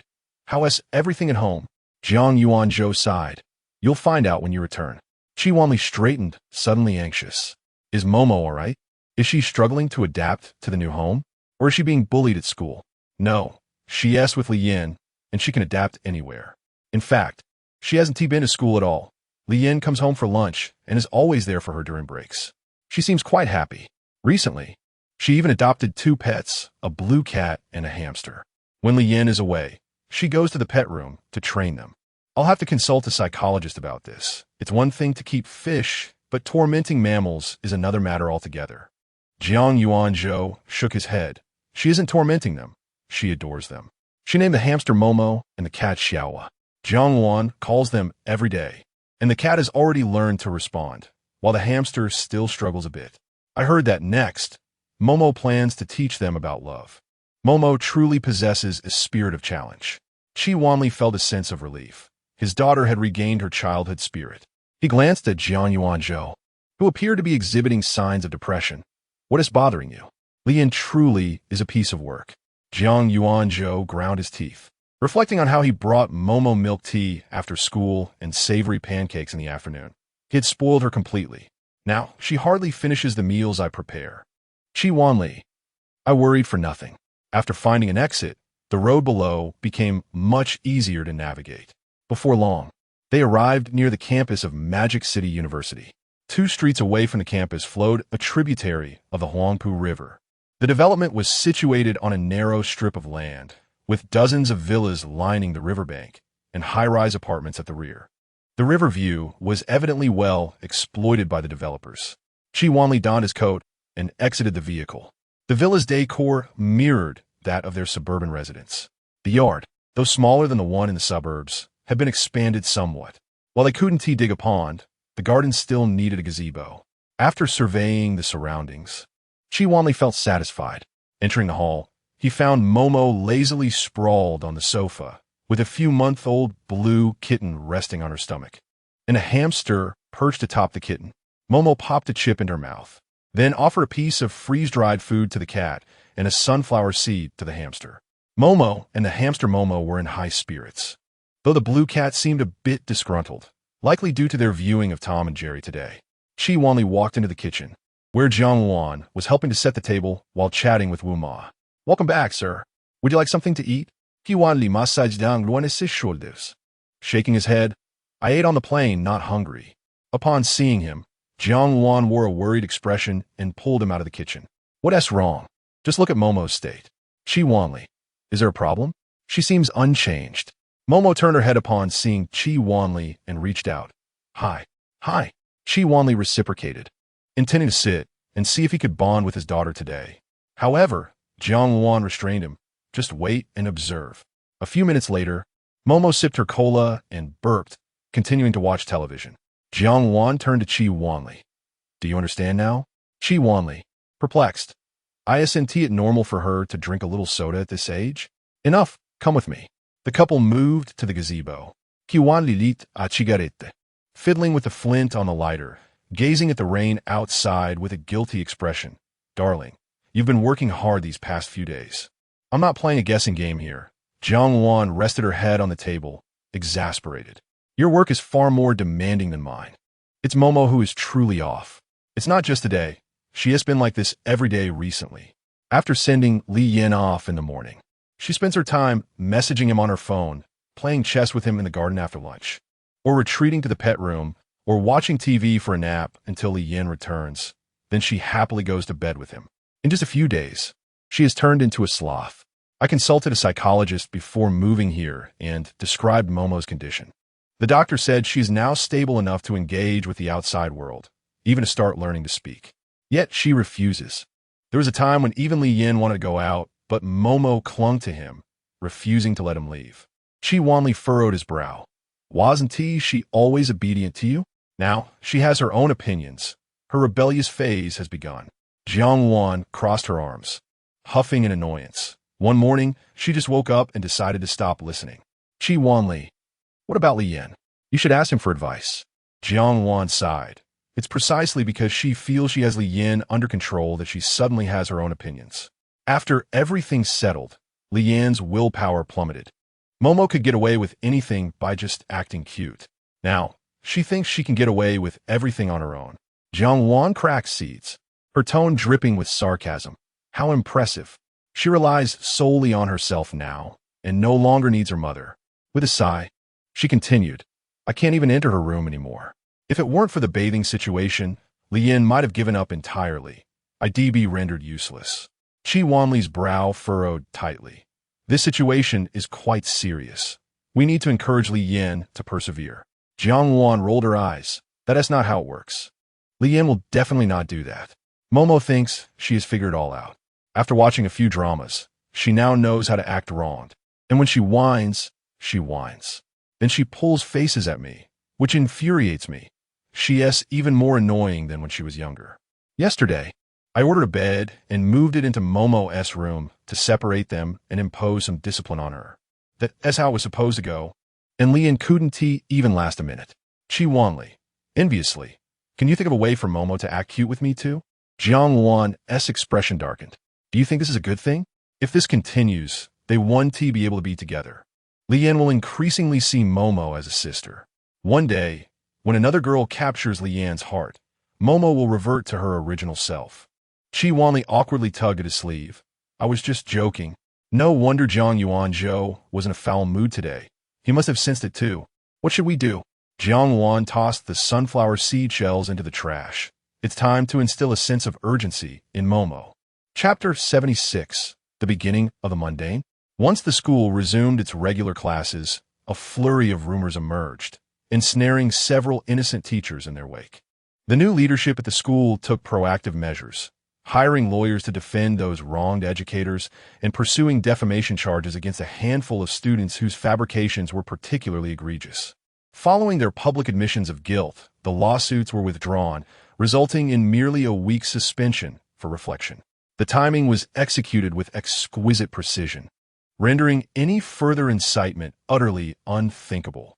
Consequently, the matter faded from discourse within the school. As for the girls who had suffered harm, the administration naturally kept their identities confidential. They were permitted to quietly continue their studies or transfer to other universities. While Li Yan was not privy to the specifics of the victims involved, he was aware that each one had received a 7-figure compensation from the Lin family. What transpired thereafter was even more intriguing. After the Lin family disbursed this sum, they unveiled evidence left by Lin Qingxian. It was rumored that the actual controller of the Lin group had become utterly unhinged due to the official handling of the situation, lashing out vehemently at the authorities during his arrest. As the investigation unfolded, the entertainment industry experienced seismic shifts. More than half of this month, as popular dramas were abruptly taken offline, the populace indulged in the spectacle with glee, rendering the school incident a mere footnote in the grander narrative. Li Yan diligently supported the increasingly frantic Luo Yanran with likes on her social media posts. Yet by afternoon, he would often encounter several images of Ning Cheng, swathed in bandages and clutching a lunchbox, alongside bubble tea and other such items. Comments like Ning brought over lunch. What a trooper. Today's shrimp was even peeled. How troublesome for Ning. And the bubble tea only had 1/3 of the sugar. Ning is so attentive. Would flood his feed. Upon viewing these posts, Li Yan would swiftly scroll past, recognizing these tactics as ones he had imparted to Ning Cheng. After that day of heartfelt revelations in the Eastern Cemetery, he inexplicably added Ning Cheng on WeChat, only to later discover that he had unwittingly become a love guru in her eyes, despite never having been in a romantic relationship himself. However, being addressed as brother by someone of such stature was truly overwhelming for him. With nothing else to occupy his time, he resorted to perusing the antics of various vloggers, gleaning secondhand experiences to share with Ning Cheng. Later, when Luo Yanran reached out for a chat, expressing concern that Ning Cheng was excessively fawning, she solicited Li Yan's advice on how to help her regain her composure. At that moment, Li Yan felt a pang of vulnerability, nearly severing ties with the couple altogether.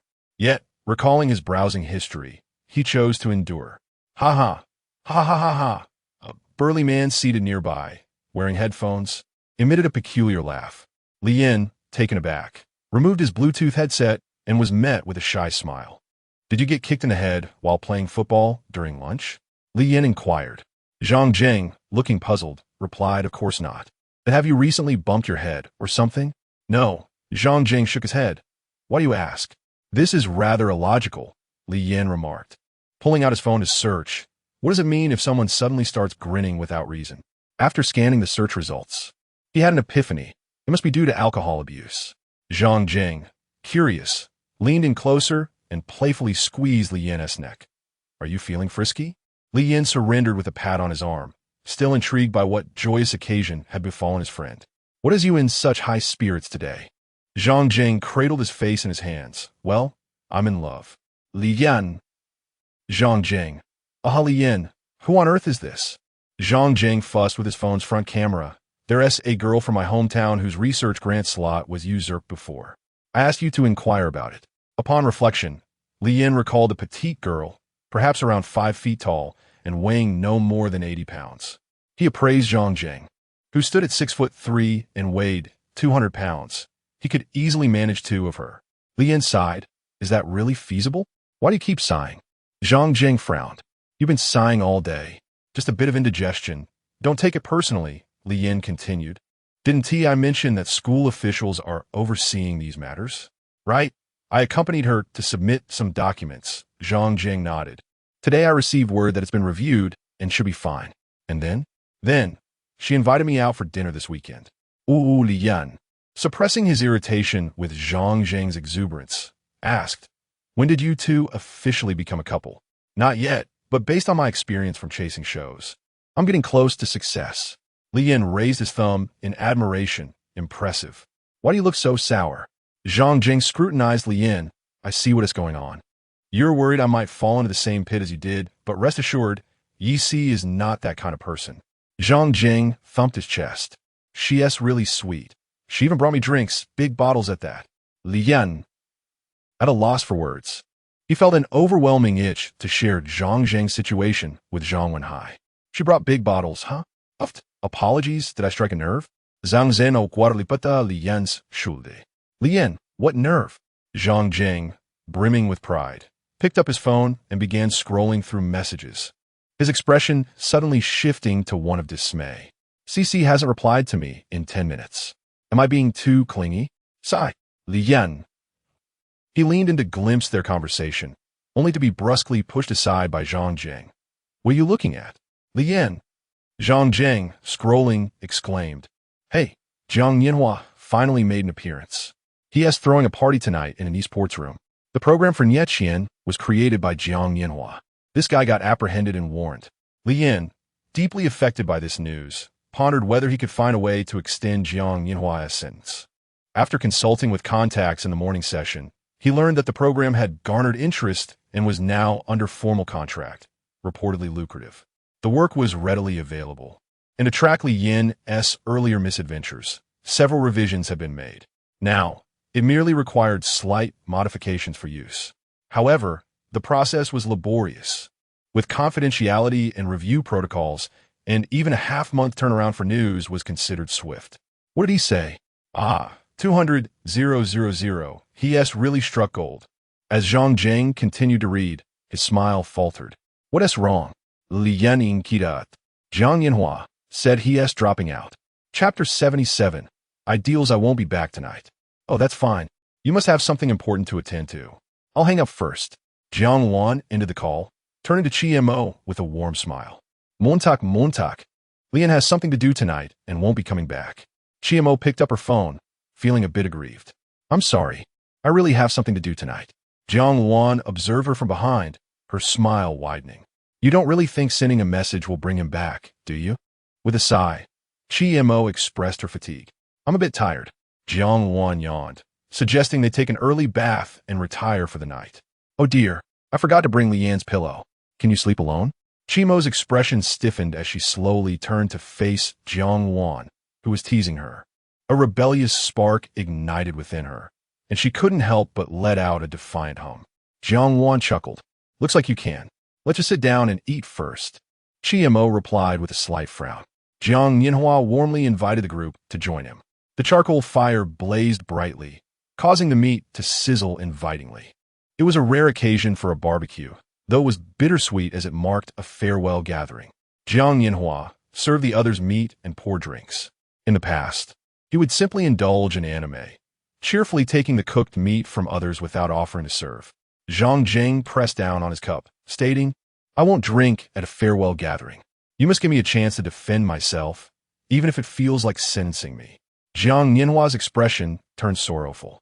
It was a rare occasion he poured drinks, and he hoped for some courtesy, even in parting. Zhang Jing remained sullen, but eventually relaxed his grip. Zhang Wenhai, always easygoing, smiled throughout. When it came to Li Yin, he too pressed down on his cup. Don't misunderstand. I simply cannot drink. Zhang Wenhai brushed his hand away. Zhang Jing couldn't help but laugh. Pour him a drink. Jiang Yinhua sighed in relief, his smile growing. The atmosphere lightened, as if they were merely indulging in a night of freedom. After a hearty meal, they felt pleasantly tipsy. The four of them took a taxi to an esports hotel, grabbing peanuts, sunflower seeds, and a few beers for the next round. Unfortunately, Lian was already sprawled on the bed, defeated. Every time, it's him who drops the ball. How frustrating. Jiang Yinhua removed his jacket and sat on the carpet, smoking. Lian rolled his eyes. I told you I can't drink. How can someone be so incapable of handling alcohol?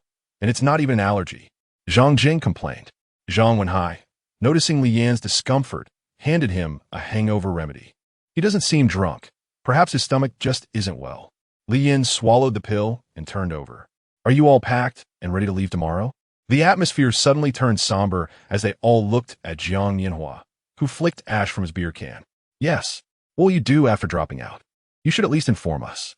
Zhang Wenhai sighed. Aside from creating short videos, I occasionally draw other illustrations. I told you I was selling them. But that was a ruse. Jiang Yinhua's expression tightened.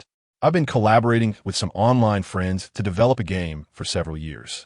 However, it's challenging to create something purely out of passion.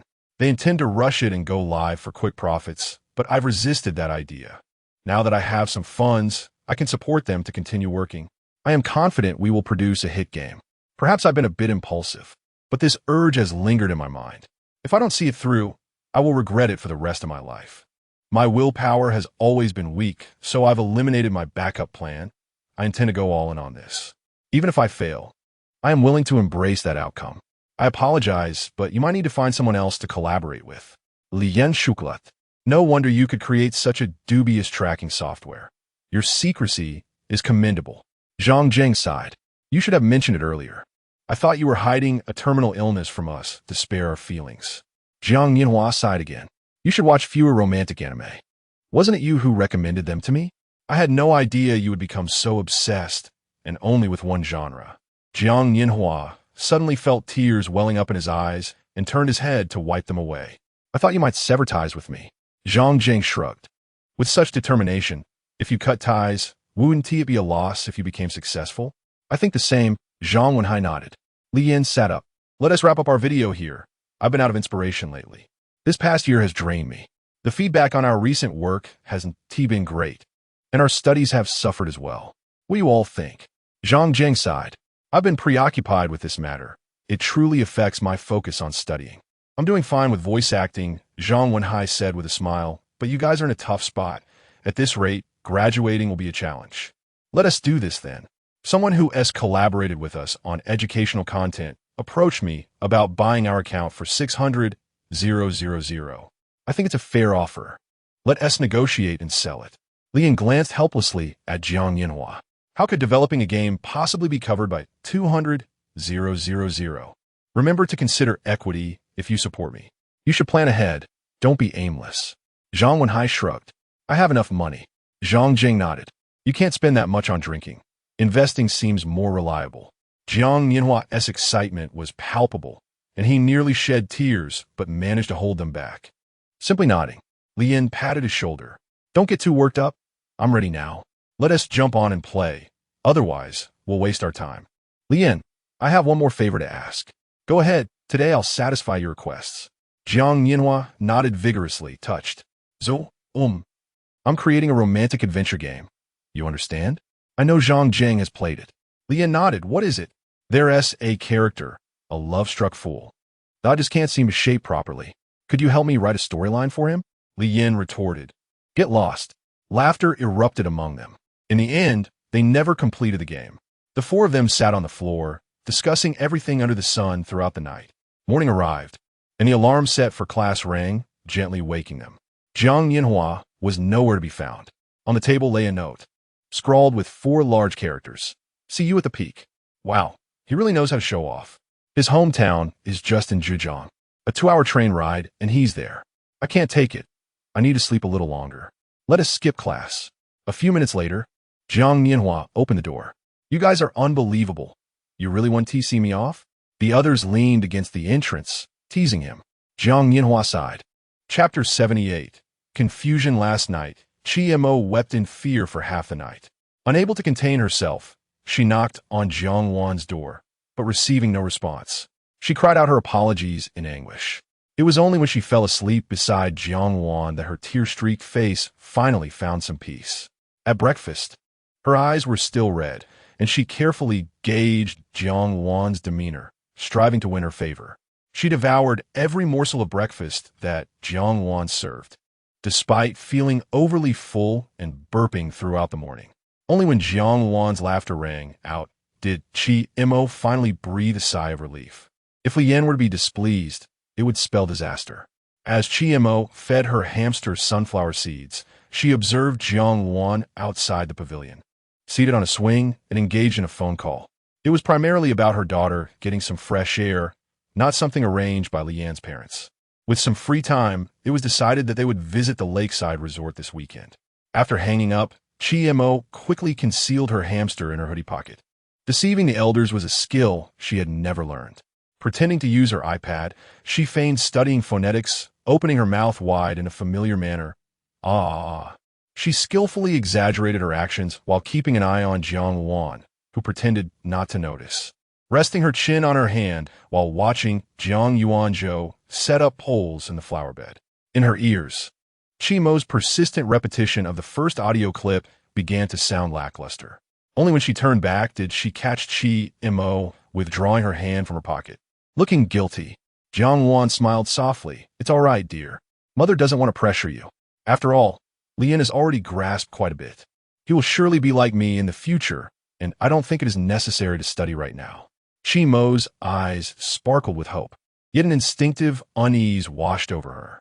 She adopted a pitiful expression and tentatively asked, how could Mother possibly be angry? You will always be my treasure.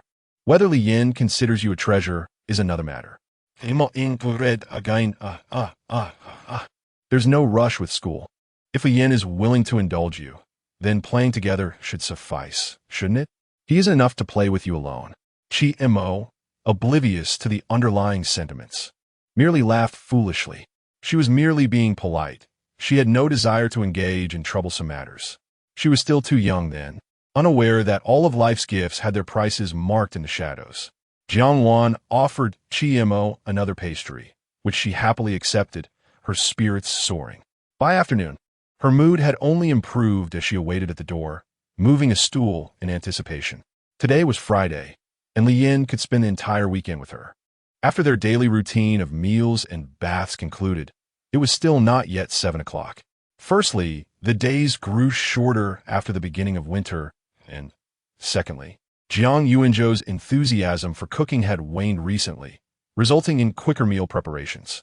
Having bid farewell to his short video endeavors, Li Yan found himself with ample leisure time. And Chi Mo's languorous aura had an effect on him as well.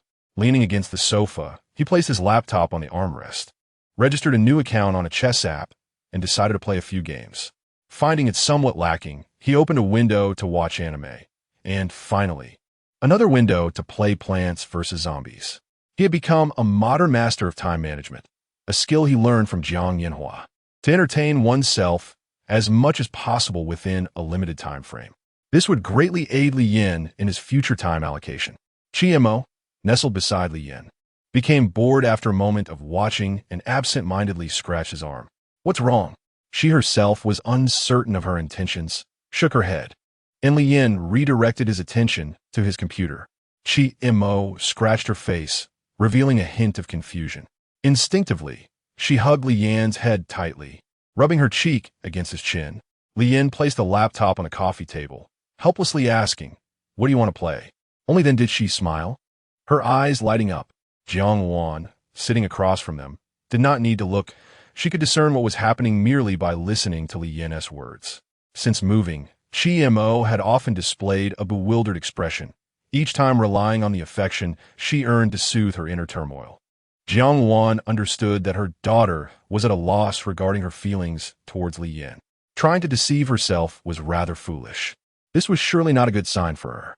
However, emotions could not merely be articulated with words, especially when the subject of education was the tenacious Chi-Mo. Jiang pondered deeply, ultimately concluding that she needed to expose Chi-Mo to more people, encouraging her to learn those things she ought to learn independently and willingly. Jiang felt confident about this approach. Chi-Mo was wholly consumed by infatuation, the kind that was hard to remedy. As long as there was some competition in this regard, she would be ready to throw on her backpack and head to school in an instant. The key concern for Jiang was whether Li Yin might be spirited away. Yet, there were no other options. Eventually, they would interact. It was just uncertain how many points Chi-Mo had scored in his heart. At 10 o'clock that evening, Chi-Mo lay with her head resting on Li Yan's lap. Eyes closed, her eyelashes fluttering gently. Li Yin, with an ear-cleaning tool in hand, focused intently on his task. Who could resist such an offer? Yet, Chi-Mo's sound were rather peculiar. I am Hian no expectations. Li Yin had not consumed alcohol today. It was merely that Chi-Mo's ears were particularly sensitive. Unexpectedly, after a while, Li Yan's face had turned a deep shade of red. He looked up to meet Jiang gaze, his cheeks flushing even more. Jiang felt a surge of delight. Perhaps the score was quite favorable? Li Yin set down the ear-cleaning tool and released his other hand, which had been holding onto Chi-Mo's earlobe. Auntie, perhaps you should take over. Jiang picked up the remote, replying, you carry on. Chi-Mo, dissatisfied, tapped his thigh and urged him, though it sounded more like a playful pout. Reluctantly, Li Yin continued, his heart racing and cheeks aflame. After cleaning her ears, Chi-Mo, thoroughly satisfied, smacked her lips and rolled over to take a nap. She hadn't slept well after yesterday's lesson and knew that if she fell asleep, she would be carried upstairs by her beloved fire. She needed to fall asleep quickly. Jiang lowered the volume of the television and asked Li Yin, do you have plans for tomorrow? I have nothing on these days. I haven't even made any videos. So I'm quite free. That's good. You seem tired lately. You even rode your little electric scooter home to accompany Chi-Mo during lunch, skipping your nap. Li Yin smiled. I'm not really accustomed to napping. Then let us go out together tomorrow. The weather looks splendid, and your Uncle Chi isn't working either. Chi-Mo hasn't wanted to go out these days. It's time for her to get some fresh air. All right. By the way, there might be others around. You won't see mine, will you? Not at all. Li Yin waved his hand dismissively. Jiang nodded and glanced at Chi-Mo, who was tossing and turning. Unable to sleep, she sighed internally, thinking, don't blame your mother. After all, you were the one who rebelled first. Chapter 79. Outing. The family gathered early in the morning, including the housekeeper Wu Ma and the bodyguards, as they boarded the tour bus. Chi Wanli seized this opportunity to organize a collective team-building event for his employees. A row of tour buses lined up on the elevated road, creating a magnificent sight. Inside a Maybach, Chi Wanli sat in the passenger seat, engaging in casual conversation with Jiang Yuanzhou, while Chi-Mo chatted with the cat and hamster. Jiang conversed with Li Yin across Chi-Mo, creating a harmonious atmosphere. Where are we headed? Jiang inquired excitedly. Xiaocang Mountain, a 4A scenic area within the city. We should be arriving soon. Every year, your uncle's company organizes team-building activities, and he always tags along. However, we won't be mingling with the company staff this time. We've booked a resort exclusively for ourselves. Having lived here for 20 years, I've only visited an amusement park and a wildlife sanctuary. I've never explored anywhere else. I'm in a similar situation, Jiang remarked, casting a glance at Chi-Mo. Whether we can go out and play in the future depends entirely on you. I'll do my utmost. Chi Wanli, gripping the steering wheel, interrupted. What are you talking about? Just bring back a little less food. I can make pancakes myself. Be quiet. Jiang rolled her eyes. Can you really replicate that street vendor flavor? Are you complimenting me? Chi Wanli retorted. Jiang simply smiled, while Chi Wanli hummed a cheerful tune, safely delivering the family to the parking lot. During this collective outing, Jiang also granted a day off to the housekeeper and bodyguards. Everyone had to handle their own belongings. Even Chi-Mo had to wear a thermos around her neck while carrying a pet bag. Private vehicles were only permitted to park in designated areas, and the crowd was overwhelming. Once Chi-Mo alighted from the vehicle, she felt an unexpected anxiety. This time, It was hard to blame her sensitive nature. With Chi Wanli organizing team-building activities, all eyes naturally gravitated towards them. Due to the intense scrutiny, the weight of the pet bag and thermos, along with Chi Mo's presence, added to Li Yan's burden, amplifying the attention he received. He felt an uncomfortable, prickling sensation on his back. Fortunately, Chi Wanli's privilege soon led to the arrival of a sightseeing vehicle, providing an escape from the spotlight. They sped through winding paths until they reached their destination. The courtyard was beautifully arranged, though only one building stood there. Upon entering, it became evident that calling this place a resort was no exaggeration. The internal space was vast, equipped with all amenities for dining and entertainment, even boasting over a dozen bedrooms. While selecting rooms, Li Yan noticed some doors had "Do Not Disturb" signs hanging. "Are there others here?" Jiang Wan nodded. "Indeed. Chi Mo needs to interact more with others, so I invited a few families to join us, and you can take this opportunity to get to know them." Though her wording was vague, Li Yan instantly comprehended the implication. Aside from their childhood experiences, he had no other connections with the Chi family. Thus, these individuals must share similar backgrounds with Chi Mo. The realization left him with a peculiar expression. "Are you unhappy?" Jiang Wan queried. "I thought I'd de-surprise you by not mentioning it earlier." "It's not that I'm unhappy, it's just a bit strange." "What's strange about it?" Ki Wan Jokid. "Worried they might expect something from you?" "Not at all." Li Yan shrugged. After selecting their rooms, they proceeded to the third floor for a gathering. Upon encountering strangers, Chi Mo grew anxious again. A refined middle-aged man rose to greet them, first acknowledging the couple, then warmly beckoning to Chi Mo. Mo. "Do you remember your master?" She nervously hid behind Li Yan. "You learned to play chess with uncle when you were little. Don't you recall?" Jiang Wan reminded her. Chi Mo peeked out, scrutinizing him for a moment before retreating. A girl in a plain pleated skirt approached her. "Chi Mo, do you remember me?" Chi Mo didn't seem frightened by her. After observing her, she displayed a puzzled expression and tilted her head in thought. "Ah?" Jiang Wan smiled with satisfaction. Looking at the girl, "Wenju, she calls you sister." Upon hearing her mother's confirmation, Chi Mo immediately abandoned Li Yan and rushed into Wenju's embrace, laughing joyfully. However, her laughter was short-lived as she soon broke into tears, feeling quite wronged. Wenju was momentarily taken aback, her gaze softening as she gently patted Chi Mo's back. It took a while for Chi Mo to calm down, after which she clung to Wenju's arm, nuzzling her face against hers. Meanwhile, Jiang Wan engaged in casual conversation with the solitary Li Yan. Chi Mo used to learn chess from her father. "Xiao Junji, a ninth dan?" Jiang Wan blinked. "You know him?" "Yes." "Oh, I've never even won a world championship." Xiao Junji, holding a teacup, sat beside Li Yan. The presence of such a chess master beside him left Li Yan feeling quite exhilarated. "Uncle Xiao, I have a question. You reached the finals of the Samsung Cup. Why did you forfeit?" Xiao Junji smiled. "At that time, I was affected by certain matters and felt I couldn't play well. So I didn't want to embarrass myself." "Is there still criticism about that?" "No, not at all. We, the fans of Go, regard you as a pinnacle of history." Li Yan explained. "In recent years, everyone enjoys analyzing old games. Your match in the quarterfinals of the Samsung Cup is considered a historical peak. With an 89 alignment with AI.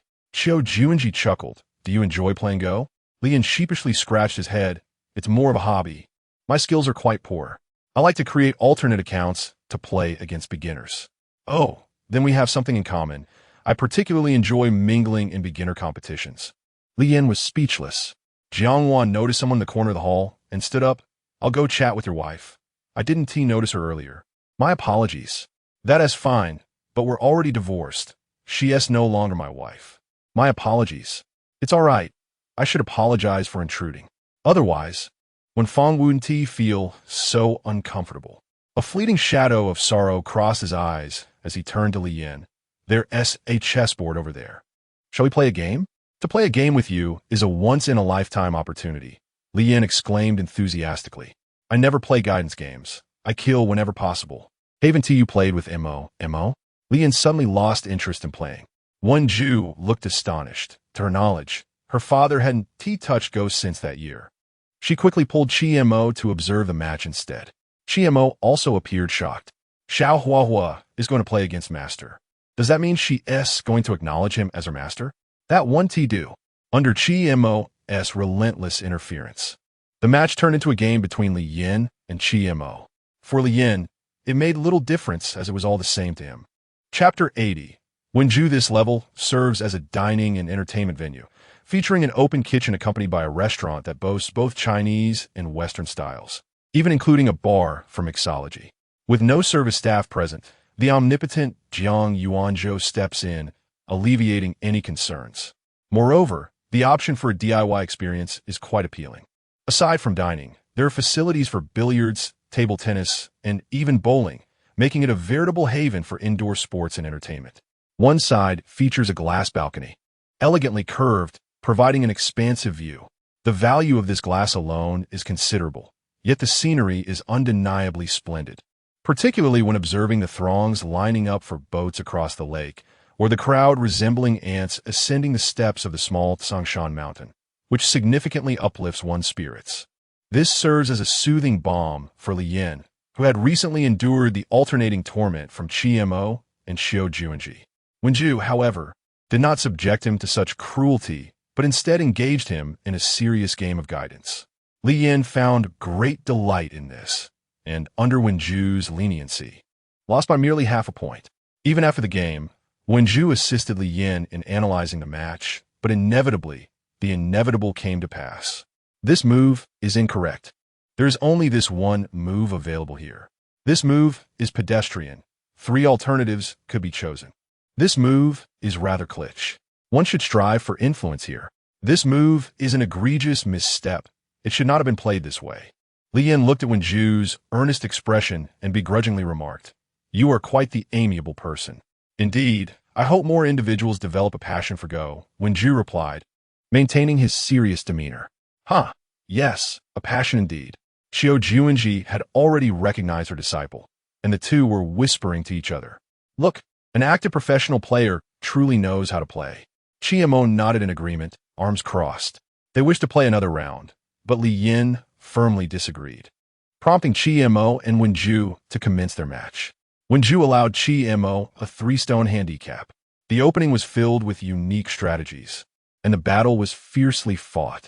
As the game neared its conclusion, Chiemo finally faltered and began to collapse under pressure. Yet, her mood remained unaffected, her thick brows lightly furrowing in seriousness. Seeing Chiemo's struggle, Xiao Juanji lamented, "What a pity." "Yes, just a little bit more," Li Yin sighed, grasping the lid of the Go bowl in sympathy. Xiao Juanji shook his head. It is a shame that Chiemo did not pursue a professional path. She had the potential to secure a world championship as a female player. That would have been historic. Has no one achieved that in history? Li Yin had not researched this matter. He shook his head. No, the distinction between male and female players has been clear since ancient times. At the table, Chiemo had already conceded defeat, completely uninterested in hearing Wenju's analysis, restlessly shifting in her seat. Wenju, feeling quite helpless, did not press further and gathered the pieces into the bowl. Looking at Li Yin, he remarked, "The current top female Go player cannot even break into the top 50 of the domestic ranking. I hovered around the 100 mark at my peak. Yet playing against the top 10 is an absolute nightmare. I have never won a single game." Li Yin wholeheartedly agreed. "Ever since I encountered Chiemo, I have been plagued by nightmares. You still possess talent. However, once you turn professional, the joy of the game diminishes significantly. Playing casually in the future should bring more happiness." Li Yin was taken aback. "You do not intend to continue playing?" "Last year, I was specially recruited by a university, and since then, I have not participated in any rank competitions." "What a pity." After exchanging pleasantries, the Chun family arrived. Chun Shishir donned a wide-sleeved, chest-high hanfu, her makeup exquisite, with a touch of rosy hue on her forehead. Eager for the outing, she observed the surroundings. The people were divided into 3 groups: the mothers, the fathers, and the young people. Chi Wanli and Xiao Juanji were on a necessary path, and Chun Shishir politely greeted them. "Hello, uncles." Then she headed straight for her target. Chun Dongfeng, dressed in ripped jeans and a wide-brimmed straw hat, had not bothered with makeup to appear younger. "Hey, Boss Chi." "Boss Chiao." Chi Wanli smirked slightly, The big-eyed round one has arrived. Qiu Juanji had minimal interaction with Chen Dongfeng, merely acknowledging him with a nod. However, Chen Dongfeng was quite familiar. Old Qiu, is business slow? After retiring, Qiu Juanji ventured into the real estate industry with Qi Wanli's support, coinciding perfectly with a booming market. Now, his reputation as a real estate mogul eclipses that of his previous career as a professional player. Real estate has been sluggish these past few years, and I haven't had the heart for it. My assets have all been liquidated. How's your company performing? Mind if I get involved? I thought the news was exaggerated, but it's true you've sold it? What a shame. You came a step too late. I've already let Boss Chi support me. I only hold 30 of the shares now. Selling more would leave me with no way to survive. However, investing in films is still an option. I can play around with bank interest. I don't have that much money. Wanli's words resonate. Chi Wanli poured tea for the two. Don't listen to his nonsense. His wife manages everything. He just puts on a FAAD. If you want to discuss business matters, you should speak with his wife. Chen Dongfeng shrugged off the comment. No choice. It's just the luck of the draw. One day, I'll find a son-in-law, hand over the business, and retire happily. Old Qiu, you should stop doing business and focus on managing finances, enjoying life early. You're still young. Maybe consider having a second child. Retirement is feasible, but having a second child is out of the question. Chen Dongfeng misunderstood, sighing, I have a remedy. Either you can try your luck or give it a go. Qiu Juanji. At that moment, Wen Fong and Jiang Wan happened to pass by. Wen Fong greeted the two, long time no see. Yet her gaze did not linger on Qiu Juanji. Once they departed, Chen Dongfeng awkwardly removed his hat, murmuring, still not remarried? I heard it was just a minor dispute. Qiu Juanji raised his teacup, revealing a hint of bitterness. I am iron. She is steel. Together we clash with a resounding ring. Now, regretting it, is it too late? Qi Wanli remained silent, as it was not his place to meddle in others' affairs. Chen Dongfeng mimicked him, observing with keen eyes. Qiu Juanji, feeling helpless, remarked, the experiences of a film emperor in matters of the heart must be quite rich. Do share some advice. Chen Dongfeng took a deep breath. Let me repeat it. Film emperor. Okay, I understand. Now I shall impart all my wisdom unto you. A fierce woman fears a clinging man. Once he clings, it's all over. Qiu Juanji. Chapter 81. Outnumbered at noon, Jiang Yuanzhou showcased his remarkable skills. After lunch, the rain began to fall. Jiang Wan felt a headache coming on. The weather forecast was utterly inaccurate. It's quite nice here, Mo Qian consoled her. Wen Fong, holding a cup of coffee, watched with great interest as the large-screen television played a short film. This was the debut work of Li Yan, a labor of love that depicted the joys and sorrows of a neighborhood through the dialogues between a noodle shop owner and her customers. The narrative was somewhat scattered, only converging on its theme at the end, embodying a piece characterized by ensemble storytelling. The owner was portrayed by Chen Yu. On the sofa, Wenju sought Li Yan's guidance with pen and paper, making him quite uncomfortable, although he considered it a proud achievement. The presence of three prominent figures from the film industry heightened his nerves. Nevertheless, he candidly shared his thoughts with Wenju as the final scene unfolded. Wenju couldn't help but exclaim, the ending, with the owner's husband returning to the noodle shop, is simply brilliant. It ties together all the remaining threads and offers the audience a sense of closure. Li Yan smiled shyly in response.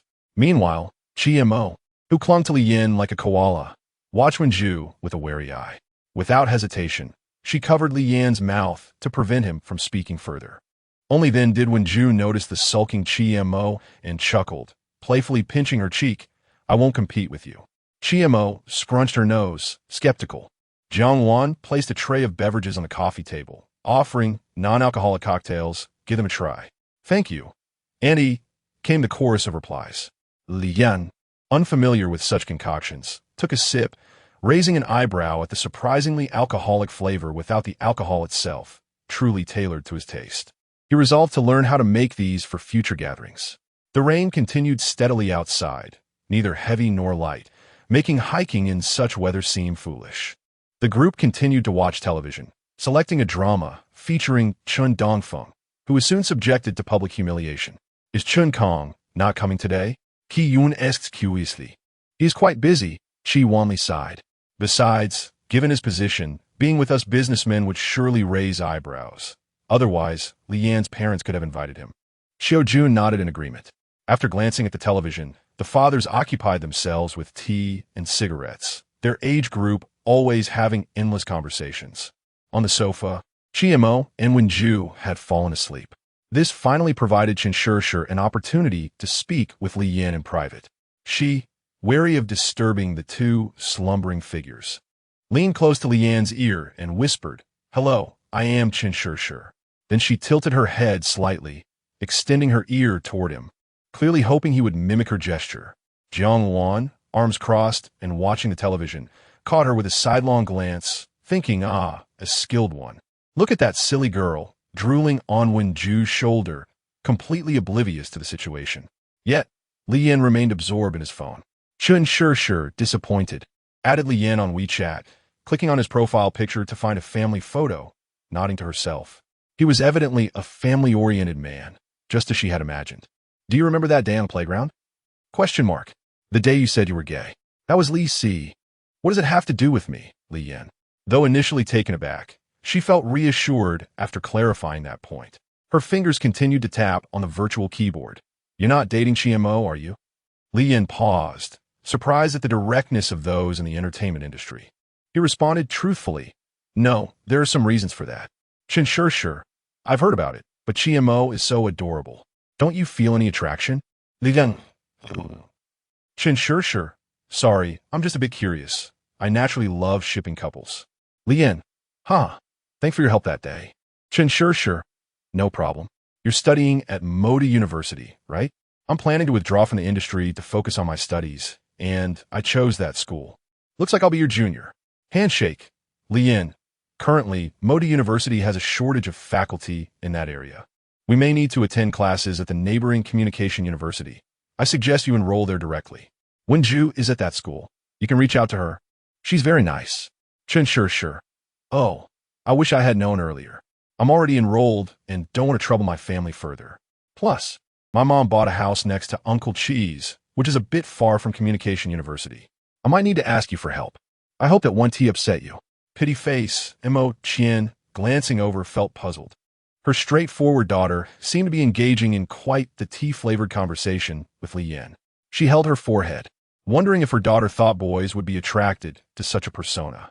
As she pondered, she caught Jiang Wan's gaze, who was also sneaking glances at Li Yan's typing.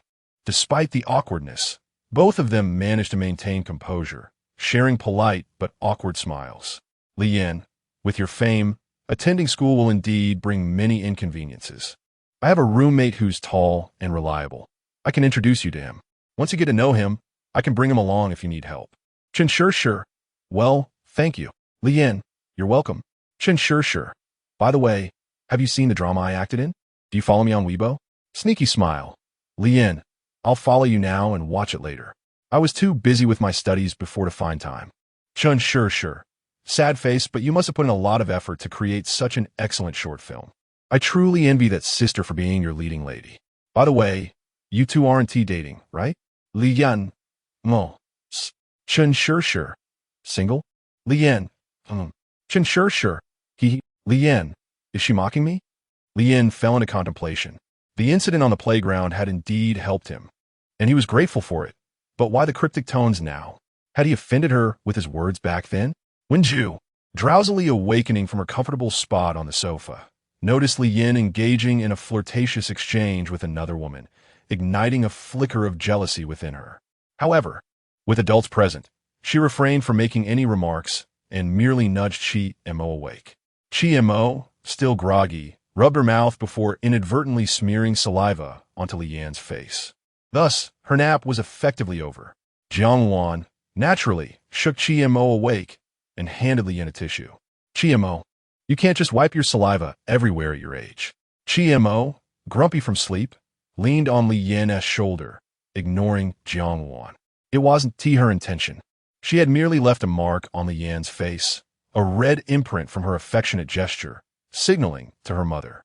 She had deliberately left saliva on Li Yan's face, intending to claim it back in this manner. Witnessing the entire scene, Chen Shishir could only watch in disbelief. Jiang Wan reprimanded, "You can't do that anymore." Chiemo huffed, glancing at everyone.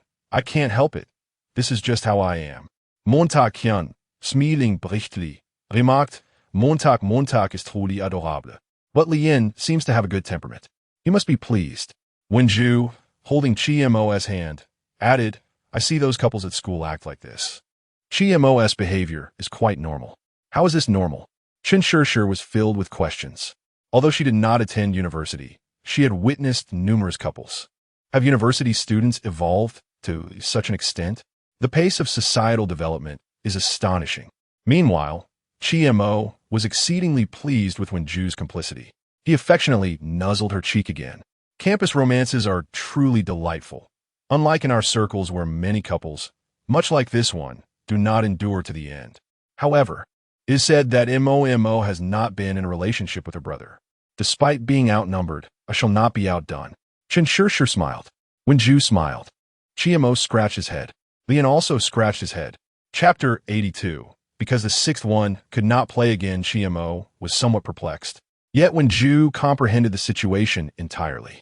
Her demeanor shifted, and her scrutinizing gaze settled upon Lien.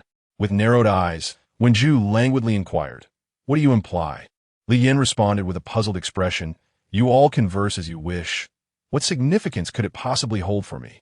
Do you not see me scratching my head in confusion?" Chimo furrowed her brow, unable to grasp the conversation, yet instinctively felt that Wenju was teasing Lien. Thus, she rose to shield her dear friend. However, this maneuver left Wenju baffled. Mo, I am assisting you." Chimo remained resolute. She would not tolerate any bullying of Lien. Wenju shuddered, instinctively glancing toward Wenfang, who typically bore a stern countenance in her memory, yet at this moment appeared to have completely lost her composure. "You have never been in a relationship yourself, so refrain from meddling in others' affairs." Upon finishing her statement, Wenfang could no longer contain herself and erupted into laughter. The atmosphere instantly filled with a joyous spirit, with the women erupting into laughter. Save for Chimo and Lien. Chimo's expression was one of disbelief. Seeing the atmosphere lighten, Jiang Wan suggested they engage in a board game. Lien politely declined, opting instead for a quiet corner where he picked up a popular science magazine to peruse. After a while, someone approached. He looked up to find Wenju's mother, who set down the magazine and greeted her auntie. "Ah, Lien, it has been quite some time," she replied, seemingly only there to exchange pleasantries. Once seated, she fell silent, lost in a mesmerizing view of the rain-soaked lake. Lien relaxed and resumed his reading. Approximately 10 minutes later, Wenfang finally spoke. Lu He was truly an extraordinary person. Lu He was the full name of the grandmother from the orphanage, a name Yin only learned upon her passing. In the early days after returning home, he found it difficult to adjust and would visit her every weekend. Lu He would always sternly tell him not to return. Nevertheless, he persisted in visiting her weekly. Ultimately, Lu He passed away peacefully, perhaps due to a life well lived, departing this world with tranquility in the spring breeze. "Did you know Grandma before?" Lien asked. Wenfang nodded. "Yes, I knew her long ago. She was a dance instructor at the academy and taught me. Grandma never shared her past with us." Lian's expression turned nostalgic. Upon reflection, he recalled how attentive she was to their postures, insisting that every child correct their stance against the wall to cultivate grace. Why did Grandma stop teaching dance? Someone had slipped razor blades into her ballet shoes. Wenfang sighed. Such sordid affairs have almost become tradition in our field. The competition is fiercely intense, the training grueling, and the psychological well-being of students is often neglected. However, Teacher Lu was different. By then, she had already established herself as a distinguished dancer. The blades in her shoes were placed there by her husband, who destroyed her career to clear the path for his mistress. This scandal garnered significant attention, affecting a diplomatic performance. Higher authorities became involved, sending investigators. Yet, Teacher Lu chose to conceal the incident, even recommending her husband's mistress for the performance. It was later revealed that Teacher Lu came from humble beginnings and danced only with the support of her in-laws, so her actions were acts of gratitude. "It wasn't until the day I found you that I was reunited with her," Wenfang remarked, a smile crossing her face. A woman so unassuming could still be ensnared by the childish antics of others. Yet, she genuinely appeared to be very happy. Li Yin gazed out at the lake, sighing softly. Grandma Lu was the kindest person in the world. As the atmosphere settled, when Fong turned to Li Yin, "I would like to ask you for a favor." "Please, go ahead," he replied, drawing back the wistfulness in his expression and listening intently. "I fear that when Ju has been overly sheltered and is not truly happy. Yet, I see that she interacts comfortably with you, perhaps due to her fondness for Mo. When you have the time, please spend more time with her. In the past, I constrained her too much, and only in these past few years have I come to understand. I wish for Wenju to choose her own path for the future. But my influence has been too great. She has never dared to express her true thoughts to me." Li Yin, puzzled, commented, "But there is plenty of time. We can take it slow. I have been diagnosed with cancer. Time is not on my side," when Fong replied. Li Yin's brow furrowed, yet her expression revealed no emotion, as if she were discussing a mundane matter. "I have been undergoing treatment abroad for the past 6 months. My children and husband believe I have established a new life there, and I hope to keep it from Wenju. She is still quite young and sensitive. I fear she may not withstand the blow. There is a rift between her and our family, and I do not know whom to ask for help in this matter. I can only turn to you." Li Yin remained silent for a moment before adopting a serious demeanor. I deeply respect your wishes." When Fong exhaled a sigh of relief. "You may not know me well, but I assure you that when Ju is not troublesome, I believe that as long as you become friends, she will find joy." When Fong added urgently, "I must ask you again, please." Li Yin nodded. "That is indeed not a problem." "Then how?" Li Yin, with a serious expression, began to jest. "Well, the thing is, I am not particularly good at keeping secrets. I suffer from a certain affliction. If I do not speak the truth, I become quite restless. Please forgive me." "Ah." As her expression turned to shock, Li Yin shouted, "Uncle Chiu, your wife is ill." When Fong, "What is happening?" Chiu Juanji rushed over, flanked by a group. Li Yin retreated behind the crowd. "And he said she has cancer and is receiving treatment abroad. She fears that when Ju will be heartbroken. So she pretended to have started a family overseas." When Fong gritted her teeth, "Li Yin, you rascal, how could I have trusted you so?" She pushed past Chiu Juanji. "Do not stop me. I must confront him." She had never anticipated that Li Yin would turn out to be such a troublemaker. Chiu Juanji embraced her tightly. "My dear, you have long forgiven me, have you not? I will accompany you to seek treatment. We will surely find a cure." Wen Fong's chest heaved with fury. "Enough with the nonsense. Quickly, bring that scoundrel to me." Tears welled in Wenju's eyes as she threw herself into her mother's embrace. "Mom." The family was instantly engulfed in tears. Of course, with the exception of Wen Fong, who pointed at Li Yin. "You come here at once." Li Yin. Chapter 83. Green tea upon returning to the villa after dinner. Chi Wanli ended his call with Chiu Juanji and remarked, "They intend to leave for abroad tonight. There remains a glimmer of hope." Jiang Wan brought in tea, and I inquired through a classmate. The conditions for surgery are still viable, with a remarkably high 5-year survival rate. The cure rate stands at 60%. Upon hearing this, Li Yin breathed a sigh of relief, though anxiety soon returned. "Will Andy be reluctant to see me?" Chen Dongfeng placed a reassuring hand on Li Yan's shoulder. When Fong panicked and became obstinate, once she comes to terms with it, she will surely be grateful to you. Nonetheless, when they return, it will be prudent to maintain some distance from their family. Li Yin remained silent. Chi Wanli, munching on an apple, commented, "It's fortunate we found out. I wonder what she is thinking. Every family has its own struggles." Jiang Wan sighed. "If I were to fall ill, I'd have to keep Chi Mo tethered to me, peeling apples for me daily." Chi Mo glanced at the apple in his hand, furrowing his brow. Before looking at Jiang Wan, Mom will teach you how to peel," he added. Chi Mo nodded enthusiastically. Chi Wanli felt a wave of relief wash over him, beginning to devise a plan to feign a cold one day. Chen Dongfeng, reclining on the sofa with his legs crossed, scrolled through Weibo, suddenly announcing, "By the way, it seems your film is up for an award in a couple of days." Li Yin was momentarily taken aback, realizing he was speaking to her. "Yes, I received the notification as well." Chen Dongfeng quickly scanned the comments on his Weibo, distractedly adding, "I've inquired about the news. The preliminary results are nearly in. Of the 19 judges, 9 have selected your film, while the others have split their votes. The review should be secure. What about the prize money? Chen Dongfeng shook his head. There's no prize money. Will travel and accommodation be reimbursed? Chen Dongfeng's cheek twitched slightly. That should be covered. That's good. Are you in need of money? If you help me take care of sure, I'll pay you. I'm not in dire need of money. It's just a casual inquiry. Mainly, this isn't solely my project. As for school, that is merely a side endeavor.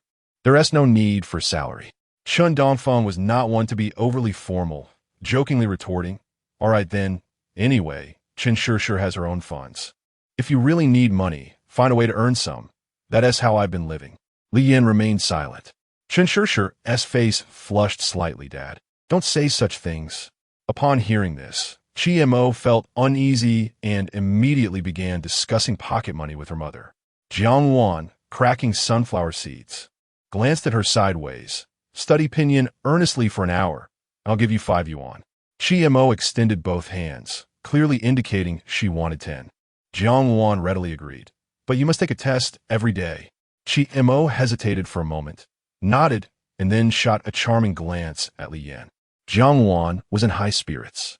With competition in the air, her demeanor had indeed changed. Mo Qian, witnessing the negotiation between mother and daughter, nearly spat out her tea.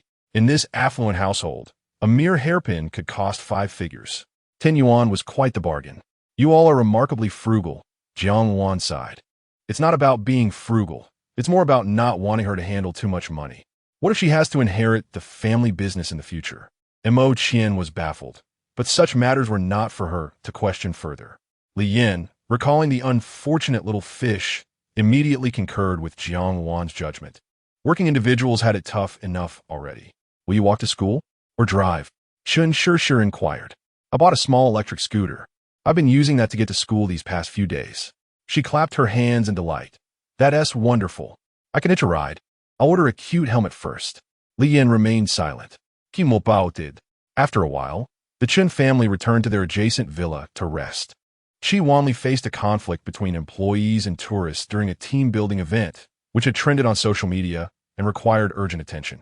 Chi Mo was in a foul mood due to her boyfriend's flirtations with someone else. Once the others departed, she argued with Jiang Wan. I'll go to school once I learn to talk. Jiang Wan flatly refused. It was Chi Mo's turn to be obstinate. I can't trouble Li Yin like this. He shouldn't abandon his studies just to look after me. As soon as you learn to speak, I'll arrange for you to go to school. Chi Mo looked at Li Yin with a pitiful expression, pouting. Li Yin found it hard to intervene, especially since learning to speak was a positive development. You should really listen to your mother in this matter. Ugh. Jiang Wan was well aware of Chi Mo's academic potential. She had merely been slacking off previously. Chi Mo's muteness stemmed from a traumatic incident over a decade ago, involving a criminal wielding a bloodied knife, accompanied by a chilling threat to remain silent. The psychological scars ran deep. However, during Li Yin's companionship, these shadows gradually faded. Jiang Wan aspired for Chi Mo to experience a normal childhood, akin to that of her peers, relishing in her youth. Study diligently for a month, and regardless of the outcome, you shall attend school. Agreed? Chi Mo attempted to negotiate, but Jiang Wan remained steadfast. Ultimately, Chi Mo could only seek solace in Li Yin's presence. Next door, Mo Qian personally adjusted the live streaming equipment for Chen Sure. She truly intended to take a break. The momentum was promising, and should an appropriate script arise, she could pause her studies to film. As she prepared to announce her temporary retirement from acting, Mo Qian felt it necessary to remind Chen Sure. I don't possess the same mindset as your father. The entertainment industry is rife with turmoil, and I need a breather. After all, if I return and flop, I still have family resources to rely on, right? That's true. You've indeed matured. Mo Qian retrieved a cleansing mask, tearing open the packaging. Let me do your makeup. Isn't that unnecessary? It's just a live stream. The beauty filter will suffice. Since you're announcing your retirement, there should be some sense of ceremony. All right then, I'll heed your advice. Mo Qian affectionately tapped her daughter's forehead. Chen Sure stuck out her tongue. flashing a playful smile as she tucked her bangs behind her ears, enjoying her mother's professional touch. What did you think of meeting Li Yin today? How should I put it? She tilted her head, feeling a bit odd. What do you mean? Are you dissatisfied? Not at all. Chun Shir leaned back against the neck pillow, tilting her face upward. He is just as I imagined. Dependable and trustworthy. He is quite charming when shy. And although he is still a bit formal, I feel we'll become friends soon. However, any thoughts of romance had considerably diminished after their meeting. Is it because Mo was there? To some extent. If he maintained such a relationship with Chi Mo while courting me, I'd struggle with that. But I doubt he would do so. Mostly, I still don't know him well. After all, imagination is just that, imagination. Yet, I'm genuinely excited to interact with him. He seems quite intriguing. That's true. Mo Chin nodded, teasingly adding, so, don't anyone get a try? Well, I do feel a bit inclined. Stop it. You're making me say things. Mo Chin shook her head in resignation. Sure. You're starting to lean towards the green tea persona. Let us rein it in and avoid the path of infamy. Chun Sure remained silent. Chapter 84. Renowned time flows like water, and before long, Monday has arrived once again. Li Yin, stifling a yawn, rode his electric scooter out of the underground parking lot. After the arrival of winter, the weather has turned quite cold, with temperatures hovering around 10 degrees in the mornings and evenings. He has always been sensitive to the cold, and as a staunch advocate for thermal underwear, he has already donned a pair. If it gets too warm at noon, he can always slip into the restroom to remove them. Anything is preferable to freezing to death. Warmth of socks enveloped in thermal underwear, a silent vigil in the frigid winter days. Oh, thermal underwear. Having recited his little poem, Li Yin halted his scooter and waved a customary farewell to Chi Mo on the balcony before exiting the courtyard. He made a turn and arrived at Chun Shir's doorstep. She wore a white shirt underneath a beige knitted vest, paired with jeans that accentuated her figure while maintaining a simple elegance. Today, she exuded an air of innocent naivety, enhanced by her casually tied ponytail, which lent her a refreshing appearance. With one hand carrying a bag and the other clutching a pink helmet adorned with a small yellow duck, she leaned against the mailbox, swaying slightly, as if on the verge of fainting. Hey, Li Yin, morning. Good morning. She covered her mouth as she yawned. Subsequently, she fastened her helmet and mounted the scooter. Did you not sleep well? She again covered her mouth, revealing that she hadn't slept at all, hoping the day's process would move swiftly so she could catch up on some rest. Well, I have good news for you. I can skip a grade and enroll in the same major as you. While speaking, she bumped her helmeted head against Li Yin's back, apologizing with a gentle rub. Li Yin, feeling helpless, replied, just hang in there. Falling asleep is quite dangerous. Throughout the journey, Li Yin endured numerous gentle bumps against his back until they finally reached the school unscathed. Upon stopping the scooter, Chun Shir grasped the hem of Li Yin's shirt and followed him closely toward the academic building. I'll take you to the administrative office first. Do you want to wash your face? Chun Shir appeared to be in a daze. Forget it. Just take me to a place where I can sleep. I'll handle the paperwork later. Li Yin checked the schedule on his phone and noted that they had classes in the large lecture hall in the morning, allowing her to blend in. He agreed. However, as soon as Chun Shir appeared, she captivated everyone's attention. Before class had even begun, the classroom erupted into a cacophony of whispers. Did Li Yin change his taste in partners? Wow. I must say, the girls he's been with are all stunning. Is she from our major? Certainly not. The campus beauties have been showcased on the forums, and she clearly belongs to the same echelon as the campus goddess he previously courted. If she were from this major, she would have been mentioned on the forums. Perhaps she is a freshman or something delayed in her enrollment. I'm so envious. I can't even get a chance with someone of her caliber. She has got to be someone you'd have to offer a cigarette to upon meeting. She resembles a star from a web drama. One female classmate hurried forward, a devoted fan of Chun Shir, her excitement palpable. Sister Shir, hello. I'm your fan. Hello. She, still groggy, instinctively extended her hand. The female classmate grasped her hand. Sister Shir, how did you end up here for school? For Li Yin. Chun Shir retracted her hand and rested her head on it. The classmate's eyes widened in disbelief. Li Yin, who was feeling the pressure, interjected. She said it's for you. The classmate scoffed. I'm not an idiot. Oh, as long as you're happy.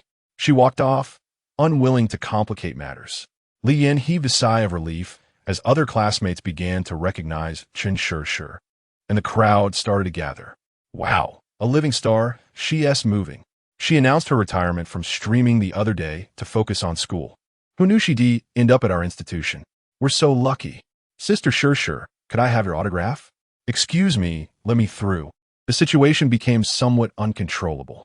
The source of the commotion, Chen Shi, was unable to rest due to the noise and urged Li Yin. I'm so tired. I need a rest. Hurry and take me away. Li Yin sighed and resorted to summoning his ally, Zhang Jing. Help! Half a minute later, Zhang Jing pushed through the crowd, rescuing the two from the chaos. Chen Shi rested her head on the desk, soundly asleep. Li Yin removed his jacket and draped it over her head, as many began to take photos. Zhang Jing, bewildered, asked, what is going on here? Here's the situation. She's a star who wants to quit and come to school. Her parents asked me to look after her. Li Yin succinctly explained. Zhang Jing nodded, understanding the situation. I'm not into harem dramas. I prefer pure love. Perhaps we should sever ties. Li Yin retorted, scram. Then I'll take my leave. Li Yin called after him. How about I order you takeout on Crazy Thursday? Really? Yes, just act as her bodyguard while at school. Zhang Jing, a self-proclaimed paragon of male virtue, decisively shook his head. I have a girlfriend. I can't get too close to other girls. 3 boxes of Urumqi beer. I'll summon you in case of emergencies. Let me discuss it with my girlfriend first. Fine. I'd like to have a word with Sister Shi. Scram. Hello. It's a pleasure to meet you. Scram. Hello. Scram. Chen Shi. Let us handle your enrollment paperwork first. Scram. Li Yin fronat. Observing Zhang Jing's hasty retreat. Wasn't he that the newly appointed principal? Zhang Jing gasped, is that true? Li Yin shrugged. Well, he is already scared off, so it's no big deal. I hope I won't get expelled. Zhang Jing expressed his unease. Not at all. When the time comes for you to be expelled, just frighten him back, Li Yin reassured him. Before long, the principal returned, accompanied by the physical education teacher and the head of the department to manage the situation. Zhang Jing cleverly donned his headphones, pretending that the earlier incident had never occurred. Chapter 85. Sensation inside the office. Chen Shi, with the assistance of her counselor, was engaged in routine procedures such as signing documents and paying fees. Li Yin stood to the side, lost in thought with his hands clasped behind his back. The principal sat on a stool, scrutinizing Li Yin from head to toe. Li Yin, he inquired. Yes, principal, came the reply. Take a seat. I haven't called you here to stand in punishment, merely for a casual chat. The principal casually moved a chair. Have you noticed any changes in the school compared to the past? Li Yin accepted the chair, contemplated the essence of the question, and after a moment's pause, responded. Rest assured, I would not report trivial matters. If something warrants reporting, then do so. The principal waved his hand dismissively. That's not my intention. I genuinely just wish to converse. A silence ensued. The principal broke the stillness, stating, the weather is quite pleasant today. Indeed, it seems it might rain again. Li Yin replied. Fortunately, the ringing of the telephone provided a timely distraction, alleviating the awkwardness between them. Hello, what is the matter? He listened intently, his expression turning grave. What else is there to consider? Call the police. He hung up, frowning deeply, and nodded at Li Yin. I must take my leave. I'll read. Li Yin Rublia, moving to sit beside the counselor to assist in organizing the files. The counselor, a warm-hearted woman named Jiang, was always eager to help her students. If a student needed assistance, she would even go so far as to drive them herself. She was well-versed in matters like student loans and financial aid applications, often more knowledgeable than the staff. Thus, she maintained a good rapport with the classmates. She glanced at Li Yin. Did you pass your retake? Of course I did. He answered confidently. What a pity, though. Having failed once, you can forget about any scholarship this year. Without a first or second class scholarship, I'm left with just the 500 for exemplary students, which only covers my meal card. You're quite bold. That LL only lasts you a month at the cafeteria, Jiang lamented, shaking her head in mock sympathy. Li Yin felt no regret. The food in the cafeteria is terribly unappetizing. That is indeed the case, Jiang concurred. But I've heard the person in charge has changed, and normal meals will return soon. He raised an eyebrow. The new principal seems quite amiable, though perhaps not the best conversationalist. I feel the same. Finally, I have been recognized as an excellent counselor this year. Jiang had long been deserving of such recognition. What is the bonus like? Li Yan asked curiously. An increase of 500 each month, which after deducting the mortgage, adds to my living expenses. My son can enroll in an additional extracurricular class now. You're quite fortunate, Chun Shur, listening intently, found the conversation fascinating. University life was indeed intriguing. After completing another form, she handed it to Jiang. Jiang glanced at it, then furrowed her brow and picked it up again. Teacher, what is the matter? Who did you list as your guardian, Li Yan? What purpose does that serve? Chun Shur queried, puzzled. It's not that it can't be done. University students are considered fully capable individuals. The guardian is merely a contact for emergencies. It's best to list parents for reliability. As Jiang explained, her phone rang, and she answered it casually. After a few affirmations, her expression darkened. Alas, she sighed, hanging up. She turned to Chun Shur. Some of your fans are attempting to breach the school gates and are causing quite a scene. Their emotions are running high. We have dispatched the police to negotiate, but the school is concerned about potential disputes and requires your statement. Chun Shur's expression grew serious. I'll head over now. I advise against it. If you go, more people will come just to see you and disrupt the academic environment. Jiang contemplated for a moment. A message on social media should suffice. Chun Shur nodded and swiftly composed a Weibo post, showing it to Jiang. Is this acceptable? Jiang, being a media professor, quickly assessed the wording and nodded approvingly. Thank you for your help. After she posted, Jiang made a follow-up call to provide further instructions. Chun Shur expressed her regret. I truly apologize. I had previously told them to avoid disrupting campus order, but it appears it was to no avail. It's not your fault. You did not instigate the issue. The school is not one to misjudge. Students are merely students. Any other societal influences need only to be managed as they arise. I fully support the school's stance. I genuinely come to school to learn and have no intention of creating a spectacle. Jiang adjusted her glasses and nodded slightly. This matter seems to stem from someone in the class spreading information online. We will address it. Thank you, counselor. No need for thanks. 2 class breaks later, Chun Shur's enrollment issues were resolved. It was also revealed that various counselors had subtly warned students in class groups. However, the harassment only intensified as more people learned of Chun Shur's presence at the school. Yet, with Zhang Jing around, few dared to approach her, save for a handful of fervent fans. The school recognized the growing concern and issued even stricter warnings, prompting Chun Shur to post a similar cautionary message on Weibo. Additionally, she was unconcerned about her image, bluntly refusing requests for photographs or autographs from her overly enthusiastic fans. By the last class of the morning, the situation had improved significantly. Today, Li Yan, for the first time in a while, dined in the cafeteria. Jiang Wan had secretly asked him to refrain from going home for lunch. Firstly, to accompany Chun Shur in familiarizing herself with the campus, and secondly, to further provoke Mo into speaking within a month. Ideally, Mo would enroll in a month, allowing her to adapt while Jiang Wan could focus on her work. Li Yan had sensed Mo's attachment from day one, yet he hoped she could quickly find her footing. There was no reason to resist Jiang Wan's plans. Consequently, he was bombarded with messages on WeChat, presumably notifications from Jiang Wan. As class concluded, he glanced at his phone to find a staggering 99 messages. Not coming back for lunch. Sorrowful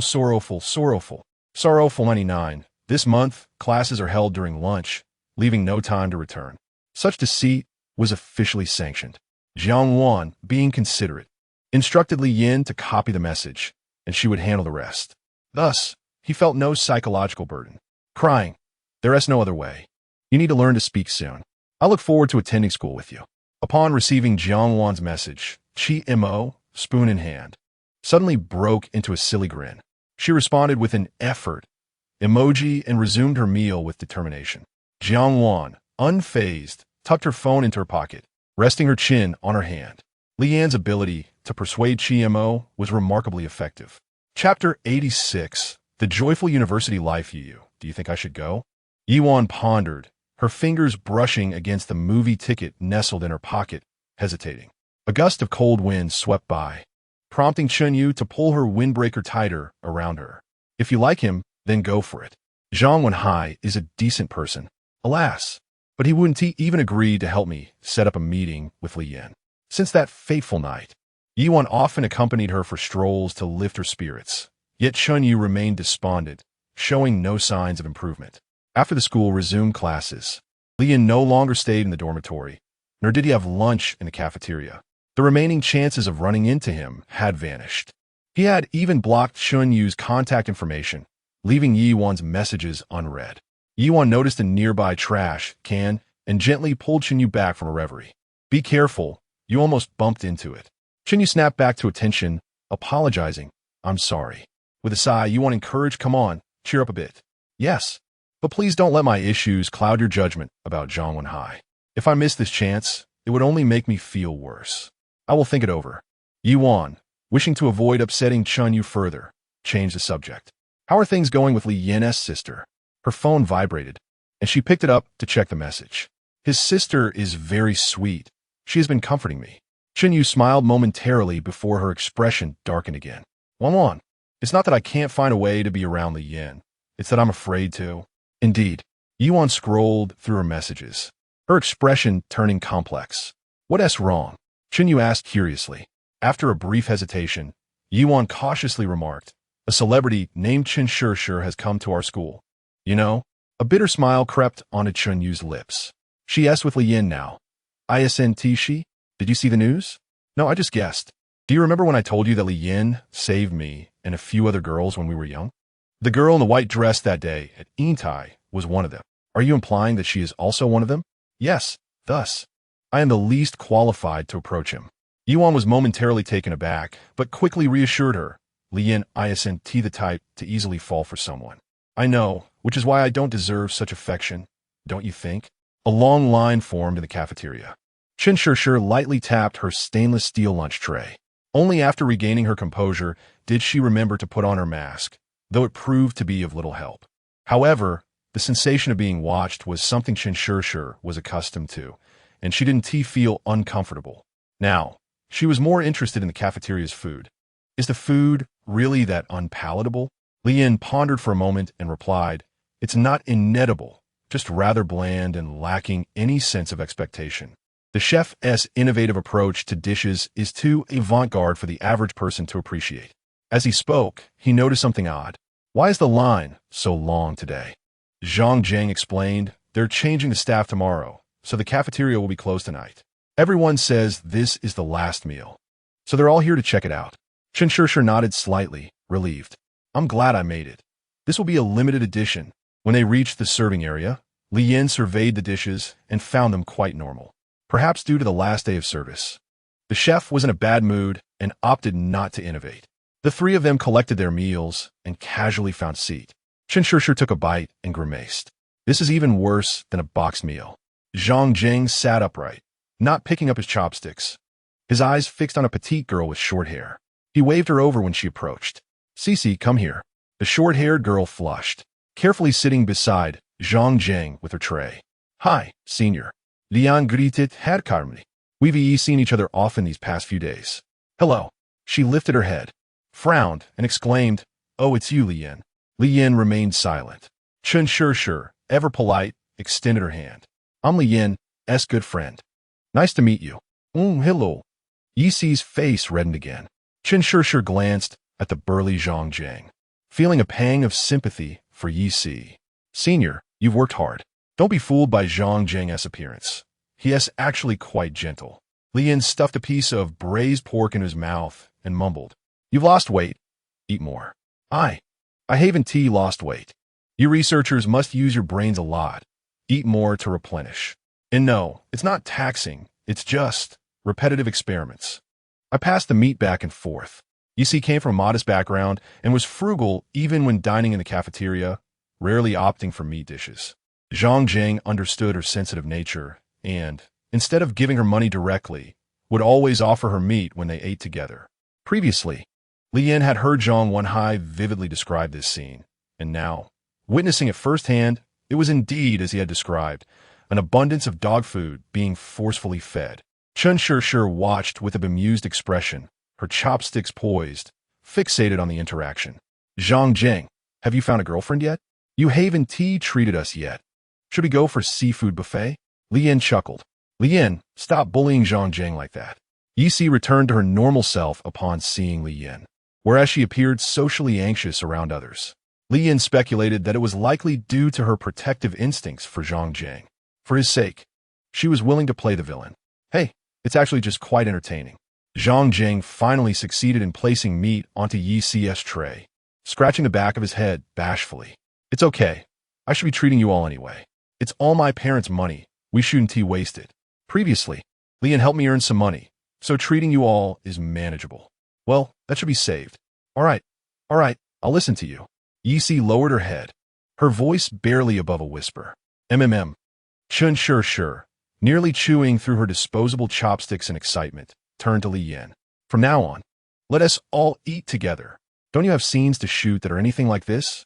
Chen Shishir shook her head. Those performances are too exaggerated. They lack the freshness of this experience. This is the romance I imagined university life to be. As she casually glanced around, she spotted a familiar figure and squinted, murmuring, "Is that the female lead?" Chen Shishir stood up, waving her hands. In response, a crowd followed suit, overturning several lunch trays and spilling food everywhere. Yet, no one felt remorse. After all, it was merely for the sake of posting on social media. Chen Shishir jogged a few steps and approached the girl. You're Chinyu, right? It was such a pity not to see you the other day, but luckily I've started school too. Let us have lunch together. Chapter 87. The awkward college life. Just call me Chinyu. It's been a while, Chinyu said with a polite smile. Accepting the invitation and sitting beside Chen Shishir, Li Yin stuffed his mouth with rice, washing it down with seaweed soup, fully engrossed in his meal to alleviate the awkwardness. Yuan, seated opposite, smiled at Chen Shishir and introduced herself. I'm Yuan, a friend of Chinyu's. It's delightful to meet stars like you. I've already stepped back from the limelight, but I was never that famous, Chen Shishir replied, bashfully waving her hand. If anyone is lucky, it's me for getting to know you all through Li Yin. After exchanging trivial pleasantries akin to a diplomatic meeting, they finally relaxed and engaged in more genuine conversation. By the time they were enjoying their banter, Li Yin had finished his meal, and Zhang Jing, even faster, had polished off another portion. Leaving the two of them exchanging glances, Li Yin sighed, lamenting that Zhang Jing was already ensnared by a woman. Otherwise, he could have made his escape. Alas, Yi Si eats so slowly. Moments later, Zhang Wenhai arrived, adding to the lively atmosphere. Thus, Chen Shishir made new acquaintances and inadvertently hosted a welcoming party in the dining hall. Chen Shishir felt closest to Chinyu, having shared trials in their childhood, and they walked hand in hand. Yu, the short film you acted in, the owner's performance was remarkable. It completely masked her original essence, and she fully embodied her role. Chinyu felt similarly, growing more comfortable. I merely dabble in it. I'm not as good as you claim. Honestly, I never speak insincerely to friends. Your final shot was so emotionally rich, I could never achieve that. Chen Shishir showered her with compliments. It was merely about immersing oneself in the scene, not becoming the character. Chinyu's spirits lifted as they discussed acting. There's a remarkable acting teacher coming to our school in a few days to conduct a public class. If you're interested, I can help you secure a spot. Absolutely. Chen Shishir eagerly agreed, then inquired, I remember that to immerse oneself in a scene, one must have an object. Who did you envision as your opponent? I'm a bit curious. The group fell silent. Chinyu's smile faltered, and she lowered her head slightly, unable to conceal her melancholy. From the subtle glances exchanged among the others, Chen Shishir discerned that it was Li Yin. She realized something unpleasant must have transpired between them. Had they broken up? She was unaware of their past, or she wouldn't have brought it up. During their time at the resort, Li Yin had claimed he was single. Chen Shishir had assumed they were merely good friends, and now the atmosphere became palpably awkward. Oh, what splendid weather we're having today, Chen Shishir said, her gaze wandering. Meanwhile, Li Yin rested his chin on his hand, staring at the ceiling, his toes nearly tearing through his socks. Zhang Wenhai seized the opportunity to ease the tension. Zhang Jing, what are you treating us? Now that you have a girlfriend, you can't skimp on a 698 seafood buffet. Yi interjected, I need to save money. Let us go to Sha County instead. Zhang Jing readily agreed. Zhang Wenhai smirked. Then you can drink at Sha County from now on. Zhang Jing, with righteous indignation, retorted, how can you unjustly tarnish my reputation? When have I ever initiated drinking? It's always you dragging me along. Caught off guard, Zhang Jing's pleading eyes made Zhang Wenhai realize his mistake. He intended to lighten the mood, but noticed Yi Wan frowning slightly and quickly corrected himself. You're mistaken. It was Li Yin. At that moment, Li Yin furrowed his brows. Goodness, it's only been a month since I last stayed in the dormitory, and these two are already blissfully coupled. And yet, here I am, being called a puppy. But I've now caught hold of their secret. Yes. I won't drink anymore. Is that all right? He turned to Yi Wan, feeling a newfound warmth. Raising an eyebrow, I'll supervise you, no worries. Ieme no traito. Yi Wan's lips twitched slightly. Fine. Have you started dating Zhang Wenhai? Li Yin raised an eyebrow. Why haven't I seen an announcement on your social media? Did you block me? Yevan Chaklet. You still follow my moments? Yes, I blocked you. You didn't reply to my messages first. Li Yin, Rabia. I got busy and forgot. All right. I'll inform you that tomorrow night, we'll go to the movies, my treat. Tomorrow night, I have to take a train to the awards ceremony. Day after tomorrow. The awards are the day after. I'll be staying at a hotel tomorrow. Today is not an option. The day after tomorrow. Li Yin dasiziveli nuda aurit. Unblocking you now, so I can screenshot it to send to my mom. Yi Wan replied. Zhang Wenhai, rarely blushing, said, but I haven't agreed yet. Don't tell my godmother. Yi Wan felt bashful as well. Li Yin looked suspiciously at the two. Are you sure you're not dating? No. Really? Li Yin felt disappointed, sighing, you made me excited for nothing. I agreed, all right? Yi Wan proclaimed fiercely, trying to mask her shyness. Li Yin's eyes widened. Then he burst into laughter, nodding repeatedly. All right. Yi Wan huffed, turning her head away. As part of the support team, shouldn't you prepare a bit? At least get some streamers and balloons or something. Of course. Li Yin appeared even more delighted than Zhang Wenhai. Let's go get milk tea. It's on me. In the milk tea shop, Li Yin's fingers danced across his phone screen, leaving a trail of shadows. Soon, Zhang Wenhai received a call. Yevon scolded. You big mouth. Li Yin chuckled. Why not buy a firecracker? Yevon retorted. You're being a bit unfair. Zhang Jing felt neglected and was quite displeased. Li Yin laughed. Do you want a firecracker? Zhang Jing replied. Chen Shishir clung to Chen Yu's arm. Appearing utterly captivated. Yu College is so much fun. Indeed, Chen Yu managed a strained smile. Only then did Chen Shishir realize, I'm sorry. She shook her head. It's fine. Chen Yu noticed Chen Shishir's hesitance and whispered in her ear, it's not as you think. You need not worry about me. Chen Shishir hesitated. Can you tell me what happened? I did something unforgivable. Chen Shishir stiffened, her expression becoming exceedingly complex. Could it be? No wonder. Chen Shishir cautiously probed the boundaries of language. Sometimes emotions can be overwhelming. It's still understandable. Chen Yu replied. It's not as you think. Realizing her misunderstanding, Chen Shishir scratched her face. Oh, then let us add each other on WeChat. All right. In the milk tea shop, they discussed classes. Li Yin didn't cast a single glance at Chen Yu. Chapter 88. Social Security. Chi Mo stood up from the small stool. Her tone stiff as she called out his name. Li Yin revealed a pleased smile, impressed that she had learned to say his name on the very first day.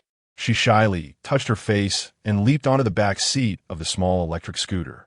Once she was settled, Li Yin swiftly picked up the small stool from the ground and drove into the underground parking lot of the villa. In the hall, Jiang Wan was rarely seen flipping through an original English text, with a notebook beside her. She occasionally picked up her pen to jot down notes, appearing quite earnest. Upon noticing their return, she waved her hand, beckoning, come over and help me organize my notes.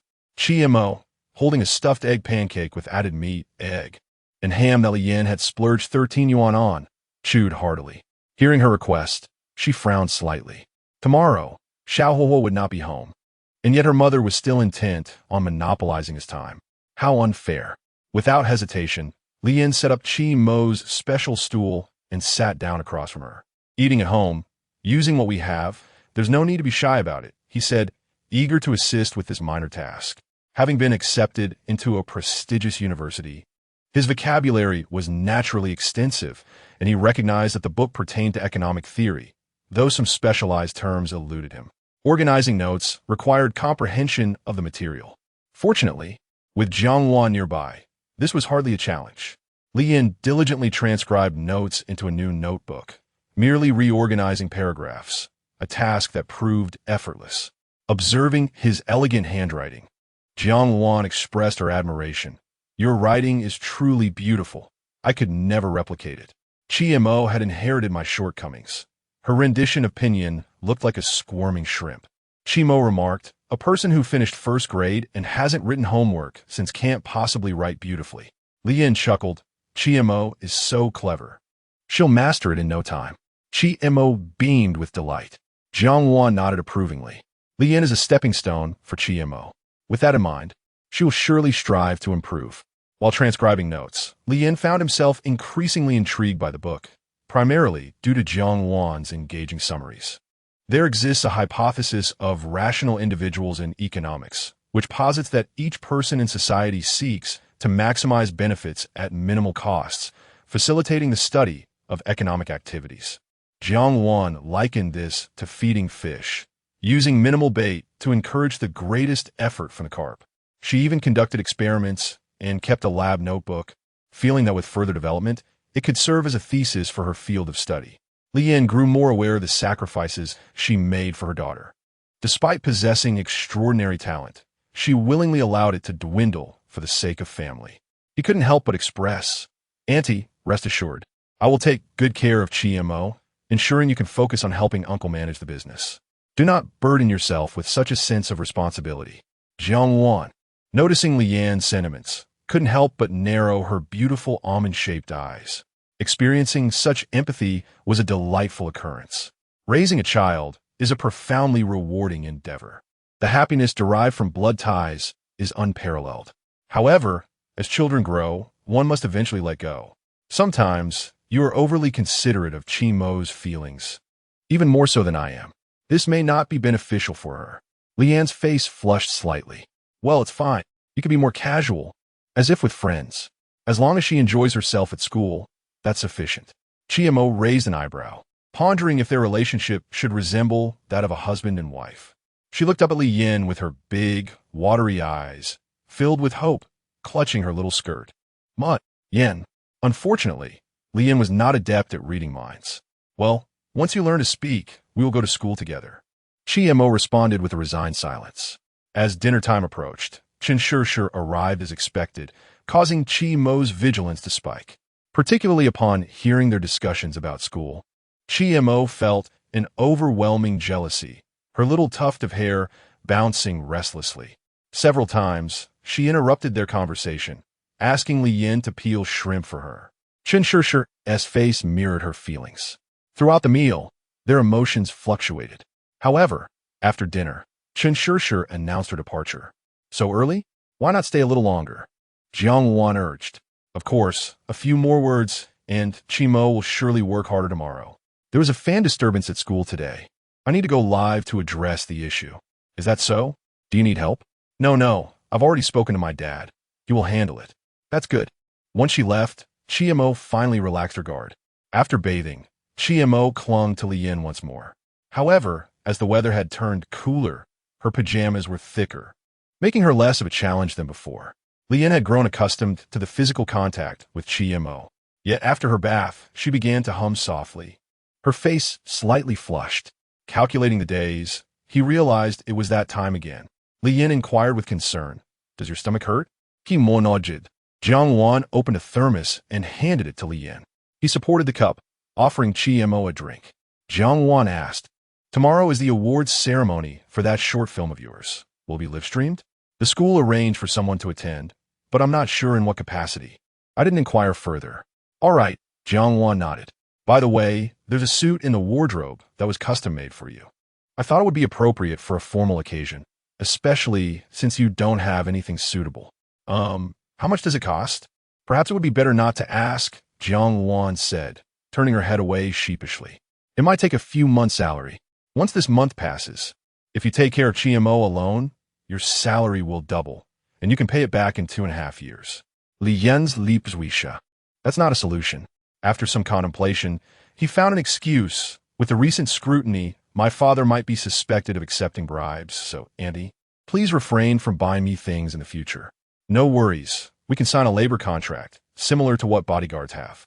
I can clock you in and also pay your Social Security contributions. Jiang Luan clapped her hands. Moreover, I can even provide you with an internship stamp. In the Qi household, Li Yan had never been able to persuade Qi Mo's mother, and this instance proved no different. If it weren't for the mother and daughter quarreling, the bed would still be stuck at customs. Li Yan could only resign himself to the situation. Well, thank you very much. You are far too polite. There is no need for thanks. This is merely legitimate labor compensation. Chapter 89. The counterattack of time as time swiftly passes. Another day of academic pursuits comes to an end. In the school parking lot, Li Yan huffed and puffed as he stuffed his luggage into the trunk. Teacher Jiang, chewing gum, leaned against the car door, supervising, and cast a glance at the logo on the clothing bag, smacking her lips. Tiske, using an Hermes bag. You must be a wealthy heir, hiding your wealth.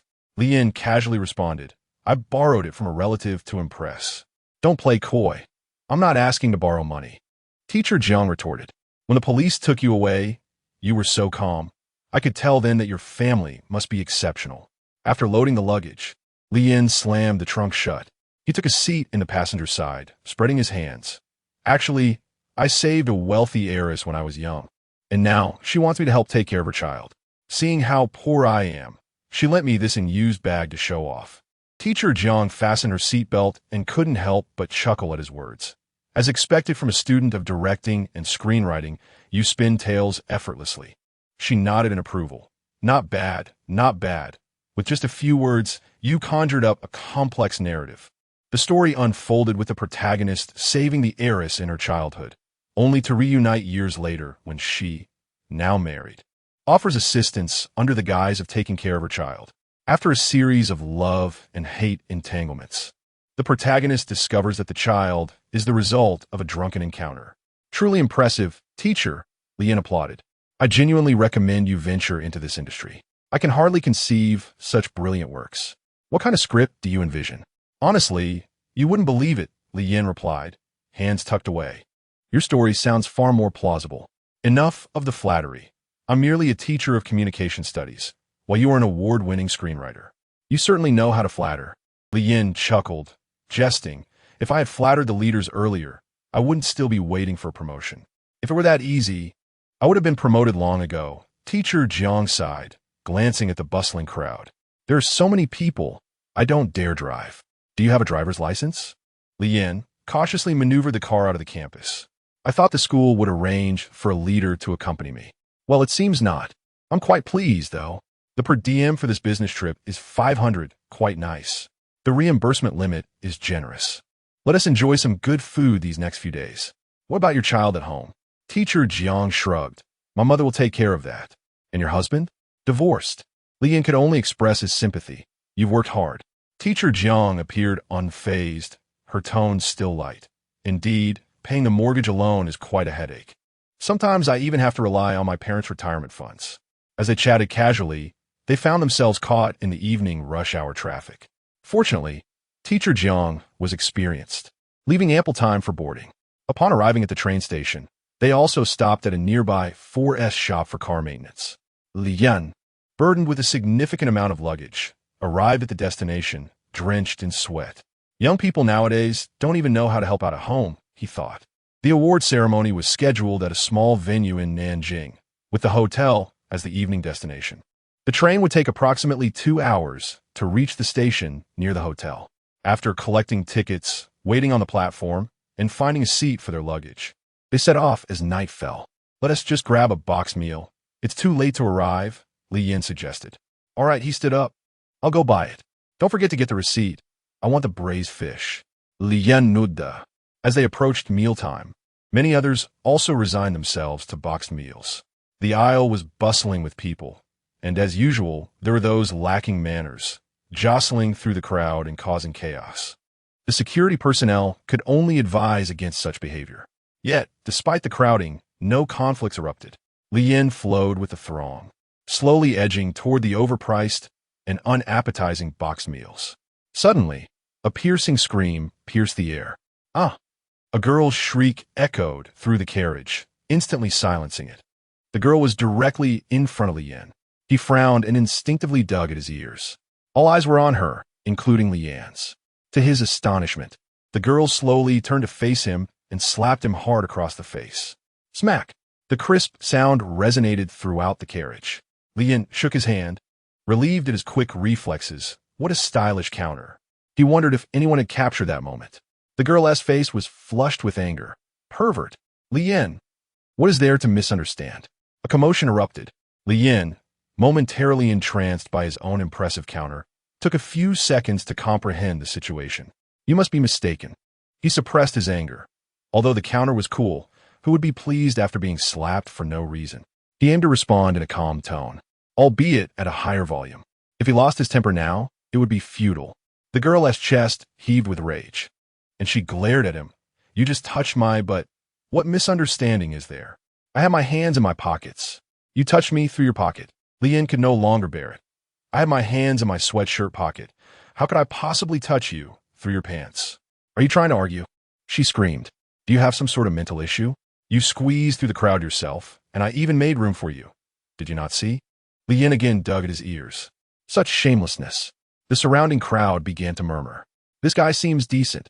Who knew he could do such a thing? They speculated. There are still many naive girls these days. The girl's audacity to make such accusations in public surely indicated no misunderstanding. TSK with those pants. It's no wonder the outline of her underwear can be seen. She must want others to touch her. The girl wore yoga pants, and a middle-aged man's gaze strayed over her. She turned, slammed her hand on the table, and glared at the man. Say that again, if you dare. Li Yin rolled his eyes. What a fool. He thought, this is a sticky situation. It's either mud or worse. With that remark, he would surely be lumped together with that man. What a disgusting man. It's the 21st century, and girls can't even dress freely. An OL-clad woman removed her headphones, pointed her phone at Li Yin, declaring, You're not getting away. Li Yin made no effort to shield himself from the camera. Doing so would appear guilty. He shoved his hands back into his pockets, disdainfully muttering through gritted teeth, I didn't do anything, so why flee? How shameless. What did you see? The girl had the courage to confront such matters. How could it be slander? A male university student chimed in. That's an isolated incident. Right? Right. It's not an isolated incident. Earlier, they showed no reaction to the middle-aged man's lewd remarks. Yet now they were eager to defend their own kind. The girl in yoga pants shot a sharp glance at the university student. Only then did the security personnel push through the crowd. After inquiring about the situation, they appeared somewhat troubled. Li Yin maintained a calm demeanor while the yoga pants girl was nearly hoarse. After observing Li Yin, the security personnel suggested, Could this be a misunderstanding due to the crowd? I demand a female security officer. You men always protect your own. Li Yin glanced around at the people holding their phones. Wonderful. He felt a looming sense of impending online harassment. This is truly bothersome. Let's involve the authorities. I do not possess the luxury of time. The girl lifted her chin high, pointing to the ground, and demanded, You shall kneel and apologize to me. Immediately. I did not touch you. Let the police come. Observing the throngs of people with no evidence, you act with such impunity. I shall seek justice for myself. The girl raised her hand once more. Li Yin reached out to shield himself, only to be overtaken by a tall man. He was taken aback upon seeing the newcomer. What brings you here? Chiemo replied, I feared you might be wronged, and it seems my foresight was indeed warranted. Li Yin. Chapter 89 Today, Jiang Yuan Zhou chose not to don his suit, opting instead for an inconspicuous tracksuit, and he even left his beloved sunglasses off.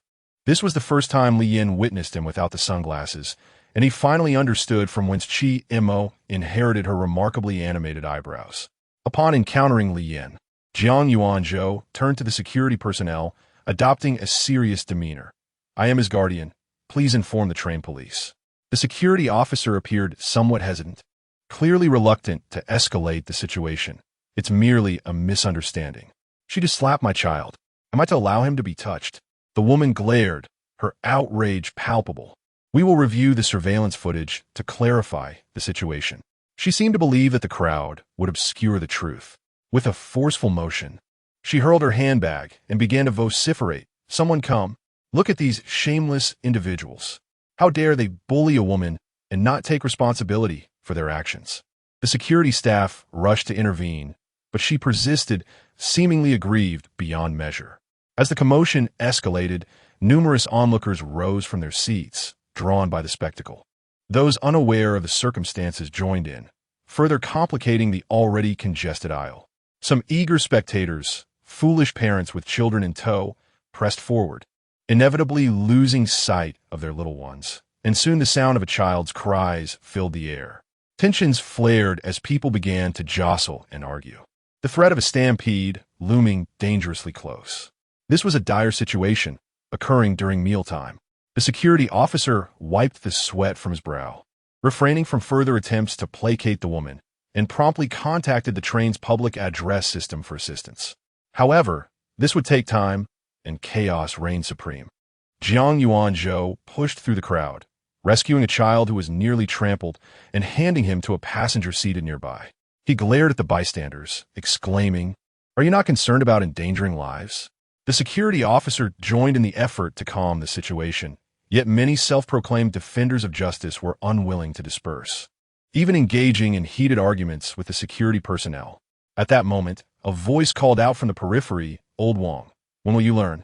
Last time someone was trampled, we had to cooperate with the investigation, but if you sit down, you're safe. Do you hear me? Come back." The voice echoed, growing closer with each repetition. Li Yin, shielding two children, sighed in relief upon recognizing the familiar voice. It was none other than Teacher Jiang, a communications lecturer, adept at diffusing the tension. Thanks to Teacher Jiang's intervention, the congestion did not worsen. Minutes later, the train's public address system finally came to life, and several train police arrived hastily. They appeared far more seasoned than the young security officer, issuing stern warnings and restoring order just in time before the next station. It was only then that a mother remembered to find her child.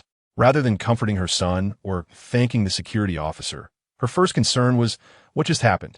I heard someone was assaulted on the train. Is that true? Has anyone been apprehended?" It seemed she was entirely oblivious to the peril her son had just faced. The security officer, guiding the tearful child to his mother, replied wearily, "That's false." "Oh dear, then what truly transpired?" The security officer, utterly exhausted, could no longer contain their frustration and furrowed their brow. "Please keep a close watch on your children in public spaces. If you don't want to say anything, then don't." "What kind of attitude is that?" she retorted, clutching her child as she exited the train car, still scolding the child for wandering off, as if she bore no responsibility. The security officer sighed and wiped the sweat from their forehead. As things began to settle, two trained police approached the group. "What happened?" The security officer provided a brief account. The trained police frowned. "Where is she?" The officer scanned the area, equally perplexed. "Where is she? Are you asking me?" The officer replied, exasperated. Jiang Yuanzhou interjected, "She exited directly when we stopped earlier." The trained police had witnessed the crowd comforting the child and assisting in dispersing the situation. The right and wrong of the matter was becoming increasingly clear. They escorted the individuals to a staff lounge to meticulously record the events. Given the near public safety incident necessitated thorough documentation. Once the statements were complete, Li Yin inquired, "Will there be any consequences for her?" The trained police sighed. "Even though this incident nearly jeopardized public safety, her actions do not constitute a crime. Here, we can only provide criticism and education. Regarding your conflict, as you saw in the surveillance footage, we cannot prove you did not touch her. While presumption of innocence applies, you also did not suffer any tangible harm. If I had not intervened to block that slap, would we have been able to take action?" The trained police glanced at the law enforcement recording device, subtly indicating they could not explicitly say so, yet the implication was clear. Li Yan shuklat sufli, y suposayeme justun luki. In the end, this tumultuous journey did yield some rewards. The train crew upgraded Li Yin and the others to business class, and they received complimentary boxed meals, which would have been reimbursed anyway. Thankfully, no serious incident occurred, or he would have had a far more challenging explanation. Teacher Jiang patted the dirt off his pants and turned to Jiang Yuanzhou. And who might this be? Since Teacher Jiang's arrival, Jiang Yuanzhou had assumed a stoic facade, his expression grave. Private bodyguard. No wonder he seemed different from the average person. He must be a retired soldier. He maintained an air of mystery. How can you act so composed at a time like this? Li Yan's cheeks twitched. Teacher Jiang, no longer seeking to make light of the situation, turned to Li Yan, adjusting his glasses. Li Yan. Damn, how do I explain this? After a prolonged silence, Teacher Jiang could no longer restrain himself and ventured. Young master? Li Yan scratched his face. My family is of the working class. I see. Teacher Jiang nodded. So, you prefer to keep a low profile? Not quite. Oh, right. Actually, I serve as a nanny for this family's child. The family is quite pleased with my work, which is why they arranged for a bodyguard for me. Teacher Jiang, do you expect me to believe that? Whatever makes you happy. As the train arrived at the station, the announcement cautioned passengers to be mindful of their safety while disembarking. Having Jiang Yuanzhou around was advantageous, as he took care of the luggage. After a brief nap, Li Yan still felt somewhat drowsy. Let me handle it. Jiang Yuanzhou took the luggage from Teacher Jiang's hands and glanced at Li Yan. Miss, someone is looking for you. Teacher Jiang. Li Yan. Pulling out his phone from his pocket, he found a screen lit up with a video call notification. He had muted it while napping. Fumbling for his Bluetooth earphones, he connected. Chi Mo appeared on the screen, sitting on her bed, clad in her dinosaur-themed pajamas. She looked well, sipping from a thermos, her large eyes sparkling with vitality. Seemingly unfazed by the lack of communication, she removed the straw from her drink and extended a hand. Hi. Momins latte. Jiang Wan entered the frame, cradling a kitten. Auntie. Yes, have you arrived? Just got here. That's good. Please be careful. The bustling train station was noisy, and after exchanging a few words, the video call ended. On the other side, Chiamo set down her phone and picked up her tablet. The screen displayed Li Yan, albeit in candid shots. Kimo's mirktin delight. Haven't seen enough yet? She chuckled softly, propping up the tablet and crossing her arms, fixated intently on the screen. Chapter 91. The sad thick barrier. Upon stepping off the platform, Jiang Yuanzhou led two individuals forward. Beside a sleek black business car stood a middle-aged man, impeccably dressed, glancing occasionally at his exquisite wristwatch. Jiang Yuanzhou, carrying his luggage, halted before the man. I am Jiang Yuanzhou. The middle-aged man instantly donned a sycophantic demeanor, rubbing his hands together. Mr. Jiang, greetings. I'm not a director of the group. The man was momentarily taken aback, but quickly masked any embarrassment, repeatedly affirming, Yes. I misspoke. He then hurried to the rear of the vehicle, opening the trunk to stow the luggage before taking his place in the driver's seat and starting the engine. As the vehicle smoothly departed from the train station, the middle-aged man glanced into the rearview mirror several times, scrutinizing Li Yan. Jiang Yuanzhou, in the back seat, discreetly pulled the curtain to change his attire. In less than 2 minutes, he transformed from casual wear into professional attire. Returning to sit beside Li Yan, he casually rested his hand on the armrest, rolling up his sleeve to check the time on his watch. In the dim light of the car, Li Yan noticed a faint red glow emanating from the watch.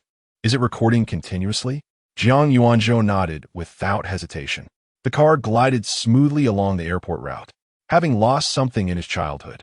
This was Li Yan's first time embarking on a long journey. The modern buildings appeared largely homogeneous, and since they remained on an elevated road without entering the city, there were no remarkable structures to behold. Nonetheless, he felt a sense of novelty and often gazed out the window. The middle-aged man glanced up at the rearview mirror. Is this your first time in Nanjing? Li Yan nodded affirmatively. Mr. Chi's upbringing is quite strict. As Jiang Yuanzhou, the officially designated bodyguard, made this observation, it seemed quite reasonable. Li Yan could not acknowledge it outright, casually deflecting with a mention of distant relatives. Before he could clarify, Jiang Yuanzhou coughed twice, seizing the opportunity to continue the conversation. The Chi family has only one daughter. The middle-aged man immediately adopted a somewhat anxious demeanor, replying, Understood, I won't spread any rumors. Teacher Jiang cast a complicated glance at Li Yin, realizing he was an illegitimate child, which explained his low profile. Li Yin remained silent.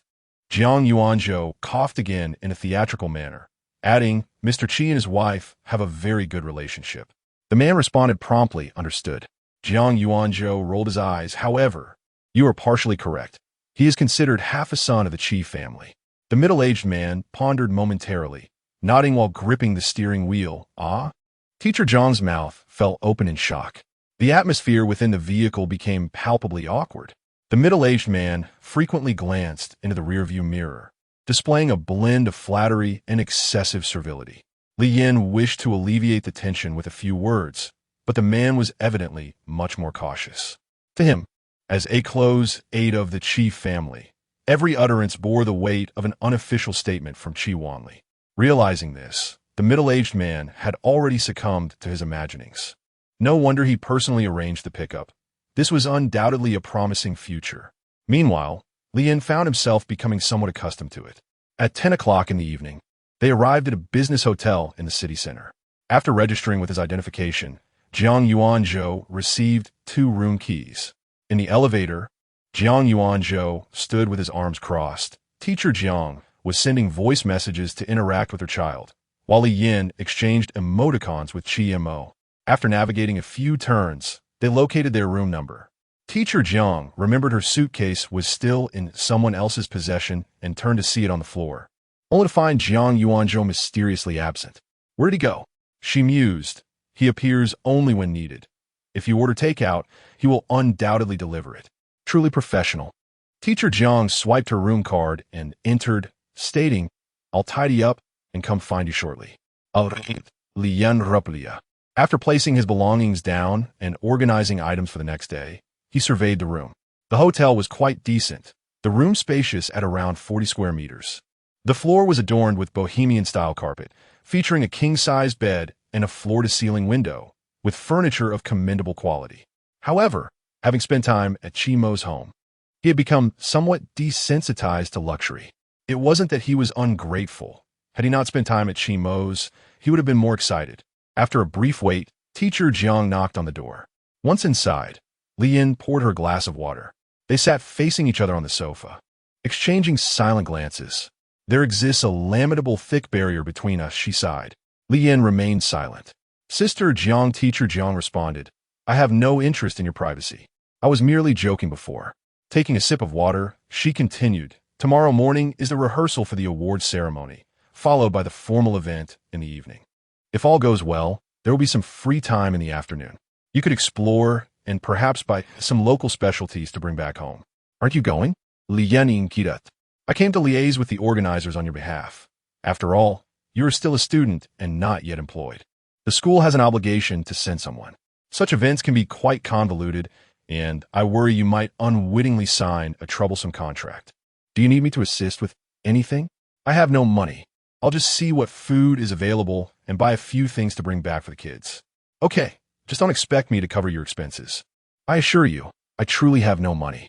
Li Yin opened his phone to order takeout, having developed a late-night snacking habit at the Qi household. Teacher Jiang glanced over.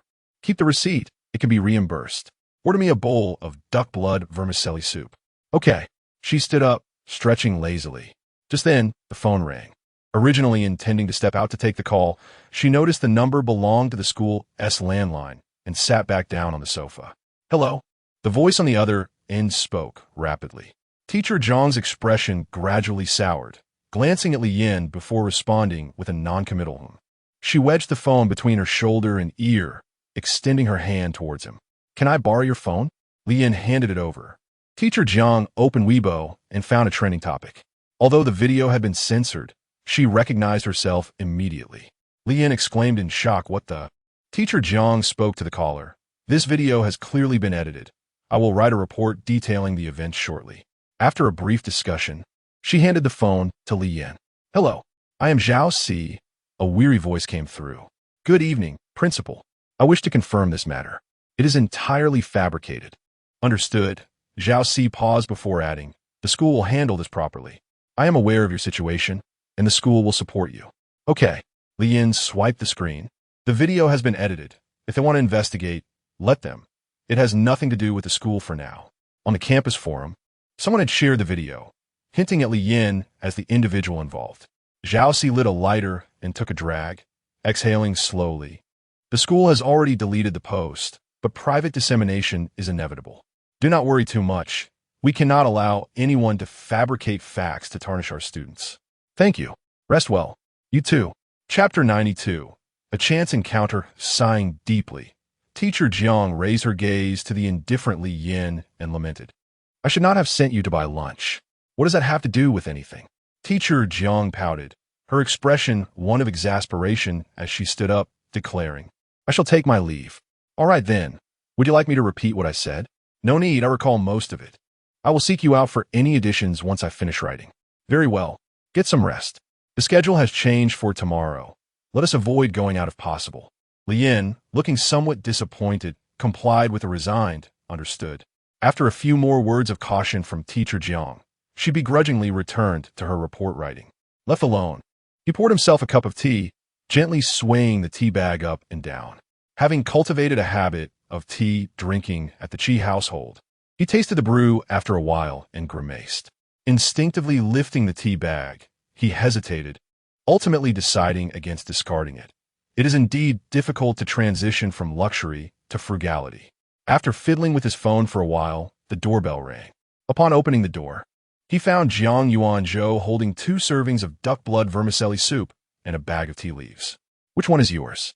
The one without spicy sauce, Li Yin replied, glancing at the tea leaves, raising an eyebrow. Did you install a listening device in my room? Jiang Yuanzhou rolled his eyes. I bought it for myself. The hotel's tea is utterly dreadful. If it weren't for Chi Mo fearing you would run off, who would willingly keep an eye on you every day? Considering Jiang Yuanzhou is also a middle-aged man who drinks tea from a thermos daily, Li Yin felt a bit embarrassed, scratching his head. Could you spare me a little? The supermarket downstairs sells it. Go buy your own. You can't finish it all either. Reluctantly, Jiang Yuanzhou shared some with Li Yin. Li Yin, clutching a handful of tea leaves, accepted the duck blood vermicelli soup, commenting, I forgot to ask what you wanted. Jiang Yuanzhou scoffed, rolling his eyes. I bought my own. At that moment, a delivery person jogged over. Mr. Jiang? Li Yin watched as the delivery person retrieved one exquisite takeout after another from the insulated bag.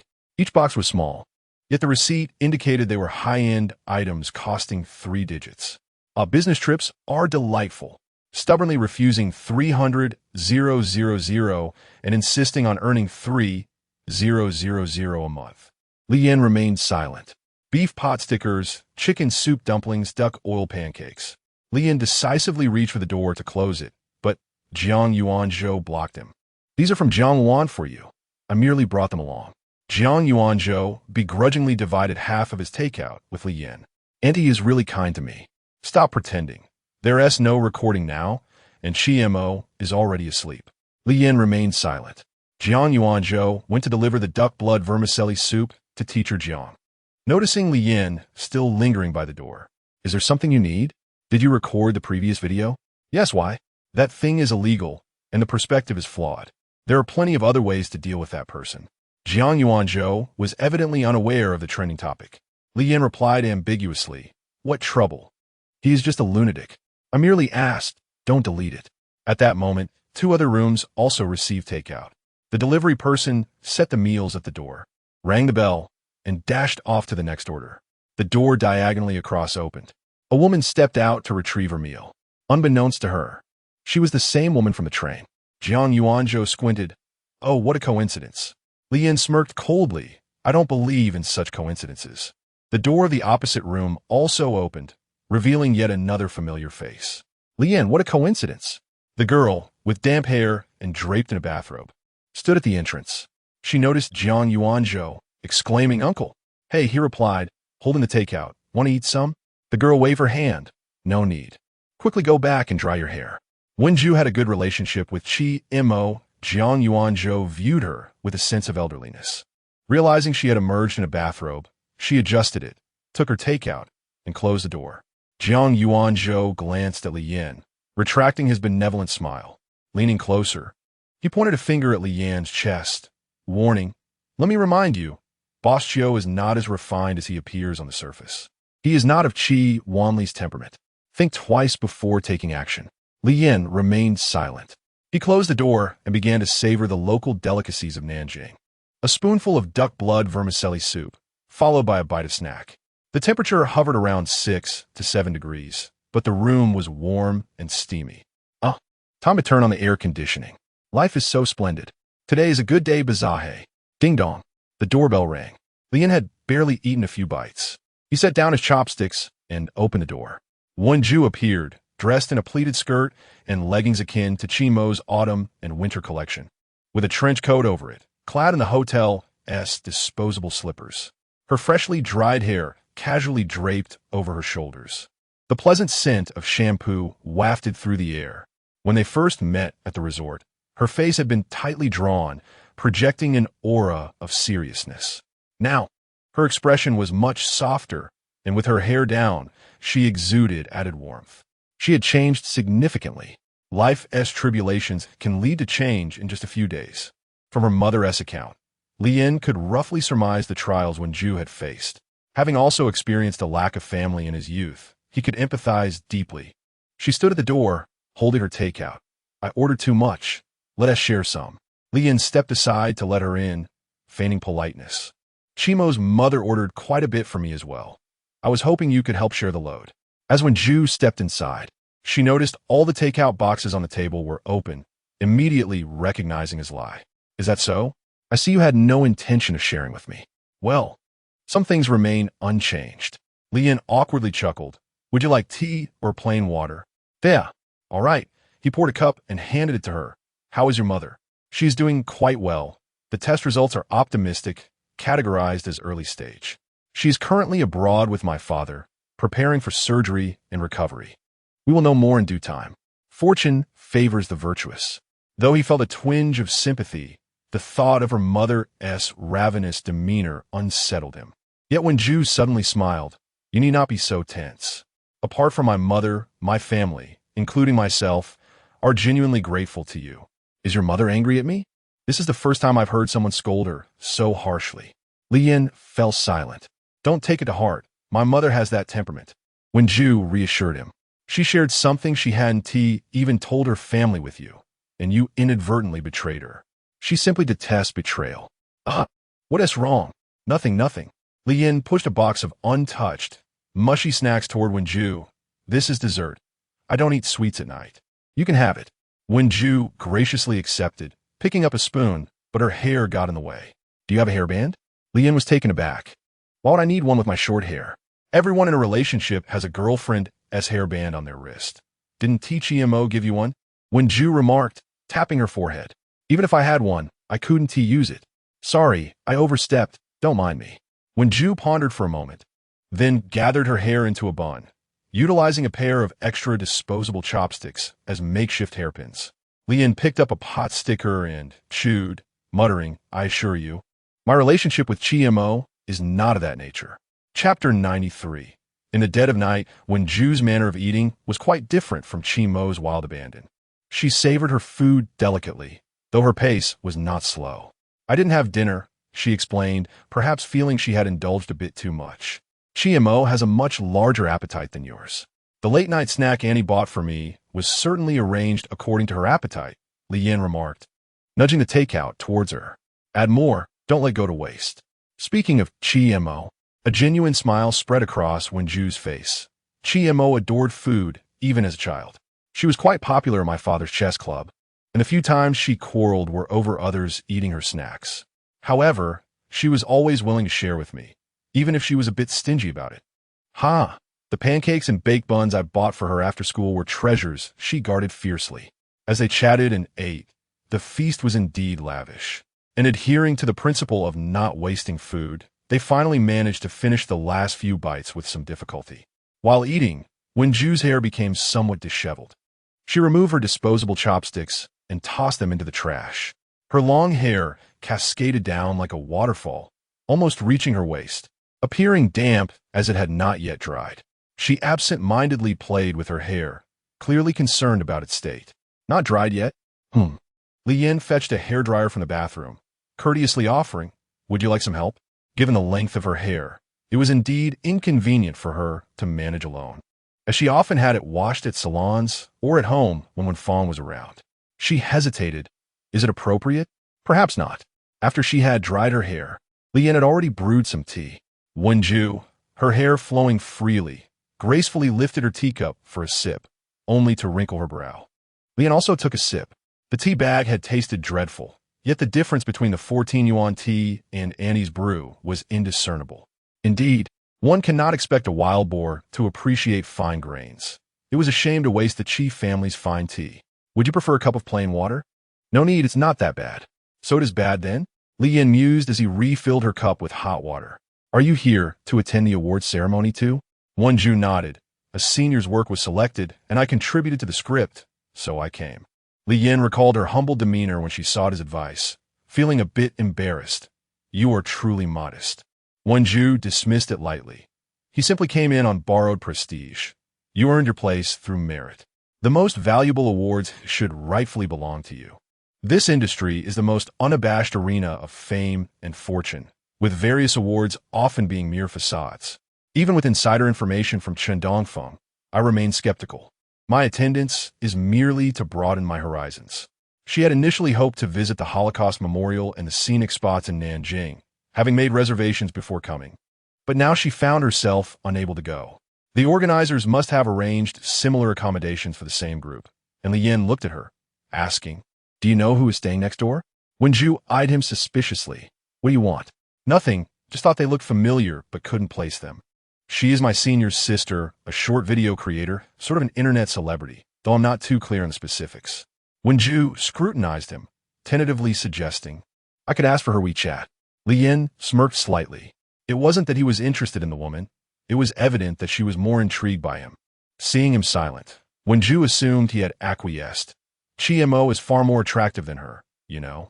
That's not what I meant. Oh. Lian glanced at his phone, noting the time. It's almost midnight. Oh, are you trying to rush me out? Not at all. Then shall we play some chess? I brought ghost stones. Come to my room. Lian hesitata. Perhaps it was due to his family's absence from the country, leaving him feeling insecure. Encountering someone somewhat familiar made him wish to linger a little longer.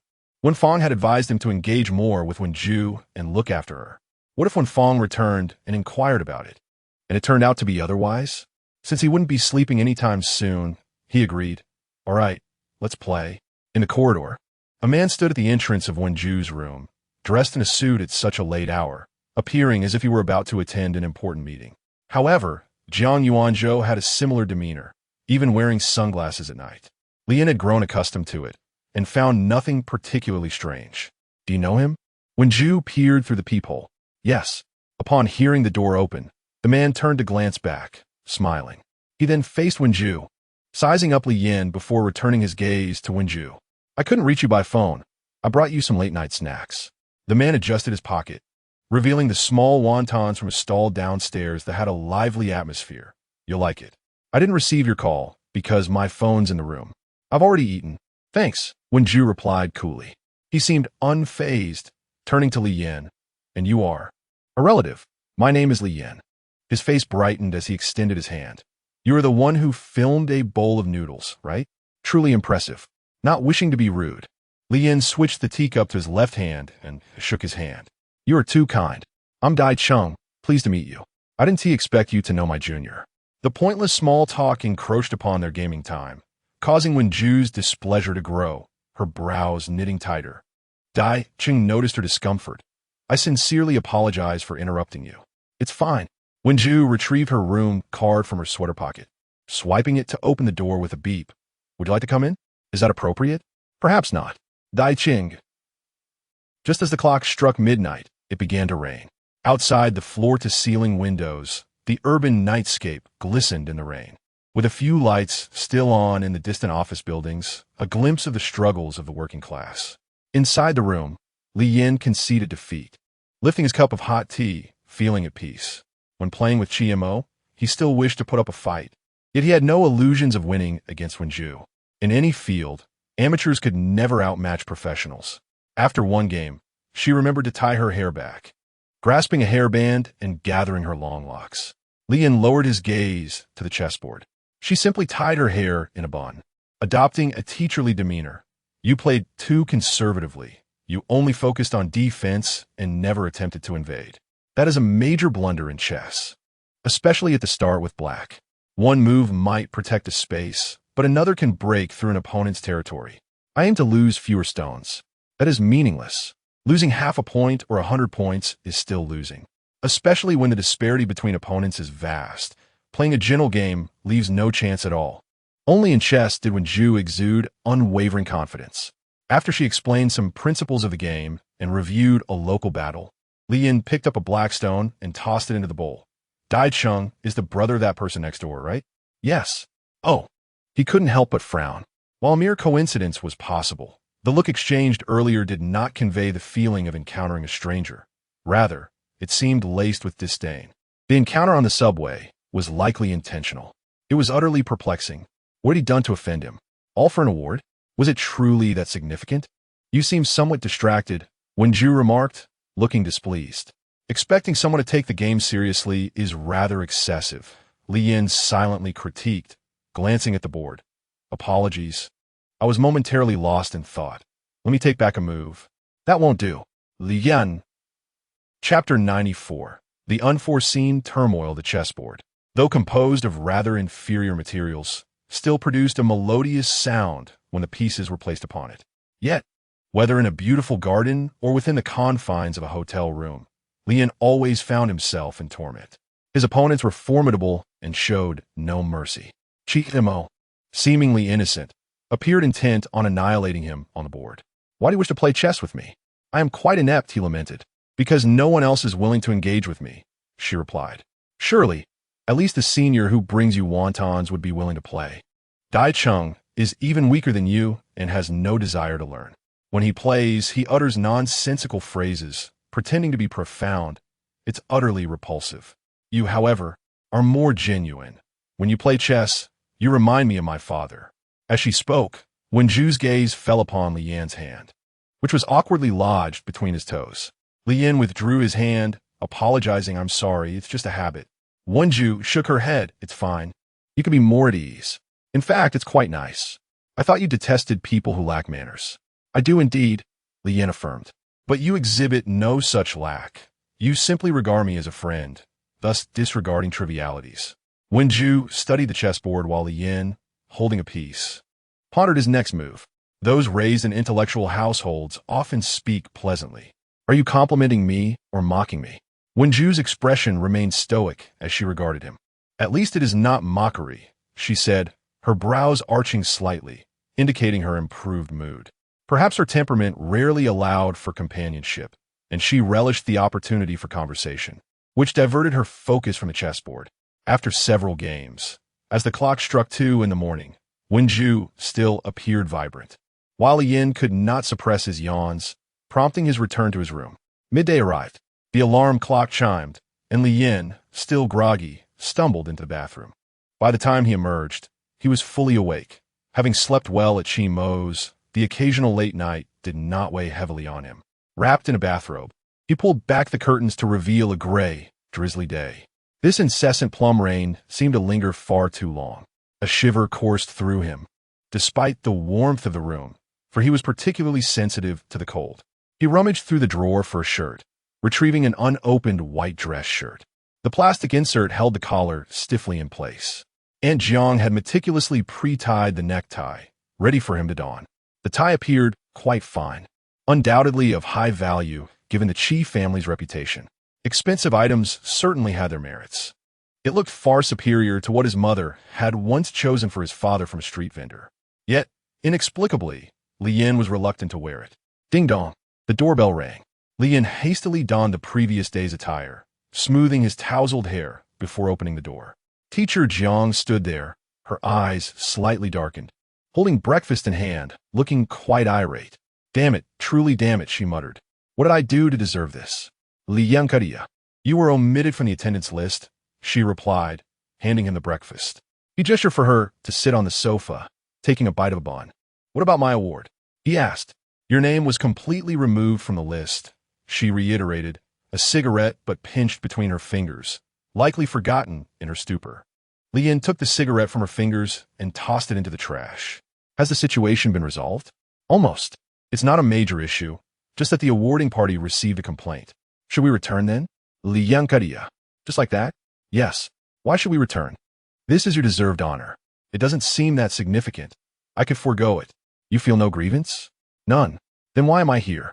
Staying here is merely wasting time.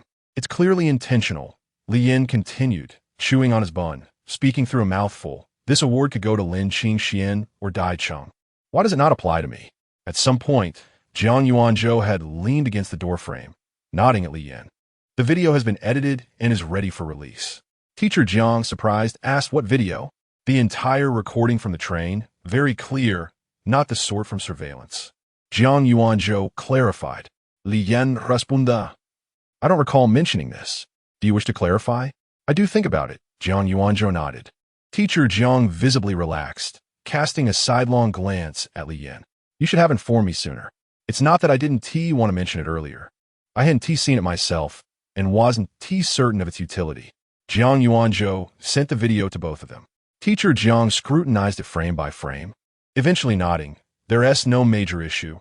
The angle is a bit odd, but it sufficiently proves your innocence. We just need to concoct a reason for filming. Li Yin pondered briefly. We could claim the school requested a documentary. They should cooperate. Teacher Jiang approved. That's a reasonable explanation. Is proving innocence truly so troublesome? Jiang Yuanzhou interjected, seemingly unconcerned. Public judgment is often presuming guilt, Teacher Jiang explained. Once public sentiment is shaped, it must be handled with utmost care. Jiang Yuanzhou raised his thumb. I don't understand. Li Yin sighed, shutting the door behind him. Let me know if you need to leave. Li Yin forced a smile. I can manage it. No, you cannot. Li Yin fell silent. Teacher Jiang washed her face at the sink, scrubbing her smoke-stained fingers, which had yellowed from time. If the children catch a whiff of this, I'll be in trouble. You've had a hard time, Li Yin remarked. I'm used to it, she replied, settling onto the sofa and stretching her neck, contemplating when to release the video. We should wait until the situation escalates further. That would minimize the impact. If we release it now, it would seem like we were presuming guilt. Li Yin looked at her, exasperated. At this point, please don't test my patience. Teacher, if we submit the video evidence to the awarding party now, there might still be room for negotiation. She sighed heavily. Is this award truly not worth it? It's not a matter of worth. It simply feels too suspicious. It's utterly nonsensical.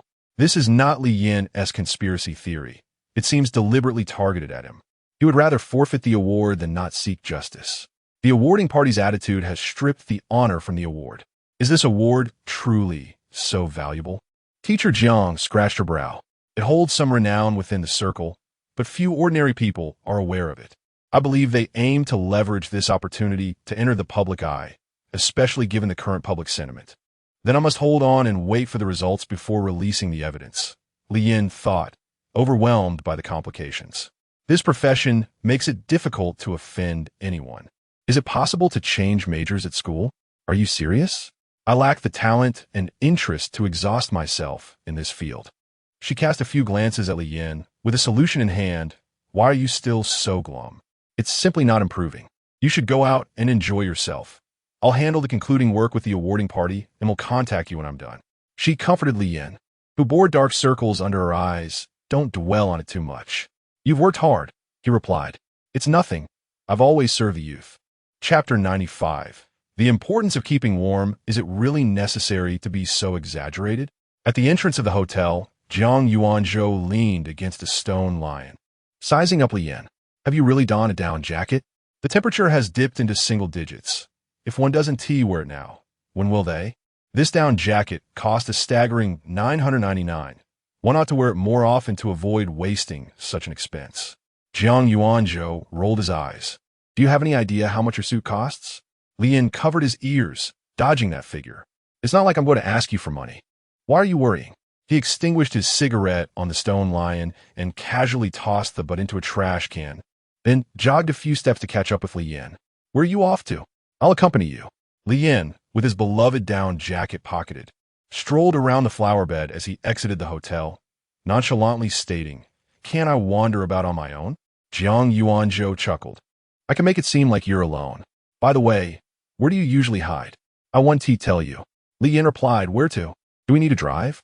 I plan to exercise at the park in that nearby neighborhood. Have your family install a set for you. Forget it. They continued their light banter when three individuals approached, easily recognizable from afar.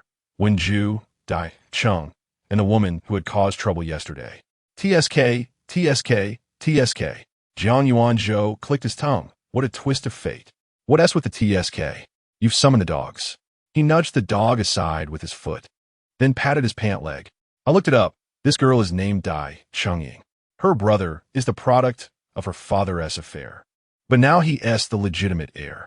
How chaotic. The child of a mistress is older than the legitimate child. Isn't there a throne to inherit? Once the legitimate family is drained, won't this favored consort's line rise to power? Stop watching those palace dramas. Wenju and Dai Chung walked ahead, with Dai Chungying dutifully trailing behind, displaying a demeanor of utmost respect towards her brother. Her acting is quite good. Jiang Yuanzhou nodded in approval, whispering, it seems she genuinely despises you. Look at her expression upon seeing you, as if she wishes to devour you whole.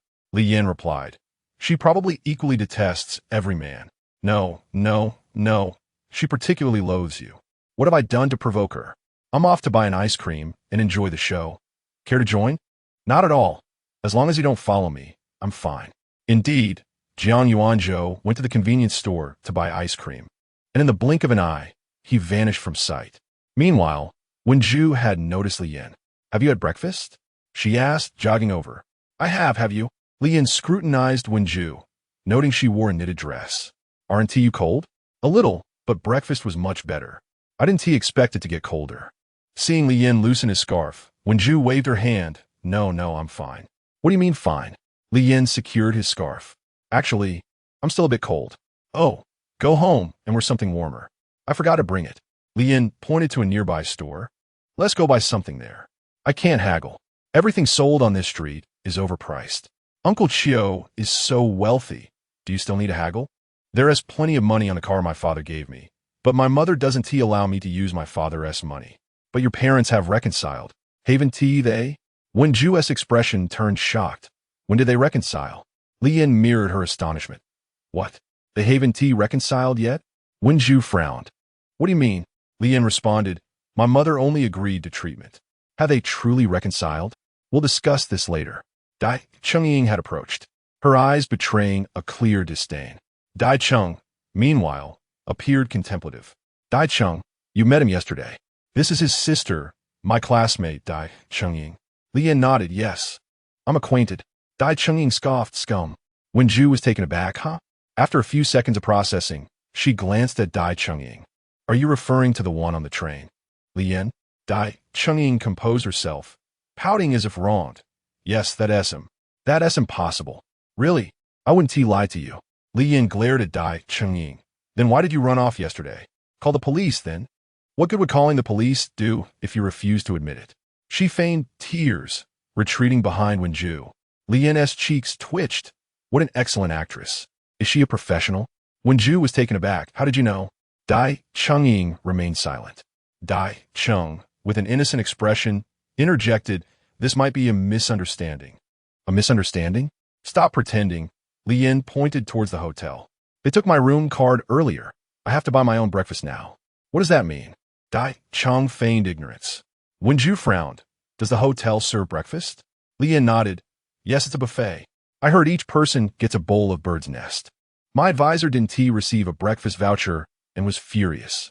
As Li Yin chatted and complained with Wenju, he couldn't help but jab at the siblings a few times, appearing completely unfazed by the situation. Dai Chungying fumed, just wait. She stomped her foot in anger and stormed off. I genuinely didn't know this was related to you. Let me investigate, and I'll reach out again. I believe you're not that sort of person. If it's truly a misunderstanding, I will clear your name. Li Yin raised an eyebrow. We're not that close. Dai Chung sighed lightly as he regarded Li Yin, then cast a deep gaze at Wenju, adjusting his glasses and revealing a helpless smile before chasing after Dai Chungying. Both Wenju and Li Yin shivered simultaneously. Li Yin watched his retreating figure, still able to see the hem of his scarf swaying. He resembled the protagonist of a Japanese idol drama. What a show-off. Wen-ju hugged herself, feeling the chill intensify under Dai Chang's gaze. Surveying her surroundings, she finally glanced at the CAF across the street. It seems they have air conditioning. Li Yin removed his down jacket and handed it to Wen-ju. Wrap this around yourself. Remember to speak well of me in front of your mother. The down jacket, being long, nearly dragged on the ground when worn by the shorter Wen-ju. Aren't you cold? Li Yin proudly lifted his knitted sweater to reveal thermal underwear. It's lined. Wen-ju asked, aren't you hot? A bit. In a CAF in the center of Nanjing, even on a weekday, there was some business. Li Yin gazed at the lengthy menu, filled with a mix of English and Chinese, his heart bleeding. Wen-ju decisively ordered, I'll have a cup of Blue Mountain coffee. Li Yin closed the menu. Aren't you having cake? Wen-ju shook her head. I just finished breakfast. Oh, I see. The waiter, noticing Li Yin closing the menu, stood by with a pad, waiting for his order. Li Yin tugged at the corner of his mouth, a latte, with sugar. The waiter pointed to a small wooden box nearby. There are sugar cubes inside. You can add as you like. Okay. Chapter 96. Coffee office. Wen-ju sipped delicately as she listened to Li Yin explain the background of the situation.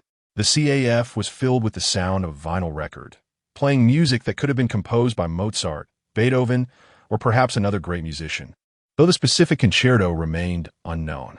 As the piano notes flowed, Li Yin stifled yawns, grateful for the coffee that sustained him. Are you implying that Cheng Ying acted with intent? Wen-ju placed her mug back on the saucer, stirred with a small spoon, and after a thoughtful pause, continued. Could it be a misunderstanding? Li Yin rubbed his temples. I initially thought it might be just my overthinking. But what are the odds of encountering someone headed to the same destination on a train, particularly someone looking to provoke me? Sensing the disdain in Li Yin's tone, Wen-ju contemplated for a moment before rising. I will have a word with her. This coffee costs nearly 100 yuan a cup. Let's drink first. Besides, it's unnecessary. You won't extract any useful information from her, she stated, returning to her seat on the sofa, her hands resting on the table. I have a good rapport with her. You used to be quite close with Chi-mo, didn't you? Did she confide in you when she was up to no good? Li Yin made an impolite comparison based on his understanding of Chi-mo. Wen-ju scratched her face in confusion. She didn't do anything wrong when we were children. Li Yin chuckled. How could she not have done anything mischievous? Well, perhaps it's best not to dwell on it. It might just be a misunderstanding. Wen-ju furrowed her brows, but eventually nodded in agreement. After sitting in the CAF for a while, Li Yin glanced at the time. Would you like to bring back some local specialties from Nanjing for your family? I have no one at home. There's no one to share the specialties with, she replied, propping her chin on her hand. Her pink lips pursed as her eyes narrowed slightly, gazing through the glass at the rustling camphor trees outside. Oh, I see, Li Yin said awkwardly, tapping his foot. He regretted his thoughtless words. Looking up, he noticed a young man with deep brown eyes and a neatly styled haircut, slightly older than Li Yin.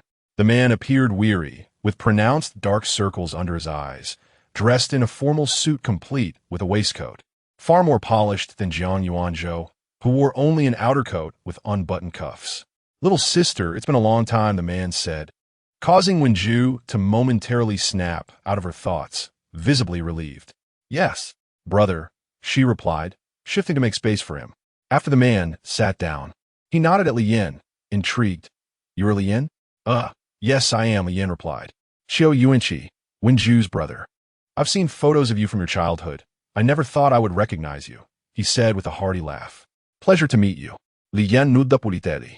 Xiao Yuanqi summoned a waiter, ordering an Americano and a croissant. What would you two like?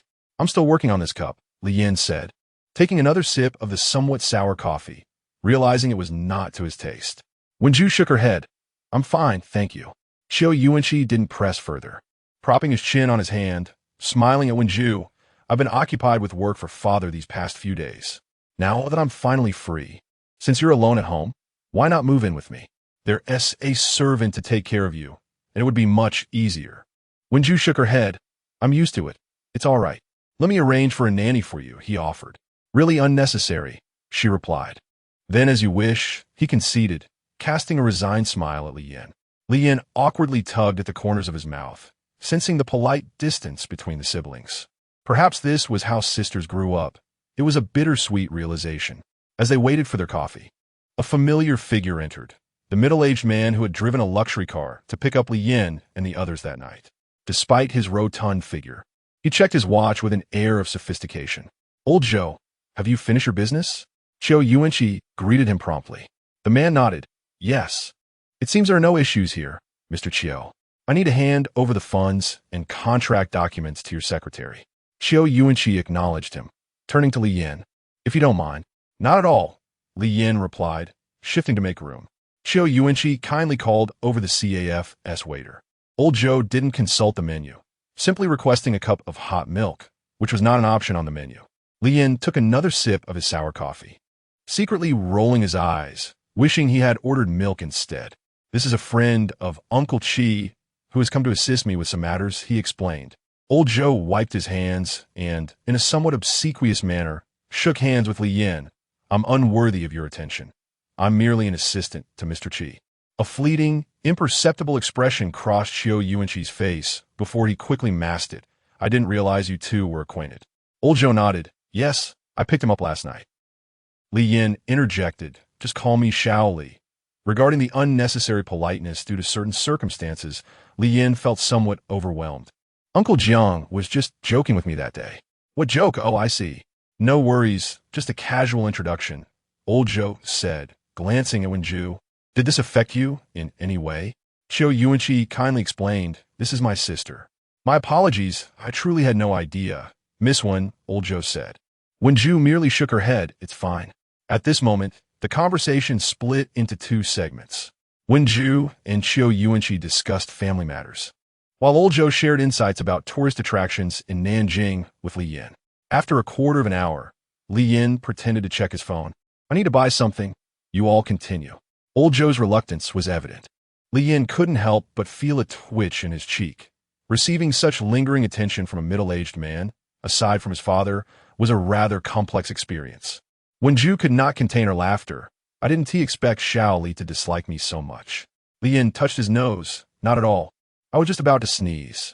"I'll join you," Wenju said, standing up at the opportune moment. Chiao Yuanqi smiled as he stood.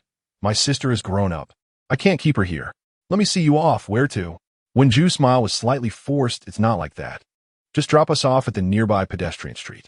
Chiao Yuanqi turned to Old Joe. "Old Joe, I know a street that locals frequent. The prices are reasonable there. Just find a gift shop to wrap things up," he suggested. Li Yan's face brightened with a smile. "That sounds perfect." Chapter 97. It's actually not bad. The driver unlocked the car doors, and Wenju and Li Yin stepped out. Old Joe pointed towards a narrow alley. "There's a shop with a wooden sign that I'm familiar with. Mentioning my name will get you a discount." "All right. Thank you," Wenju replied, closing the car door as she tightened her down jacket and stood on tiptoe, peering through the crowd at the alley ahead. "That seems to be the place. Shall we check it out?" Li Yin looked regretful. "Why didn't I ask him for the name?" Wenju remained silent. Unexpectedly, the owner poked his head out from the shop, waving at them while speaking on the phone. "How meticulous," Li Yin remarked, clicking his tongue. "Zhou has known Qi Wanli longer than I have. With your skills, you wouldn't even be able to make a dent." Behind them, Jiang Yuanzhou coolly lit a cigarette. "Aren't you usually invisible when shopping? Why show yourself now?"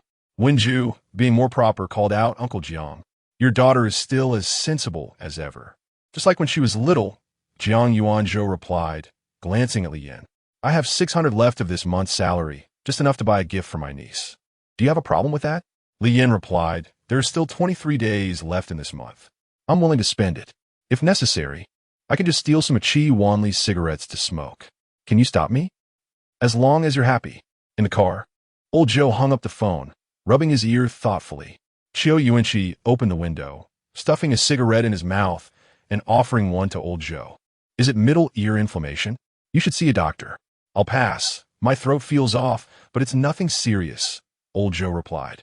Chiao Yuanqi chuckled awkwardly. "Could you take me to meet Uncle Chi? He's on a business trip these days, and aside from work, I rarely chat with the boss. Let me give you the secretary's number." As Chiao Yuanqi exhaled a puff of smoke, it was swiftly dispersed by the wind.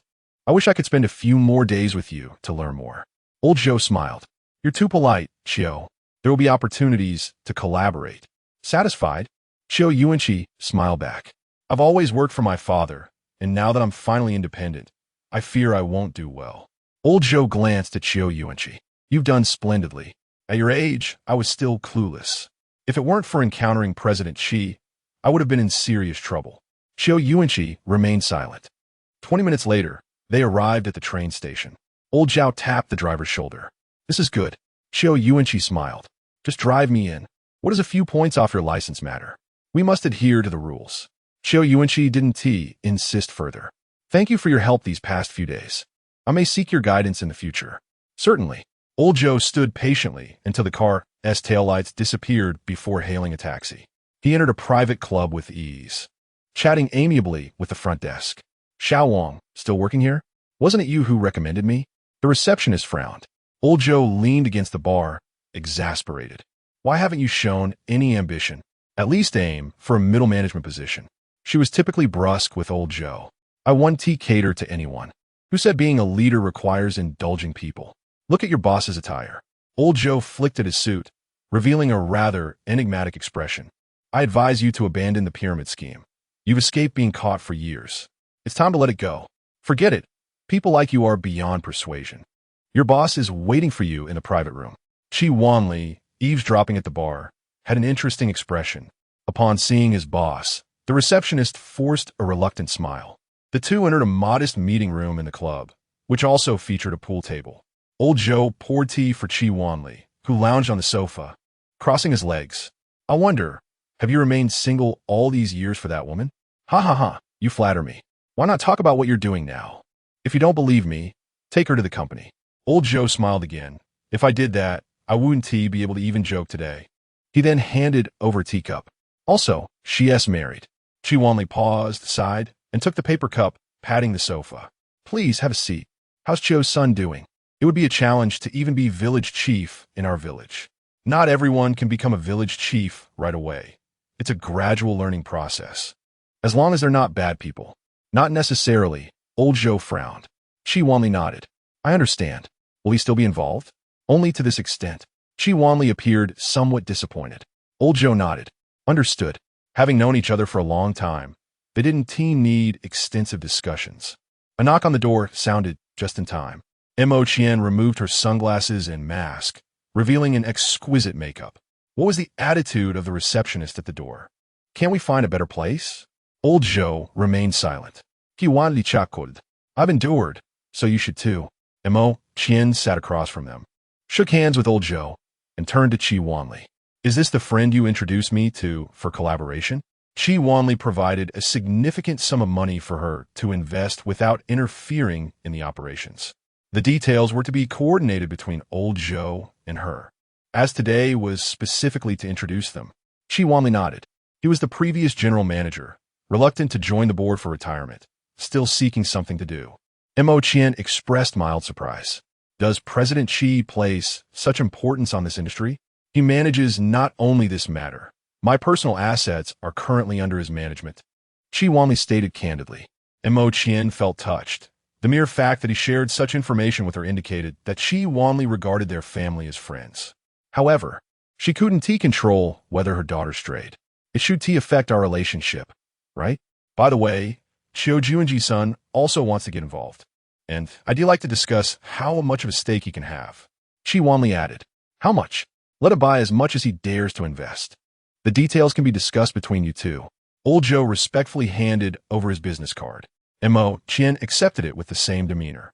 What about Chen Dongfeng? Didn't he say he was coming to Nanjing to support Li Yin? Once the formalities were over, Chi Wanli began chatting casually with Mo Qian. Mo Qian sighed.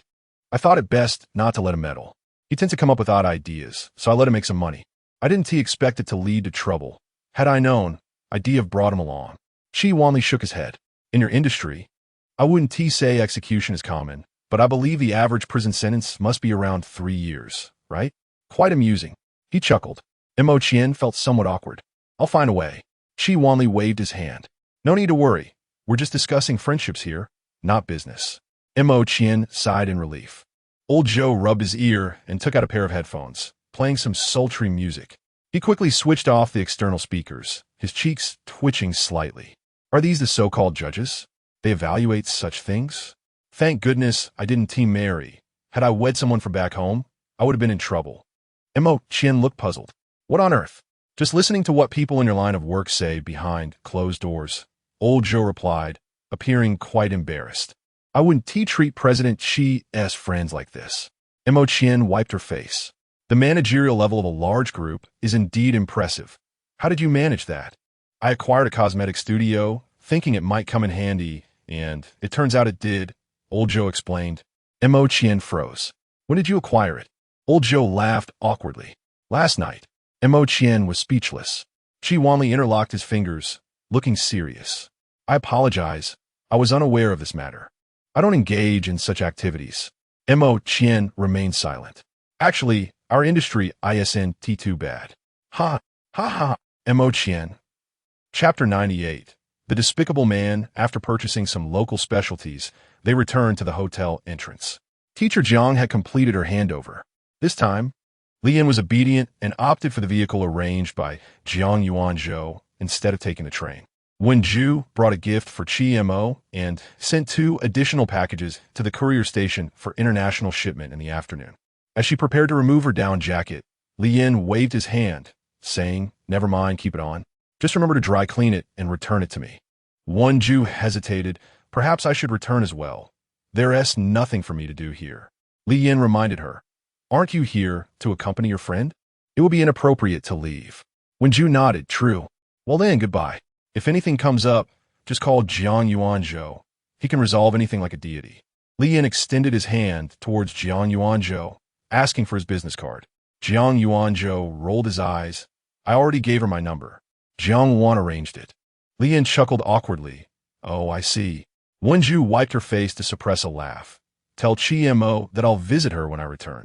Jiang Yuanzhou grinned. Recently, Chi Mo has taken up fishing. Remember to buy her a fishing rod. As their vehicle gradually exited the bustling city, Jiang Yuanzhou frequently glanced at Li Yin through the rearview mirror. The atmosphere turned awkward. To break the silence, Li Yin coughed a couple of times. When did Chi Mo become fond of fishing? Jiang Yuanzhou replied, without expression. Jiang Wan posted pictures in her friend circle. Oh, Li Yin pondered. What have I done wrong that you keep looking at me like that? Are you planning to do something halfway? Raising an eyebrow, Jiang Yuanzhou remarked. Our family has served in the military for 5 generations. We do not indiscriminately harm civilians like you. That's a relief. But exceptions can be made. Li Yin fell silent, while teacher Jiang burst into laughter. Is this how you usually converse? Not really. Only with him. Teacher Jiang expressed her disgust. How revolting. Once again, silence engulfed the vehicle as they entered the highway. Since it was not a holiday, the road was relatively empty. Jiang Yuanzhou remarked. The daughter of Boss Chiu seems to have a thing for you. TSK, TSK, TSK. Even lend her clothes to you. Jiang Yuanzhou shot a glance at Li Yin, who appeared somewhat proud. Are you sick? I thought it was something serious. She's just uneasy because her family is away. Anyone familiar feels like family to her. Teacher Jiang was visibly disturbed. She's so disgusted she's trembling. Clearly, she misunderstood, prompting Li Yin to clarify. This is my friend's uncle. Teacher Jiang's lips twitched slightly. Is that even allowed? I only like women. Did I misinterpret? Li Yin nodded in satisfaction. You misunderstood entirely. Touching her chin, Teacher Jiang seemed to grasp the situation. Oh, right. I remember the campus group chat mentioned you as the school floweress admirer. Who is the school flower? Li Yin replied. Oh. Jiang Yuanzhou interjected. Chinyu. Li Yin continued. That little girl? Yes, I remember her. Teacher Jiang nodded. She's indeed good-looking, majoring in performance. Jiang Yuanzhou chuckled. That down jacket was a gift from her. Li Yin pondered for a moment, realizing there was indeed some truth to it. Oh, now that you mention it. We did choose it together last winter. How did you know? The jacket was the only one not hung up in the wardrobe. It had been shoved down to the bottom by the maid, and Li Yin had found it curious at the time. He recalled Jiang Wan's rather strange expression when packing clothes. How did you know? Jiang Yuanzhou snorted. Don't focus on the details. Teacher Jiang glanced at Li Yin. She hasn't agreed to be with you, yet you let another woman wear that jacket to provoke her. You really are naive, like a little boy. That's 2 words.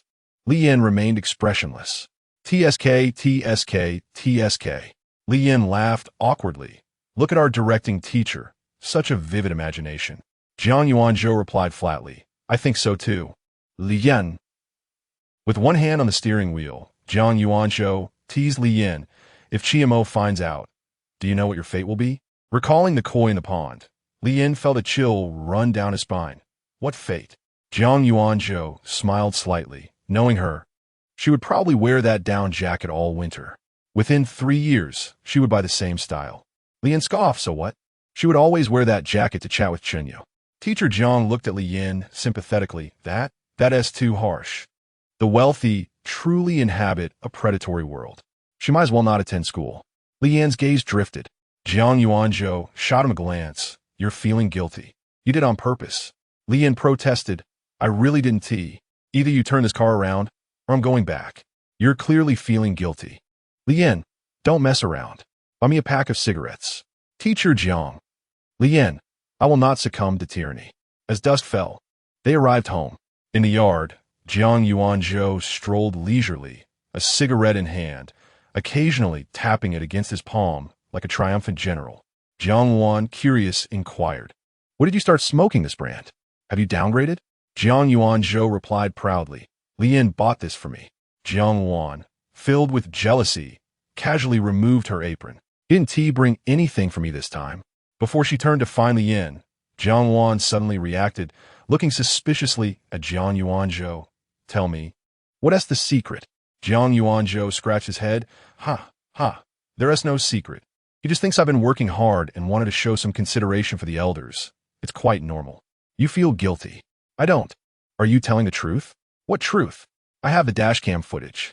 Jiang Wan picked up her phone and scrolled through it. Hey, deleted. You have quite the professional ethics. You do feel guilty. Jiang Yuanzhou's gaze wandered. That was a rental car. Why wouldn't I delete it? By the way, where did you get that footage? You clearly feel guilty.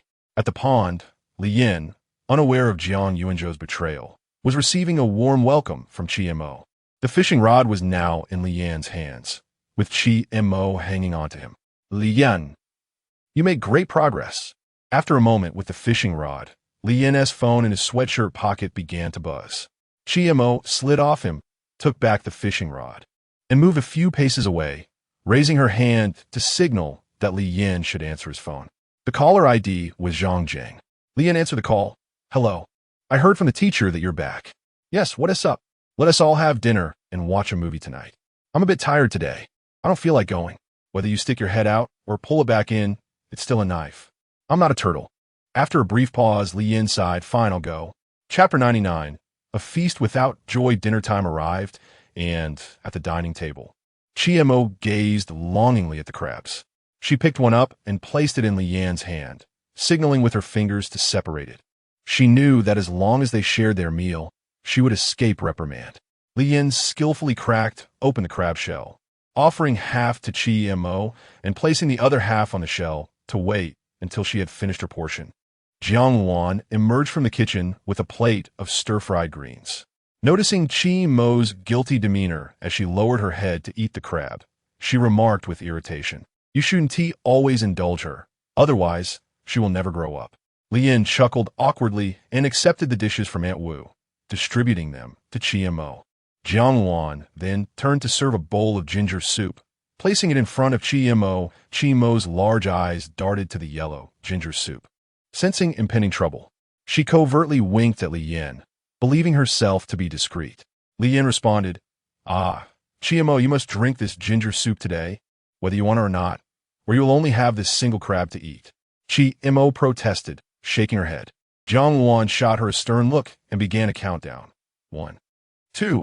Chiemo tentatively licked her tongue, her brows furrowing in dismay. Jiang Wan crossed her arms, staring her down. Stop pretending. Drink it all. After several rounds of this mother-daughter competition, Chiemo managed to gulp down half a bowl, after which Jiang Wan ceased her insistence. Aunt, I'm going to the city tonight. Will you be back tonight? Yes. Chiemo's car keys are on the bookshelf. You can take it. Chiemo cast a glance at Li Yan and, pretending to be nonchalant, tugged at the hem of his shirt. She stuffed rice in her mouth, chewed vigorously, wiped her mouth, stood up, smiled, and waved goodbye to her mother before striding confidently ahead of Li Yan. Li Yan sought help from Jiang Wan with his eyes.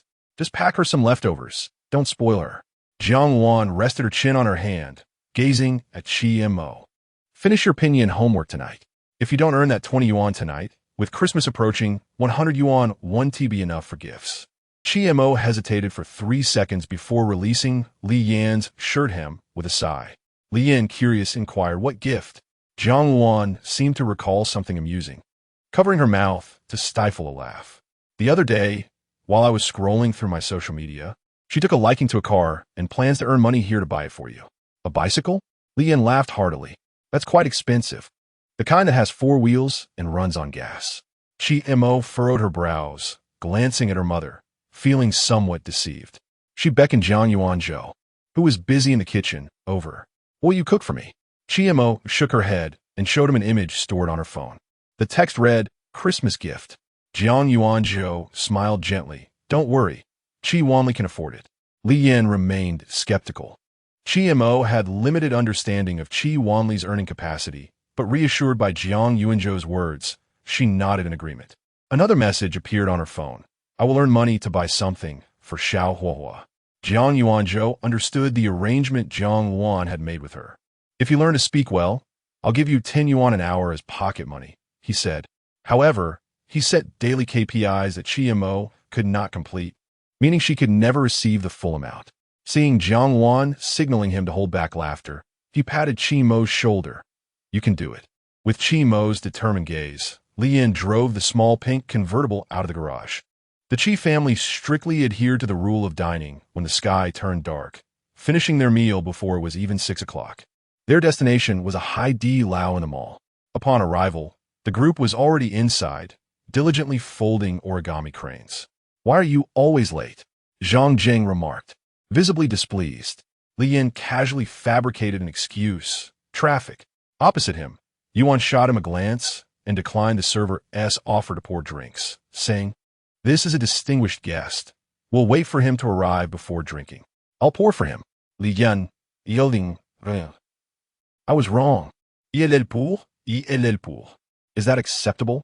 You have no idea how hard we worked folding cranes just to save 30 yuan. Yuan rolled her eyes. Li Yan grimaced. This meal is on me. Yuan triumphantly high-fived EC. Yay. EC retracted her hand, responding weakly. That's too expensive. Let us split it. She seemed more reserved in such an environment, indicating she had not dined in such places before. Zhang Jing looked heartbroken, as if lamenting the expense on behalf of whoever's girlfriend it was. Li Yan chuckled. At least EC is fair. I agree. Zhang Jing should pay for 2 meals since he eats more. EC responded, then you should pay. Li Yan. Everyone found amusement in Li Yan's predicament, except for Chunyu, who sat in the corner, even squeezed between her 2 close friends. She felt utterly alone. He hasn't even glanced my way. Yuan caught a glimpse of Chunyu while the 3 men across from her engaged in a lively discussion about a topic she couldn't comprehend. Didn't you say you'd pour the water? Yuan tapped her empty glass. Pool. Li Yan picked up the kettle and filled each glass. Chunyu's gaze remained fixed on him. When Li Yan reached for her cup, she instinctively grasped it first. He leaned over to pour water for her, only to notice Chunyu had meticulously done her makeup today, her hair styled intricately, suggesting she had spent considerable effort, perhaps even money at a salon. The white dress and shawl she wore were the same ones from their first dining outing together. Li Yan remembered it clearly, because Yuan had insisted on her changing outfits for quite some time, extorting several cups of milk tea from him as a result. She had looked stunning that day, and today was no different. A mere month had passed. What could have changed? Yet emotions were not so easily mended. Others might endure, but Li Yan found it impossible to feign indifference. Noticing his fleeting glance, Chunyu lowered her head again. Yuan's brows knitted in concern. When had Chunyu become so timid? Li Yan was remarkably stubborn, refusing to acknowledge the significance of the day. She gently lifted Chunyu's chin, and in the midst of Chunyu's astonished expression, she declared, Li Yan, Chunyu has done her hair and makeup today. She looks beautiful, don't you see? Li Yan awkwardly tugged at the corners of his mouth, pouring water for himself. I see. She looks beautiful. Chapter 100. The Return Upon Returning. Everyone tacitly refrained from continuing the discussion. Li Yan no longer shunned Chunyu's gaze. The matter had been made abundantly clear, rendering any further concealment unnecessary. They toasted repeatedly, though the cups were filled with sour plum juice and soy milk. Having already dined, Li Yin merely picked at the food before him, pausing with his chopsticks. With a ladle in his left hand and communal chopsticks in his right, he served the group. Not only was he expected to pay, but he also had to exert effort. Such an arrangement seemed utterly unjust. As Li Yin swirled the ladle, he scanned the room, wondering about Chen Shir. Yvonne, having taken a piece of meat, sighed. She has a brand endorsement event. It's the brand's anniversary, and she can't afford to breach the contract. She said she would try to arrive for the second half. But the second half is just for a movie. What's the point of rushing over? Plans have changed. We're heading to KTV instead. Oh, for drinks? Just a little sip. Zhang Zhengshan, influenced by his Shandong lineage, felt a surge of enthusiasm, albeit constrained by the presence of his girlfriend. Meanwhile, Zhang Wenhai, a student council member, was preoccupied with the upcoming sports event in the second half of the year. He picked up his phone and busily replied to messages before finally setting it down. Li Yin heated up some of the food on his plate and remarked, "The student council is quite busy. It's manageable. There are perks," Zhang Wenhai replied, reaching for a towel to wipe his hands. "You heard about the campus forum from a couple of days ago, right?" Li Yin nodded. "I heard. The school is trying to control public opinion. The impact shouldn't be significant. The students are all aware of it. After all, the previous incidents were soon forgotten. A week passes quickly.